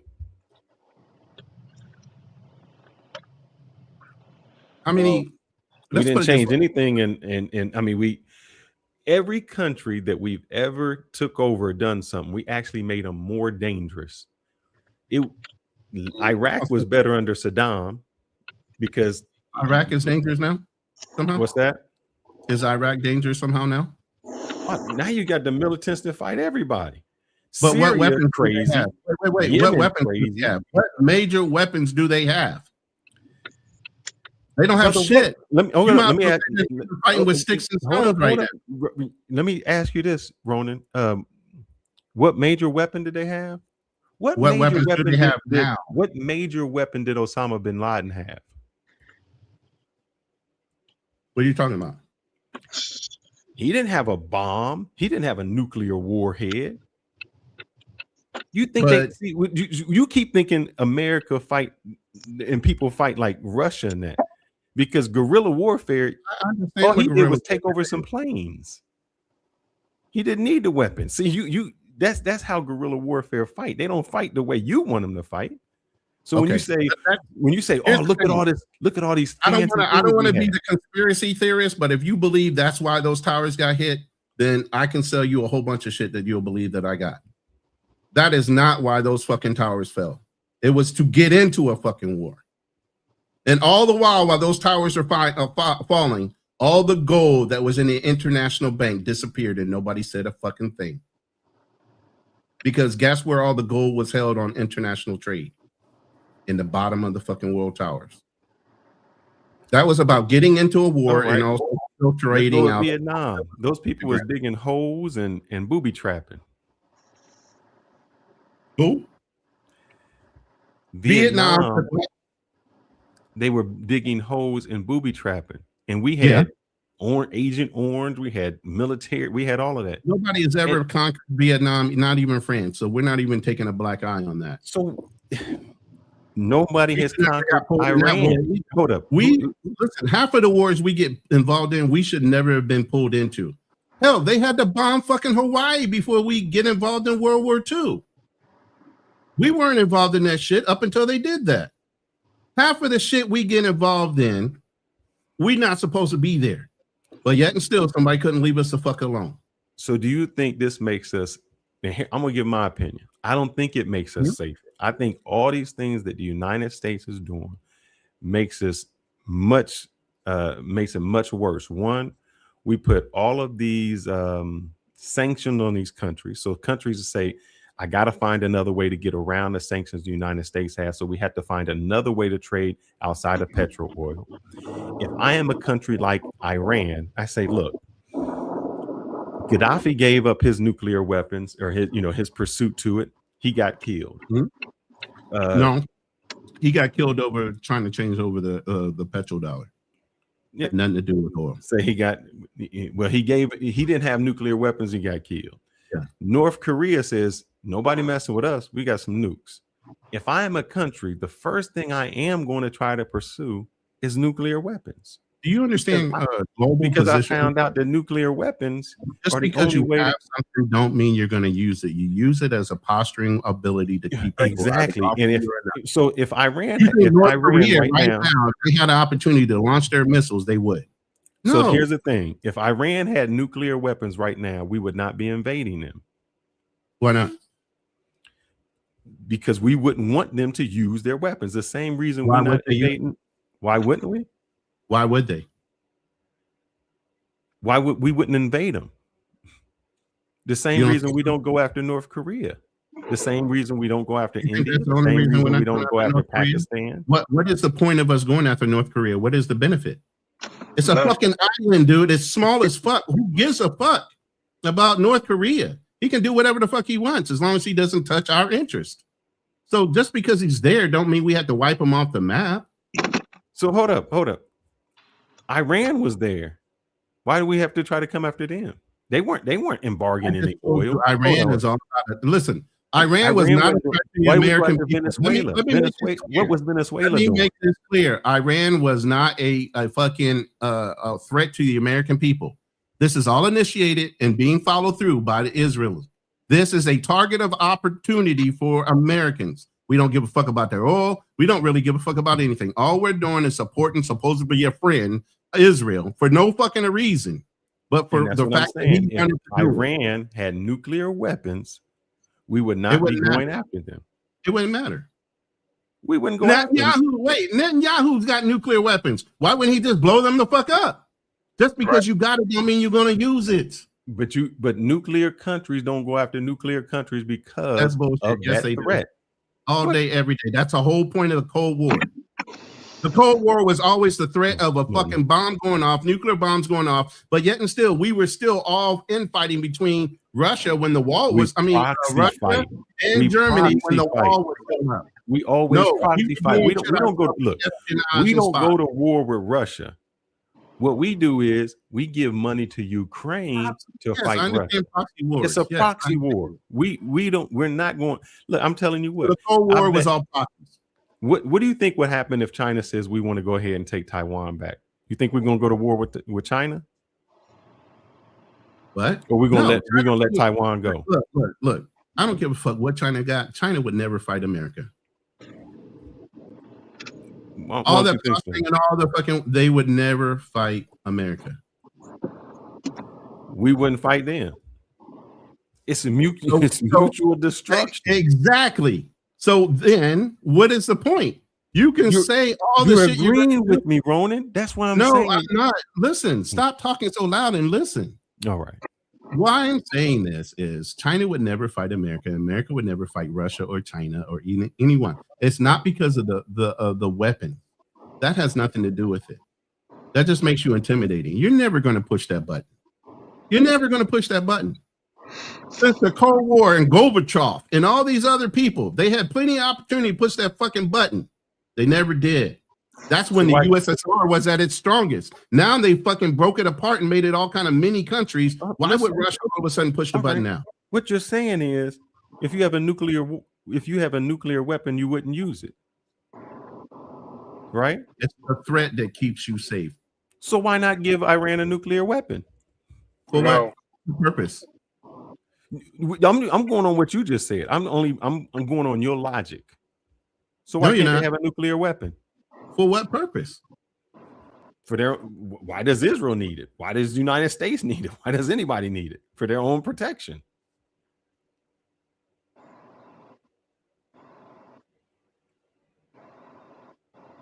Again, you haven't explained why we would allow that to happen now that they don't have one. Why would we say, okay, you can get into the nuclear? No. Hold up. I'm only going on your logic. Your logic. No, you're not. Yes, what you said. You're going on your own logic, bro. Because I'm saying, why would I allow them to have a weapon? Hold up. No. You said the people who have the nuclear weapon wouldn't use it. It's a threat. It's posturing. Yes.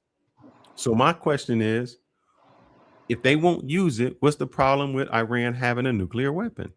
Because Iran is crazy enough to use it against Israel. That's all I needed him to say. Well, I said it. He didn't say it. That's my shit. All right. Iran is crazy. So here's the thing, Nagneezy. Yes, sir. If Iran right now or previously had a nuclear warhead, do you think we would invade them? No. What? Why wouldn't we invade them? Because of nuclear deterrence. Exactly. Now, see, Nagneezy understands exactly what I mean. So the reason I say that the world would be less safe is because of this. Countries are saying the only way, like a Venezuela, a Colombia, a Cuba, countries are saying the only way that I know that the United States won't come after me is to pursue a nuclear weapon. If I'm Iran, I would say, shit, the first thing I'm going to do is get a nuclear weapon. Now, let me say something else, Fearless. A nuclear deterrent does not guarantee that people won't fuck with you. All right. That's what I'm trying to tell him. Oh, they were still India has nukes, Weapons. and Yes, they're in a and war right yeah. now with Pakistan. They've been in a war with Pakistan over Kashmir. They have nukes.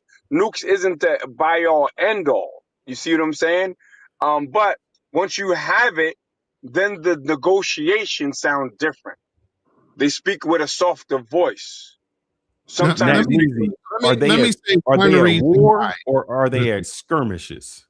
No, there's battles, all right, but it was like 3 weeks ago. It was like being put out as a war.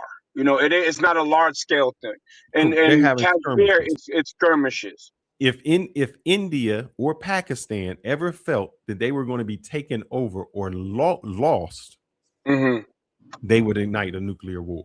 No, I they would not. don't think anyone. Look, man, it's like nobody in their right mind would do that. Like the people are saying, "Oh, Ukraine is beating up on Russia." No, if Ukraine was going to be taking over Russia, Russia would blow them up. Then why hasn't China let one off and just took over fucking Taiwan? They don't need to. They can. They don't need to do a nuclear weapon to take over Taiwan. But by your logic, they would. Why wouldn't they? No, it's their country. Taiwan doesn't have nuclear threat. Taiwan not a nuclear belongs threat. to China. It is their country. Why would they blow But they up? don't act their like it. country? They don't act like it. Hong Kong is their country. It's Now- one China. Now, you do realize the British owned fucking Hong Kong until 1980 something, right? And they turned it over. Yeah. Any of y'all live in Texas? I live in Texas. did. All right. Do home invasions happen in Texas? Nah. I mean, what they try to, but people know they don't run up on a car or nothing like that because everybody got a gun in Texas. Everybody got a gun. But there were still carjackings, there were still home invasions, there were still robberies. Fearless, you just froze. Because people know that you You're back. have it doesn't mean that they won't try your ass. Oh, yeah. And Iran is crazy enough to try somebody with the weapon if they get it. That's why they're saying you can't have it. Who are we to police them? Well, we're America. We're the biggest, baddest bully on a fucking block. That we have to embrace We that try shit. not to be bullies. We try to be upstanding and proper, but sometimes we do come But off you know, bullies. sometimes you gotta show your pimp hand. Sometimes you do. That's what happened with North Korea. Kim Jong-un pointed a fucking weapon at Guam or some shit, or he fired some shit in the direction of Guam, and Trump in his first term was like, yo, I have a bigger nuclear button. Move that shit, or else, we're gonna get it popping. So they talk tough, but nobody really wants to press that button. But just because you have it doesn't mean people won't test you. Suge Knight got knocked out at a barbershop by a barber. Everyone was scared of him. It don't mean people won't test you. Let me say this. Right now, we have two inconsistent leaders, world leaders, that are pretty much pushing up on everybody. And that's Trump and Netanyahu. Those are the two that are piling up and doing all kind of crazy shit. One, Trump has no recourse because at the end of the day, he can't run for a third term. He don't care how many fucking bridges he burns down. Right. He's going to do whatever the fuck he wants. He's a loose cannon. So why not support Netanyahu, who's probably going to give him a fucking golden parachute after all this is over? Let me ask Neezy. I mean, you know this. I don't want to talk about this too much and put it in. You know why most school shootings happen? Oh God. No, enlighten me, brother. What kind of question is that? No, like in Columbine, it's usually the kids who were bullied on. Right.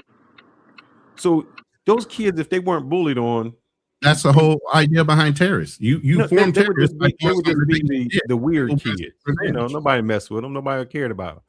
But the more they got bullied on, they felt that I need something. And so the United States, when you say we need to be bullies, we keep bullying and I'm bullying not saying people. we need to be bullies. I say we are the biggest, baddest Every bullies. once in a while. Yeah, every once in a while we do. But normally we just respond to whatever. And what I'm saying is, when you're the big dog, sometimes what happens is those people who get bullied, they don't want to be bullied no more. Right. And then you start to make an enemy where there wasn't an enemy, just because you became the bully. Right. And I agree with you on that. But the way of the world is the one with the most guns and toys run shit. If you agree, not even if you agree, if you enjoy the fact that you live in a country called America with great opportunity and everything, you got to understand that that power or that success that you enjoy was built off of the fact that that nobody can really fuck with us. That's it. Measy, I don't want you to think I'm disagreeing with you. I was on Austin Holloman's show maybe a month ago or maybe a little longer, and I stated the same thing that you stated. I said, I said as Americans, we enjoy low oil prices. We enjoy all of this stuff because we bully the world. I'm not saying that the bullying is correct. I know that that's what we do to get what we want. The reason our prices are low and we manipulate third world countries and take their resources, that's what we do. And if you want to remain a superpower, you do it. Yeah. We just lie about it. We just say we're doing it for a different reason. We want to control all the regions. And I broke it down with Austin and said, look, this is what we did. Before all of that, we went to the Panama Canal. We said China can't control it. That's going to be sold. Then we put all our ships around in the Caribbean to show our power and our strength. Then we start bombing all these boats because it was Venezuela, man. We didn't need carriers and all that for Venezuela, but we wanted to show our strength. We wanted to show it anytime we can do anything we want, and we take the oil because we can do it. That's what we do, and we do it because even when it comes to this, we want to control oil. We want to control the petrodollar because our money is built on that, and we can't. We do control the petrodollar. What's that? We do control the petrodollar. No, that's what I'm saying. We have to make sure that everybody is trading in that, and the lower we go, the harder it is. So yes, we are bullies. So I'm in agreement. I am in agreement. Do you think this is helping us or hurting us at this point? I think it's hurting us. Hurting the petrodollar right now. So by supporting Israel, we're literally hurting our own positioning on a global scale on the petrodollar. We're literally hurting ourselves right now by supporting this country. This is why you even have right wingers that are against what fucking Trump is doing right now. This has nothing to do with making America great. This is all about helping Israel avenge whatever fucking idea they have. It's not helping us, it's hurting us. I say Israel should hold their own nuts. Like, I don't want to be fighting wars. Yeah, they get their ass what they get their ass with. Who gives a fuck? Right.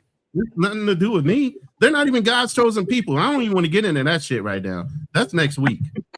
But what does fool me is this. I don't understand the Cuba part. I'm not understanding why we're going after Cuba. Because Donald Trump likes the island because he's a fucking idiot. He said after Iran, we're just going to take over Cuba.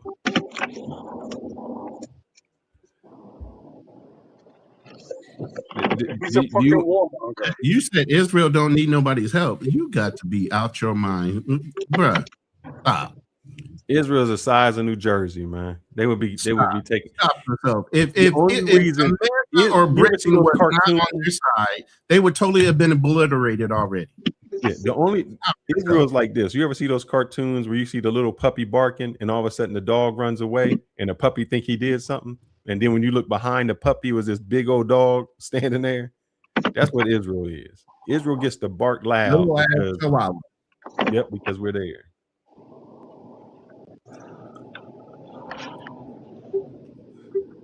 So I don't understand the Cuba aspect of this, man. Yeah.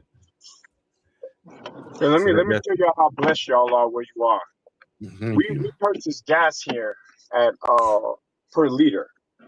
Gas right now where I am is $2.50 because they raise it every weekend. They raise the price in the weekends. It's $2.50 per liter. There's almost 4 liters in a gallon. Yeah.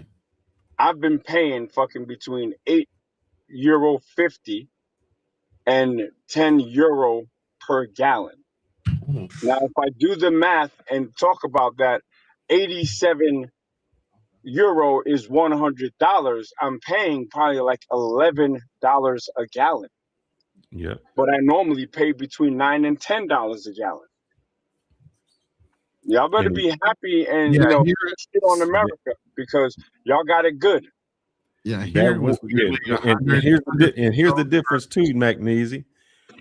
If you remember, we get to drive the Escalades and the Hummers and all of that. Not no more. A lot of those guys are parking. No, I'm just saying, but that's it. The reason we can't, you don't see that in any European countries. You know, hey, I have a big ass truck here. 8 miles to the gallon. I got a big 4x4 over here. Bro, like I'm here now, right? In Europe. They got this shit. It's people think, everything's better outside of America. No, man. I have a big ass car. It's actually a station wagon, right? Fucking because I can't be a big man and be bitched by the government to buy some little ass car. You have dudes that decide to here. I can't fit that shit here, man. Fuck right. That. You gotta but that's that I'm used to it. But you have dudes that's the size of Fearless that are driving Honda Civics. Brother, I be sitting in the driver and the passenger seat when I be driving those cars. Yeah. And they do it because the government right now in Holland, it has one of the highest prices for petrol in the world. Definitely in the EU. I think we're the highest. Because if I go to Belgium, I save 60 to 80 cents per liter. If I go to Germany, it's almost the same. Those are the surrounding countries.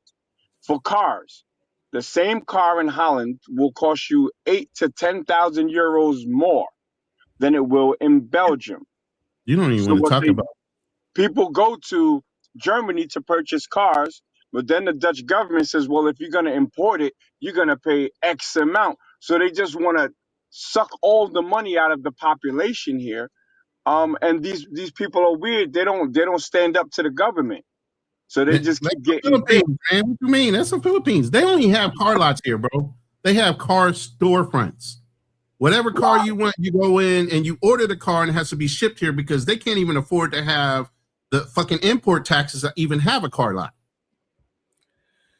Look, I'm gonna switch this back up, man. I know here I've seen and heard people talk about, and I just need some help with this. When they talk about Cuba and they say how bad Cuba is, not bad. I don't agree with that. When I was in Cuba, I think that the real enemy was the United States putting sanctions on Cuba. Why wouldn't we? I guess why would we would be the question. Because they rock with our enemies and they're right in our backyard, brother. You know about that. But then why wouldn't we put sanctions on China? Because China. Why didn't we put sanctions on before with Russia? No, no. China can every product you pick up is made in China. What's that got to do with anything? I told you we can still do business with people even if we don't agree with them. Ideology. Well, why don't we do business with Cuba? What will we get from them? Cigars, sugarcane, which is already outlawed. But they can be an importer. Why is it that we put sanctions where they can't buy anything? They still have products they export. Look, the extension that they have on Cuba right now makes no sense, and Obama lifted it, and then Trump put it right back on there. It makes no sense why they're doing what they're doing to Cuba. I mean, you done paid for your sins way back with JFK and the Cuban Missile Crisis. Fucking let it go. God damn. You know, this is way too long on Cuba. A lot of people in the chat never even been to Cuba. They have no idea how Cuba really is. Well, how is it? Is it poor or not? Oh, now poor, but here, all right, yes, they're poor, but Thank here, you. why? But hold up, You know Neckneasy.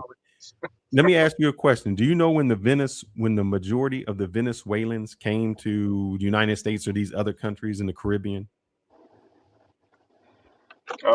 They've been fleeing. I don't know exactly when or why, but why? What's the point? They fled as soon as we put sanctions on Venezuela, because when we put sanctions on Venezuela, when sanctions don't just mean you can't do oil, you can't do transactions, and since all the transactions are in petrodollar, which means you trade in dollar, and you can't do sanctions, it becomes difficult for you to trade across the world. So not just trade with weaponizing the dollar, and that's what we've been doing. And so when they did that, all the Venezuelans left and it collapsed their society. So we say, yeah, Cuba's bad, but we collapsed their society. If you ever listen to, what's his name? Dave Chappelle. Dave Chappelle talks about the pimp. And the pimp said, you know, he hit his woman. And then the first thing he did was say, baby, let me comfort you. That's what the United States did. We put sanctions on a company, on a country. We decrypt them, and then we say we're coming in to save you. That's the same thing we did to Cuba. Why are we putting sanctions on? Hold on. First of all, why are we putting sanctions on countries unless they're doing something wrong? We're not bullies. Like we're gonna not trade with you just because we can't get a certain deal. But do you know why we did it to Cuba? Let me finish my thought. So obviously, if they got fucking sanctions on them, they're doing something wrong. How simple is it for the country if they want to do business with us or on a global scale? Because NATO and everybody else approves these sanctions too. They don't trade with them if there's something going on. So if it's that bad and they want to do business, why can't they just get in line? Who, Cuba? Whoever. Let's say Cuba. All right, let's go with Cuba. Under Batista, do you know how racist Cuba was? Do you know why all the Cubans in Miami look white? Because they had all the power. They had all the money. We went there and just used it as our hitting ground. We did whatever. The black people in Cuba were treated horrible. It was beyond racist. When Fidel Castro, I'm not giving anything to Fidel, but when he did come in, he said there's no such thing as a black Cuban or a white Cuban. We just Cubans. So when I went there, you would see signs that be like, man, you go to jail for discrimination against color. They didn't look at it like that. They educated all their people. If you want to be, they even said for the United States, you want to come be a doctor? Come down to Cuba. You can do it for free. And we were doing business with Cuba for a lot of years. That's what I said. So what happened is we, as the United States, did not like the fact that they weren't falling in line with us, that they didn't want their business there. Now, what you won't see in Cuba, you ain't see no McDonald's. You ain't see no BBLs. You ain't see no fake eyelashes, no fake hair. You ain't even see no fat people. Maybe because they ain't eat a lot, but you didn't see any of that. What we want to do is bring all that stuff into Cuba, all of our westernized things, and they just like, no, we don't want that. Why do we need to have our country like that? And then we say it's not free elections, but there's a lot of countries that don't have those type of elections. Matter of fact, Russia ain't had no open election since Putin been in, but we ain't doing nothing to them. Yeah, somebody said Cuba's medical and health. That's their number one export is their medical and health industry. Matter of fact, they even have. This is how much we hate Cuba. They had a cure for cancer, and we didn't even want it. Why are you muted? You mute yourself, Mike? Yeah, I muted myself. I'm gonna have to jump off, brothers. I'm gonna link back up with y'all on the next one. All right, peace, y'all. Peace. Yo, what's up, G? You back? Man, I can't believe y'all boys still going, man. I don't know how we did it. Yeah, we done switched topics a little bit, man. Man. What's the topic now? We're in the fucking whole Iran thing going on. Oh, man. I'm scared about that one, man. I hope the guys don't have to go over there and get. They're going, man. That's the problem. They're going. They're already on their way. Help me clear this up, Drew. Now, me and Ronin got a bet. Oh, Lord Jesus. We got a bet now. So we got to wait a few weeks. It's sad that we got to bet on war, which is crazy. Ronin You better is get those saying future betting yeah, apps. I know. I probably need to get one of them. Ronin is saying that, the United States will take over the island of Kermuz. Is that it? No, whatever it is. Cog, whatever that island is. Yeah. And In I'm 2 weeks. saying, okay, if they take it over, he's saying they would take it over so that the straits would be secured, and they can allow the ship to come through safely. Correct. I'm saying Iran just has missiles. They would just fire missiles at any ship that's coming through. That was the first thing. The second thing I said is Iran, from what I understand, would blow up that island in lieu of giving it to the United States. And he's saying no, they wouldn't. So what's your question? Do you think that just because we take over that island, that opens up the Strait of Hormuz? And do you think that Iran would say, you know what, y'all got that island, y'all taking it over, y'all controlling our oil, y'all can just have it? Or would they say, if you can't have it, we can't have it either? If we can't have it, you can't have it. Ain't nobody bragging like that. They're not going to blow up I think the answer to my answer to the first question is, does it open the Strait of Hormuz? I don't think so. The strait is like, man, there's a lot of coastline that's up and down Iran. So I just don't think it's going to open it up like That's everybody thinks it is. Bottleneck, though. That's the biggest bottleneck. So the minute they take that island where their rigid boats are, or whatever they're using to kind of like wreck and loiter the fucking tankers and harass them, the minute they take that island, they'll be able to knock those guys out. And that a missile. I don't know. You got a missile. But I think, like I said, I think the drones are the biggest threat, in my opinion, dude. Because they can be launched from anywhere. Correct. But listen, y'all, I'm listening. If they wanted to use drones to bomb the fucking tankers, they would do that right now while they're fucking stopped. Not while they're moving. Want to. They're telling them. They're not gonna fucking do that shit, bro. Hey, they're Ronin, not gonna do it. Hold up, Ronin. If they aren't gonna do it, then why aren't they just going through? It's the threat and the money that's being spent.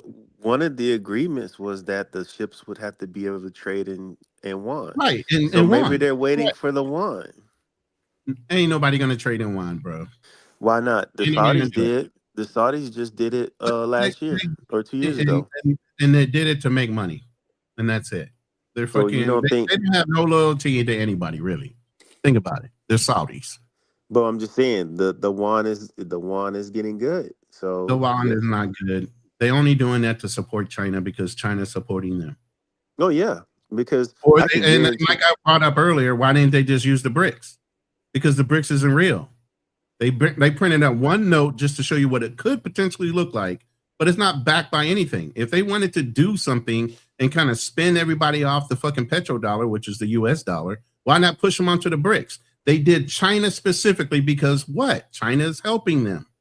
But nobody's going to go along with that bag, bro. Nobody's going to continue to support whatever Iran dictates just to get fucking oil through. They're waiting and biding their time until the American Marines and everybody else gets actually up into the straits and fucking secures the area. You can't secure. How do you secure That's it? my thought. I mean, let me go ahead and answer the second question, but that's my thought is that they're gonna still be able to launch an attack because the strait, it's a curve, but it's still a lot of coastline for them to get attacked. We'll find out in 2 weeks. Yeah, but all they have to do, terrorism is this. You can hold off 100 people with a gun with one bullet. All they got to do is hit one tanker coming through, and that shuts it down. Nobody else is coming. That's not true. It's the threat. It's the threat of having your tanker disabled. Right. Those things aren't pushing through.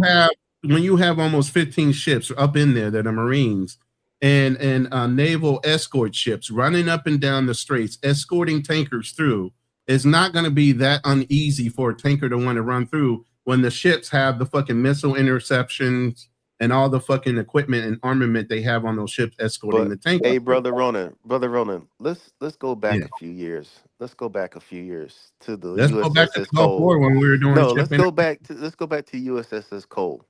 Mm-hmm. Yeah, the USS Cole got a hole in the side of it, the biggest house, from a small boat. It wasn't a large boat that hit them. That was a small boat. Well, Now, I remember. if anything hits one of our ships, it's gonna be like just straight panic. Now, I'm not saying they're gonna sink it, but it will send a message to those other vessels that are out there, especially the tankers, the cargo ships, that we're not moving forward. If they can do that to a U.S. ship, and it can be done with a small boat. That was a very small boat that blew a hole in that ship. I understand. That's the whole point of us going up into the island, is to get those small boats out of there.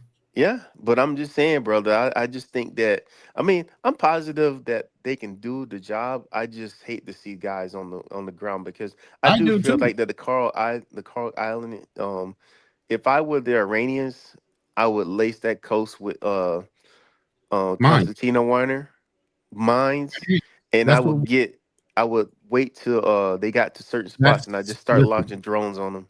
Yep. That's the exact thing that we had to deal with in Kuwait when we went to Falaka Island and pulled their fucking people off that island. They fucking wired themselves in and mined themselves in, and after we blew up all their ships, they were fucking trapped and starving.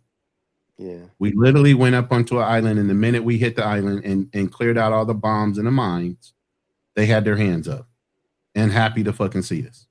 Yeah, but the drone is a different battle now, brother. And I think that, like I said, there's some stuff. There's some stuff that hasn't been seen yet. It's just like with our stuff. I already said that. Yeah, we got a whole bunch of stuff that ain't never been seen yet. Right. This is R&D time, if anything. And I'm not even talking about too. the real drones. I'm talking about the ones from Ukraine, like the first person drone that gets you as a person. That scared the shit out of me, man. I ain't gonna lie. You know what? Something has changed in the air war, and when they hit that F-35, that's a plane that's not supposed to ever get hit. Mm-hmm. And then they almost hit a F-16, not an F-16, but a what is it, Hornet? They almost hit a Hornet the other day. So something's changed. I don't know what it is, but like I said, that F-35, like, it's supposed to see things coming from like miles away. Right, but I think what's going on is it's tight airspace. A lot of people are still limiting our airspace and what we can fly. And when you know a direction that somebody's flying, in order to get to you, you kind of have a little options to prep ahead of time. You know what I mean? Yeah. They're reusing the same fucking strike patterns. They're flying the same routes in order to get to their fucking designated areas to drop. And they're learning their routes. Maybe, brother. Maybe. But like I said, I just hate the, like, I think about I'm looking at our chat. Somebody said something stupid. It said Trump donates his whole paycheck. Hold on, oh, Lord. I'm sorry, brother. Mad Rush, he does donate his whole paycheck, but then he makes some money on the other end with crypto and other deals with Saudi for like $400 billion. So donating a $400,000 check does nothing when you make deals behind the back. For billions. One of my things is, the motivation.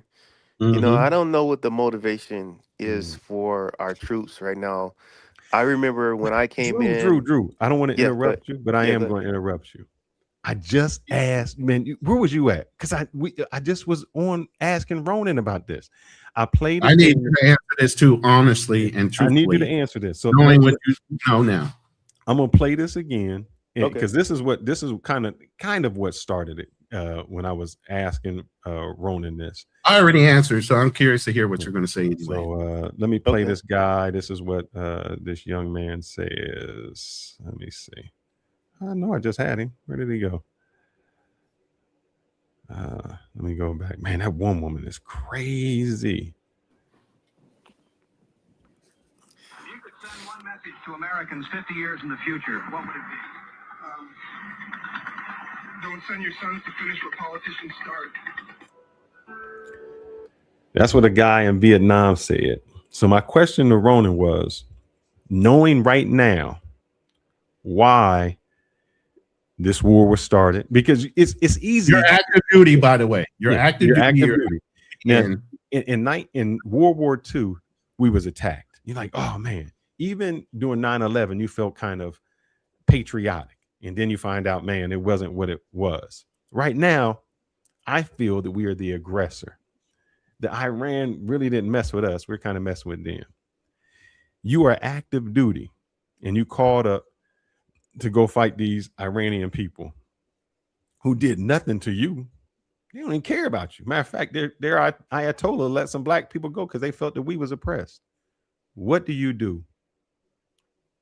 Oh, and not only what do you go? And when you give an order to shoot somebody, what do you do? You're saying, what do I do about going? I go. Number two, you gave me an order to shoot somebody, I'm going to shoot them, because more than likely they're trying to shoot me. So if somebody came in your house, you're fighting two different things. Somebody came in your house, they don't really know you. They because their girlfriend told them to go in your house. Would you shoot them? You're talking about somebody bust through my door? Yeah. Yeah. Somebody bust through your door. Yeah, I would. So who is right? Who is right? You or the person who busted through your door? Doesn't matter. Now, who's the right person to shoot? Like, should the Iranians shoot back at us? If yeah, the they person should. who bust through your door shoots you, are they justified for shooting you? No, they're not justified. The Iranians. So if we're going into Iran, should they shoot at us? Yeah, they're going to shoot at us. They're going to shoot back at us. And I'm putting this. I know this is a home, so it's a little different. You have to understand that if you bust through somebody's door, that they want to shoot you for coming through their door. Yeah, but that's the thing. We expect them to somebody's country. We expect them to shoot back. We're not afraid that they're going to shoot back. We already know they're going to shoot back. I understand, but I'm saying what we're saying is the person who busted through the door is the victim. He might be. No, we never said that. He might be at the end of the night. And what is the difference between your general, sergeant, commanding officer telling you to shoot and you following orders, and Germany doing the same thing? Germany or Iran? No, in Germany, I'm sorry, let me give you some preference. In Germany, the German soldier said, I was only following orders. How can you arrest me, or how can you say it's a war crime when I was only following orders? So here, if you following orders, what makes you different than a German soldier? If you're following orders as a German soldier, I don't know. Like, because I thought the Nuremberg trials were all officers. I didn't think they were like enlisted. No, they were all the people, because on there they were saying I was only following orders. Nah, but I think those are higher up guys that went down. Those are like officers during that trial, right? They went in The Hague and they got hung. I think they were. I don't know. But I mean, if you're following officers, I mean, it's illegal. If it's a legal order, you're gonna follow it.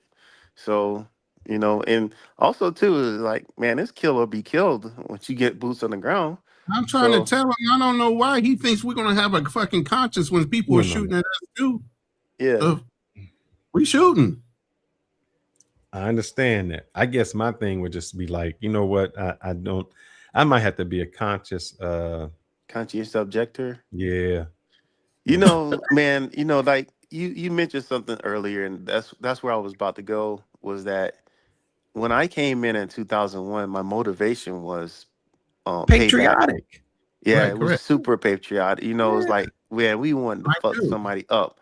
Yeah. So, I mean, that's just what it was. And like I said, I think as the years went on, it's kind of like, damn, what are we doing there? And then, like I said, you find out that they really didn't have any weapons of mass destruction, and it just really turned out to be nothing. And I think back to that time, it's just like, wow, we did all of that, and so many people died, got killed, and the one thing that happens to us a lot, especially with everything that's going on, you have a lot of mishaps. Just like, the planes that went down. If you think about it, they weren't shot down. These guys crashed. They crashed over Iraq. But, everybody looks at it as like they're falling, because they did. They died. But, in Iraq, there were guys that were driving tanks into the rivers, drowning. I mean, all types of stuff happening. People falling out Yeah, of I had a helicopters. cousin. He said they was drinking antifreeze. I don't know, like they would, like they would I don't not know on about like, that. yeah, like Yeah. oh, this could make you drunk or something like that. Oh, let's Um, drink this antifreeze. I Okay. remember at the beginning of the war, there was an army soldier that fragged his unit. We were just Like, We talking about talked about fragging. fragging. Yep. In Vietnam, we were talking about that. Yep. yeah, but this happened in Iraq. He threw 2 frags in the tent. He was a Muslim dude. I forget his name, but that was like at the beginning of the war, 2003. And yeah, he fragged his unit. So he was a conscientious objector. he was Muslim. So he was like, I'm not going. And I say that because I was listening to this guy. He was in Vietnam, and he said that his commanding officer said that woman has a bomb. She was walking away from him, and the shooter. And he said he shot. And he said when he walked up on her, the bullet went through her, and she was holding a baby. Yeah, I saw that, man. Oh Yeah, my you see the God. black dude. Man, Yep, and I he saw said that that. day, he said I killed like 25 people. Yeah. And then the story switched to, he said his son was outside playing. Somebody got mad and shot his son. Yeah. And he said when he looked at his son, the only thing he could see was that the baby that he had killed. Yeah, that was his payback. That was Yep. his karma. Yeah, so, and that's what I mean when I say that woman hadn't done anything. Those people, what was he over there? None of those people did anything to him. Right. So I always wonder how in this, when it's not patriotic, when it's just we know we going there for oil, we know we going there for that. How can you, as a soldier, say, you know what, I'm going to do this and I'm going to kill somebody? Not our job. And then, Yeah. and I say that's why you I told him there's a rules of engagement that we had to be aware of, and ethically and moral fucking lawful orders. There are certain orders you can tell us to do, and if it's not ethical, moral, or lawful, you have a right to question that order. But if it doesn't conflict with the rules of engagement and it's an order, you got to do it. Fearless, I'll tell you the truth, man. The most, I think, and I think back to, swearing in, and when you raise your hand and understanding what you're raising your hand to, that's a like for a young person, when you're young coming in, that's a like, I don't know, I can say mentally I understood all those words that I could die. Like when you take that oath, you basically are just saying, hey, if it goes down, this is what I've signed up for. And that's All right. any man that has jumped out there, and that's why I say you take the oath. That's a powerful thing, man. It really is. Now you did this in 2001, and Ronin is older, and we're a little older. So I'm saying, I was joining a fraternity. 87. Yeah, I'm joining a fraternity. Myself 87. And what? I joined a fraternity, and there's no way that, like at 28 years old, I could ever do that because they had to get me when I was young and just impressionable. I was 19 when I joined Jasper. But do you think that this, so let's see, that was you say what, 19? When did you go in, Drew? Give me what age? 2021.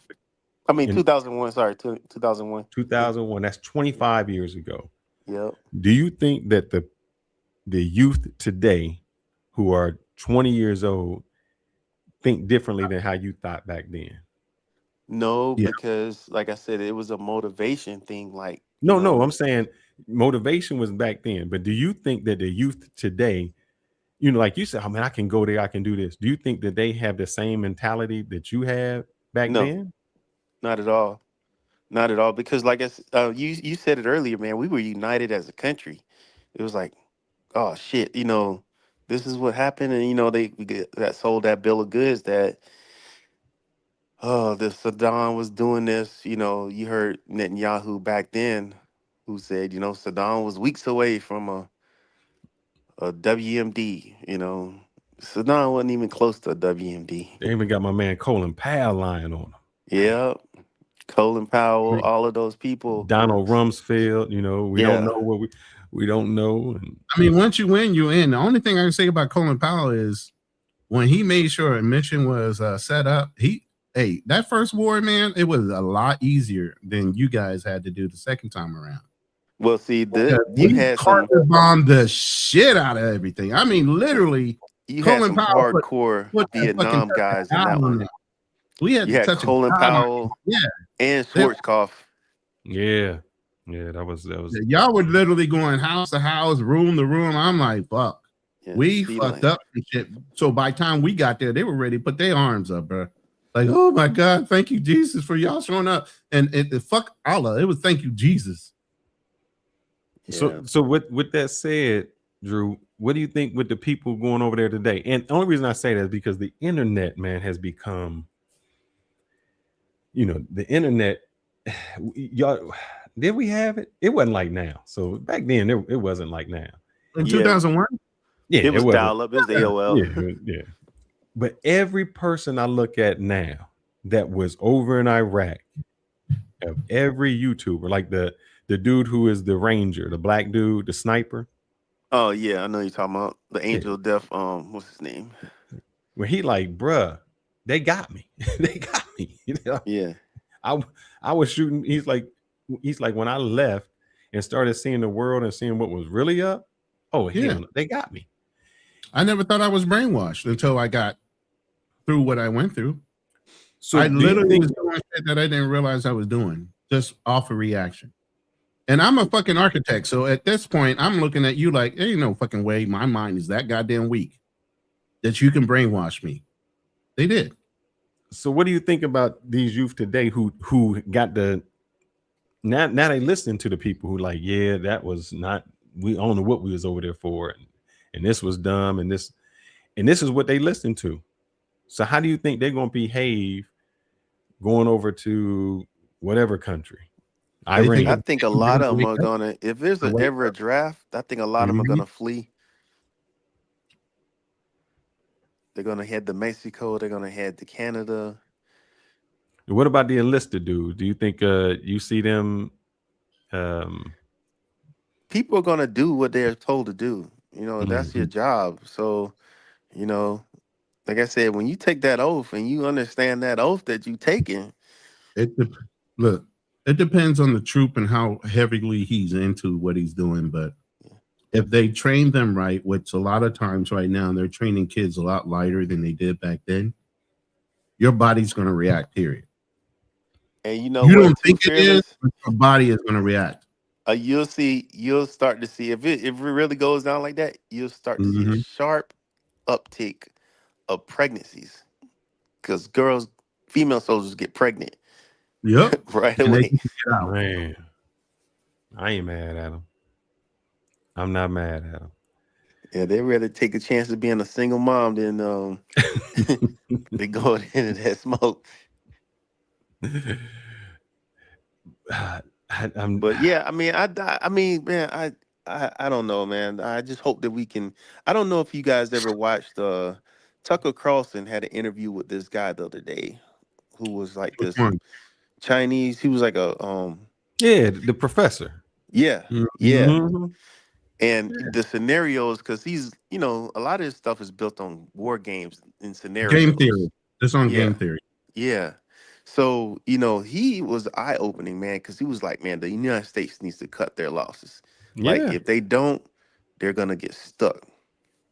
And he's right. We're going to get stuck over there because, like I said, I think you'll see the Chinese, they'll start to get the equipment into the Iranians, just like we did for the Ukraine, or you'll see maybe our Russia do the same. Like, we're gonna put some equipment, or we got some new because Fearless made a great point, Ronin, about there would be missiles And don't think that the Russians might not give Iran some of those hypersonic missiles, because they got them. Here's the thing that they said. Here's what they said happened that shouldn't have happened. They said that really the guy, the first Ayatollah, really shouldn't have lost his life, because they gave them heads up that they was coming. So the person was like, well, did they receive the message or did they not receive the message? Because they gave them warning as to what was going on. And then we find out that later on, he basically had cancer, and he was about 3 months away from dying anyway. So I guess he just said, I'm gonna chalk it up to a loss. But one thing I want to say is, I think this war, it did two things. It was good for America, and it exposed us. We spent $1 trillion. No, it exposed Israel for fucking. No, it exposed us, man. It has nothing to do with us. Yeah, because I agree. It exposed Israel. And it exposed us. You know why? Because what happened is, we spend $1 trillion a year on stuff, these big ships, these big planes, these big things, and then you find out, damn, a $10,000 drone can be produced where you fly a drone, and it takes 3 Tomahawk missiles or whatever ballistic missiles to knock it out at $1 million a pop. We spent $3 million to take a $20,000 something out the sky. I think like I said, I think it's exposing Israel, man, to be honest with you, because this is the first time I've ever seen in my lifetime that a lot of people are looking at them differently. Like, okay, man, you guys went into Palestine, West Bank, or Gaza, and you destroyed every home. And they cry. Look, man, I heard them cry. Like, these guys are using what is the bombs that go off in cluster bombs? Mm-hmm. They're using cluster bombs, and that's illegal. It was illegal. Yeah. So now they went and did that. Okay, and now it's like, all right, we destroyed Gaza Strip. All right, now we're gonna attack Iran. All right, we attacked Iran now, and we killed their Ayatollah. All right, now we're gonna take South Lebanon. It's like, I've never seen any. I've seen so many youth, YouTubers or whoever who are looking at Israel like this. They got to be stopped. Right. Drew, let me see, brother. Let me get a date on here. All I said earlier, Drew, is the midterms in America should be crazy, because a lot of the right wingers are going to be voting Democrat. They're going to try to uproot every fucking Republican they can to get this stopped. Pray that we don't have no homegrown terrorists. Yeah. Pray that we don't have no home, because I was looking, I was like, man, this is the perfect time for somebody to strike with TSA being down, and then they, Republicans say, well, see, there you go, we got the Democrats held us up from signing this bill and getting them paid, and us having the full force of people at the airports. I'm just thinking about this, man. Some of the rumors are there's nothing more productive to the economy than war. No. That's how it used to be. I think that's how it used to be. Mm-hmm. And the reason it was productive before was we were manufacturing so much stuff.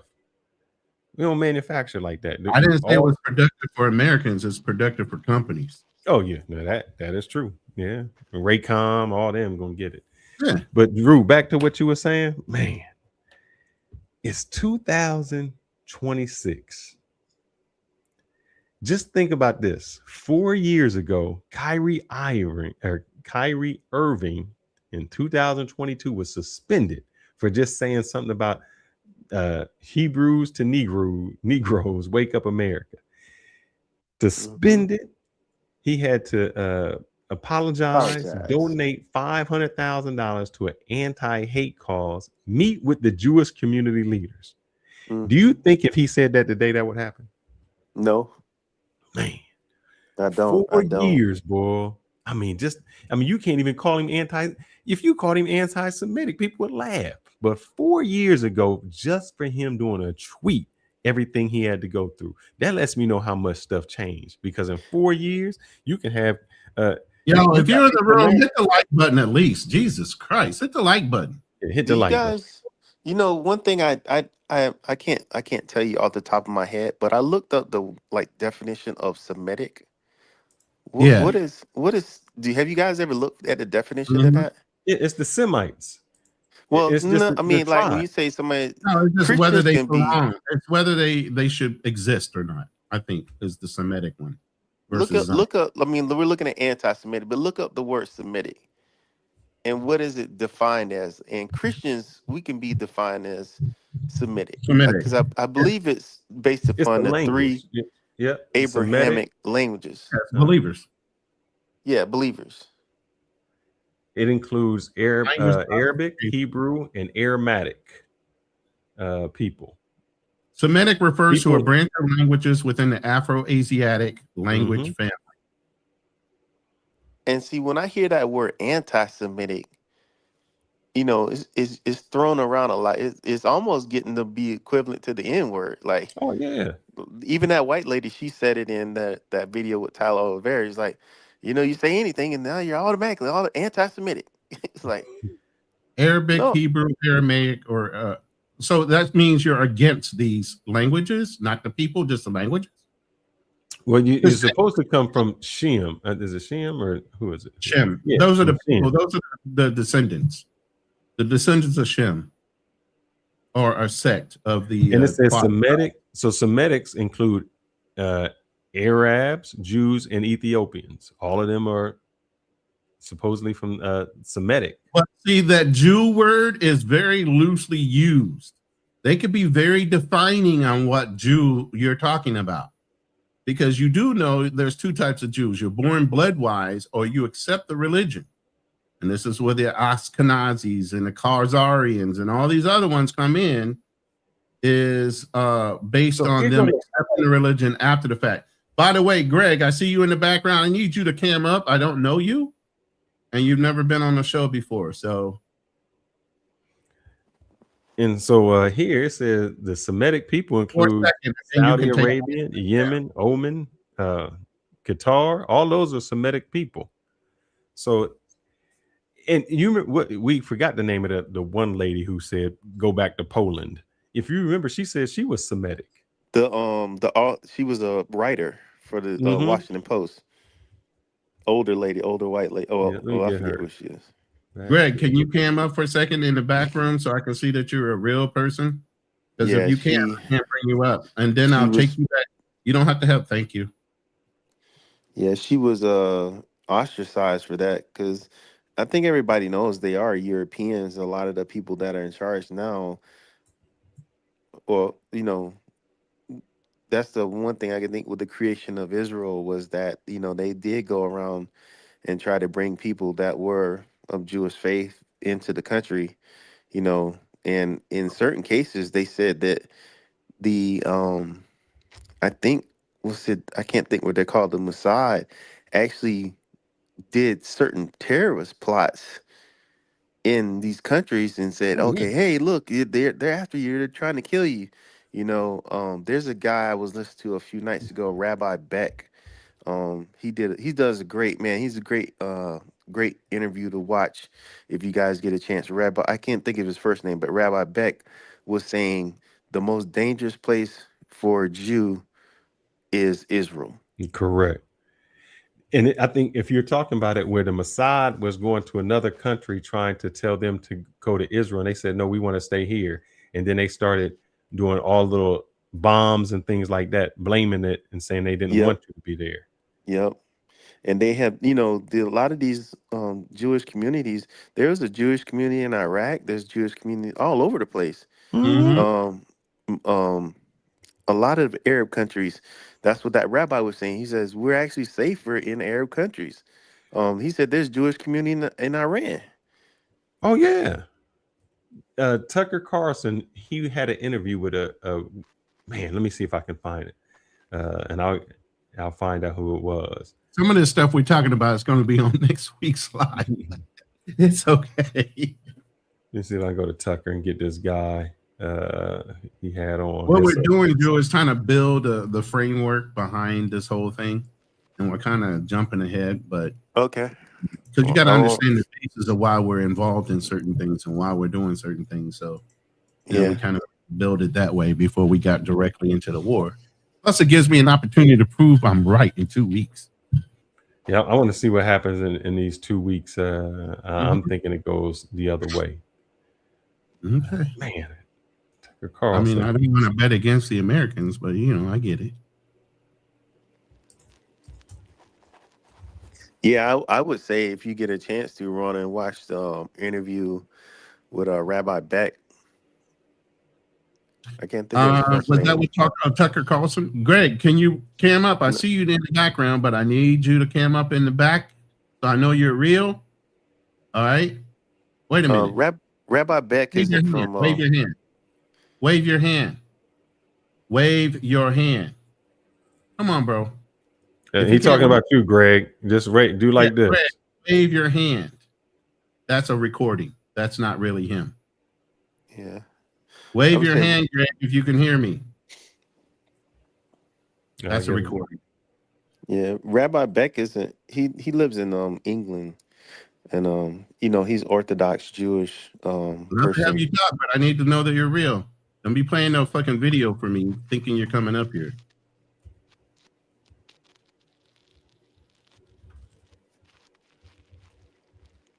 Man, I want to get this guy, and if I can find him, and I can't find him. Oh, here he is. Here he is. Man, what is this dude's name? Let me see if I can find his name. Doug Wilson.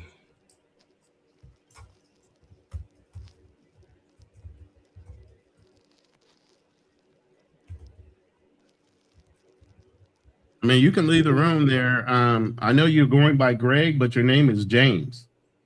So that's why I'm already asking you to tell me who you are. Thank you. The minute I said real name, he popped out. Guitar. Let me see if I can get that.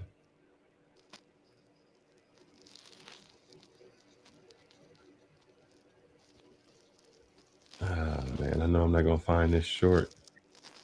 Basically, the guy was saying Tucker Carlson was saying how no, there's more Christians in a Muslim country, which was Qatar, than in like Israel. And the guy was like, no. And when I looked it up, there was more Christians in Qatar than in Israel. And he's like, yeah, that's so we have this thing, or like Jewish people, or it was more Jews in Qatar. And it was like they keep trying to tell us that Jews aren't welcome in places. And when you listen to it, it's like, nah, man, it's the Zionist Jews that aren't welcome in places. Let's see, Jews. Right today. I'm curious. I dropped that interview with Rabbi Beck in the back chat. If you guys want to watch that later, it's pretty cool. Right. I mean, I learned a lot about just the difference between the two sects and stuff like that. Like, you know, they moved the private chat on me. Oh, here we go. Let's see. Yeah, oh man, let's see. I don't know what this dude is saying, so I have no idea. So this is just going to be I'm just going by what the headline says. Oh, that's him. Oh, is this your man? Yeah, Ephraim Beck. Iran, the greatest enemy of Israel. Still, they're leaving 35,000 Jews. They don't know what anti-Semitism. Oh, don't keep stopping on me. Why is this thing doing this today? It's your slow ass PC. They never experienced it. I myself, I never been in Iran, but my colleagues, a few rabbis, they visited Iran many times. And they told me that they find their beautiful Jewish life. They find their Jewish synagogues, schools, high schools, Jewish businesses. They told me even there is in Iran a Jewish hospital funded by the government completely. Really? For 3 months ago, under the missiles between Iran and Israel, Iran didn't concentrate on the Jews. They protect their own Jewish citizens in the country, and Jews feel free in Iran. Hatred today have nothing to do with Judaism, with anti-Semitism. This is anti-occupation, anti-genocide. See how they trick us, man? Iran the Great. See that? Yeah, I mean, he actually, if you notice, he's wearing a Palestinian flag. Why are we being tricked like this? Why are we By being? who, though? To me, I can only feel like this is like Israel's like really greatest chance to wipe out everybody that they think's enemies. But here's the thing, Drew, is it Israel or Netanyahu that's dictating all this? And maybe all of Israel is not behind it all. Well, I'm never gonna say like everybody in Israel is behind it, but I would say a large majority, because there's Wave been a your lot hand. of this we'll get to him, and whenever he can. He's been up 5 times. He can't be, if he's not gonna do it, just let him Bro, go. nobody was born yesterday. That's a recording. Calm down. Go ahead.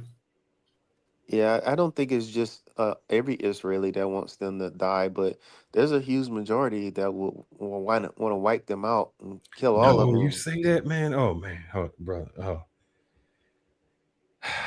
man, I know you're saying that, but when I listen to what they say,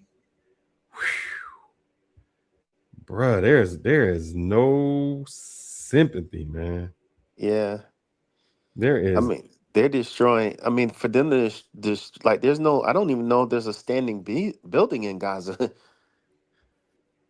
I mean, there is no. They don't have, but because they think they're better. And when did that start? When did Israel started thinking like that? Like they're above everyone. They always have. Like even this. That I found so many videos where I've been doing this deep dive of Israelis saying everybody should be slaves to them. Yeah, I think that's like that's a word that was used in that Tyler Oliveri video, goyim. Well, goyim is just like something like they would say in Thailand or here. You're an outsider. Yeah, because like this, like a goyim would like be basically servants to us. Mm-hmm. And that's why, like, you look in their store, they did have like maybe Hispanics there working. Even there, I think one of the guys that was working on the yard or building the house, he was like, "Hey, is there anybody?" Black guy in that Sharim group too. In the picture, there was a black guy. Yeah, there was a black guy there. I did see that. I didn't know. Nobody never pointed out, but I did see him in that picture. I don't know, man. It's just a Unless he's a weird black time. Jew. It could be. Like I said, there's 2 ways in the Jewish religion. Yeah, I mean, Born there's of a blood. lot of Ethiopian Jews. A lot of them. Yeah, and that's the whole point. And there's a genetic genotype for a real authentic Jew. And that's the reason why, they literally have outlawed a DNA test in Israel or Jerusalem because of the fact that they know the Jews that are there are the Ashkenazi Khazar Jews, not the original Jews or the Jews with the right genotype. Mm. Well, you know what they did to the Ethiopians that came there? They sterilized the women. I have an old video of 1920 something, and it had a whole bunch of Africans and people standing there in Israel. I didn't play it. I don't want to play it. I'll probably actually said something. He about they were being sterilized. Oh yeah, right. You knew that, right? Or you didn't know that? Let me see. I knew it. Yeah. Ethiopian Jews, they sterilized them, and because they didn't want them to reproduce when they were there. Ain't that crazy? It's funny. That is crazy. And see, that actually, you brought up a great point, because if you listen to one set, they're like, be fruitful and multiply. The other set is saying, no, color. We're going to sterilize you so you can't multiply. Right, because you're not the right color. Even though you're following the same laws and message being put down in the Torah, but we're gonna sterilize you and say you can't multiply. We're gonna make that choice for you. That's so crazy. That I was like, wow, oh man. And where did that mentality come from? Like I said, these are European Jews. So man, that's man.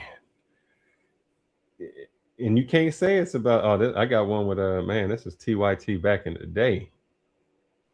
Let me see if I can. Man, he was. Is it black and white? Wait. Which one are you? Oh. I'm gonna play. I'm just saying this how old I'm looking at Czech Uyghur and how old he looked or young he looks. There's a twofold immigration problem these days. First of all, there's from Sudan that are in the country, and there's been a lot of agitation over that. If I can just get to the part where it says, seems like an excellent justification, and the one that is used most often, understandably so. Right now, the Sudanese have not been treated well, not just in Sudan, the ones that are fleeing, but also in Egypt and other Muslim countries as well. And a lot of them are Christian, and they're fleeing because they're being persecuted because of religious reasons.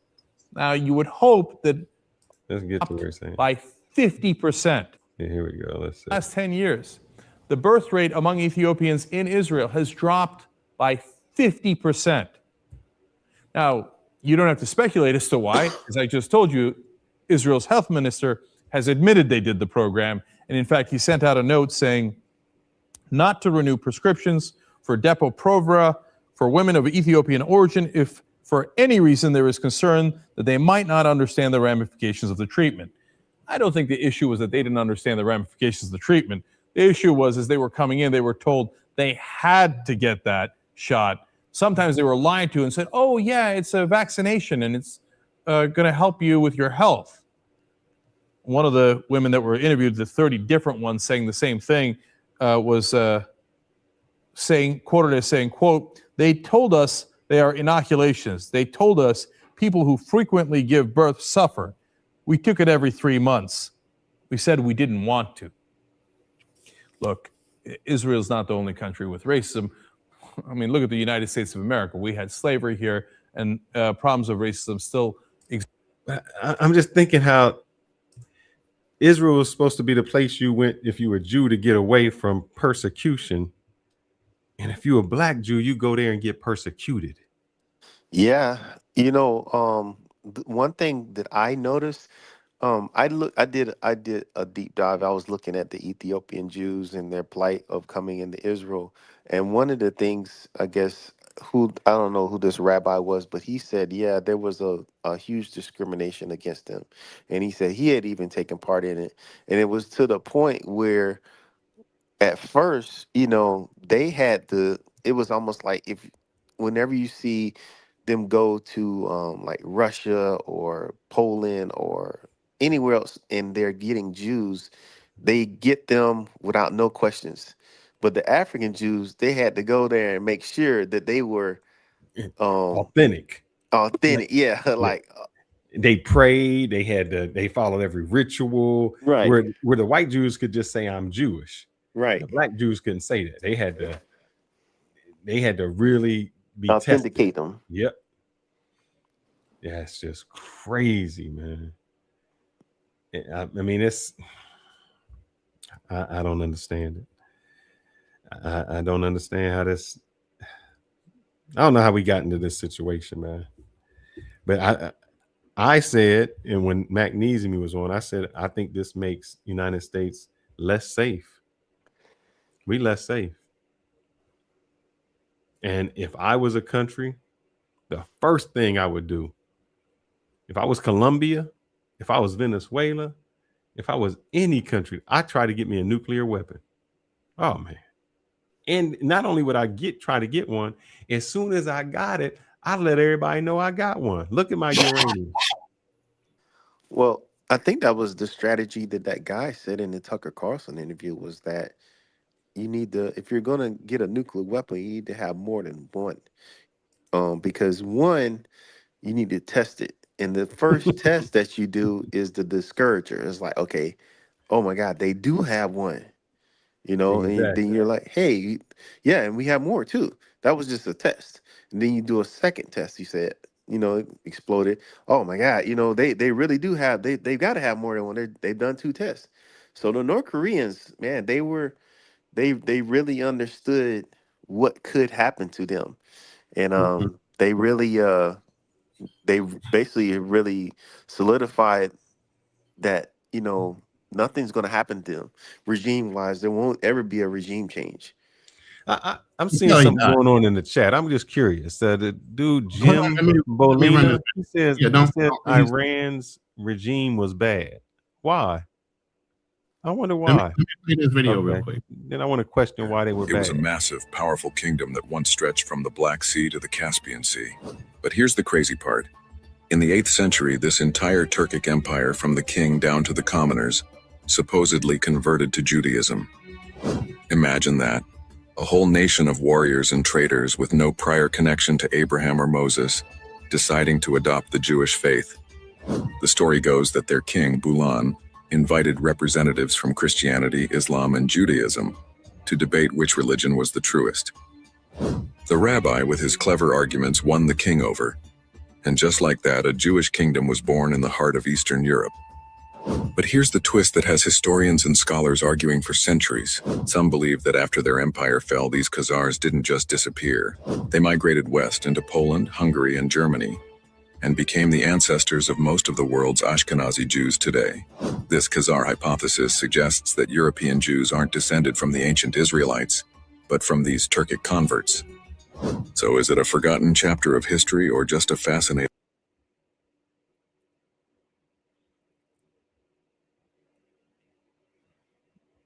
That's it. I just wanted y'all to see that. That's a preview. But we're going to find out where they really came from. And it's not what you think. Not the ones that are there right now. But they're claiming God gave them all the lands of Canaan. And the United States is standing behind that. And they don't care. And this is right out of Huckabee's mouth. They don't care if they go all the way up to the Egyptian border or wherever. They're going to support them. Yeah. Whew, man. It's just, you think back and you look at it's such a tiny place that has, and that's why I think I said last week, or I think to you guys, was that I believe in God, and I believe the reason why there hasn't been any peace in that area is because the people that are there aren't supposed to really be there. Right. And the people the people who have exiled themselves, that's why they having peace outside of the country. I have a whole rabbi that argues with people on TikTok. I have a couple of his arguments with Jewish people on the Bible, and that they're no longer God's chosen people.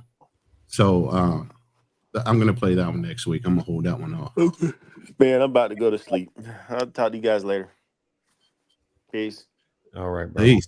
Appreciate you. Y'all ain't gonna stay on long. You said that, and that was about. Yeah, I'm just looking in our chat when it's like some people saying Iran is. Out that chat, man. Stay out the chat. You know what that is. Don't go in the chat. And I'm looking right here where it says Iranian women are highly educated, making up 60% of all universities, with over 70% in engineering.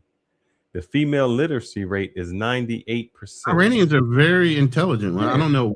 I remember back in the 80s and 90s, I've seen Iranians that were working in America, and they were working in nuclear physics and all kind of things. So that's why I'm blown away. That's the propaganda that people believe, the same way that they believe that Africa is. They're actually very smart people, very respectful people. I've never met one that's out of hand, not controlled, so hell, it's all perception. But I guess if you don't understand, if somebody starts pushing you, you're going to push back. Correct. I don't care how fucking docile you might be to everybody else. Don't mean you don't know how to fight. What is the woman's representation in the Iranian government? I'm gonna find out. Let's find out. Let's see. Didn't they have female prime ministers before or something like that? Or representatives, international representatives in the UN? What is the woman's representation in Iran government? What is the women's representation? representation in the United States government.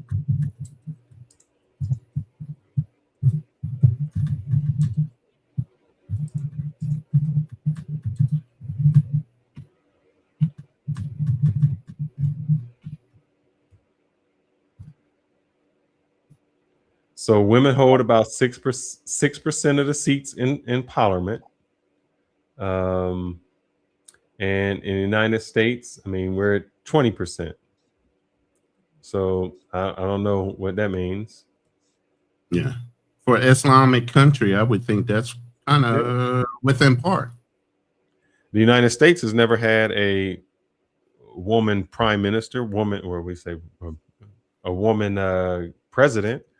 Other countries have had prime ministers as women. So what does that mean? Civilians are not in their government. I don't know what that means. No, their government wasn't cooked. I think a lot of people just state stuff that they never done. I wish I had my man. It's too late to call him up. He's actually Iranian. Speaks Farsi, but you know what? He doesn't call himself Iranian. He calls himself Persian. There you go. He's not conforming to, society's standard that they set and change their real people's land, and that's cool. That means he doesn't go along with the fucking toe the line. If I was in Africa right now because your colonizers changed your fucking land or your continent's name, I would have changed it back. If you got Donald Trump wanting to call it the Gulf of America, why hasn't Africa re-changed their name back to what it used to be? Why are you going along with what your colonizers did so many hundreds of years ago? It's crazy. So, the one thing I think that,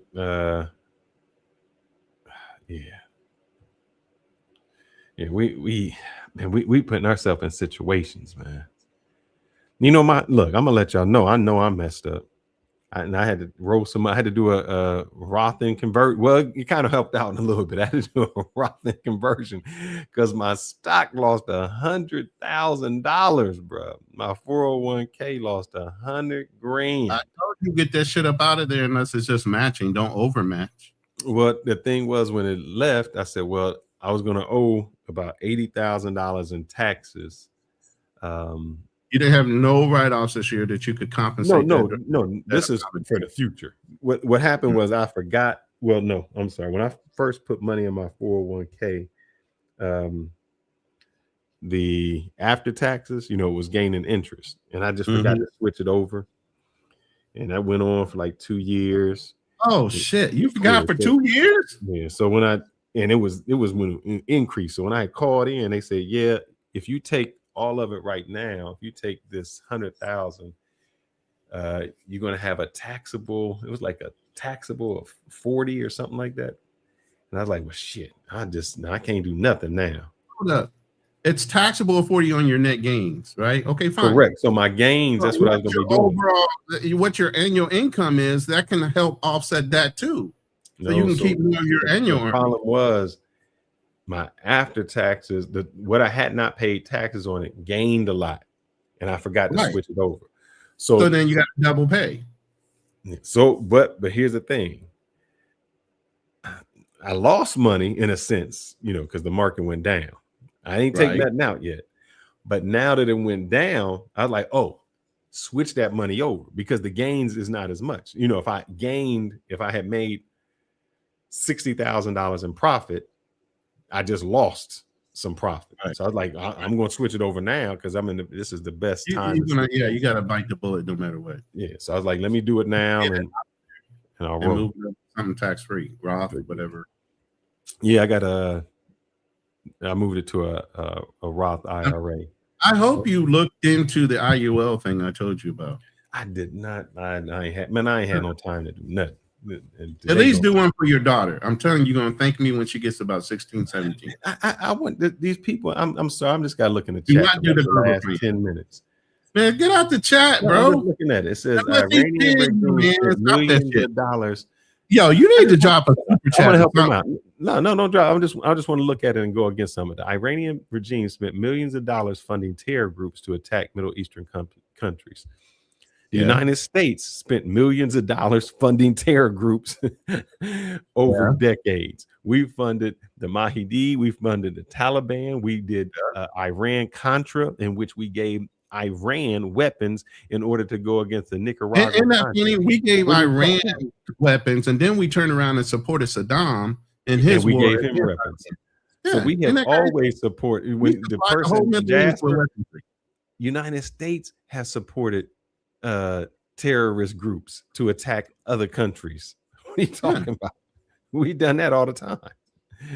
We are the biggest supporters of terrorists. We always support terrorists. But again, on our side, we're not terrorists. On their side, we are. And that's Because why we have other terror groups coming after us, because they're pissed off at we're terrorists to them as well. Now, if somebody came over here and bombed a school with 100 school children, and we'll say how bad they were.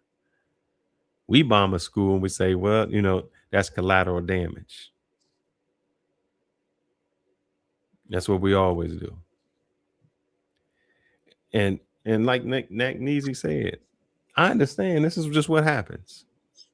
This is what happens. If we want to remain on the block, just like in The Wire, we got to dump some bodies inside them houses. It's just, I ain't saying it's fair, but that's what it is. So I'd rather we just say what we are. Oh no, I don't say, Jim, I don't think they're collateral damage. I'm saying that's how the United States says it.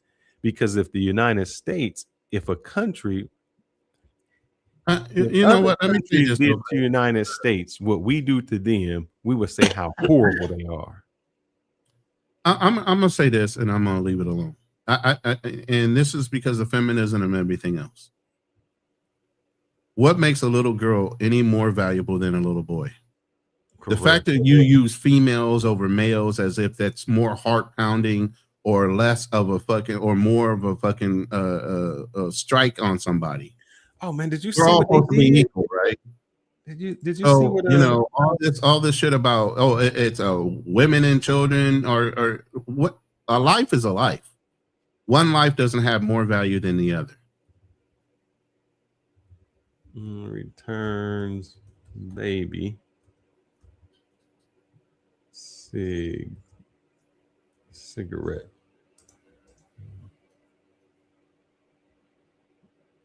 Man, yeah, this was it. They denied it. There was a baby that was returned to Gaza, and it had cigarette burns on it. They burnt them. I can't hear what she said, but this look. All right, so babies got to mean something to somebody, man. We got Washu Wadu. Let me throw this up, and then you can put up Washu. Oh, we know who. No, I know who that says. That's Berlin. Washington Wadu. Talking, and he's happy. Hold on, Berlin. But when Wad was reunited with her son, to her horror, she found he was injured. When we got home, I saw that his trousers were covered in blood. He was in a lot of pain. When I uncovered his legs, I saw that they had cigarette burn marks. There was also a wound, possibly caused by metal, with both an entry and an exit. We asked the Red Cross whether they saw Jawad's injuries. They said they couldn't say for privacy reasons, but did say they encouraged the family to get him examined by a doctor as soon as possible. Man, to a kid, man. Who does that to kids? What? We do that to kids everywhere, but they just hide it. Oh yeah, we do that to kids. We known for doing that. Shoot, we do that to adults. we crazy. Well, I think the guy, he has a point though. Why is a child's life more valuable than an adult's? Because what we do is we see children as innocent, and we see them Who is as we? People. I mean, regular people would see. Not all cultures see children any less than anybody else. They will kill everybody. Even if you look in the Bible, God wiped out everybody, every man, woman, child, animal, whatever the fuck moved, kill it. Now all of a sudden we got morals and ethics above God. Oh, I don't think God was right for that. Shit, the devil. Why not? Because the devil. Who killed more people, God or the devil? God, most likely. Well, no. You can't say that God is responsible for the death of those people when it's in most of those cases it's the actions of men. That's no. God ordered the death when he went to the town. That's if you believe that's if you're a Christian. I'm not a Christian, so I don't. I'm believe not that. saying that. I'm talking about in the Bible. In the Bible, that's how. Okay, so you're saying God ordered death, but in order for you to believe that, you have to be someone who believes in the Bible, correct? Yeah, I'm correct. Okay, so I don't think that. If you're atheist, you don't believe in the Bible. I'm not an atheist. Whoa. I'm not an atheist. I'm just not a Christian. Let me say this: if you're not a Christian, you don't believe in the Bible. It's just another book, and it Right. could be fantasy for you. Yes.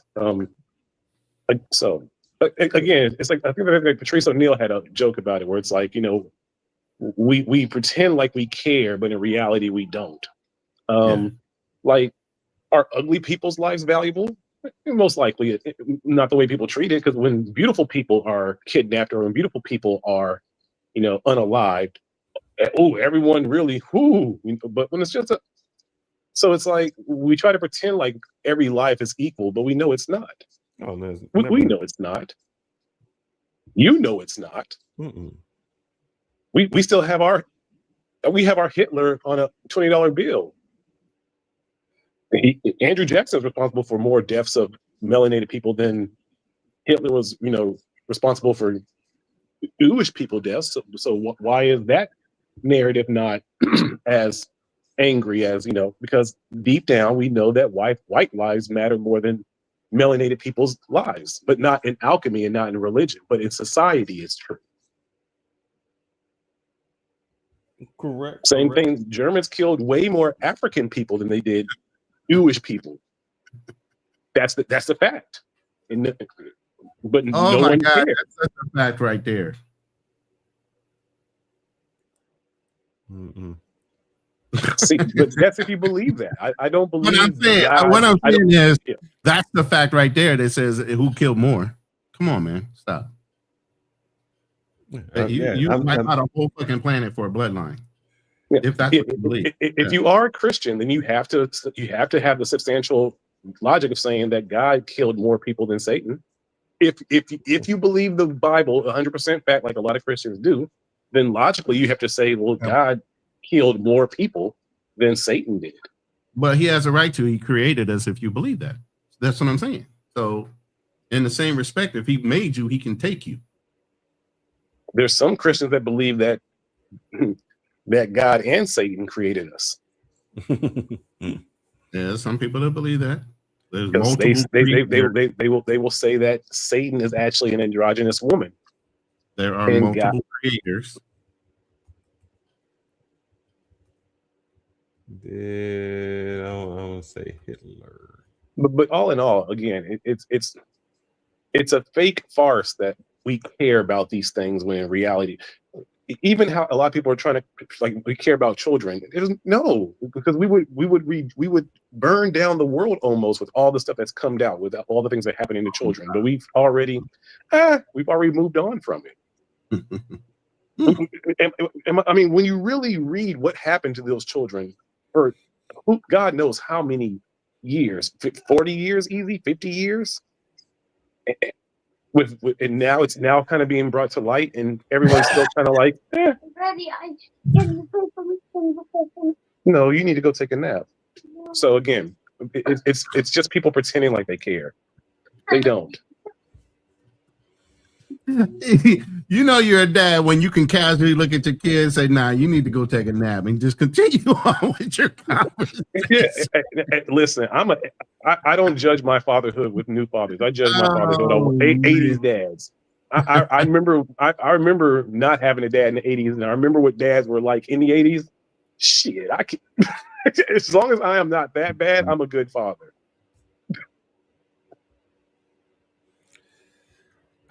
Let's see, if the Bible is real, God is real. Well, that means you got to believe that the Bible is real. No, the bigger No, it's question. not true. Wait. Okay. The bigger question is which Bible? Which God? No, the bigger question is which God? Because if you look at it, what is Zeus? Is it, what God are we talking about? Right. I think religion has killed more. Recent religion has killed more people than anything. The Crusades. Look at the Crusades. Jesus. They wreaked havoc all over the world trying to beat everybody about the head and back about the Bible. Shoot, and believe right today. We still do it in the name of we fight names of war. Okay. I like kids and all, but let me know when he's done. I muted you, Berlin, just in case you didn't know. So, I don't know, man. You don't think that? Well, yeah, I don't know. What? I think we just have more. It's like puppies. Ethiopian Bible is the only one.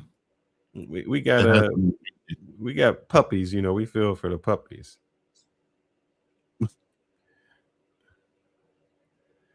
Oh man. So the thing is, man, to create anything you need, time, space, matter. In the beginning, time, God created the heavens and the earth. What is time actually relevant to? Think about that. So then it always goes back to who created God. A time to you could be different in other places. And by the way, if you really read the Bible and you really know what's going on, you know, there wasn't a clock that was 24 hours. It's 18-hour clock. Society changed the clock. It's 18 hours. And think about what the Bible says. The Bible says God, this has always been my thing. So I'm I ain't even want to get on religion, but I'll say this on religion. Two things. Why was God so afraid for people to have knowledge? He wasn't. That was a test. No, but it was, because he said you can't eat of the tree of knowledge. That's one. So again, that was a test. Why would you put a tree there that gave you knowledge if you didn't want them to bite it? You would not put it there. You put it there as a test to see if they would be obedient to you. So God tests people when he already knows that. Hold up. So God tests people when they already know that they won't be obedient. Exactly. And so God punishes He lets you have free will. Every creation after that because of what somebody else did. Free will. Yeah. He didn't have you have free will, because here goes the thing. Here goes my question. Satan was in heaven. Let's just go to how they say Satan was in heaven and he went against God, right? That means Satan had free will. And Satan challenged God. He didn't. He believed in God. Obviously, God was right in front of him. All right. So it wasn't like he was in denial. God. Satan knew that there was a God, right? Because he's seen God. His God. Yeah. All right. So the question is, why can't we see God? Why God talked to Moses and God talked to all these other prophets? Why don't God just show us? Enoch was his best friend. What you mean? Enoch disappeared. He didn't he died. In today's world, why don't God just show himself? How do you know he hasn't?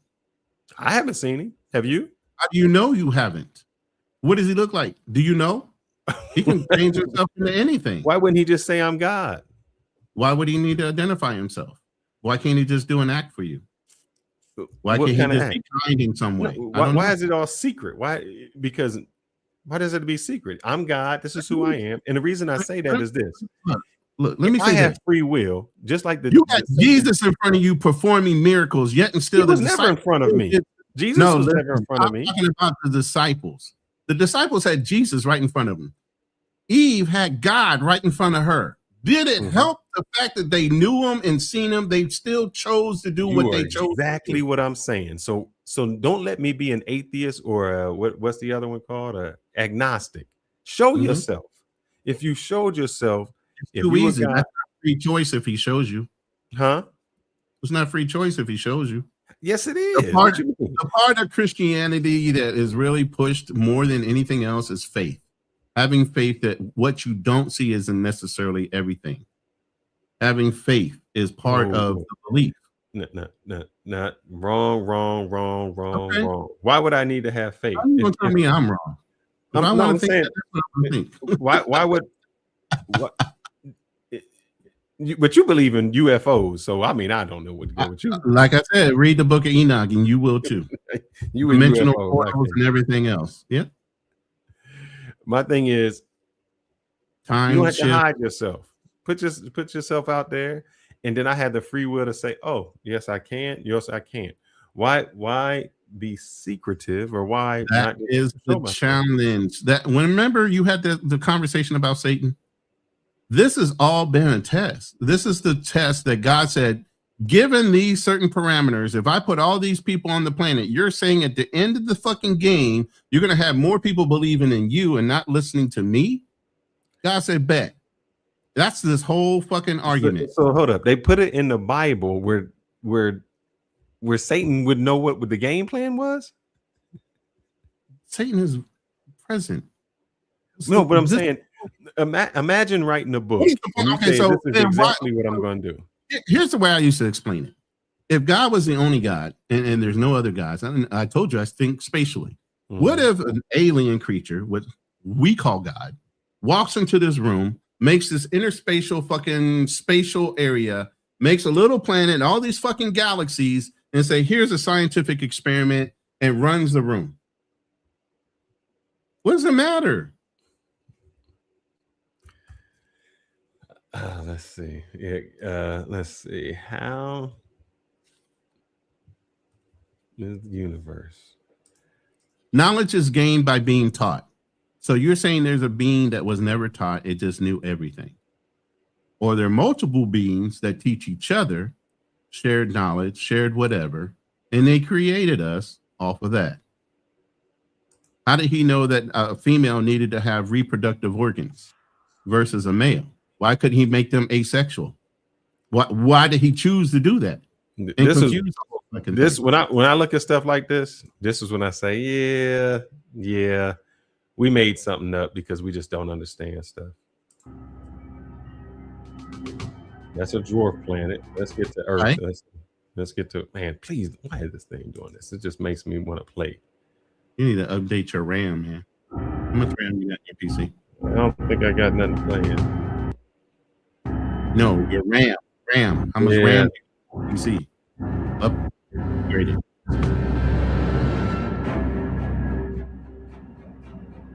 That's the moon. Yeah. Mercury. It's gonna take us a minute. Titan. Mars. I want to get out to here if it lets me, if it just at least gets out to here. Come on. It's going to just give it a time. I mean, we ain't going nowhere. We've already been on here for 9 fucking hours. It's okay. I ain't got nothing better to do. I just spent my whole day at the desk. Yeah, I got to do some Easter egg hunting. This bullshit. Man, this is really gonna make me do this bullshit, man.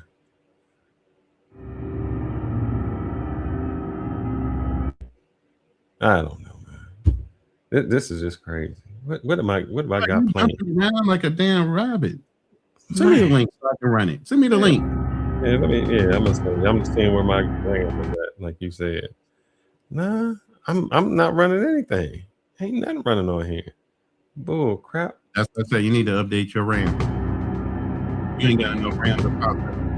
No, my CPU is low. And GPU.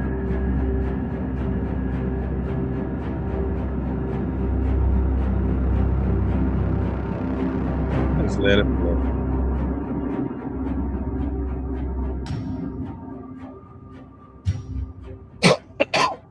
God wants to save me.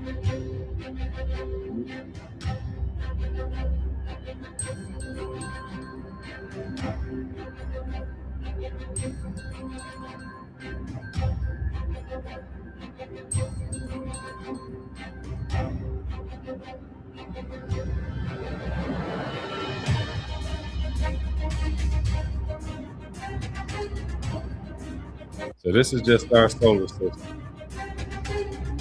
That's our sun right there. Right. Now remember, we way on the other end. Look how far we are.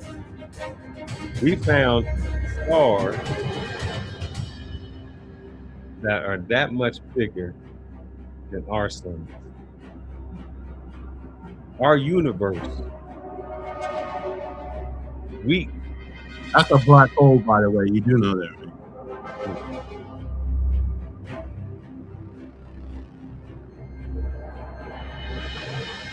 So you telling me there are stars out there that big? Yep. Why would God make that? Why would God make the whole universe? And you to think that we're the only people on one little ass planet?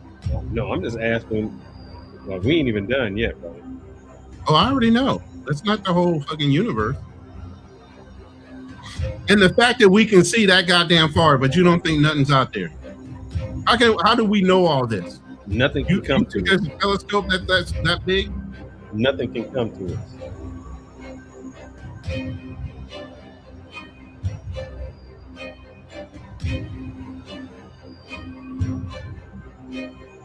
Imagine how giant this is. Are you trying to tell me that God created these little people on this little tiny planet to do what? That's just a black hole. He real bored. That's why I said that's limited thinking. I don't think like that. Once I started gaining knowledge, I don't think like that. You ain't gonna trap me to one fucking book.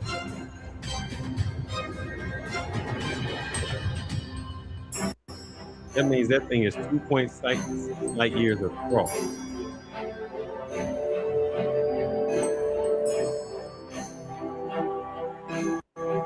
That's all wasted space if you believe this in the Bible. What for? Why would you waste your time in all that space? Look at that. Look where we at, man. How small we are.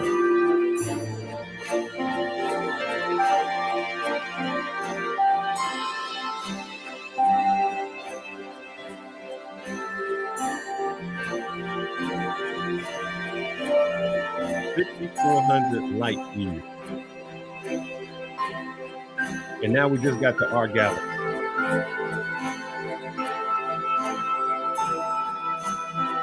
Yourselves all right.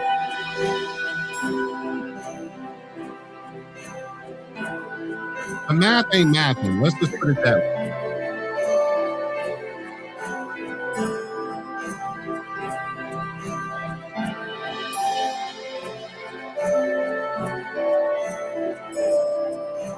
Bro, come on, bro. That's fucking ridiculous.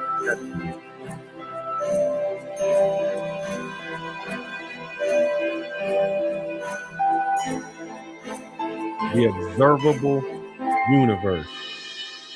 So when y'all say this, bruh, you're a limited thinker. You're a limited thinker if you believe that book is the only thing.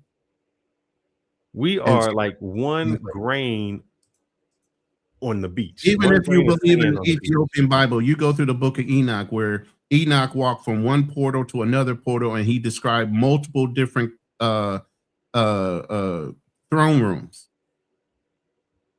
But yet and still, you think we're just trapped to this one plane. The only thing that holds you to this plane is your body, your energy. What happens after you become energy is a whole nother fucking thing. You know what the crazy thing is? When I was listening to my man, what's his name? What's that scientist, the black scientist? Oh, Neil deGrasse Tyson. Tyson, yeah. They had the microscope, the telescope. Mm-hmm. And he was like, the light that you see from that planet It That left. planet's already burnt out. Yeah. No, he said it left when the dinosaurs was here. Meaning the light that you seeing that finally got here left when the dinosaurs was here. Come on, man. Come on, bro. We a peon. We are one grain on a beat. But that's the part of our problem as humanity. We are so self-centered in thinking that it's all about us. And what we had to do, in my opinion, what we had to do, what we always do, we create something because we can't explain it. We've always done it. There used Make to be rhyme or reason why there's a fucking universe, but yet instead there's only people on one of the planets in a whole fucking universe or galaxy. And here's the thing. I was looking at one where it just says basically, if there is aliens out there, we'll never meet them. You can say whatever you want. You can even hit the link if you're in one of my rooms. The thing is, the aliens, like they were saying, just for us to get past our Milky Way, it was like 500 light years. 500,000 light years. Something crazy like that, man.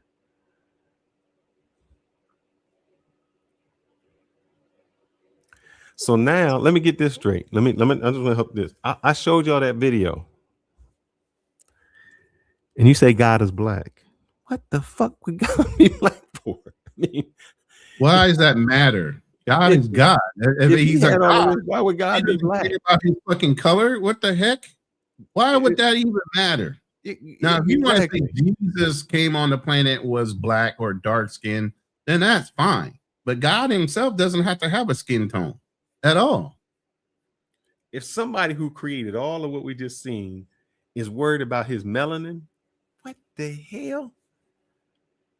If he that's like you got 1 trillion bacteria in your body and you worried about one. Bruh, come on. If you're a Christian, and especially a YT Christian, and you believe in the Bible, and the Bible says God made man from the clay of the earth, you obviously know as a white person he was not black, but you don't want to admit it. Okay? Because there ain't no planet area where you can find white fucking earth. Where? Show it to me.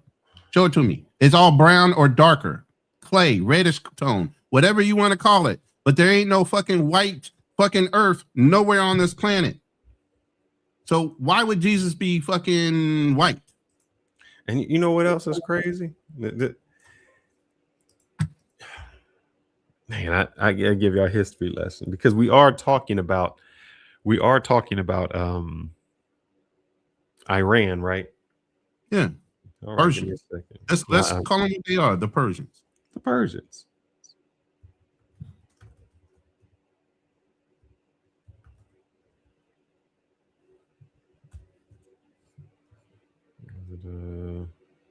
Zayastra. Let's see.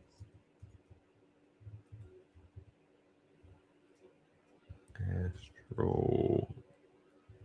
I know I messed that name up.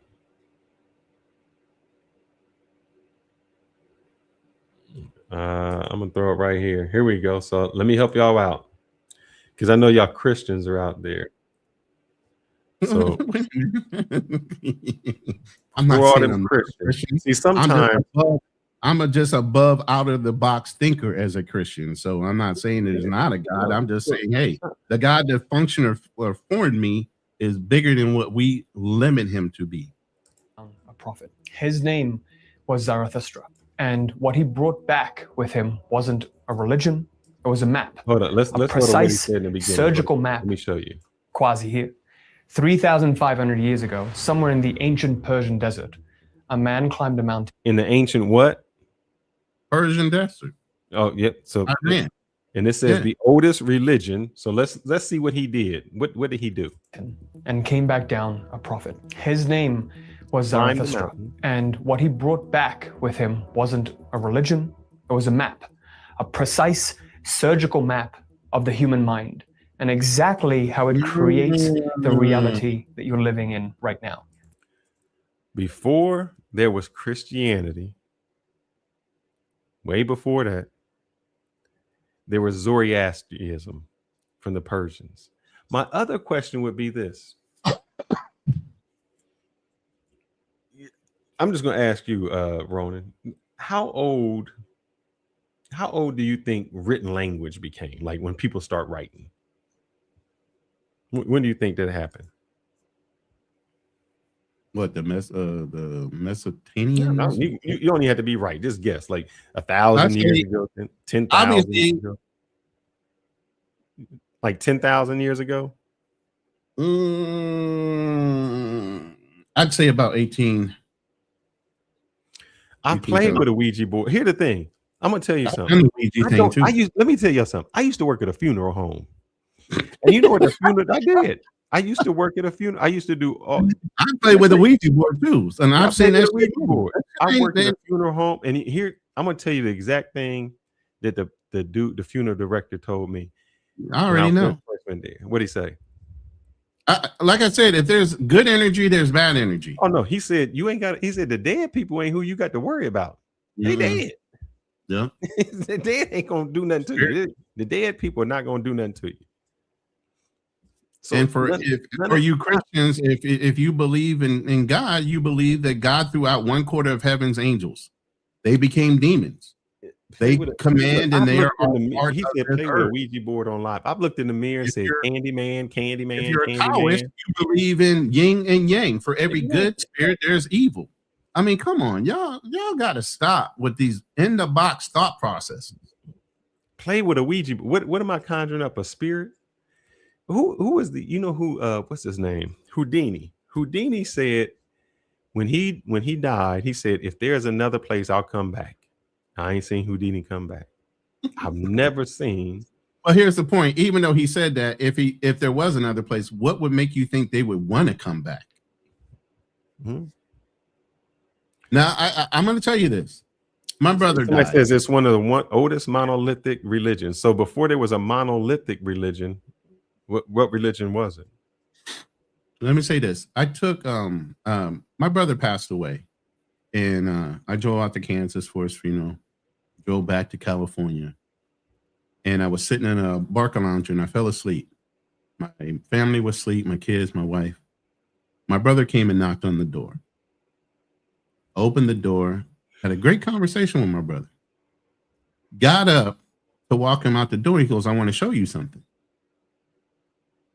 And I said, what do you mean you want to show me something? Man, I want to show you something. You'll really like it if you come with me.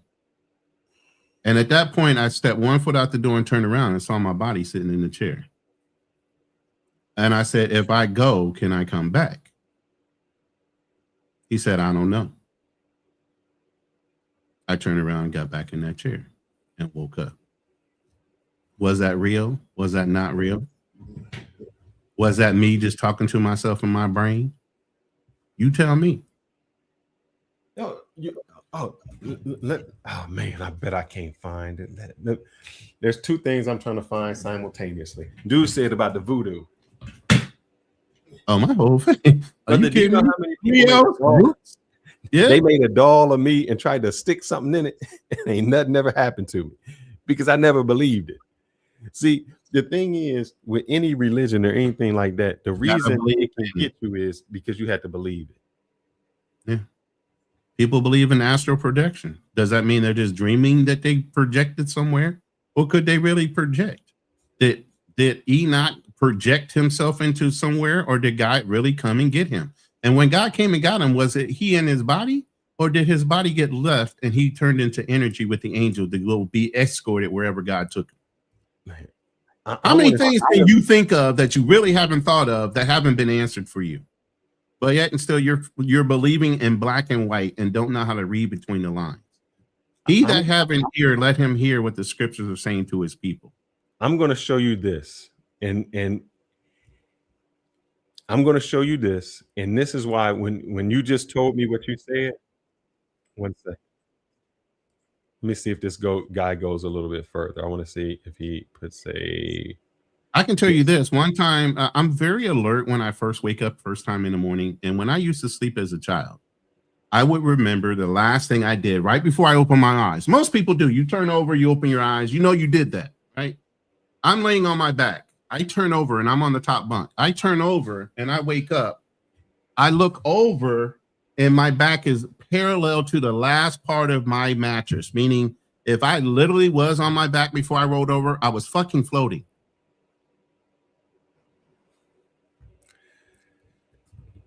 What's that mean?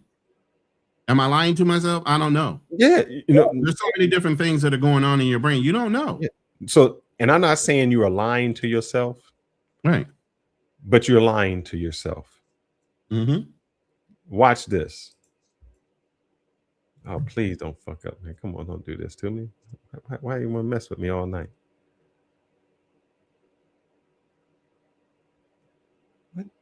What is my computer doing, man? Do I got things open? Or is there something like I got open? Get some more RAM. How much RAM do you have on your PC? I don't know. You need to be up to 64, 128, something like that, bro. Your processing speed is, and then the other thing is your GPU. That's the only two things you have to worry about, your RAM and your GPU. Unless you just got slow internet, which no, you do not. I got things open. I'm trying to close everything I got open. And I know I didn't get the slow internet. I don't know what's going on. I'll hold it the same level as your eyes and we'll let it go. Watch. Oh, fucking fuck. It's a visual perception. Can I put this in your chat, man? And you do. And you do. I mean, send it to me in the private chat, and I'll run it. Yeah, man, this thing. Drop the link in the private chat. Now you know that it's turning around in circles. Yeah, in fact, if you look at it, play that for me. All right. And the reason I'm saying play that is when you say what happened to me or I seen something, I want you to. I want to show you how the mind actually works. All right, hold on. God used men to speak from the beginning of time. When was the beginning of time? That's what I want to know. When was so if religion only started 10,000 years ago, and people have been on this earth as humanoids for 100,000, 200,000 years, who are they speaking to? What religion were they at? What happened to all the people then? I'm just curious. Hold on. I'm gonna blow this up, and then I'm gonna go ahead and play it. You ready? Mm-hmm. Can you see it?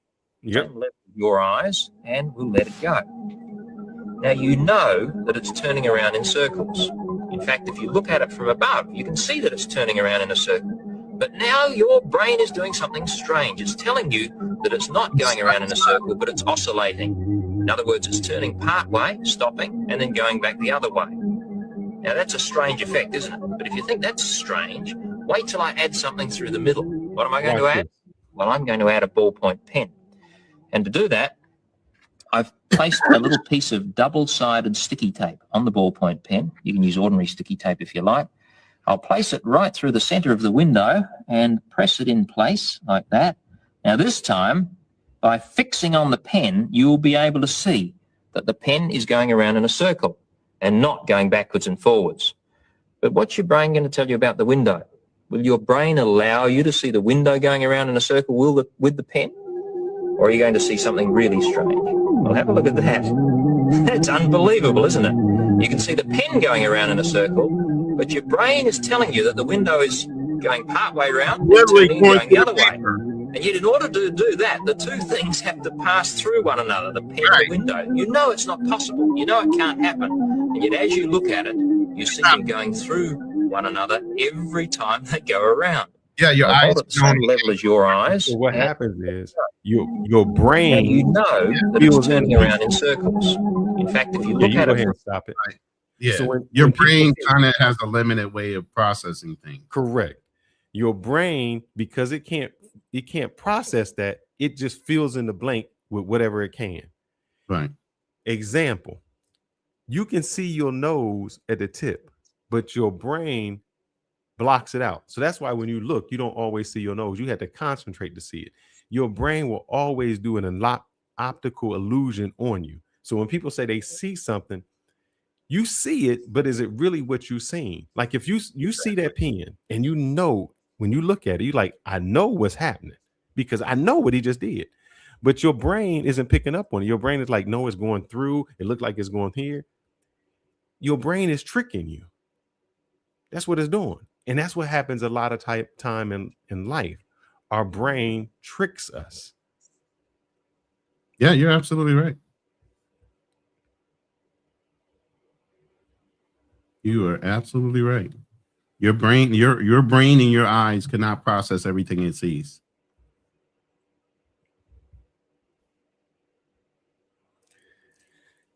I mean, I see people here that, scientists revoked the Big Bang Theory. So what started? So my thing is this.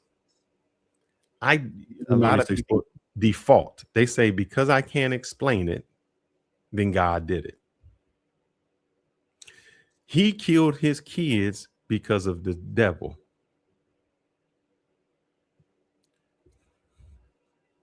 This is what we do. Men have done this since the beginning of time. When we can't explain something, we put it on something else. I don't. I have read the Bible back and forward. And so do y'all believe in the talking donkey? Because that's in the Bible. So there's some talking donkeys out there. There's there's some people who get turned to salt. There can't be nobody before Adam and Eve, because Adam and Eve was the first ones. And then it was Cain and Abel, and we don't know how they married whoever they married, because incest was not supposed to be good, but Cain married some people. I don't know how that happened. And then a flood happened, and that killed everybody in the whole world. But yet Noah's family still populated the world. Okay. Wouldn't that be incest? Because there's not enough people to do it. And then every animal, let's just take all the fish out, because we know a blue whale could survive, but he was supposed to destroy everything. Every animal was on a boat. Every animal. And they didn't kill each other. They didn't do anything. Everybody. You know how many? I've been in places and just to look at the species of birds. Man. So, you can believe in fairy tales and magical mountains and that. And here goes the thing. The only reason you believe in what you believe in is because of where you were born. That's it. Your birth allows you to believe what you believe. If you were born in the Middle East, you'd probably be Muslim. If you were born in Asia, you'd probably be Buddha. If you were born somewhere in South America at another time, you'd be something else. Religion is based on where you were born. Why wouldn't it be universal? Oh, I came in right at the right time. He just froze. I'm froze? No, I'm not froze. You were for a second. Oh. Or it was me. I don't know. But yeah, I mean, man, hold up. See, here's the thing, Danny. You said there's only two possible. You said creation from nothing, or creation from a creator. So then my question would be, what created the creator? Because what you're saying is the creator was created from nothing. Isn't that right? Yeah. I say that all the time. In order to have knowledge, you have to be taught. Unless you're all-knowing, and that to me doesn't make sense. How does that make sense? That's why I said, how did God know to make a woman with reproductive organs? Why didn't he make them asexual? Why did he need a partner? He made frogs asexual, and he made other things that can adapt to be asexual. But y'all talk about man, my brain is getting cooked. But I think it says in the Bible, let's make man in our image. Right. Who is our? That, most parishioners will say that, well, he was referring to, the three, God, Jesus, and the Holy Spirit. That's our. But why would God reference, and they're all the one. They're all one, right? Why would he say our? But why would God also say, Have no other gods before me. Make me gods before me. He said plural. No other gods. Not that there aren't any, but he needs to be first one. But yeah, there was Not that Baal. there aren't They didn't gods. like Baal in the Bible. Baal. You know, Baal was a god they fought against. Do you know when the flood happened, there was one creature he couldn't destroy called the Leviathan? That's supposed to be the creature that comes back in Revelations, right? The dragon. At the end of the world. In Revelations, at least. The Father, Son, Holy Spirit. Isn't that three people? I Yeah, thought it that's was only three. supposed to be one. Hour. Yeah. Well, the three are one. Man, You I've can't never. have one without the other. That's weird. Three are one, and one is three, and I don't. Jesus didn't say it was God, and then he says the way and the life, and then what y'all believe ain't even in. You know, let me tell y'all something, man, because I know the Bible back and forth. What y'all believe ain't even Christianity, man. It's Paulism. It's Paul. Saul, Paul. That's what y'all listen to. Because you don't quote what Jesus said, you really quote what Paul said when the letters to the Romans and all of him changing, and you can be a Gentile. That's what you listen to, Paul. You don't listen to Jesus. Come on. But I have a feeling that some of those letters weren't really written, especially in the King James Version. I think some things were added and omitted. Obviously, they had the conical tales or trials, which left out books out of the Ethiopian Bible where the Catholics stole it from. God wanted children. What the hell did God want children for? A narrated version of the Bible. That's Where what your does it King James Version is. Where does it But say in doesn't the Bible that God wanted children? But hold up, doesn't the Bible say if you touch the Bible and change a word, you are damned? But you had a whole religion take the Ethiopian Bible and change it to fit what their parameters are. But that's okay.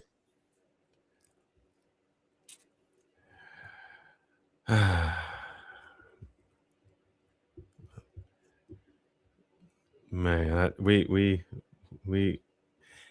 I mean, I guess if you can, people will believe anything. As long as you tell them enough. You know, there's a psychological thing, and we used to do it in sales. You repeat something 3 times, and it becomes fact. It starts to stop being immediate memory and commits itself to long-term memory. So the more you say certain things, the more people start to accept them as facts. That's why sometimes when people give arguments, look at Dr. Umar, for instance. He repeats things 3 times. He's a psychologist. Why do you think he repeats those things 3 times? So he can take it and make you believe it becomes factual because he said it 3 times. I'm good enough that I can ask you open-ended questions or closed-ended questions where I can make you say yes all day long. Oh man, yeah, 3 and 1. But it's kind of funny if you say something 3 times, it commits it to long-term memory. God, the Father, and Holy Ghost are 3. That you want to get into numerology? You want to see how twisted shit can get? I just want to know. Look, all I know is if my baby come up pregnant, she 14, she better tell me that God done gave she was a virgin. Somebody's dying, right? She better be a virgin. You know, yeah. Paul wrote 2/3 of the New Testament, but it's supposed to be. Oh man, come on, fellas, man. Y'all, we don't. And this is what I'm talking about. Sometimes if I said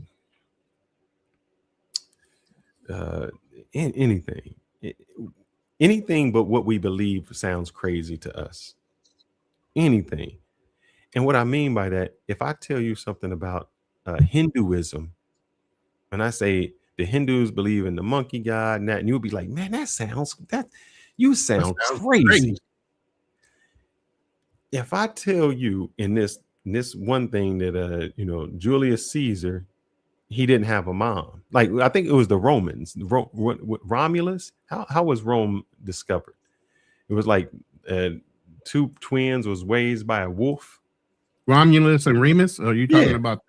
Yeah, that's what I mean. We would say, huh? That's crazy. But if I tell you a dude was born and his mom didn't have sex and he died and came back, you'd be like, yep, that's true. That makes sense. And we don't question it. Not at all. Because it came out of a book that was modified to control people in societies. What were we talking about earlier? In order to make our community believe in something, we have to have something that's faith-based, something that people can get behind. Mm-hmm. They're trying to give you a hint. Even in certain movies, you realize they try to give you hints in movies about society. The whole book of Eli was about trying to control society, people's minds. Even with the slaves, they had to give them something so they wouldn't rise up. So they gave you a slave Bible and said that you need to be obedient to your taskmasters and your slave masters and let God take care of them so that you would be more subservient. All the while, they're your slave masters. They're treating you all kind of fucking bad. But because they didn't want all the slaves to rise up because you outnumbered them and kill them all. But we're so easily wanting to believe in a book with just black and white letters in it and not understand how come, if that's the way we're supposed to act, the same people that are holding us are treating us so much worse, and they're supposed to be going to heaven too? How does that work? No, what you do is the way you convince people is this. Don't worry about it now. Afterlife. Mm-hmm. We get you an afterlife. You get your comeuppance when you die. Yeah. Mm-hmm. And so if I can get you subservient now, because you're going to get everything in the afterlife. And half of y'all don't even know the Bible, man. You know, how many people said this? He died and went to heaven. Mm-mm. Nobody in the Bible has died and gone to heaven.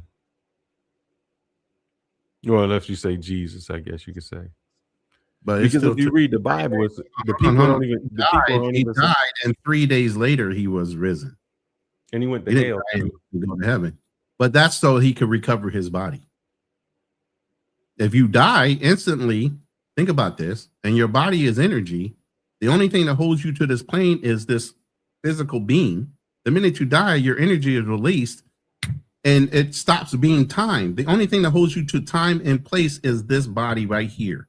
The minute you're done, you're limitless, you're infinity, you're whatever, your energy. That's why they say when you die, judgment has already happened. If you're fixed to time, judgment has already happened. You stop being wherever you are in time and go right to the end of the fucking book. Now, did I blow your mind? No, man, they're not. They blew their mind.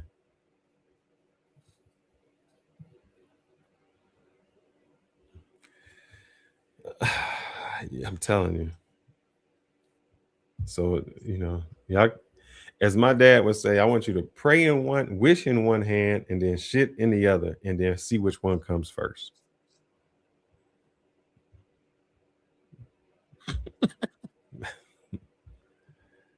Oh, man.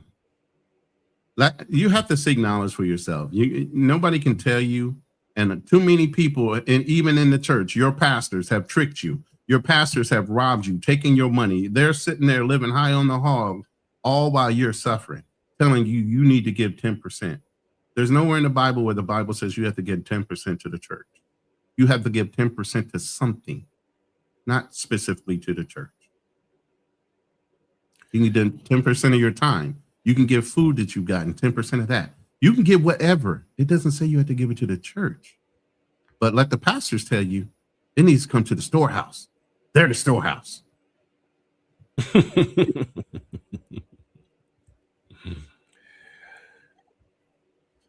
Oh, man. And the storehouse never opens for your benefit, only for theirs. Exactly. I in this little old earth, and how long they've been saying it don't matter. All I know is wait a minute. I have a great grandmother, my grandmother, and I was alive for when they were white. I don't know. Every time there was some major catastrophe, every time there was something, there have been signs of wars and rumors of wars. This is the end days. You know, I've been a small child. End days a long time. Yeah, I've been a small child in certain fucking churches, and they've always been saying, "Oh, you can see the end days are coming because of this and this." And God says, "No man knows the time or the place yet." And still, you got pastors behind the table. Every time there's an opportunity to say you need to be fearful, they use that. What the fuck? We don't care about the church. They care about God's wisdom. Who's God's wisdom? I'm wondering today if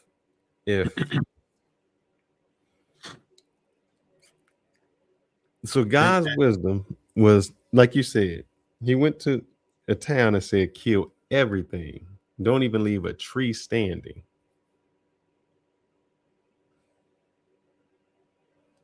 I mean, we couldn't even get away with that today, man. And so let me ask you a question. Since God was black,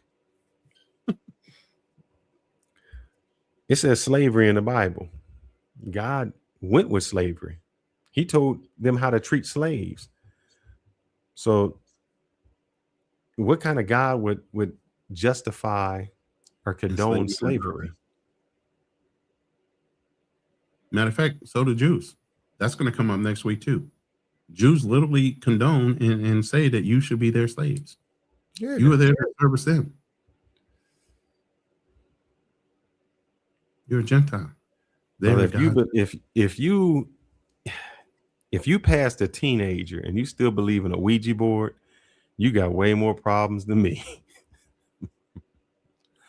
Do you know how a Ouija board works? Let me see if I can even look this up, just so you know. Remember we talked about how does that say? Ouija board work in real life.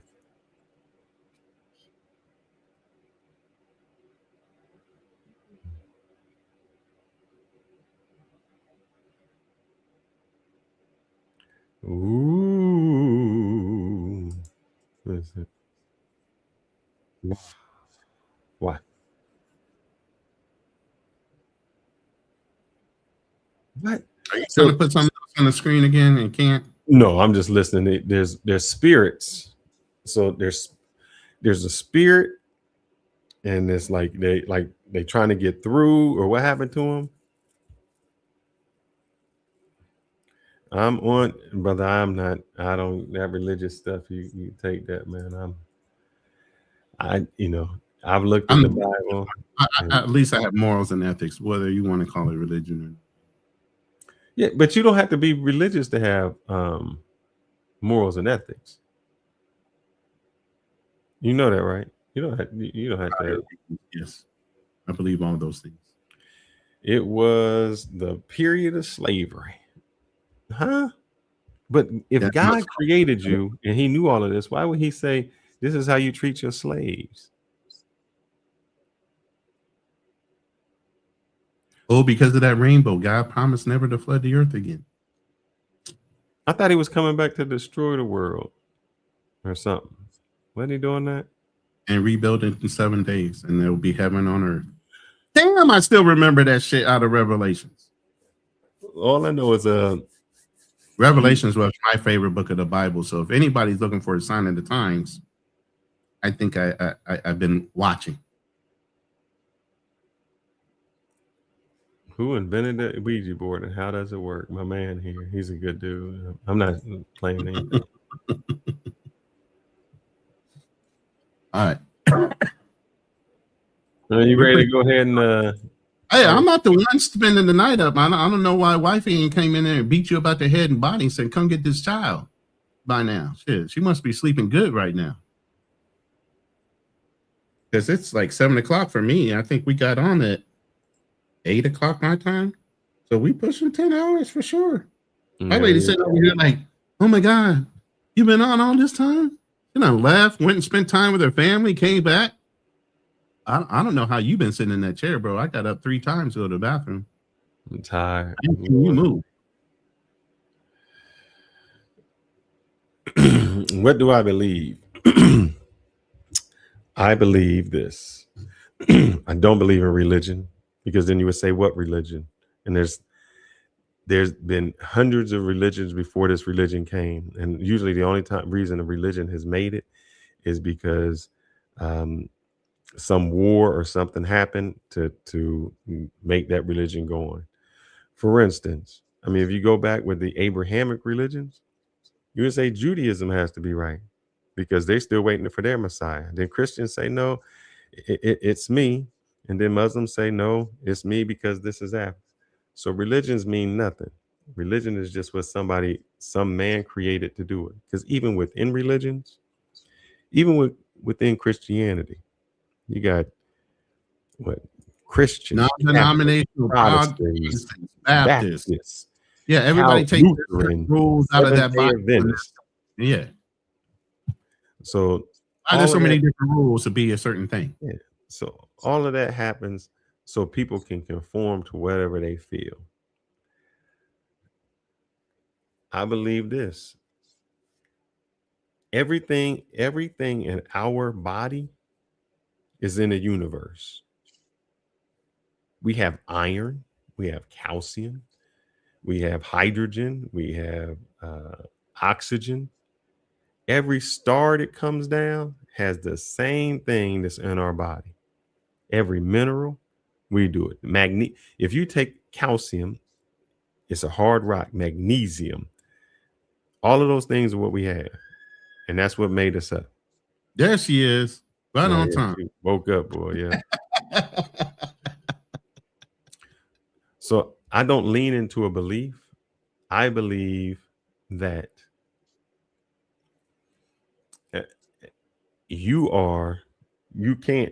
I believe in a sense in the mind. Your mind can be your God, because your mind and your conscience can make anything you want. If you believe in something, and that is why what do they call it? That's why prayer works. That's why a sugar pill works, because you can convince yourself that somebody, someone, something can heal you. And if you believe that, whether it's with, you call it a God, whether you call it a faith, whether you call it yourself, if you believe it, it'll come true. So that's what I believe in. What even the Bible says, if you have the faith of a mustard seed, you can move mountains. Mm-hmm. But has anybody demonstrated that? He said he didn't condone it. That's why he freed them from Egypt. Hi, little one. So if he freed them from Egypt, why did he lock us up over here in America? If he didn't condone slavery, he locked us up over here in America. But why did he do that?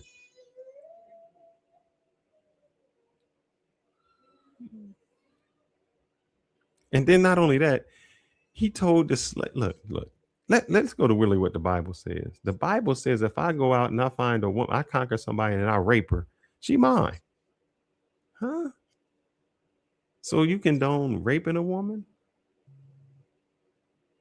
I just never seen that. And do y'all even follow the Bible? Because y'all change it. You know, if you with your woman and she has her menstrual cycle, she can't be in your house because she's unclean. Yeah. Remember, we talked about earlier on the show, they even said they're building bathhouses for women when they have periods so they can be clean. Literally. So are y'all following that, or y'all just, or what y'all do is y'all say, man, I believe in almost manifestation. I believe that you can be whomever you want to be. And throughout history, we've shown that. See, what I don't believe is some alien, some man in the sky, some place we call heaven. Now we call it heaven because we looked up and we didn't know what was up there. Now we have satellites that can look up and show us that it's just space. We say hell because we didn't know what was below us, but now we know it's just the ground below us. Yeah, we still going. Salute. It's that vegan diet that's got us going.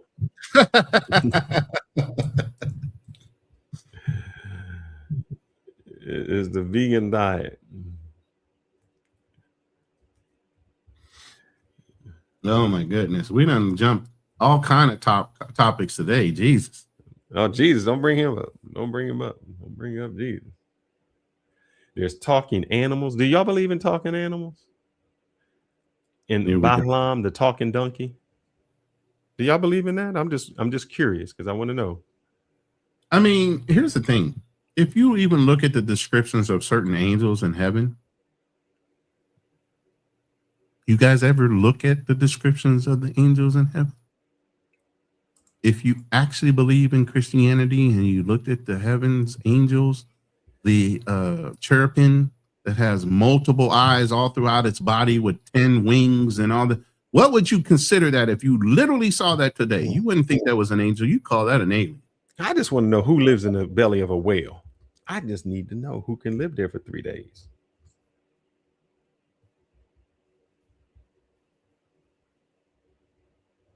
I'm just saying, you know, we are very limited.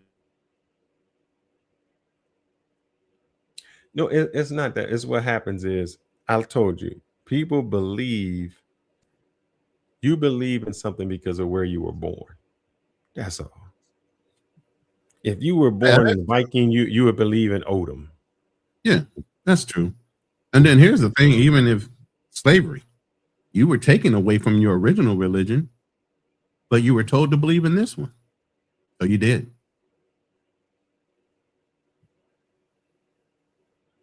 It's okay. You gotta believe in something. Got to. How else are they going to control you? God forbid you're a free thinker. Damn, did I just say God forbid? Because God wants you to be a free thinker. You know what I'm saying? No. No, not at all. Not at all. My thing is, why did God need to rest? On the seventh day? Yeah. He didn't. He's God. But in the Bible, it says he did.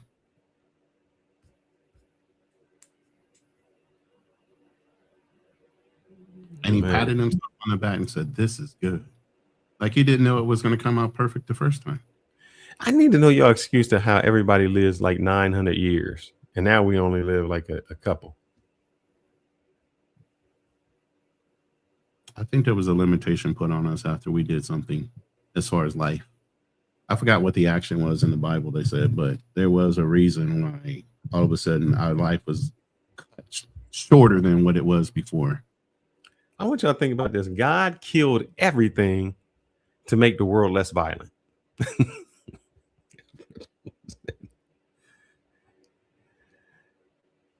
He killed everything to make it violent.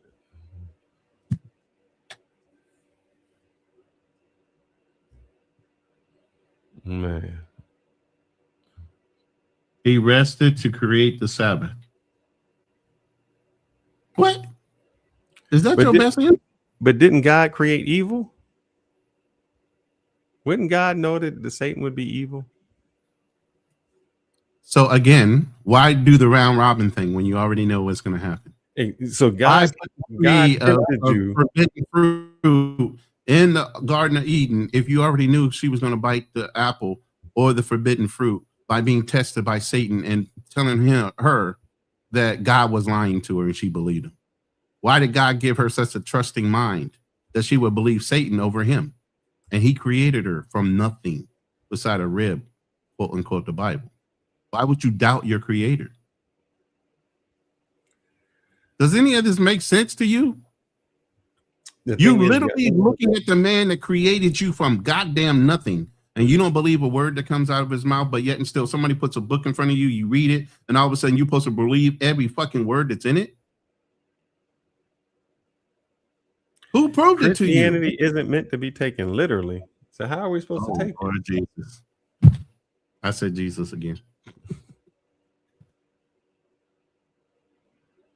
I'm trolling right now. I'm sorry.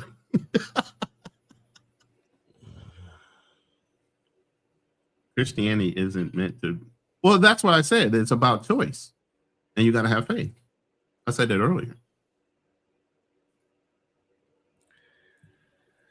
And why be so mysterious? If you want somebody to do something, why don't you tell them straight up? Exactly. Why does it always have to be clouded in choice and mystery? And who invented that? And why? No. Yeah, if you want somebody to know something, you just tell them this is what you tell them plain. This is what I need you to do. What do we always say? Good communication, right? So people don't have to second guess what you mean. You mean to tell me he didn't have that? Of course he did. What's this man's name? John Cohen. Let me see if I can find how he puts this. You got it right. It's a simile to describe how to live properly and live a righteous life and be a good human being.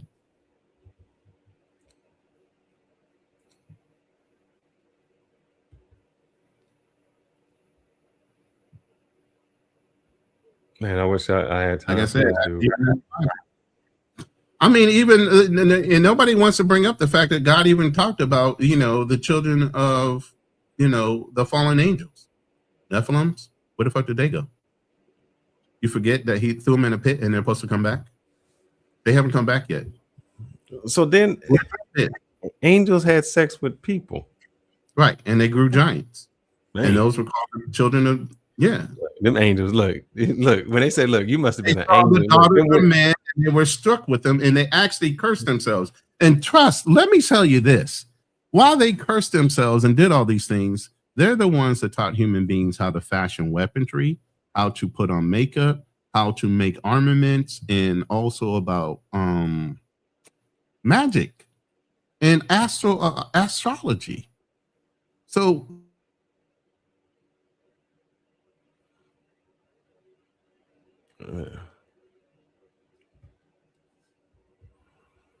you that were froze given up. to you by God's angels. Witchcraft or curses. They cursed themselves not to tell on each other when they slept with the daughters of men. Magic, astrology, weaponry, gunpowder, things like that. They taught all human beings those things. We didn't know about that. We didn't have that knowledge. So they cheated and advanced us how many years for telling us these things? And they already fucked up the plan anyway. And you know what? Our sin was death. So God didn't know that? God didn't know they were going to do that? God put something in there that he knew would tempt us to show that. So God created us to be flawless, to say we can make a choice, and gave us something to choose that he knew that we wouldn't pass.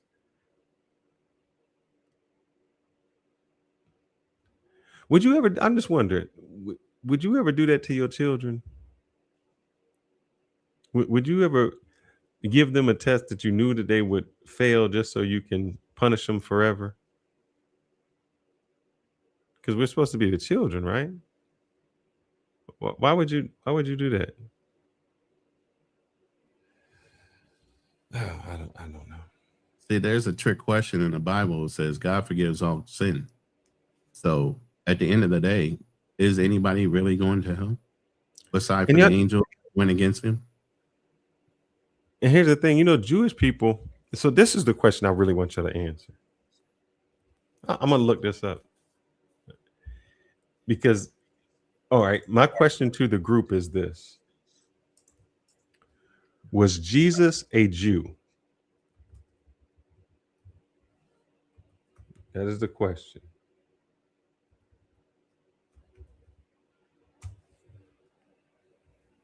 Are you asking, was he a Jew by birth? Are you asking? Correct. Was he a Jew? He was born of immaculate conception. He was a Jew. Jesus was a Jew. So my question is, the second question is there a hell?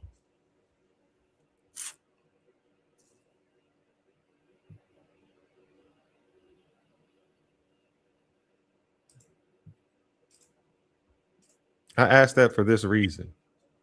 Jesus was a Jew. Do you know what Jews do not believe in? Jews don't believe in hell. There's no such thing as hell in Judaism. Nothing. You don't go to there hell. wasn't a Messiah in Judaism. Look, listen. You go to Jews purgatory? believe What do they say, in purgatory? Yeah, purgatory was already destroyed, so the Christians believe, but the Jews still think there's a purgatory because Jews didn't want to acknowledge Messiah as being Jesus. So they still think there's a purgatory, even though purgatory has been closed. Do not open. I want to say this because we say Satan. Jews do not believe in Satan. Huh? Hold on. Jesus was a Jew. So if Jesus was a Jew, how did your Bible start telling you that Jesus went to hell when it just says in here, there is no such thing as hell. There is no such thing as Satan. Jews do not believe in Satan as an independent rival to God. Instead, they just believe that there's an adversary, an accuser, like a prosecutor, which means he's on the side of God. There is no tester, there is no tempter. So you got to tell me this. If Jesus was a Jew, and Jews don't believe in hell, or Jews don't believe in Satan, how did Jesus believe in that? Or who changed the Bible? Correct. I need to know. Dun, dun, dun, dun. Who changed it? So tell me. How come the Torah and the Bible are so different? Correct. Jesus was a Jew. Jesus practiced, remember when he died, it was Passover, which is what we're about to have now. Jesus With practiced the recognition of the holiday of what? Moses freeing the Israelites from Egypt. Yep. Well, not that. It's actually where they put the blood on top of the wall so that the spirit would pass over. Right. That's a reflect. Yeah, that's Easter. So my question is, Jesus was a Jew who did not believe in hell or did not believe in Satan, yet he went to hell and he was tempted by Satan. Somebody got to explain that for me.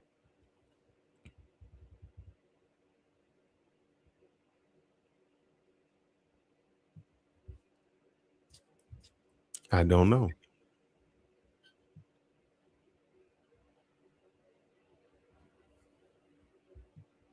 And now y'all believe in talking snakes. I mean, come on. Are you literally thinking the Satan came as a snake? Or was it literal in saying he had a slick talk and they called it a serpent's tongue? Yeah. Supposedly Satan's the most beautiful angel in heaven. Why would he look like a snake? And why would you believe that?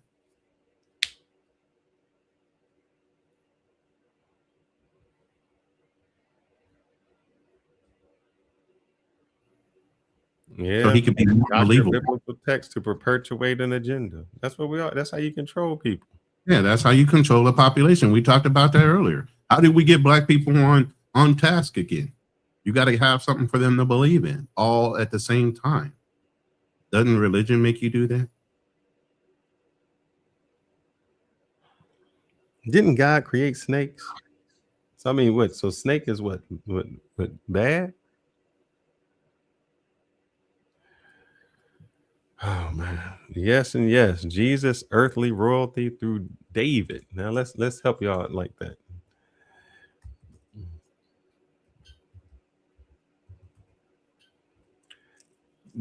That is incorrect. You know why? LG, I need you to explain that. You said it's through David. Who is Jesus's dad? He doesn't have a dad on this planet. He was born by what? Immaculate conception. So was he the son of the lineage of David? Was Mary that? Or was Joseph that? Because in the old days, you only counted the father. You didn't count where the mother came from, did you? Correct. Exactly. So he was an adopted son of Joseph, which he called him father, but his true father was who? God.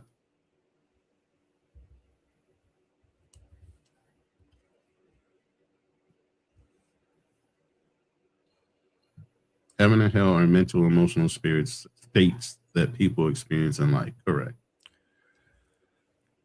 Hell on earth. But not according to the Bible. What am I checking? John. I mean, technically, they do say in Revelations that God will clear the earth, rebuild it in 7 days, and it will be heaven on earth.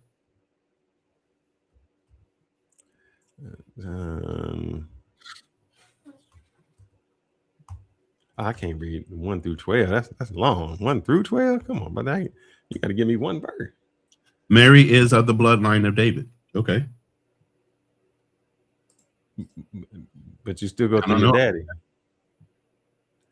Was Mary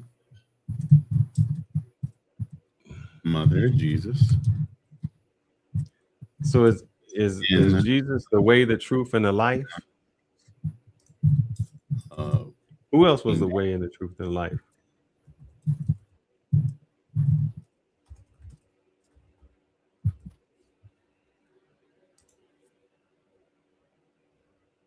Let's see.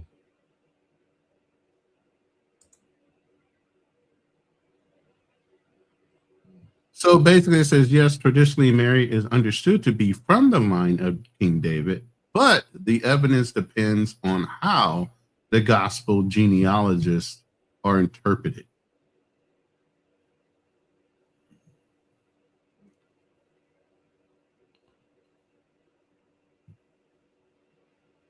It says traces lineage from Abraham, King David to Joseph. But like you said, Joseph had nothing to do with it. That was all on Mary. So where's the line for Mary? It doesn't track females. Luke's genealogy represents Mary's lineage. Mary comes in the text, and Mary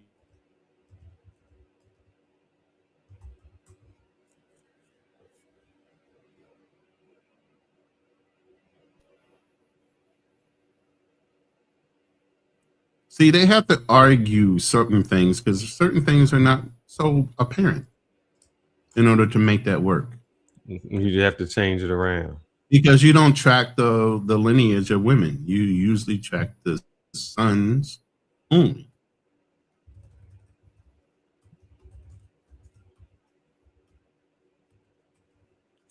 All right.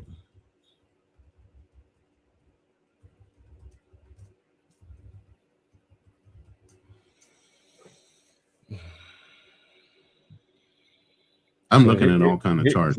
Here goes the problem. I'm gonna ask 2 questions. Let me go through the first one. Let me put this on mute real quick.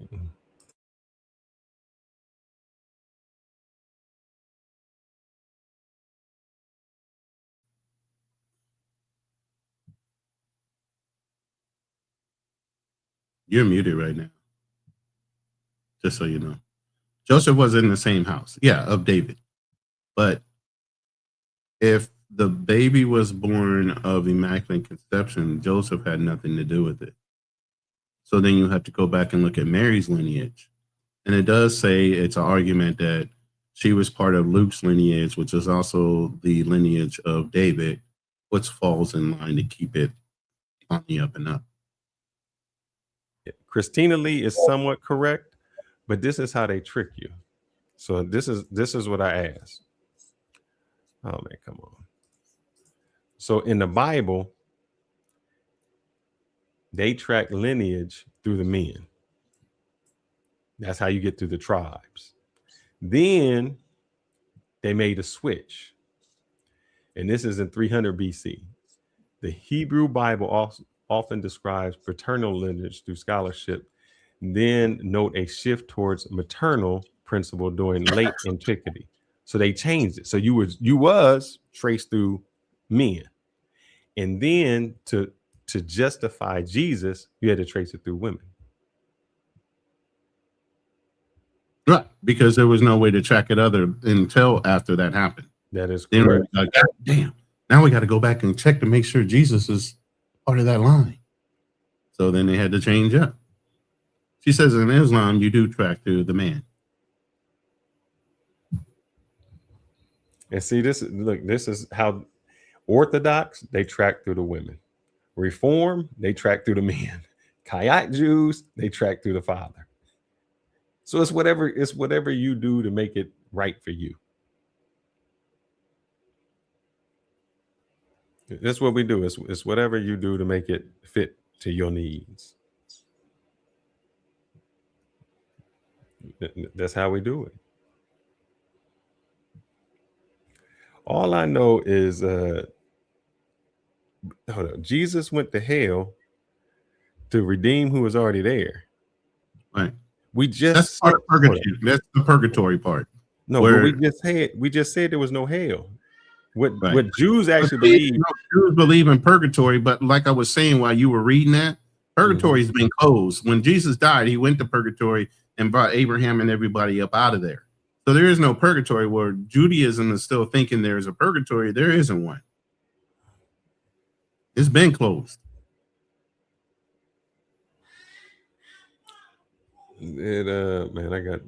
Let's see.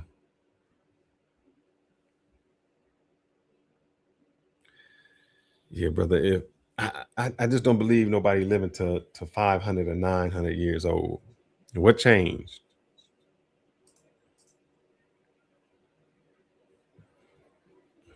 It all goes back. I mean, let me know, because y'all believe that a talking whale, y'all believe that a donkey start talking, or somebody lived in a whale. You believe a donkey is talking, you believe somebody, somebody was a virgin and had a kid, somebody died and came back. Everything. Let's see what happened when I don't know what happened. Yeah, she was trying to please God, and God wasn't too happy, and that's where the break.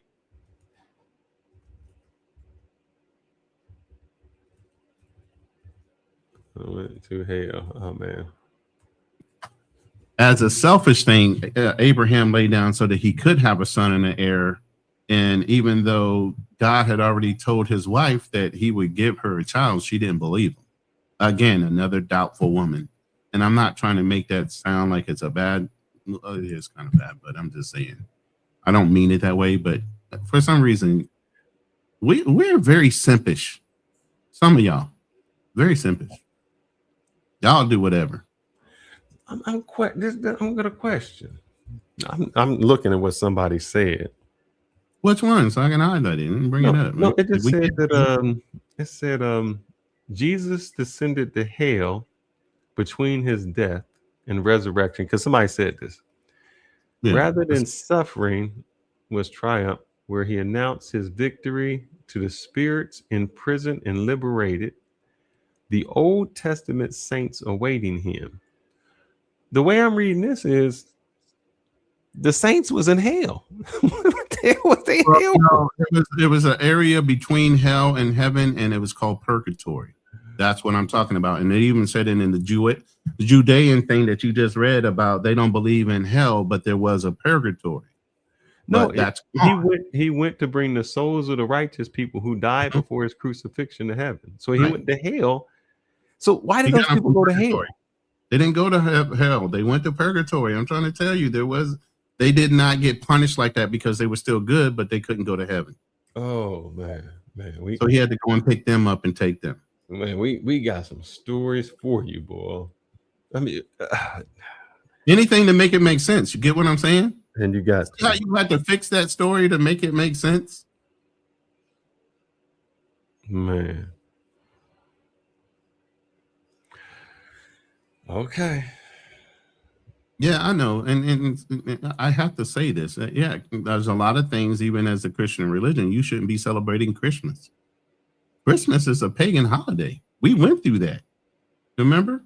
We had a whole thing about holidays and whether they were really based on real life fact or some kind of pagan ritual. Halloween, Christmas, All those things are all timed around Somebody pagan said holidays. there's zero sun worship in Christianity. I tell you what, we about to have Easter. Go to any church and see what they do on sunrise service. Sunrise service. I I'll already pull know. this up. Let's see. Service. I know because I go by all. Let's see if they got the images of people standing outside. Palm Sunday, right? Mm-hmm. That was the week before. They got Easter sunrise service. What you mean, bro? I see them everywhere. They got an Easter Sunday where you go out and be with the sun.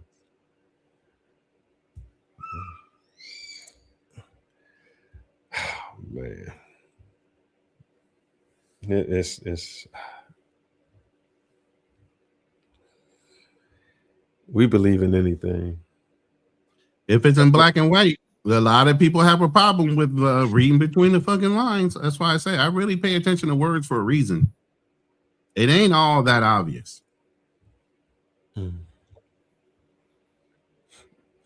It's crazy, man.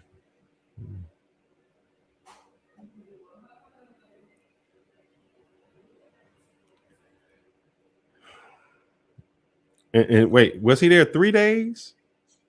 I gotta count. Wait, where 3 days? He died on Friday. Yeah, he was risen on a third day. So Friday to Saturday. There's another third day. Saturday to Sunday. Sunday to Monday. Let me see. My counting's wrong. Let me think about that.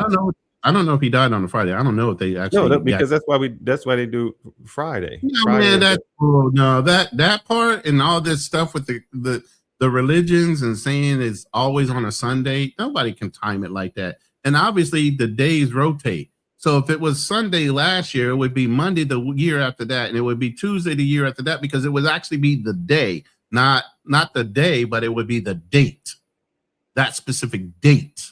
They're not doing that. They're just saying Sunday. And no, he Good Friday. That's what it's called. Good Friday. That's why we call it Good Friday, because he died on Friday. So Friday. So you guys don't even have the right dates. The Sabbath is the Saturday. He is risen on the Friday. No, he wasn't. He wasn't risen on a Friday. It's called Good Friday because that's the day he died.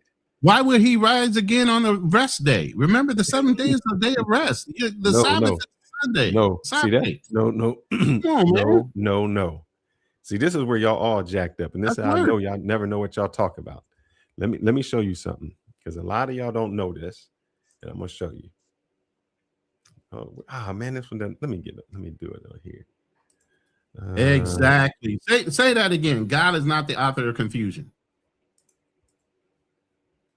I'm gonna do any one on here. Let's see if I can just ping this one. All right. Incorrect.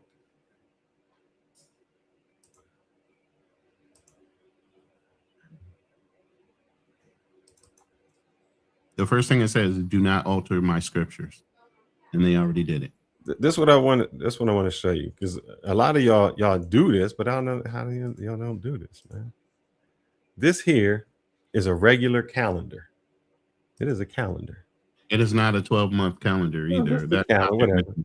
Yeah, that's an old calendar. Yeah. What day does the week begin on? They say Monday. No, really. What day does the week begin on? She can come in here. She all right. What does it get? That's a Sunday. Yeah. So Sunday is the first day of the week or the last day of the week? It's the first day. So the last day of the week would be what? It's the Sabbath, which is Saturday. I've been saying that. I know, but why you keep going to church on Sunday? I'm just asking, why you keep going to church on Sunday?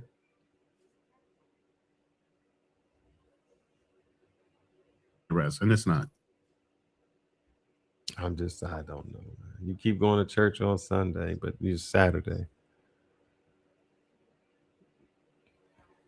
Isn't that crazy? How y'all do that? And then y'all say the days don't matter.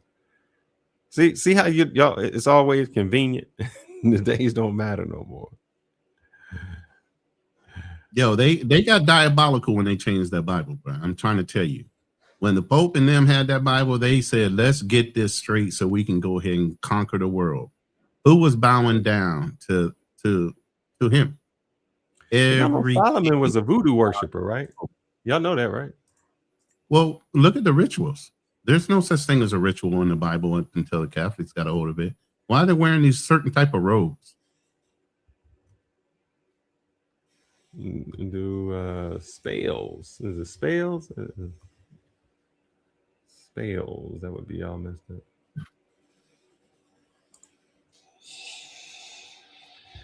Let's see this. I'm just curious because I thought the Bible says you shouldn't do spells, and it says King Solomon used a magical ring to command demons to build his temple. Wow, that's that. King Solomon had a magical ring. Didn't I just tell you when the angels fell, they taught us incantations and curses and spells? Didn't I say that came from heaven? We didn't know that shit before they got here. Exactly. The Pope was a AKA Roman emperor. And he did it in a diabolical way, using religion to conquer. Saturday is the Sabbath day. Hold on, man. This is crazy. Saturday is the Sabbath day, which is the day to rest. So Sunday people go to church. No. Sabbath. God damn, man. Sabbath is the day you're supposed to rest. That's why he built the world in 6 days and rested on the 7th day, because you were supposed to rest and worship on the Sabbath. So the argument is Monday the first day or Sunday? I don't know, man. Miss Divine saying you go to church on Sunday because I don't know why you go to church on Sunday. But let's just look it up. What day? Thank you. Welcome to the live, by the way. We do have the link pinned in the chat if you'd like to come up and join the panel. Miss Day, let's see. Saturday. Oh man. Why is it that Jewish people? My question would be this then. Why is it that Jewish people on sundown on Friday to sun up on whatever day, they don't do anything? Because they celebrate the Sabbath. Jewish people don't have no phone, they don't use no card, they use no kind of electronics. Observe from Friday sunset to Saturday nightfall. That is the Sabbath. And that's what Jesus practiced. Jesus practiced on that day. And now you telling me you doing it on Sunday? What the hell?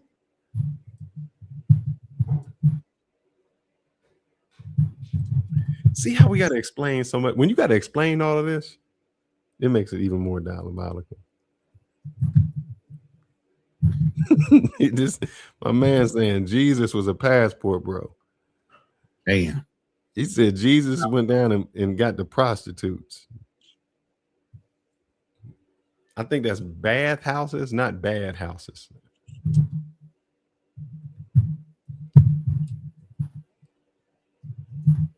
Yeah, let's see. I mean, truly, Jesus was a rebel. Yeah, without a cause. Well, he had a cause. Oh.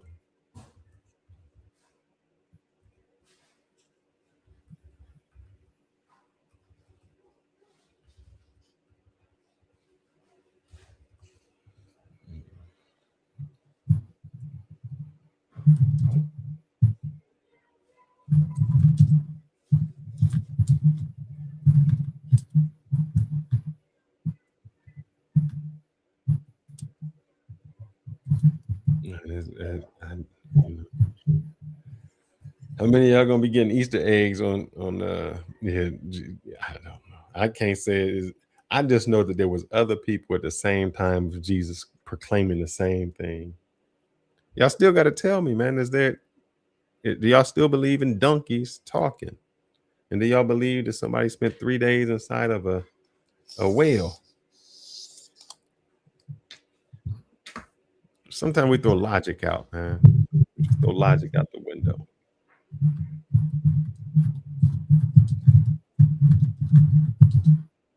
Tons of Easter eggs. That's right. That's the pagan in us.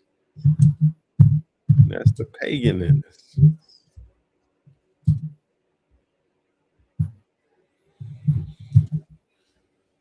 Never claim to be God. All I know is this: all these wars that we starting are in the name of some type of religion.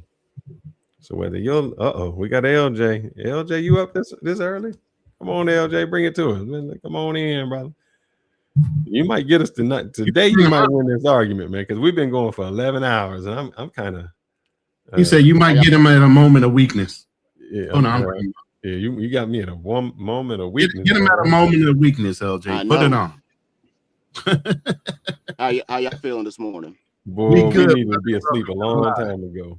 Yeah. Welcome to the marathon. Man, I'm looking at y'all's calendar. I'm giving y'all 10 more minutes and I'm gone.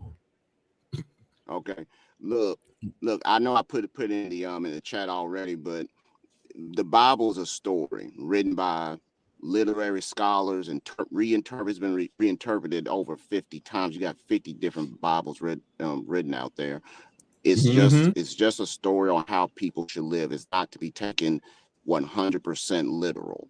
And I think that's the thing that you're touching on, Fearless, that you can't take these stories so literal to the point that you think they're real. They're just good lessons that people ought to be talking about to live good lives. But to live good lives, it tells the slave master how to treat the slave. Is that living a good life? When you're dealing with people that were already, you got to remember also too, I put this in the chat as well, like for instance, the very inception of Hebrews, first concept came up when they were enslaved in Egypt. If you do historical paleontological and archaeological studies, Ramses was not even pharaoh when supposedly Hebrews were enslaved. So there's always this disconnect between what's real, what actually happened historically, what the Egyptians chronicle, and what's in the Bible. So even when I was teaching world history and talking about that time, I always tell my students, believe what your parents want to tell you.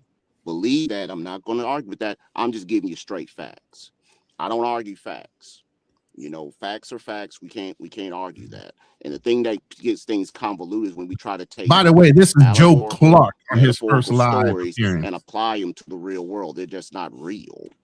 That's Joe Clark. That's my only point, that when I taught world history and talked about religions with public school students, that's the thing I always stress to them. These are stories to teach you how to be good people. Like for instance, the 10 Commandments, same thing.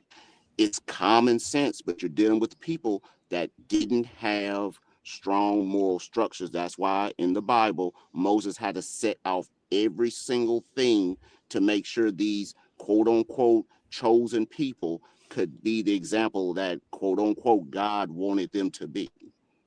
They didn't know how to clean themselves. We all know that most Europeans still don't know how to bathe properly either. He had to tell them how to bathe and clean themselves, how to kill and properly eat and prepare food. He had to teach them basically how to be civilized. And that applies even to this day. We know there's people even today that don't know how to bathe and clean themselves now. Adults. Yeah, they don't. I see it. I'm in public schools. I see it and smell it every day. but my thing every day. We say that God was good, but even like what the Jews call it now, be like the Amalekites. Yeah. You know, and God said, kill every man, woman, child, and livestock. Every beast, leave nothing. But you remember also in those stories too, you had God, those men that were supposed to follow those commandments of God, disobey God as well. I want to believe it's Saul that also disobeyed God when he was given that same order. Yeah, he didn't kill the king. Right. So again, but my thing is, what kind of God has you kill everything? Because the children didn't do nothing. What the hell did the animals do to you, man? Well, the children would be raised up in order to warrior online right now. Right, the children would be raised up to seek revenge for their parents and their. But then what you're telling me is God kills the innocents. especially the male children. Yeah. God kills the innocents. And that's where we get to the point is they're really innocent. If God sees them that way too. I mean, what the hell did the dog do to you, man? Here's the thing. I mean, was the cows evil? I mean, was the chickens evil? They were here, just like we said in the earlier when we were talking about. I don't eat chicken, so I don't worry about it. Right, just like we were talking about the I guess they was evil for vegetarians. They was evil. Get rid of them. No. Vegans, brother. There's vegans in the Bible too. You missed my comment that says veganism in the Bible. But seriously though, you got a warrior on here right now. When he's giving orders to take out, destroy everything, you take out and destroy everything. So again, you can take the good and the bad from a Bible. Just remember, this was written by literary scholars, by a king that practiced witchcraft. But think about this. Why would I have to look? You a god. I'm gonna ask this. You a god. You have everything. Why is it I gotta kill an animal for you? Because you're not eating it. Why I gotta kill an animal for you? He froze. Right when he said I froze. No, the fearless froze for a second. Why do I have to kill an animal for you? I mean, that was a sign of obedience. Yes. When he had you sacrificing. And then the sacrifice was supposed to be of your best. Who is that good for? That good for the animal. The sacrifice was supposed to be of your best. Your first. No, but why? If you are a God, what you don't need as an order of obedience to him. That's it. And appreciation. So think about that. I just want y'all to think how that is. If we do that today, we was human sacrificing. If I said to people in what is that movie? Apocalypse Now? No, Apocalypto, with the Aztecs. Oh yeah, Mel Gibson's movie. Yeah, when they was killing the people for the sun. Now, when they had them up there and they was killing them, we would say, man, you are crazy. You killing people to bring that. But if I said they did it in the Bible, we say, yep, that's right. That's what you're supposed to do. Or fearless, or symbolically drinking blood and eating flesh. Yeah, and that's what when you say Jesus, that's what we do. It's all symbolic, though. Again, this is what I mentioned in one of the comments too. We're taking these quote unquote rituals, such as the ones we just talked about for Hebrew, Israelite, Judaism. I'm not going to get into the labels of it. That's a deeper conversation. But we take these practices, I'll call them that, and take them to the extreme and literal. Without remembering what they symbolize and represent. Us taking the teachings and life of Jesus into our lives and then applying them to the best of our ability here in the real world. Instead, we take them to this literal, this is how it happened, A, B, C, D, when all four gospels and a lot of times leave out, contradict. That's the reason why the Council of Nicene was assembled in, I believe, in the 4th century, if my memory serves me right, to try to clarify a lot of things and take a lot of things out. I think Ronin mentioned about the angel sleeping with humans. That book of the Bible has been removed, and those stories and those things have been taken out as well. So I tell, whether it's my own family, read the Bible, read it from the lens of, okay, what can I take from this? What does the talking donkey have to did and apply it to my life? Where did you get a talking donkey from? I'm lost on that. Where do you see a talking donkey from? You don't know about the talking donkey? Right, you sound real crazy right now. Oh man. No, he meant the burning bush. No, he's literally saying donkey. He ain't saying bush. Do y'all not read your Bible? Y'all don't read the Bible. I don't remember that story ever in my life. Oh, wait a minute, there is one. There is one. He's right. I'm being funny, but there is one. The story of the talking donkey, where God opens the mouth of Balaam, the donkey, to rebuke the prophet for his greed and disobedience. The donkey was talking. So God possessed the donkey in order to talk to the Balaam. Donkey, seen an angel with a sword, turned away 3 times. The Lord opened the mouth of an ass. The donkey was talking, brother. The Damn. talking donkey acts as That's a new to divine me. intervention. Yeah, Shrek's talking donkey. It's a Good talking Lord, donkey. I never knew about that. That is something new to me, and I must have skipped over that story so many times. I don't even remember anything like that. So look, LJ turned off the camera. You know he going through McDonald's drive-thru No, right now. hey, look, I'm trying to keep him off. Dropping my son off, getting ready to win his powerlifting state championship. All right. Okay. Yeah, his coach is getting ready to take him out. That's why that's the other reason why I'm out in the car so early. I just wanted to make sure. I saw y'all still on. I was like, they still on? Yeah, this is a wild one. This is a wild one for real. Hey, Ronin, fearless. See, this is the reason why I'm vegan, because veganism tells me I need to get my 8 hours. See, I'm not young men like y'all. I ain't young. 35, 40 years old, stay up all night, stay up 2 Bro, nights in a row. we're about the same age. What you mean? I gotta take my ass to sleep. Wait, LJ, how old are you? I think we were at the same age. I'm serious. I'm 49. Oh, I'm an old man. Bruh, stop. See all this Stop. gray I got We right both here? Let me tell you. I'm gonna tell these people something. Let me tell y'all something. So, because I'm looking at Jasper, man, my curiosity. So let me tell you, brother. Let me tell you my journey. I grew up in the church. I did all that.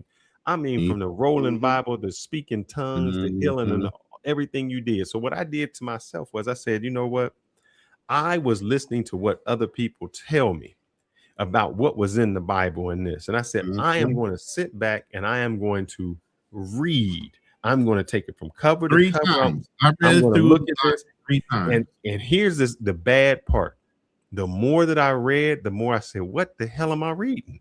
The more that I got into it and and this is the part. Not listening to a pastor, but you reading it. And this is the part that really people don't want to do. And this is, I'm going to say this and it's going to sound bad. The smarter you become, the less of a believer you will be. You become, because you start to analyze things, and when you take a step back and you say, hold up, during this same time, these same things was happening around the world that had nothing to do with Christianity. China was building this wall. The Incas was building something down here that had nothing to do with Christianity, and we formed it. And then you sit back more and you say, well, what causes somebody to be a Christian? And you look and say, well, it's really your mother was a Christian or your father was a Christian. And if you tried to tell my grandmother that Jesus was not a Christian, she'd be like, huh? And you can't even work with her. Say, baby, you know, he was a Jew. And they was listen to somebody else say something for so long that that's just what they believe. And when you step back, and here's what I was trying to tell you, LJ, when we were talking about Dr. Sabi and you, Ronin. We analyze what we believe. When we believe it, you can't tell us anything different. Meaning, if I tell you Jesus died and rose on the cross, you're like, yes, he did. If I tell you in Hindu, there's the monkey god that did this, you say that dude is crazy. Because we believe in something and we lived it,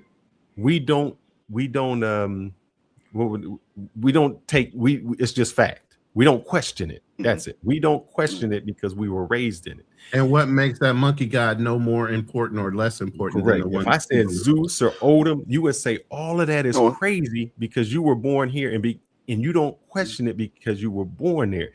Any other way I explain something to you, if I said, man, there was a boat that took every animal in the world, you'd be like, I'm crazy. I'm like, look, my daughter got pregnant, but she never had sex. You'd be like, yeah, you're crazy. Right. My uncle died for 3 days. We buried him and he came back to life. Brother, you crazy. Right. If I told you that about any other religion, you would question it and say that's unreasonable. But because we believe something or you're born with something, you never question it. And so the more research I did, and then I start really looking at history and saying what came before Christianity. If our word and the people were only here for 6,000 years and people were here for 150,000 years, what were they believing in before there was ever a book? And then I started looking at Zoroastrianism. That's why I brought up Iran and that, because before Christianity, you had somebody who was that religion. And usually what happens is with world powers or with religion or whatever, it's whatever power wins out. It's not whatever power was there. It's whatever was there at the time. Before Jesus, there was other messiahs. There was messiahs at the time of Jesus that died. It's just one person wins out, and that's who we say it is. So it's not when a person says that. Look, I pray. I was like, man, I gotta be able to speak in tongues, brother. I got what's the sign? All that. Everything. I went and I looked and I said, cast out demons, all that. And what I found is we just question it. And the more you start to say, man, this, and the reason I know you just came on, we showed how big was the universe. And really, when you showed the size of the our known universe, further out you get, we are one grain of sand on an entire beach. If that much. If that. And then human beings are so limited in our mindset. All that was just built for just us to waste the space, right? God just made that for one person. And these people are arguing over whether God is black. And I'm like, bruh, would one grain of sand on a beach matter if it was black or white? Would matter to them. Exactly. I guess when it comes to even with our conversation about Dr. Sabian, or even this one is this, like I said before, when people get results from when they believe something, they get results and they see change in their life and don't ever really keep going deeper and keep studying. Because even studying more, and I won't get into the Dr. Sabian thing, but even with this with religion, the more I studied just like you, the more disconnected I became with the big three religions. Still love the brothers and sisters that are in them, but I started leaning even more towards science to explain some of the things that the Bible. Once I read the book of Enoch, I was like, I'm done. Fill in the gaps for me. Yeah. Once I read the book of Enoch, I was like, I'm done. Yeah. You are a vegetarian, and you look at all your minerals and all of that. Yeah. But all of those are in the universe, man. Right. If a meteor came, a meteor would have iron. It would have all of those things that make up in you is in that. So when someone says we are made of stars, we are actually made of stars. Because all that's in us. There was a time when there was a rain god and it was a Poseidon in the ocean because we couldn't explain something. And the more and more we got knowledge, the less and less we took those things away. But we still hold on to supernatural. I mean, we are supernatural things. We got Friday the 13th. Don't walk under things we don't even know. I know my grandmother. And down in Mississippi, it's like don't throw a hat on the bed or don't step on a broom or something. You know, I was like, what the hell? Don't step on a crack. Yeah. So we just have all of these things that become superstition. Yeah. Mm-hmm. And you're not here, but we showed an optical illusion. And we looked at it, and the dude explained it. Like, this is going in a circle, and you know that this is going in a circle. Matter of fact, I'm going to put a pin on here so you can see exactly where it's going. And then it would... I'll go ahead and play it for you so everybody else can see it. So we can show you. Okay. Amen. Because we were talking about spirits and things like that. Yeah, you got it there? Spirits running around here. Hold on, I'm going to pull it up real quick. And the reason I showed this is because when people say, I seen a ghost or I seen this, I can believe you because your mind, even though you know something, it's only going to take a minute. Go ahead and blow that up. Go ahead. Let it go. Now you know that it's turning around in circles. In fact, if you look at it from above, you can see that it's turning around in a circle. But now your brain is doing something strange. It's telling you that it's not going around in a circle, but it's oscillating. In other words, it's turning part way, stopping, and then going back the other way. Now that's a strange effect, isn't it? But if you think that's strange, wait till I add something through the middle. What am I going to add? Well, I'm going to add a ballpoint pen. And to do that, I've placed a little piece of double-sided sticky tape on the ballpoint pen. You can use ordinary sticky tape if you like. I'll place it right through the center of the window and press it in place like that. Now this time, by fixing on the pen, you will be able to see that the pen is going around in a circle and not going backwards and forwards. But what's your brain going to tell you about the window? Will your brain allow you to see the window going around in a circle with the pen? Or are you going to see something really strange? Well, have a look at that. That's unbelievable, isn't it? You know you can see the pen going that's around in a not what's circle. happening. You But know your that brain that is telling pen you is that the not window going through is that. going You know partway around and turning and going the other way. But your And yet in brain order has to just do that, the tricked two you things have to to pass think through one that it's another, the going pen through and the something. window. You know it's not possible. You know it can't happen. And yet as you look at it, But your you see them brain going through fills in the one another. gaps. When you can't, what happens is your brain, because your brain can't do it, your brain fills in that space, and so we believe it. That's what happens in a lot of life.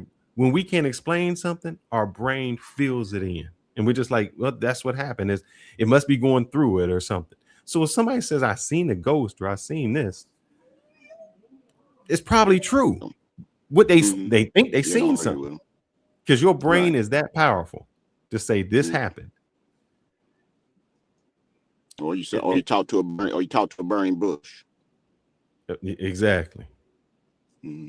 Or talk to a can you snake. hit the like button? Hit the like button, please, please, please, please. Hit the like button at the least. As long as we've been going and entertaining you guys, even with random conversations, please hit the like button. Thank you. Yeah, hit that like button. Let me put mine in here. Yeah, I got mine. So that's what happens, and I think, and it wasn't. And here's the thing: when we're talking about Dr. Sabi, and not to bring him, oh my God, we're going there. I'm bringing him up a little bit. No, Yeah, I'm bringing it up to say this. Just like in faith, if somebody prayed and it healed them, they believe it, and there's nothing you're gonna be able to say or do it. If you took a diet and that helps you, there's nothing I'm gonna be able to say to convince you otherwise. If you show me that thing oscillating, and I said, look, that pen went through there. There's nothing you can tell me that it didn't, because I just seen it with my own eyes. My But see, eyes that's just the told thing. me. When people say I seen it with my own eyes, your eyes play tricks Especially on I you. got blood work to prove it works. I got blood pressure and other things measurements say it works. Okay, y'all going off on that tangent, even though you said you would. Come on, I'm off. I know how to get about the paint. Fearless likes to pull people in. No. What I'm saying is, don't do it. Don't let them pull any you of that in. stuff is like religion. If we believe it to be true, it's true, and there's nothing I can do to convince you. No, I can give you all the evidence in the world, and you can say, look, this diet helped me. Just like with somebody with prayer, I can tell them, look, no, that didn't happen. That didn't happen. And they say, look, I prayed it away. How can I tell you you didn't pray it away? You prayed, you felt better. So your prayer made you feel better. I can't take that away from you. There's nothing I can say to do that. That's just how it is. So that's even with religion. People do something, they feel a certain way. God did it. Now, if they felt better without praying, they never give credit to whatever. It just happened.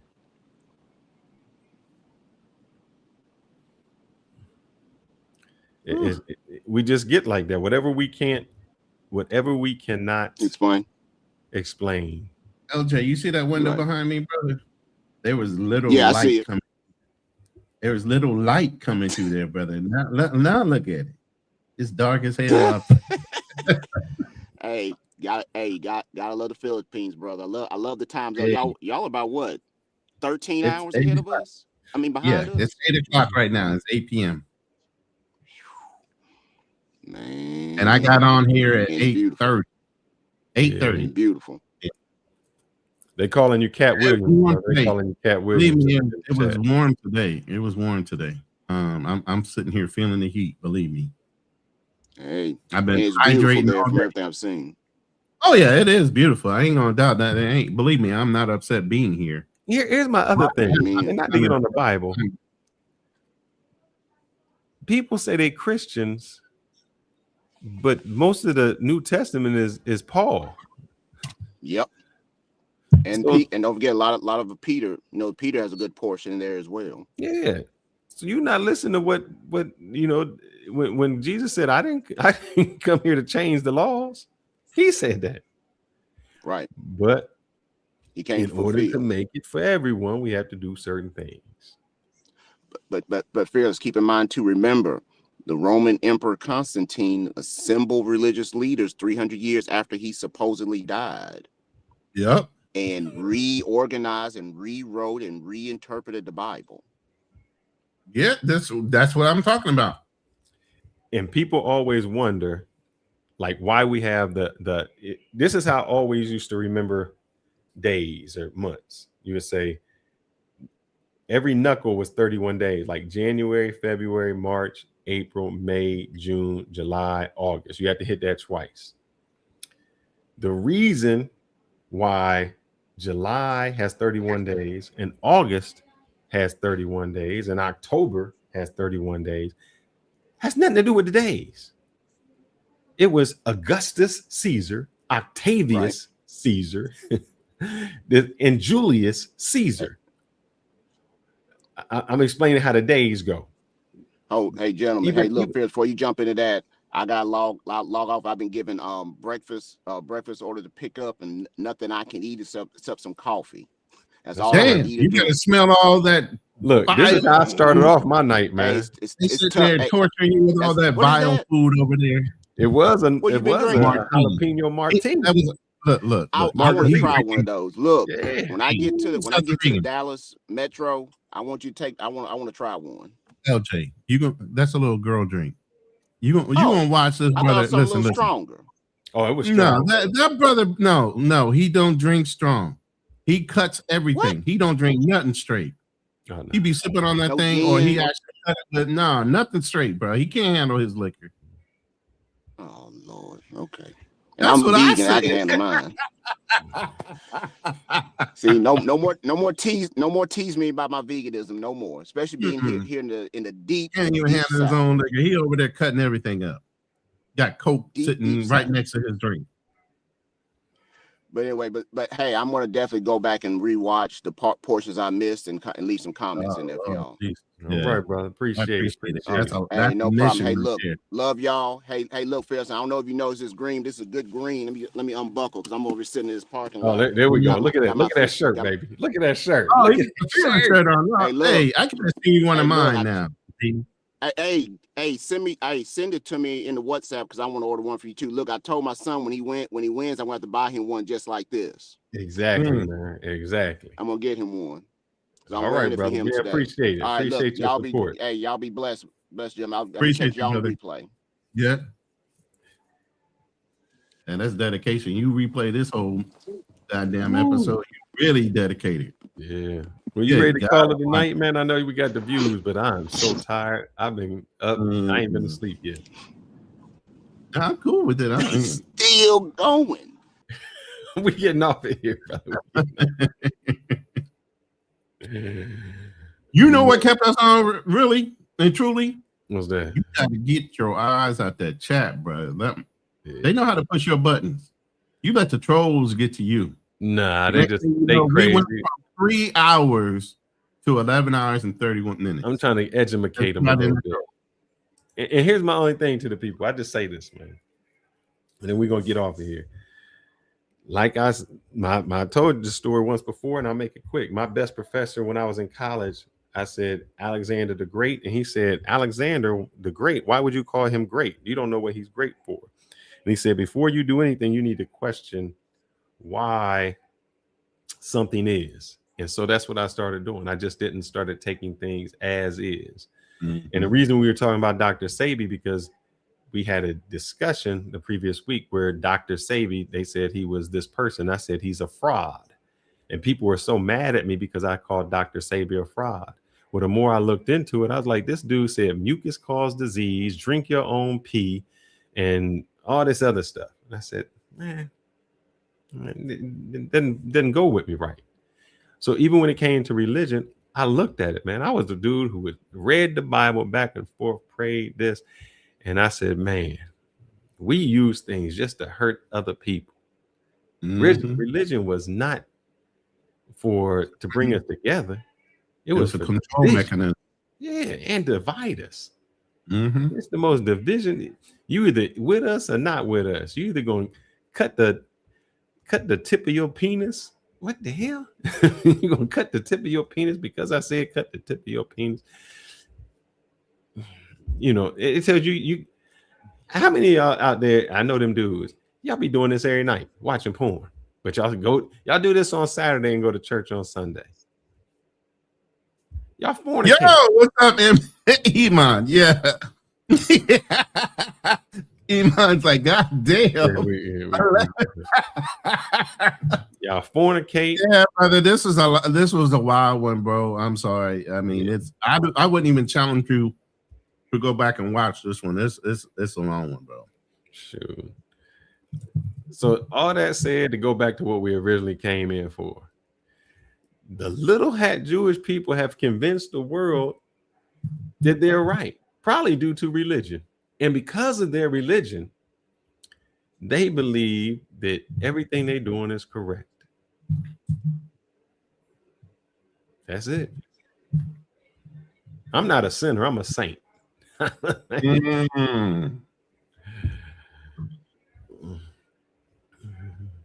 right. Yeah, man. This has been a wild one. I can't believe it. 11 hours and 30. Don't keep going, man. Cut this down to 1 minute on your closing so I can get out of here. I ain't got nothing to say. I got a video to play, and that's it. All right. Well, send us out on the video. Hey, catch us next week. Next week, we're going to be talking. What are we talking about? Next week, we going right at who is a Jew? What is a Jew? Who are the Jewish people? Mm-hmm. Hey, I love you too, brother. Love you too. And remember, God loves you and Jesus loves you. Jesus loves me, yes, I know, because the Bible told me so. That's a catchy rhyme, but I'm pushing the button. We out. Let's see what it says. Play outro. Yeah. We don't do rumors. We run facts. No smoke without structure. No noise without receipts. This is Hit and Run. Chopper 1, visual contact, vehicle heading northbound. I walk through deserts with boots full of sand. Carry more weight than most men understand. Steel in my spine, cold in my chest. You test what we built, you better come correct. This ain't no gossip, this ain't no show. We don't chase clout, we chase what you owe. Stand on the line, never cross it for fame. We say what we mean and we mean what we claim. See men fold when the lights got bright. See true drown in the headline fight. We pull it back, break it down slow. Facts hit harder when the ego go. I've seen too many lies dressed up like kings. Too many weekends pulling fake strings. So we step in the ring, no mask, no bluff. If it's truth you want, we call it rough. This is hit and run. Stand your ground till the job is done. No retreat, no second guess. We break it down, expose the mess. Hit and run. Hard truth overloaded guns. Say it straight, we don't sugarcoat none. We hit the face, then we run. Feel us from the field, learn how to bleed. Fourth quarter pressure is the air we breathe. Helmet crack, ribs taped tight. Still showed up, ready for the fight. Boxing gloves, knuckle scarred. Discipline built in the backyard. Martial code, no cheap shots thrown. We don't bark loud, we hold our own. Marcus listening, I know your grind. Carrying weight on your back and mind. Bills on the table, world on fire. Trying to keep your name clean in the wire. We ain't here to preach a bag, just sharpen the blade and protect your head. Truth ain't loud, it's cold and clear. That's why you tune in when we appear. I've seen men lose what they work to build. Over pride, over ego, over quick, cheap thrills. So we told that line, never settle our name. Legacy heavy, we guard that flame. This is hit and run. Truth weighs heavy, but we still stand strong. No mask on, no filter tone. If it's wrong, we call it wrong. Hit and run.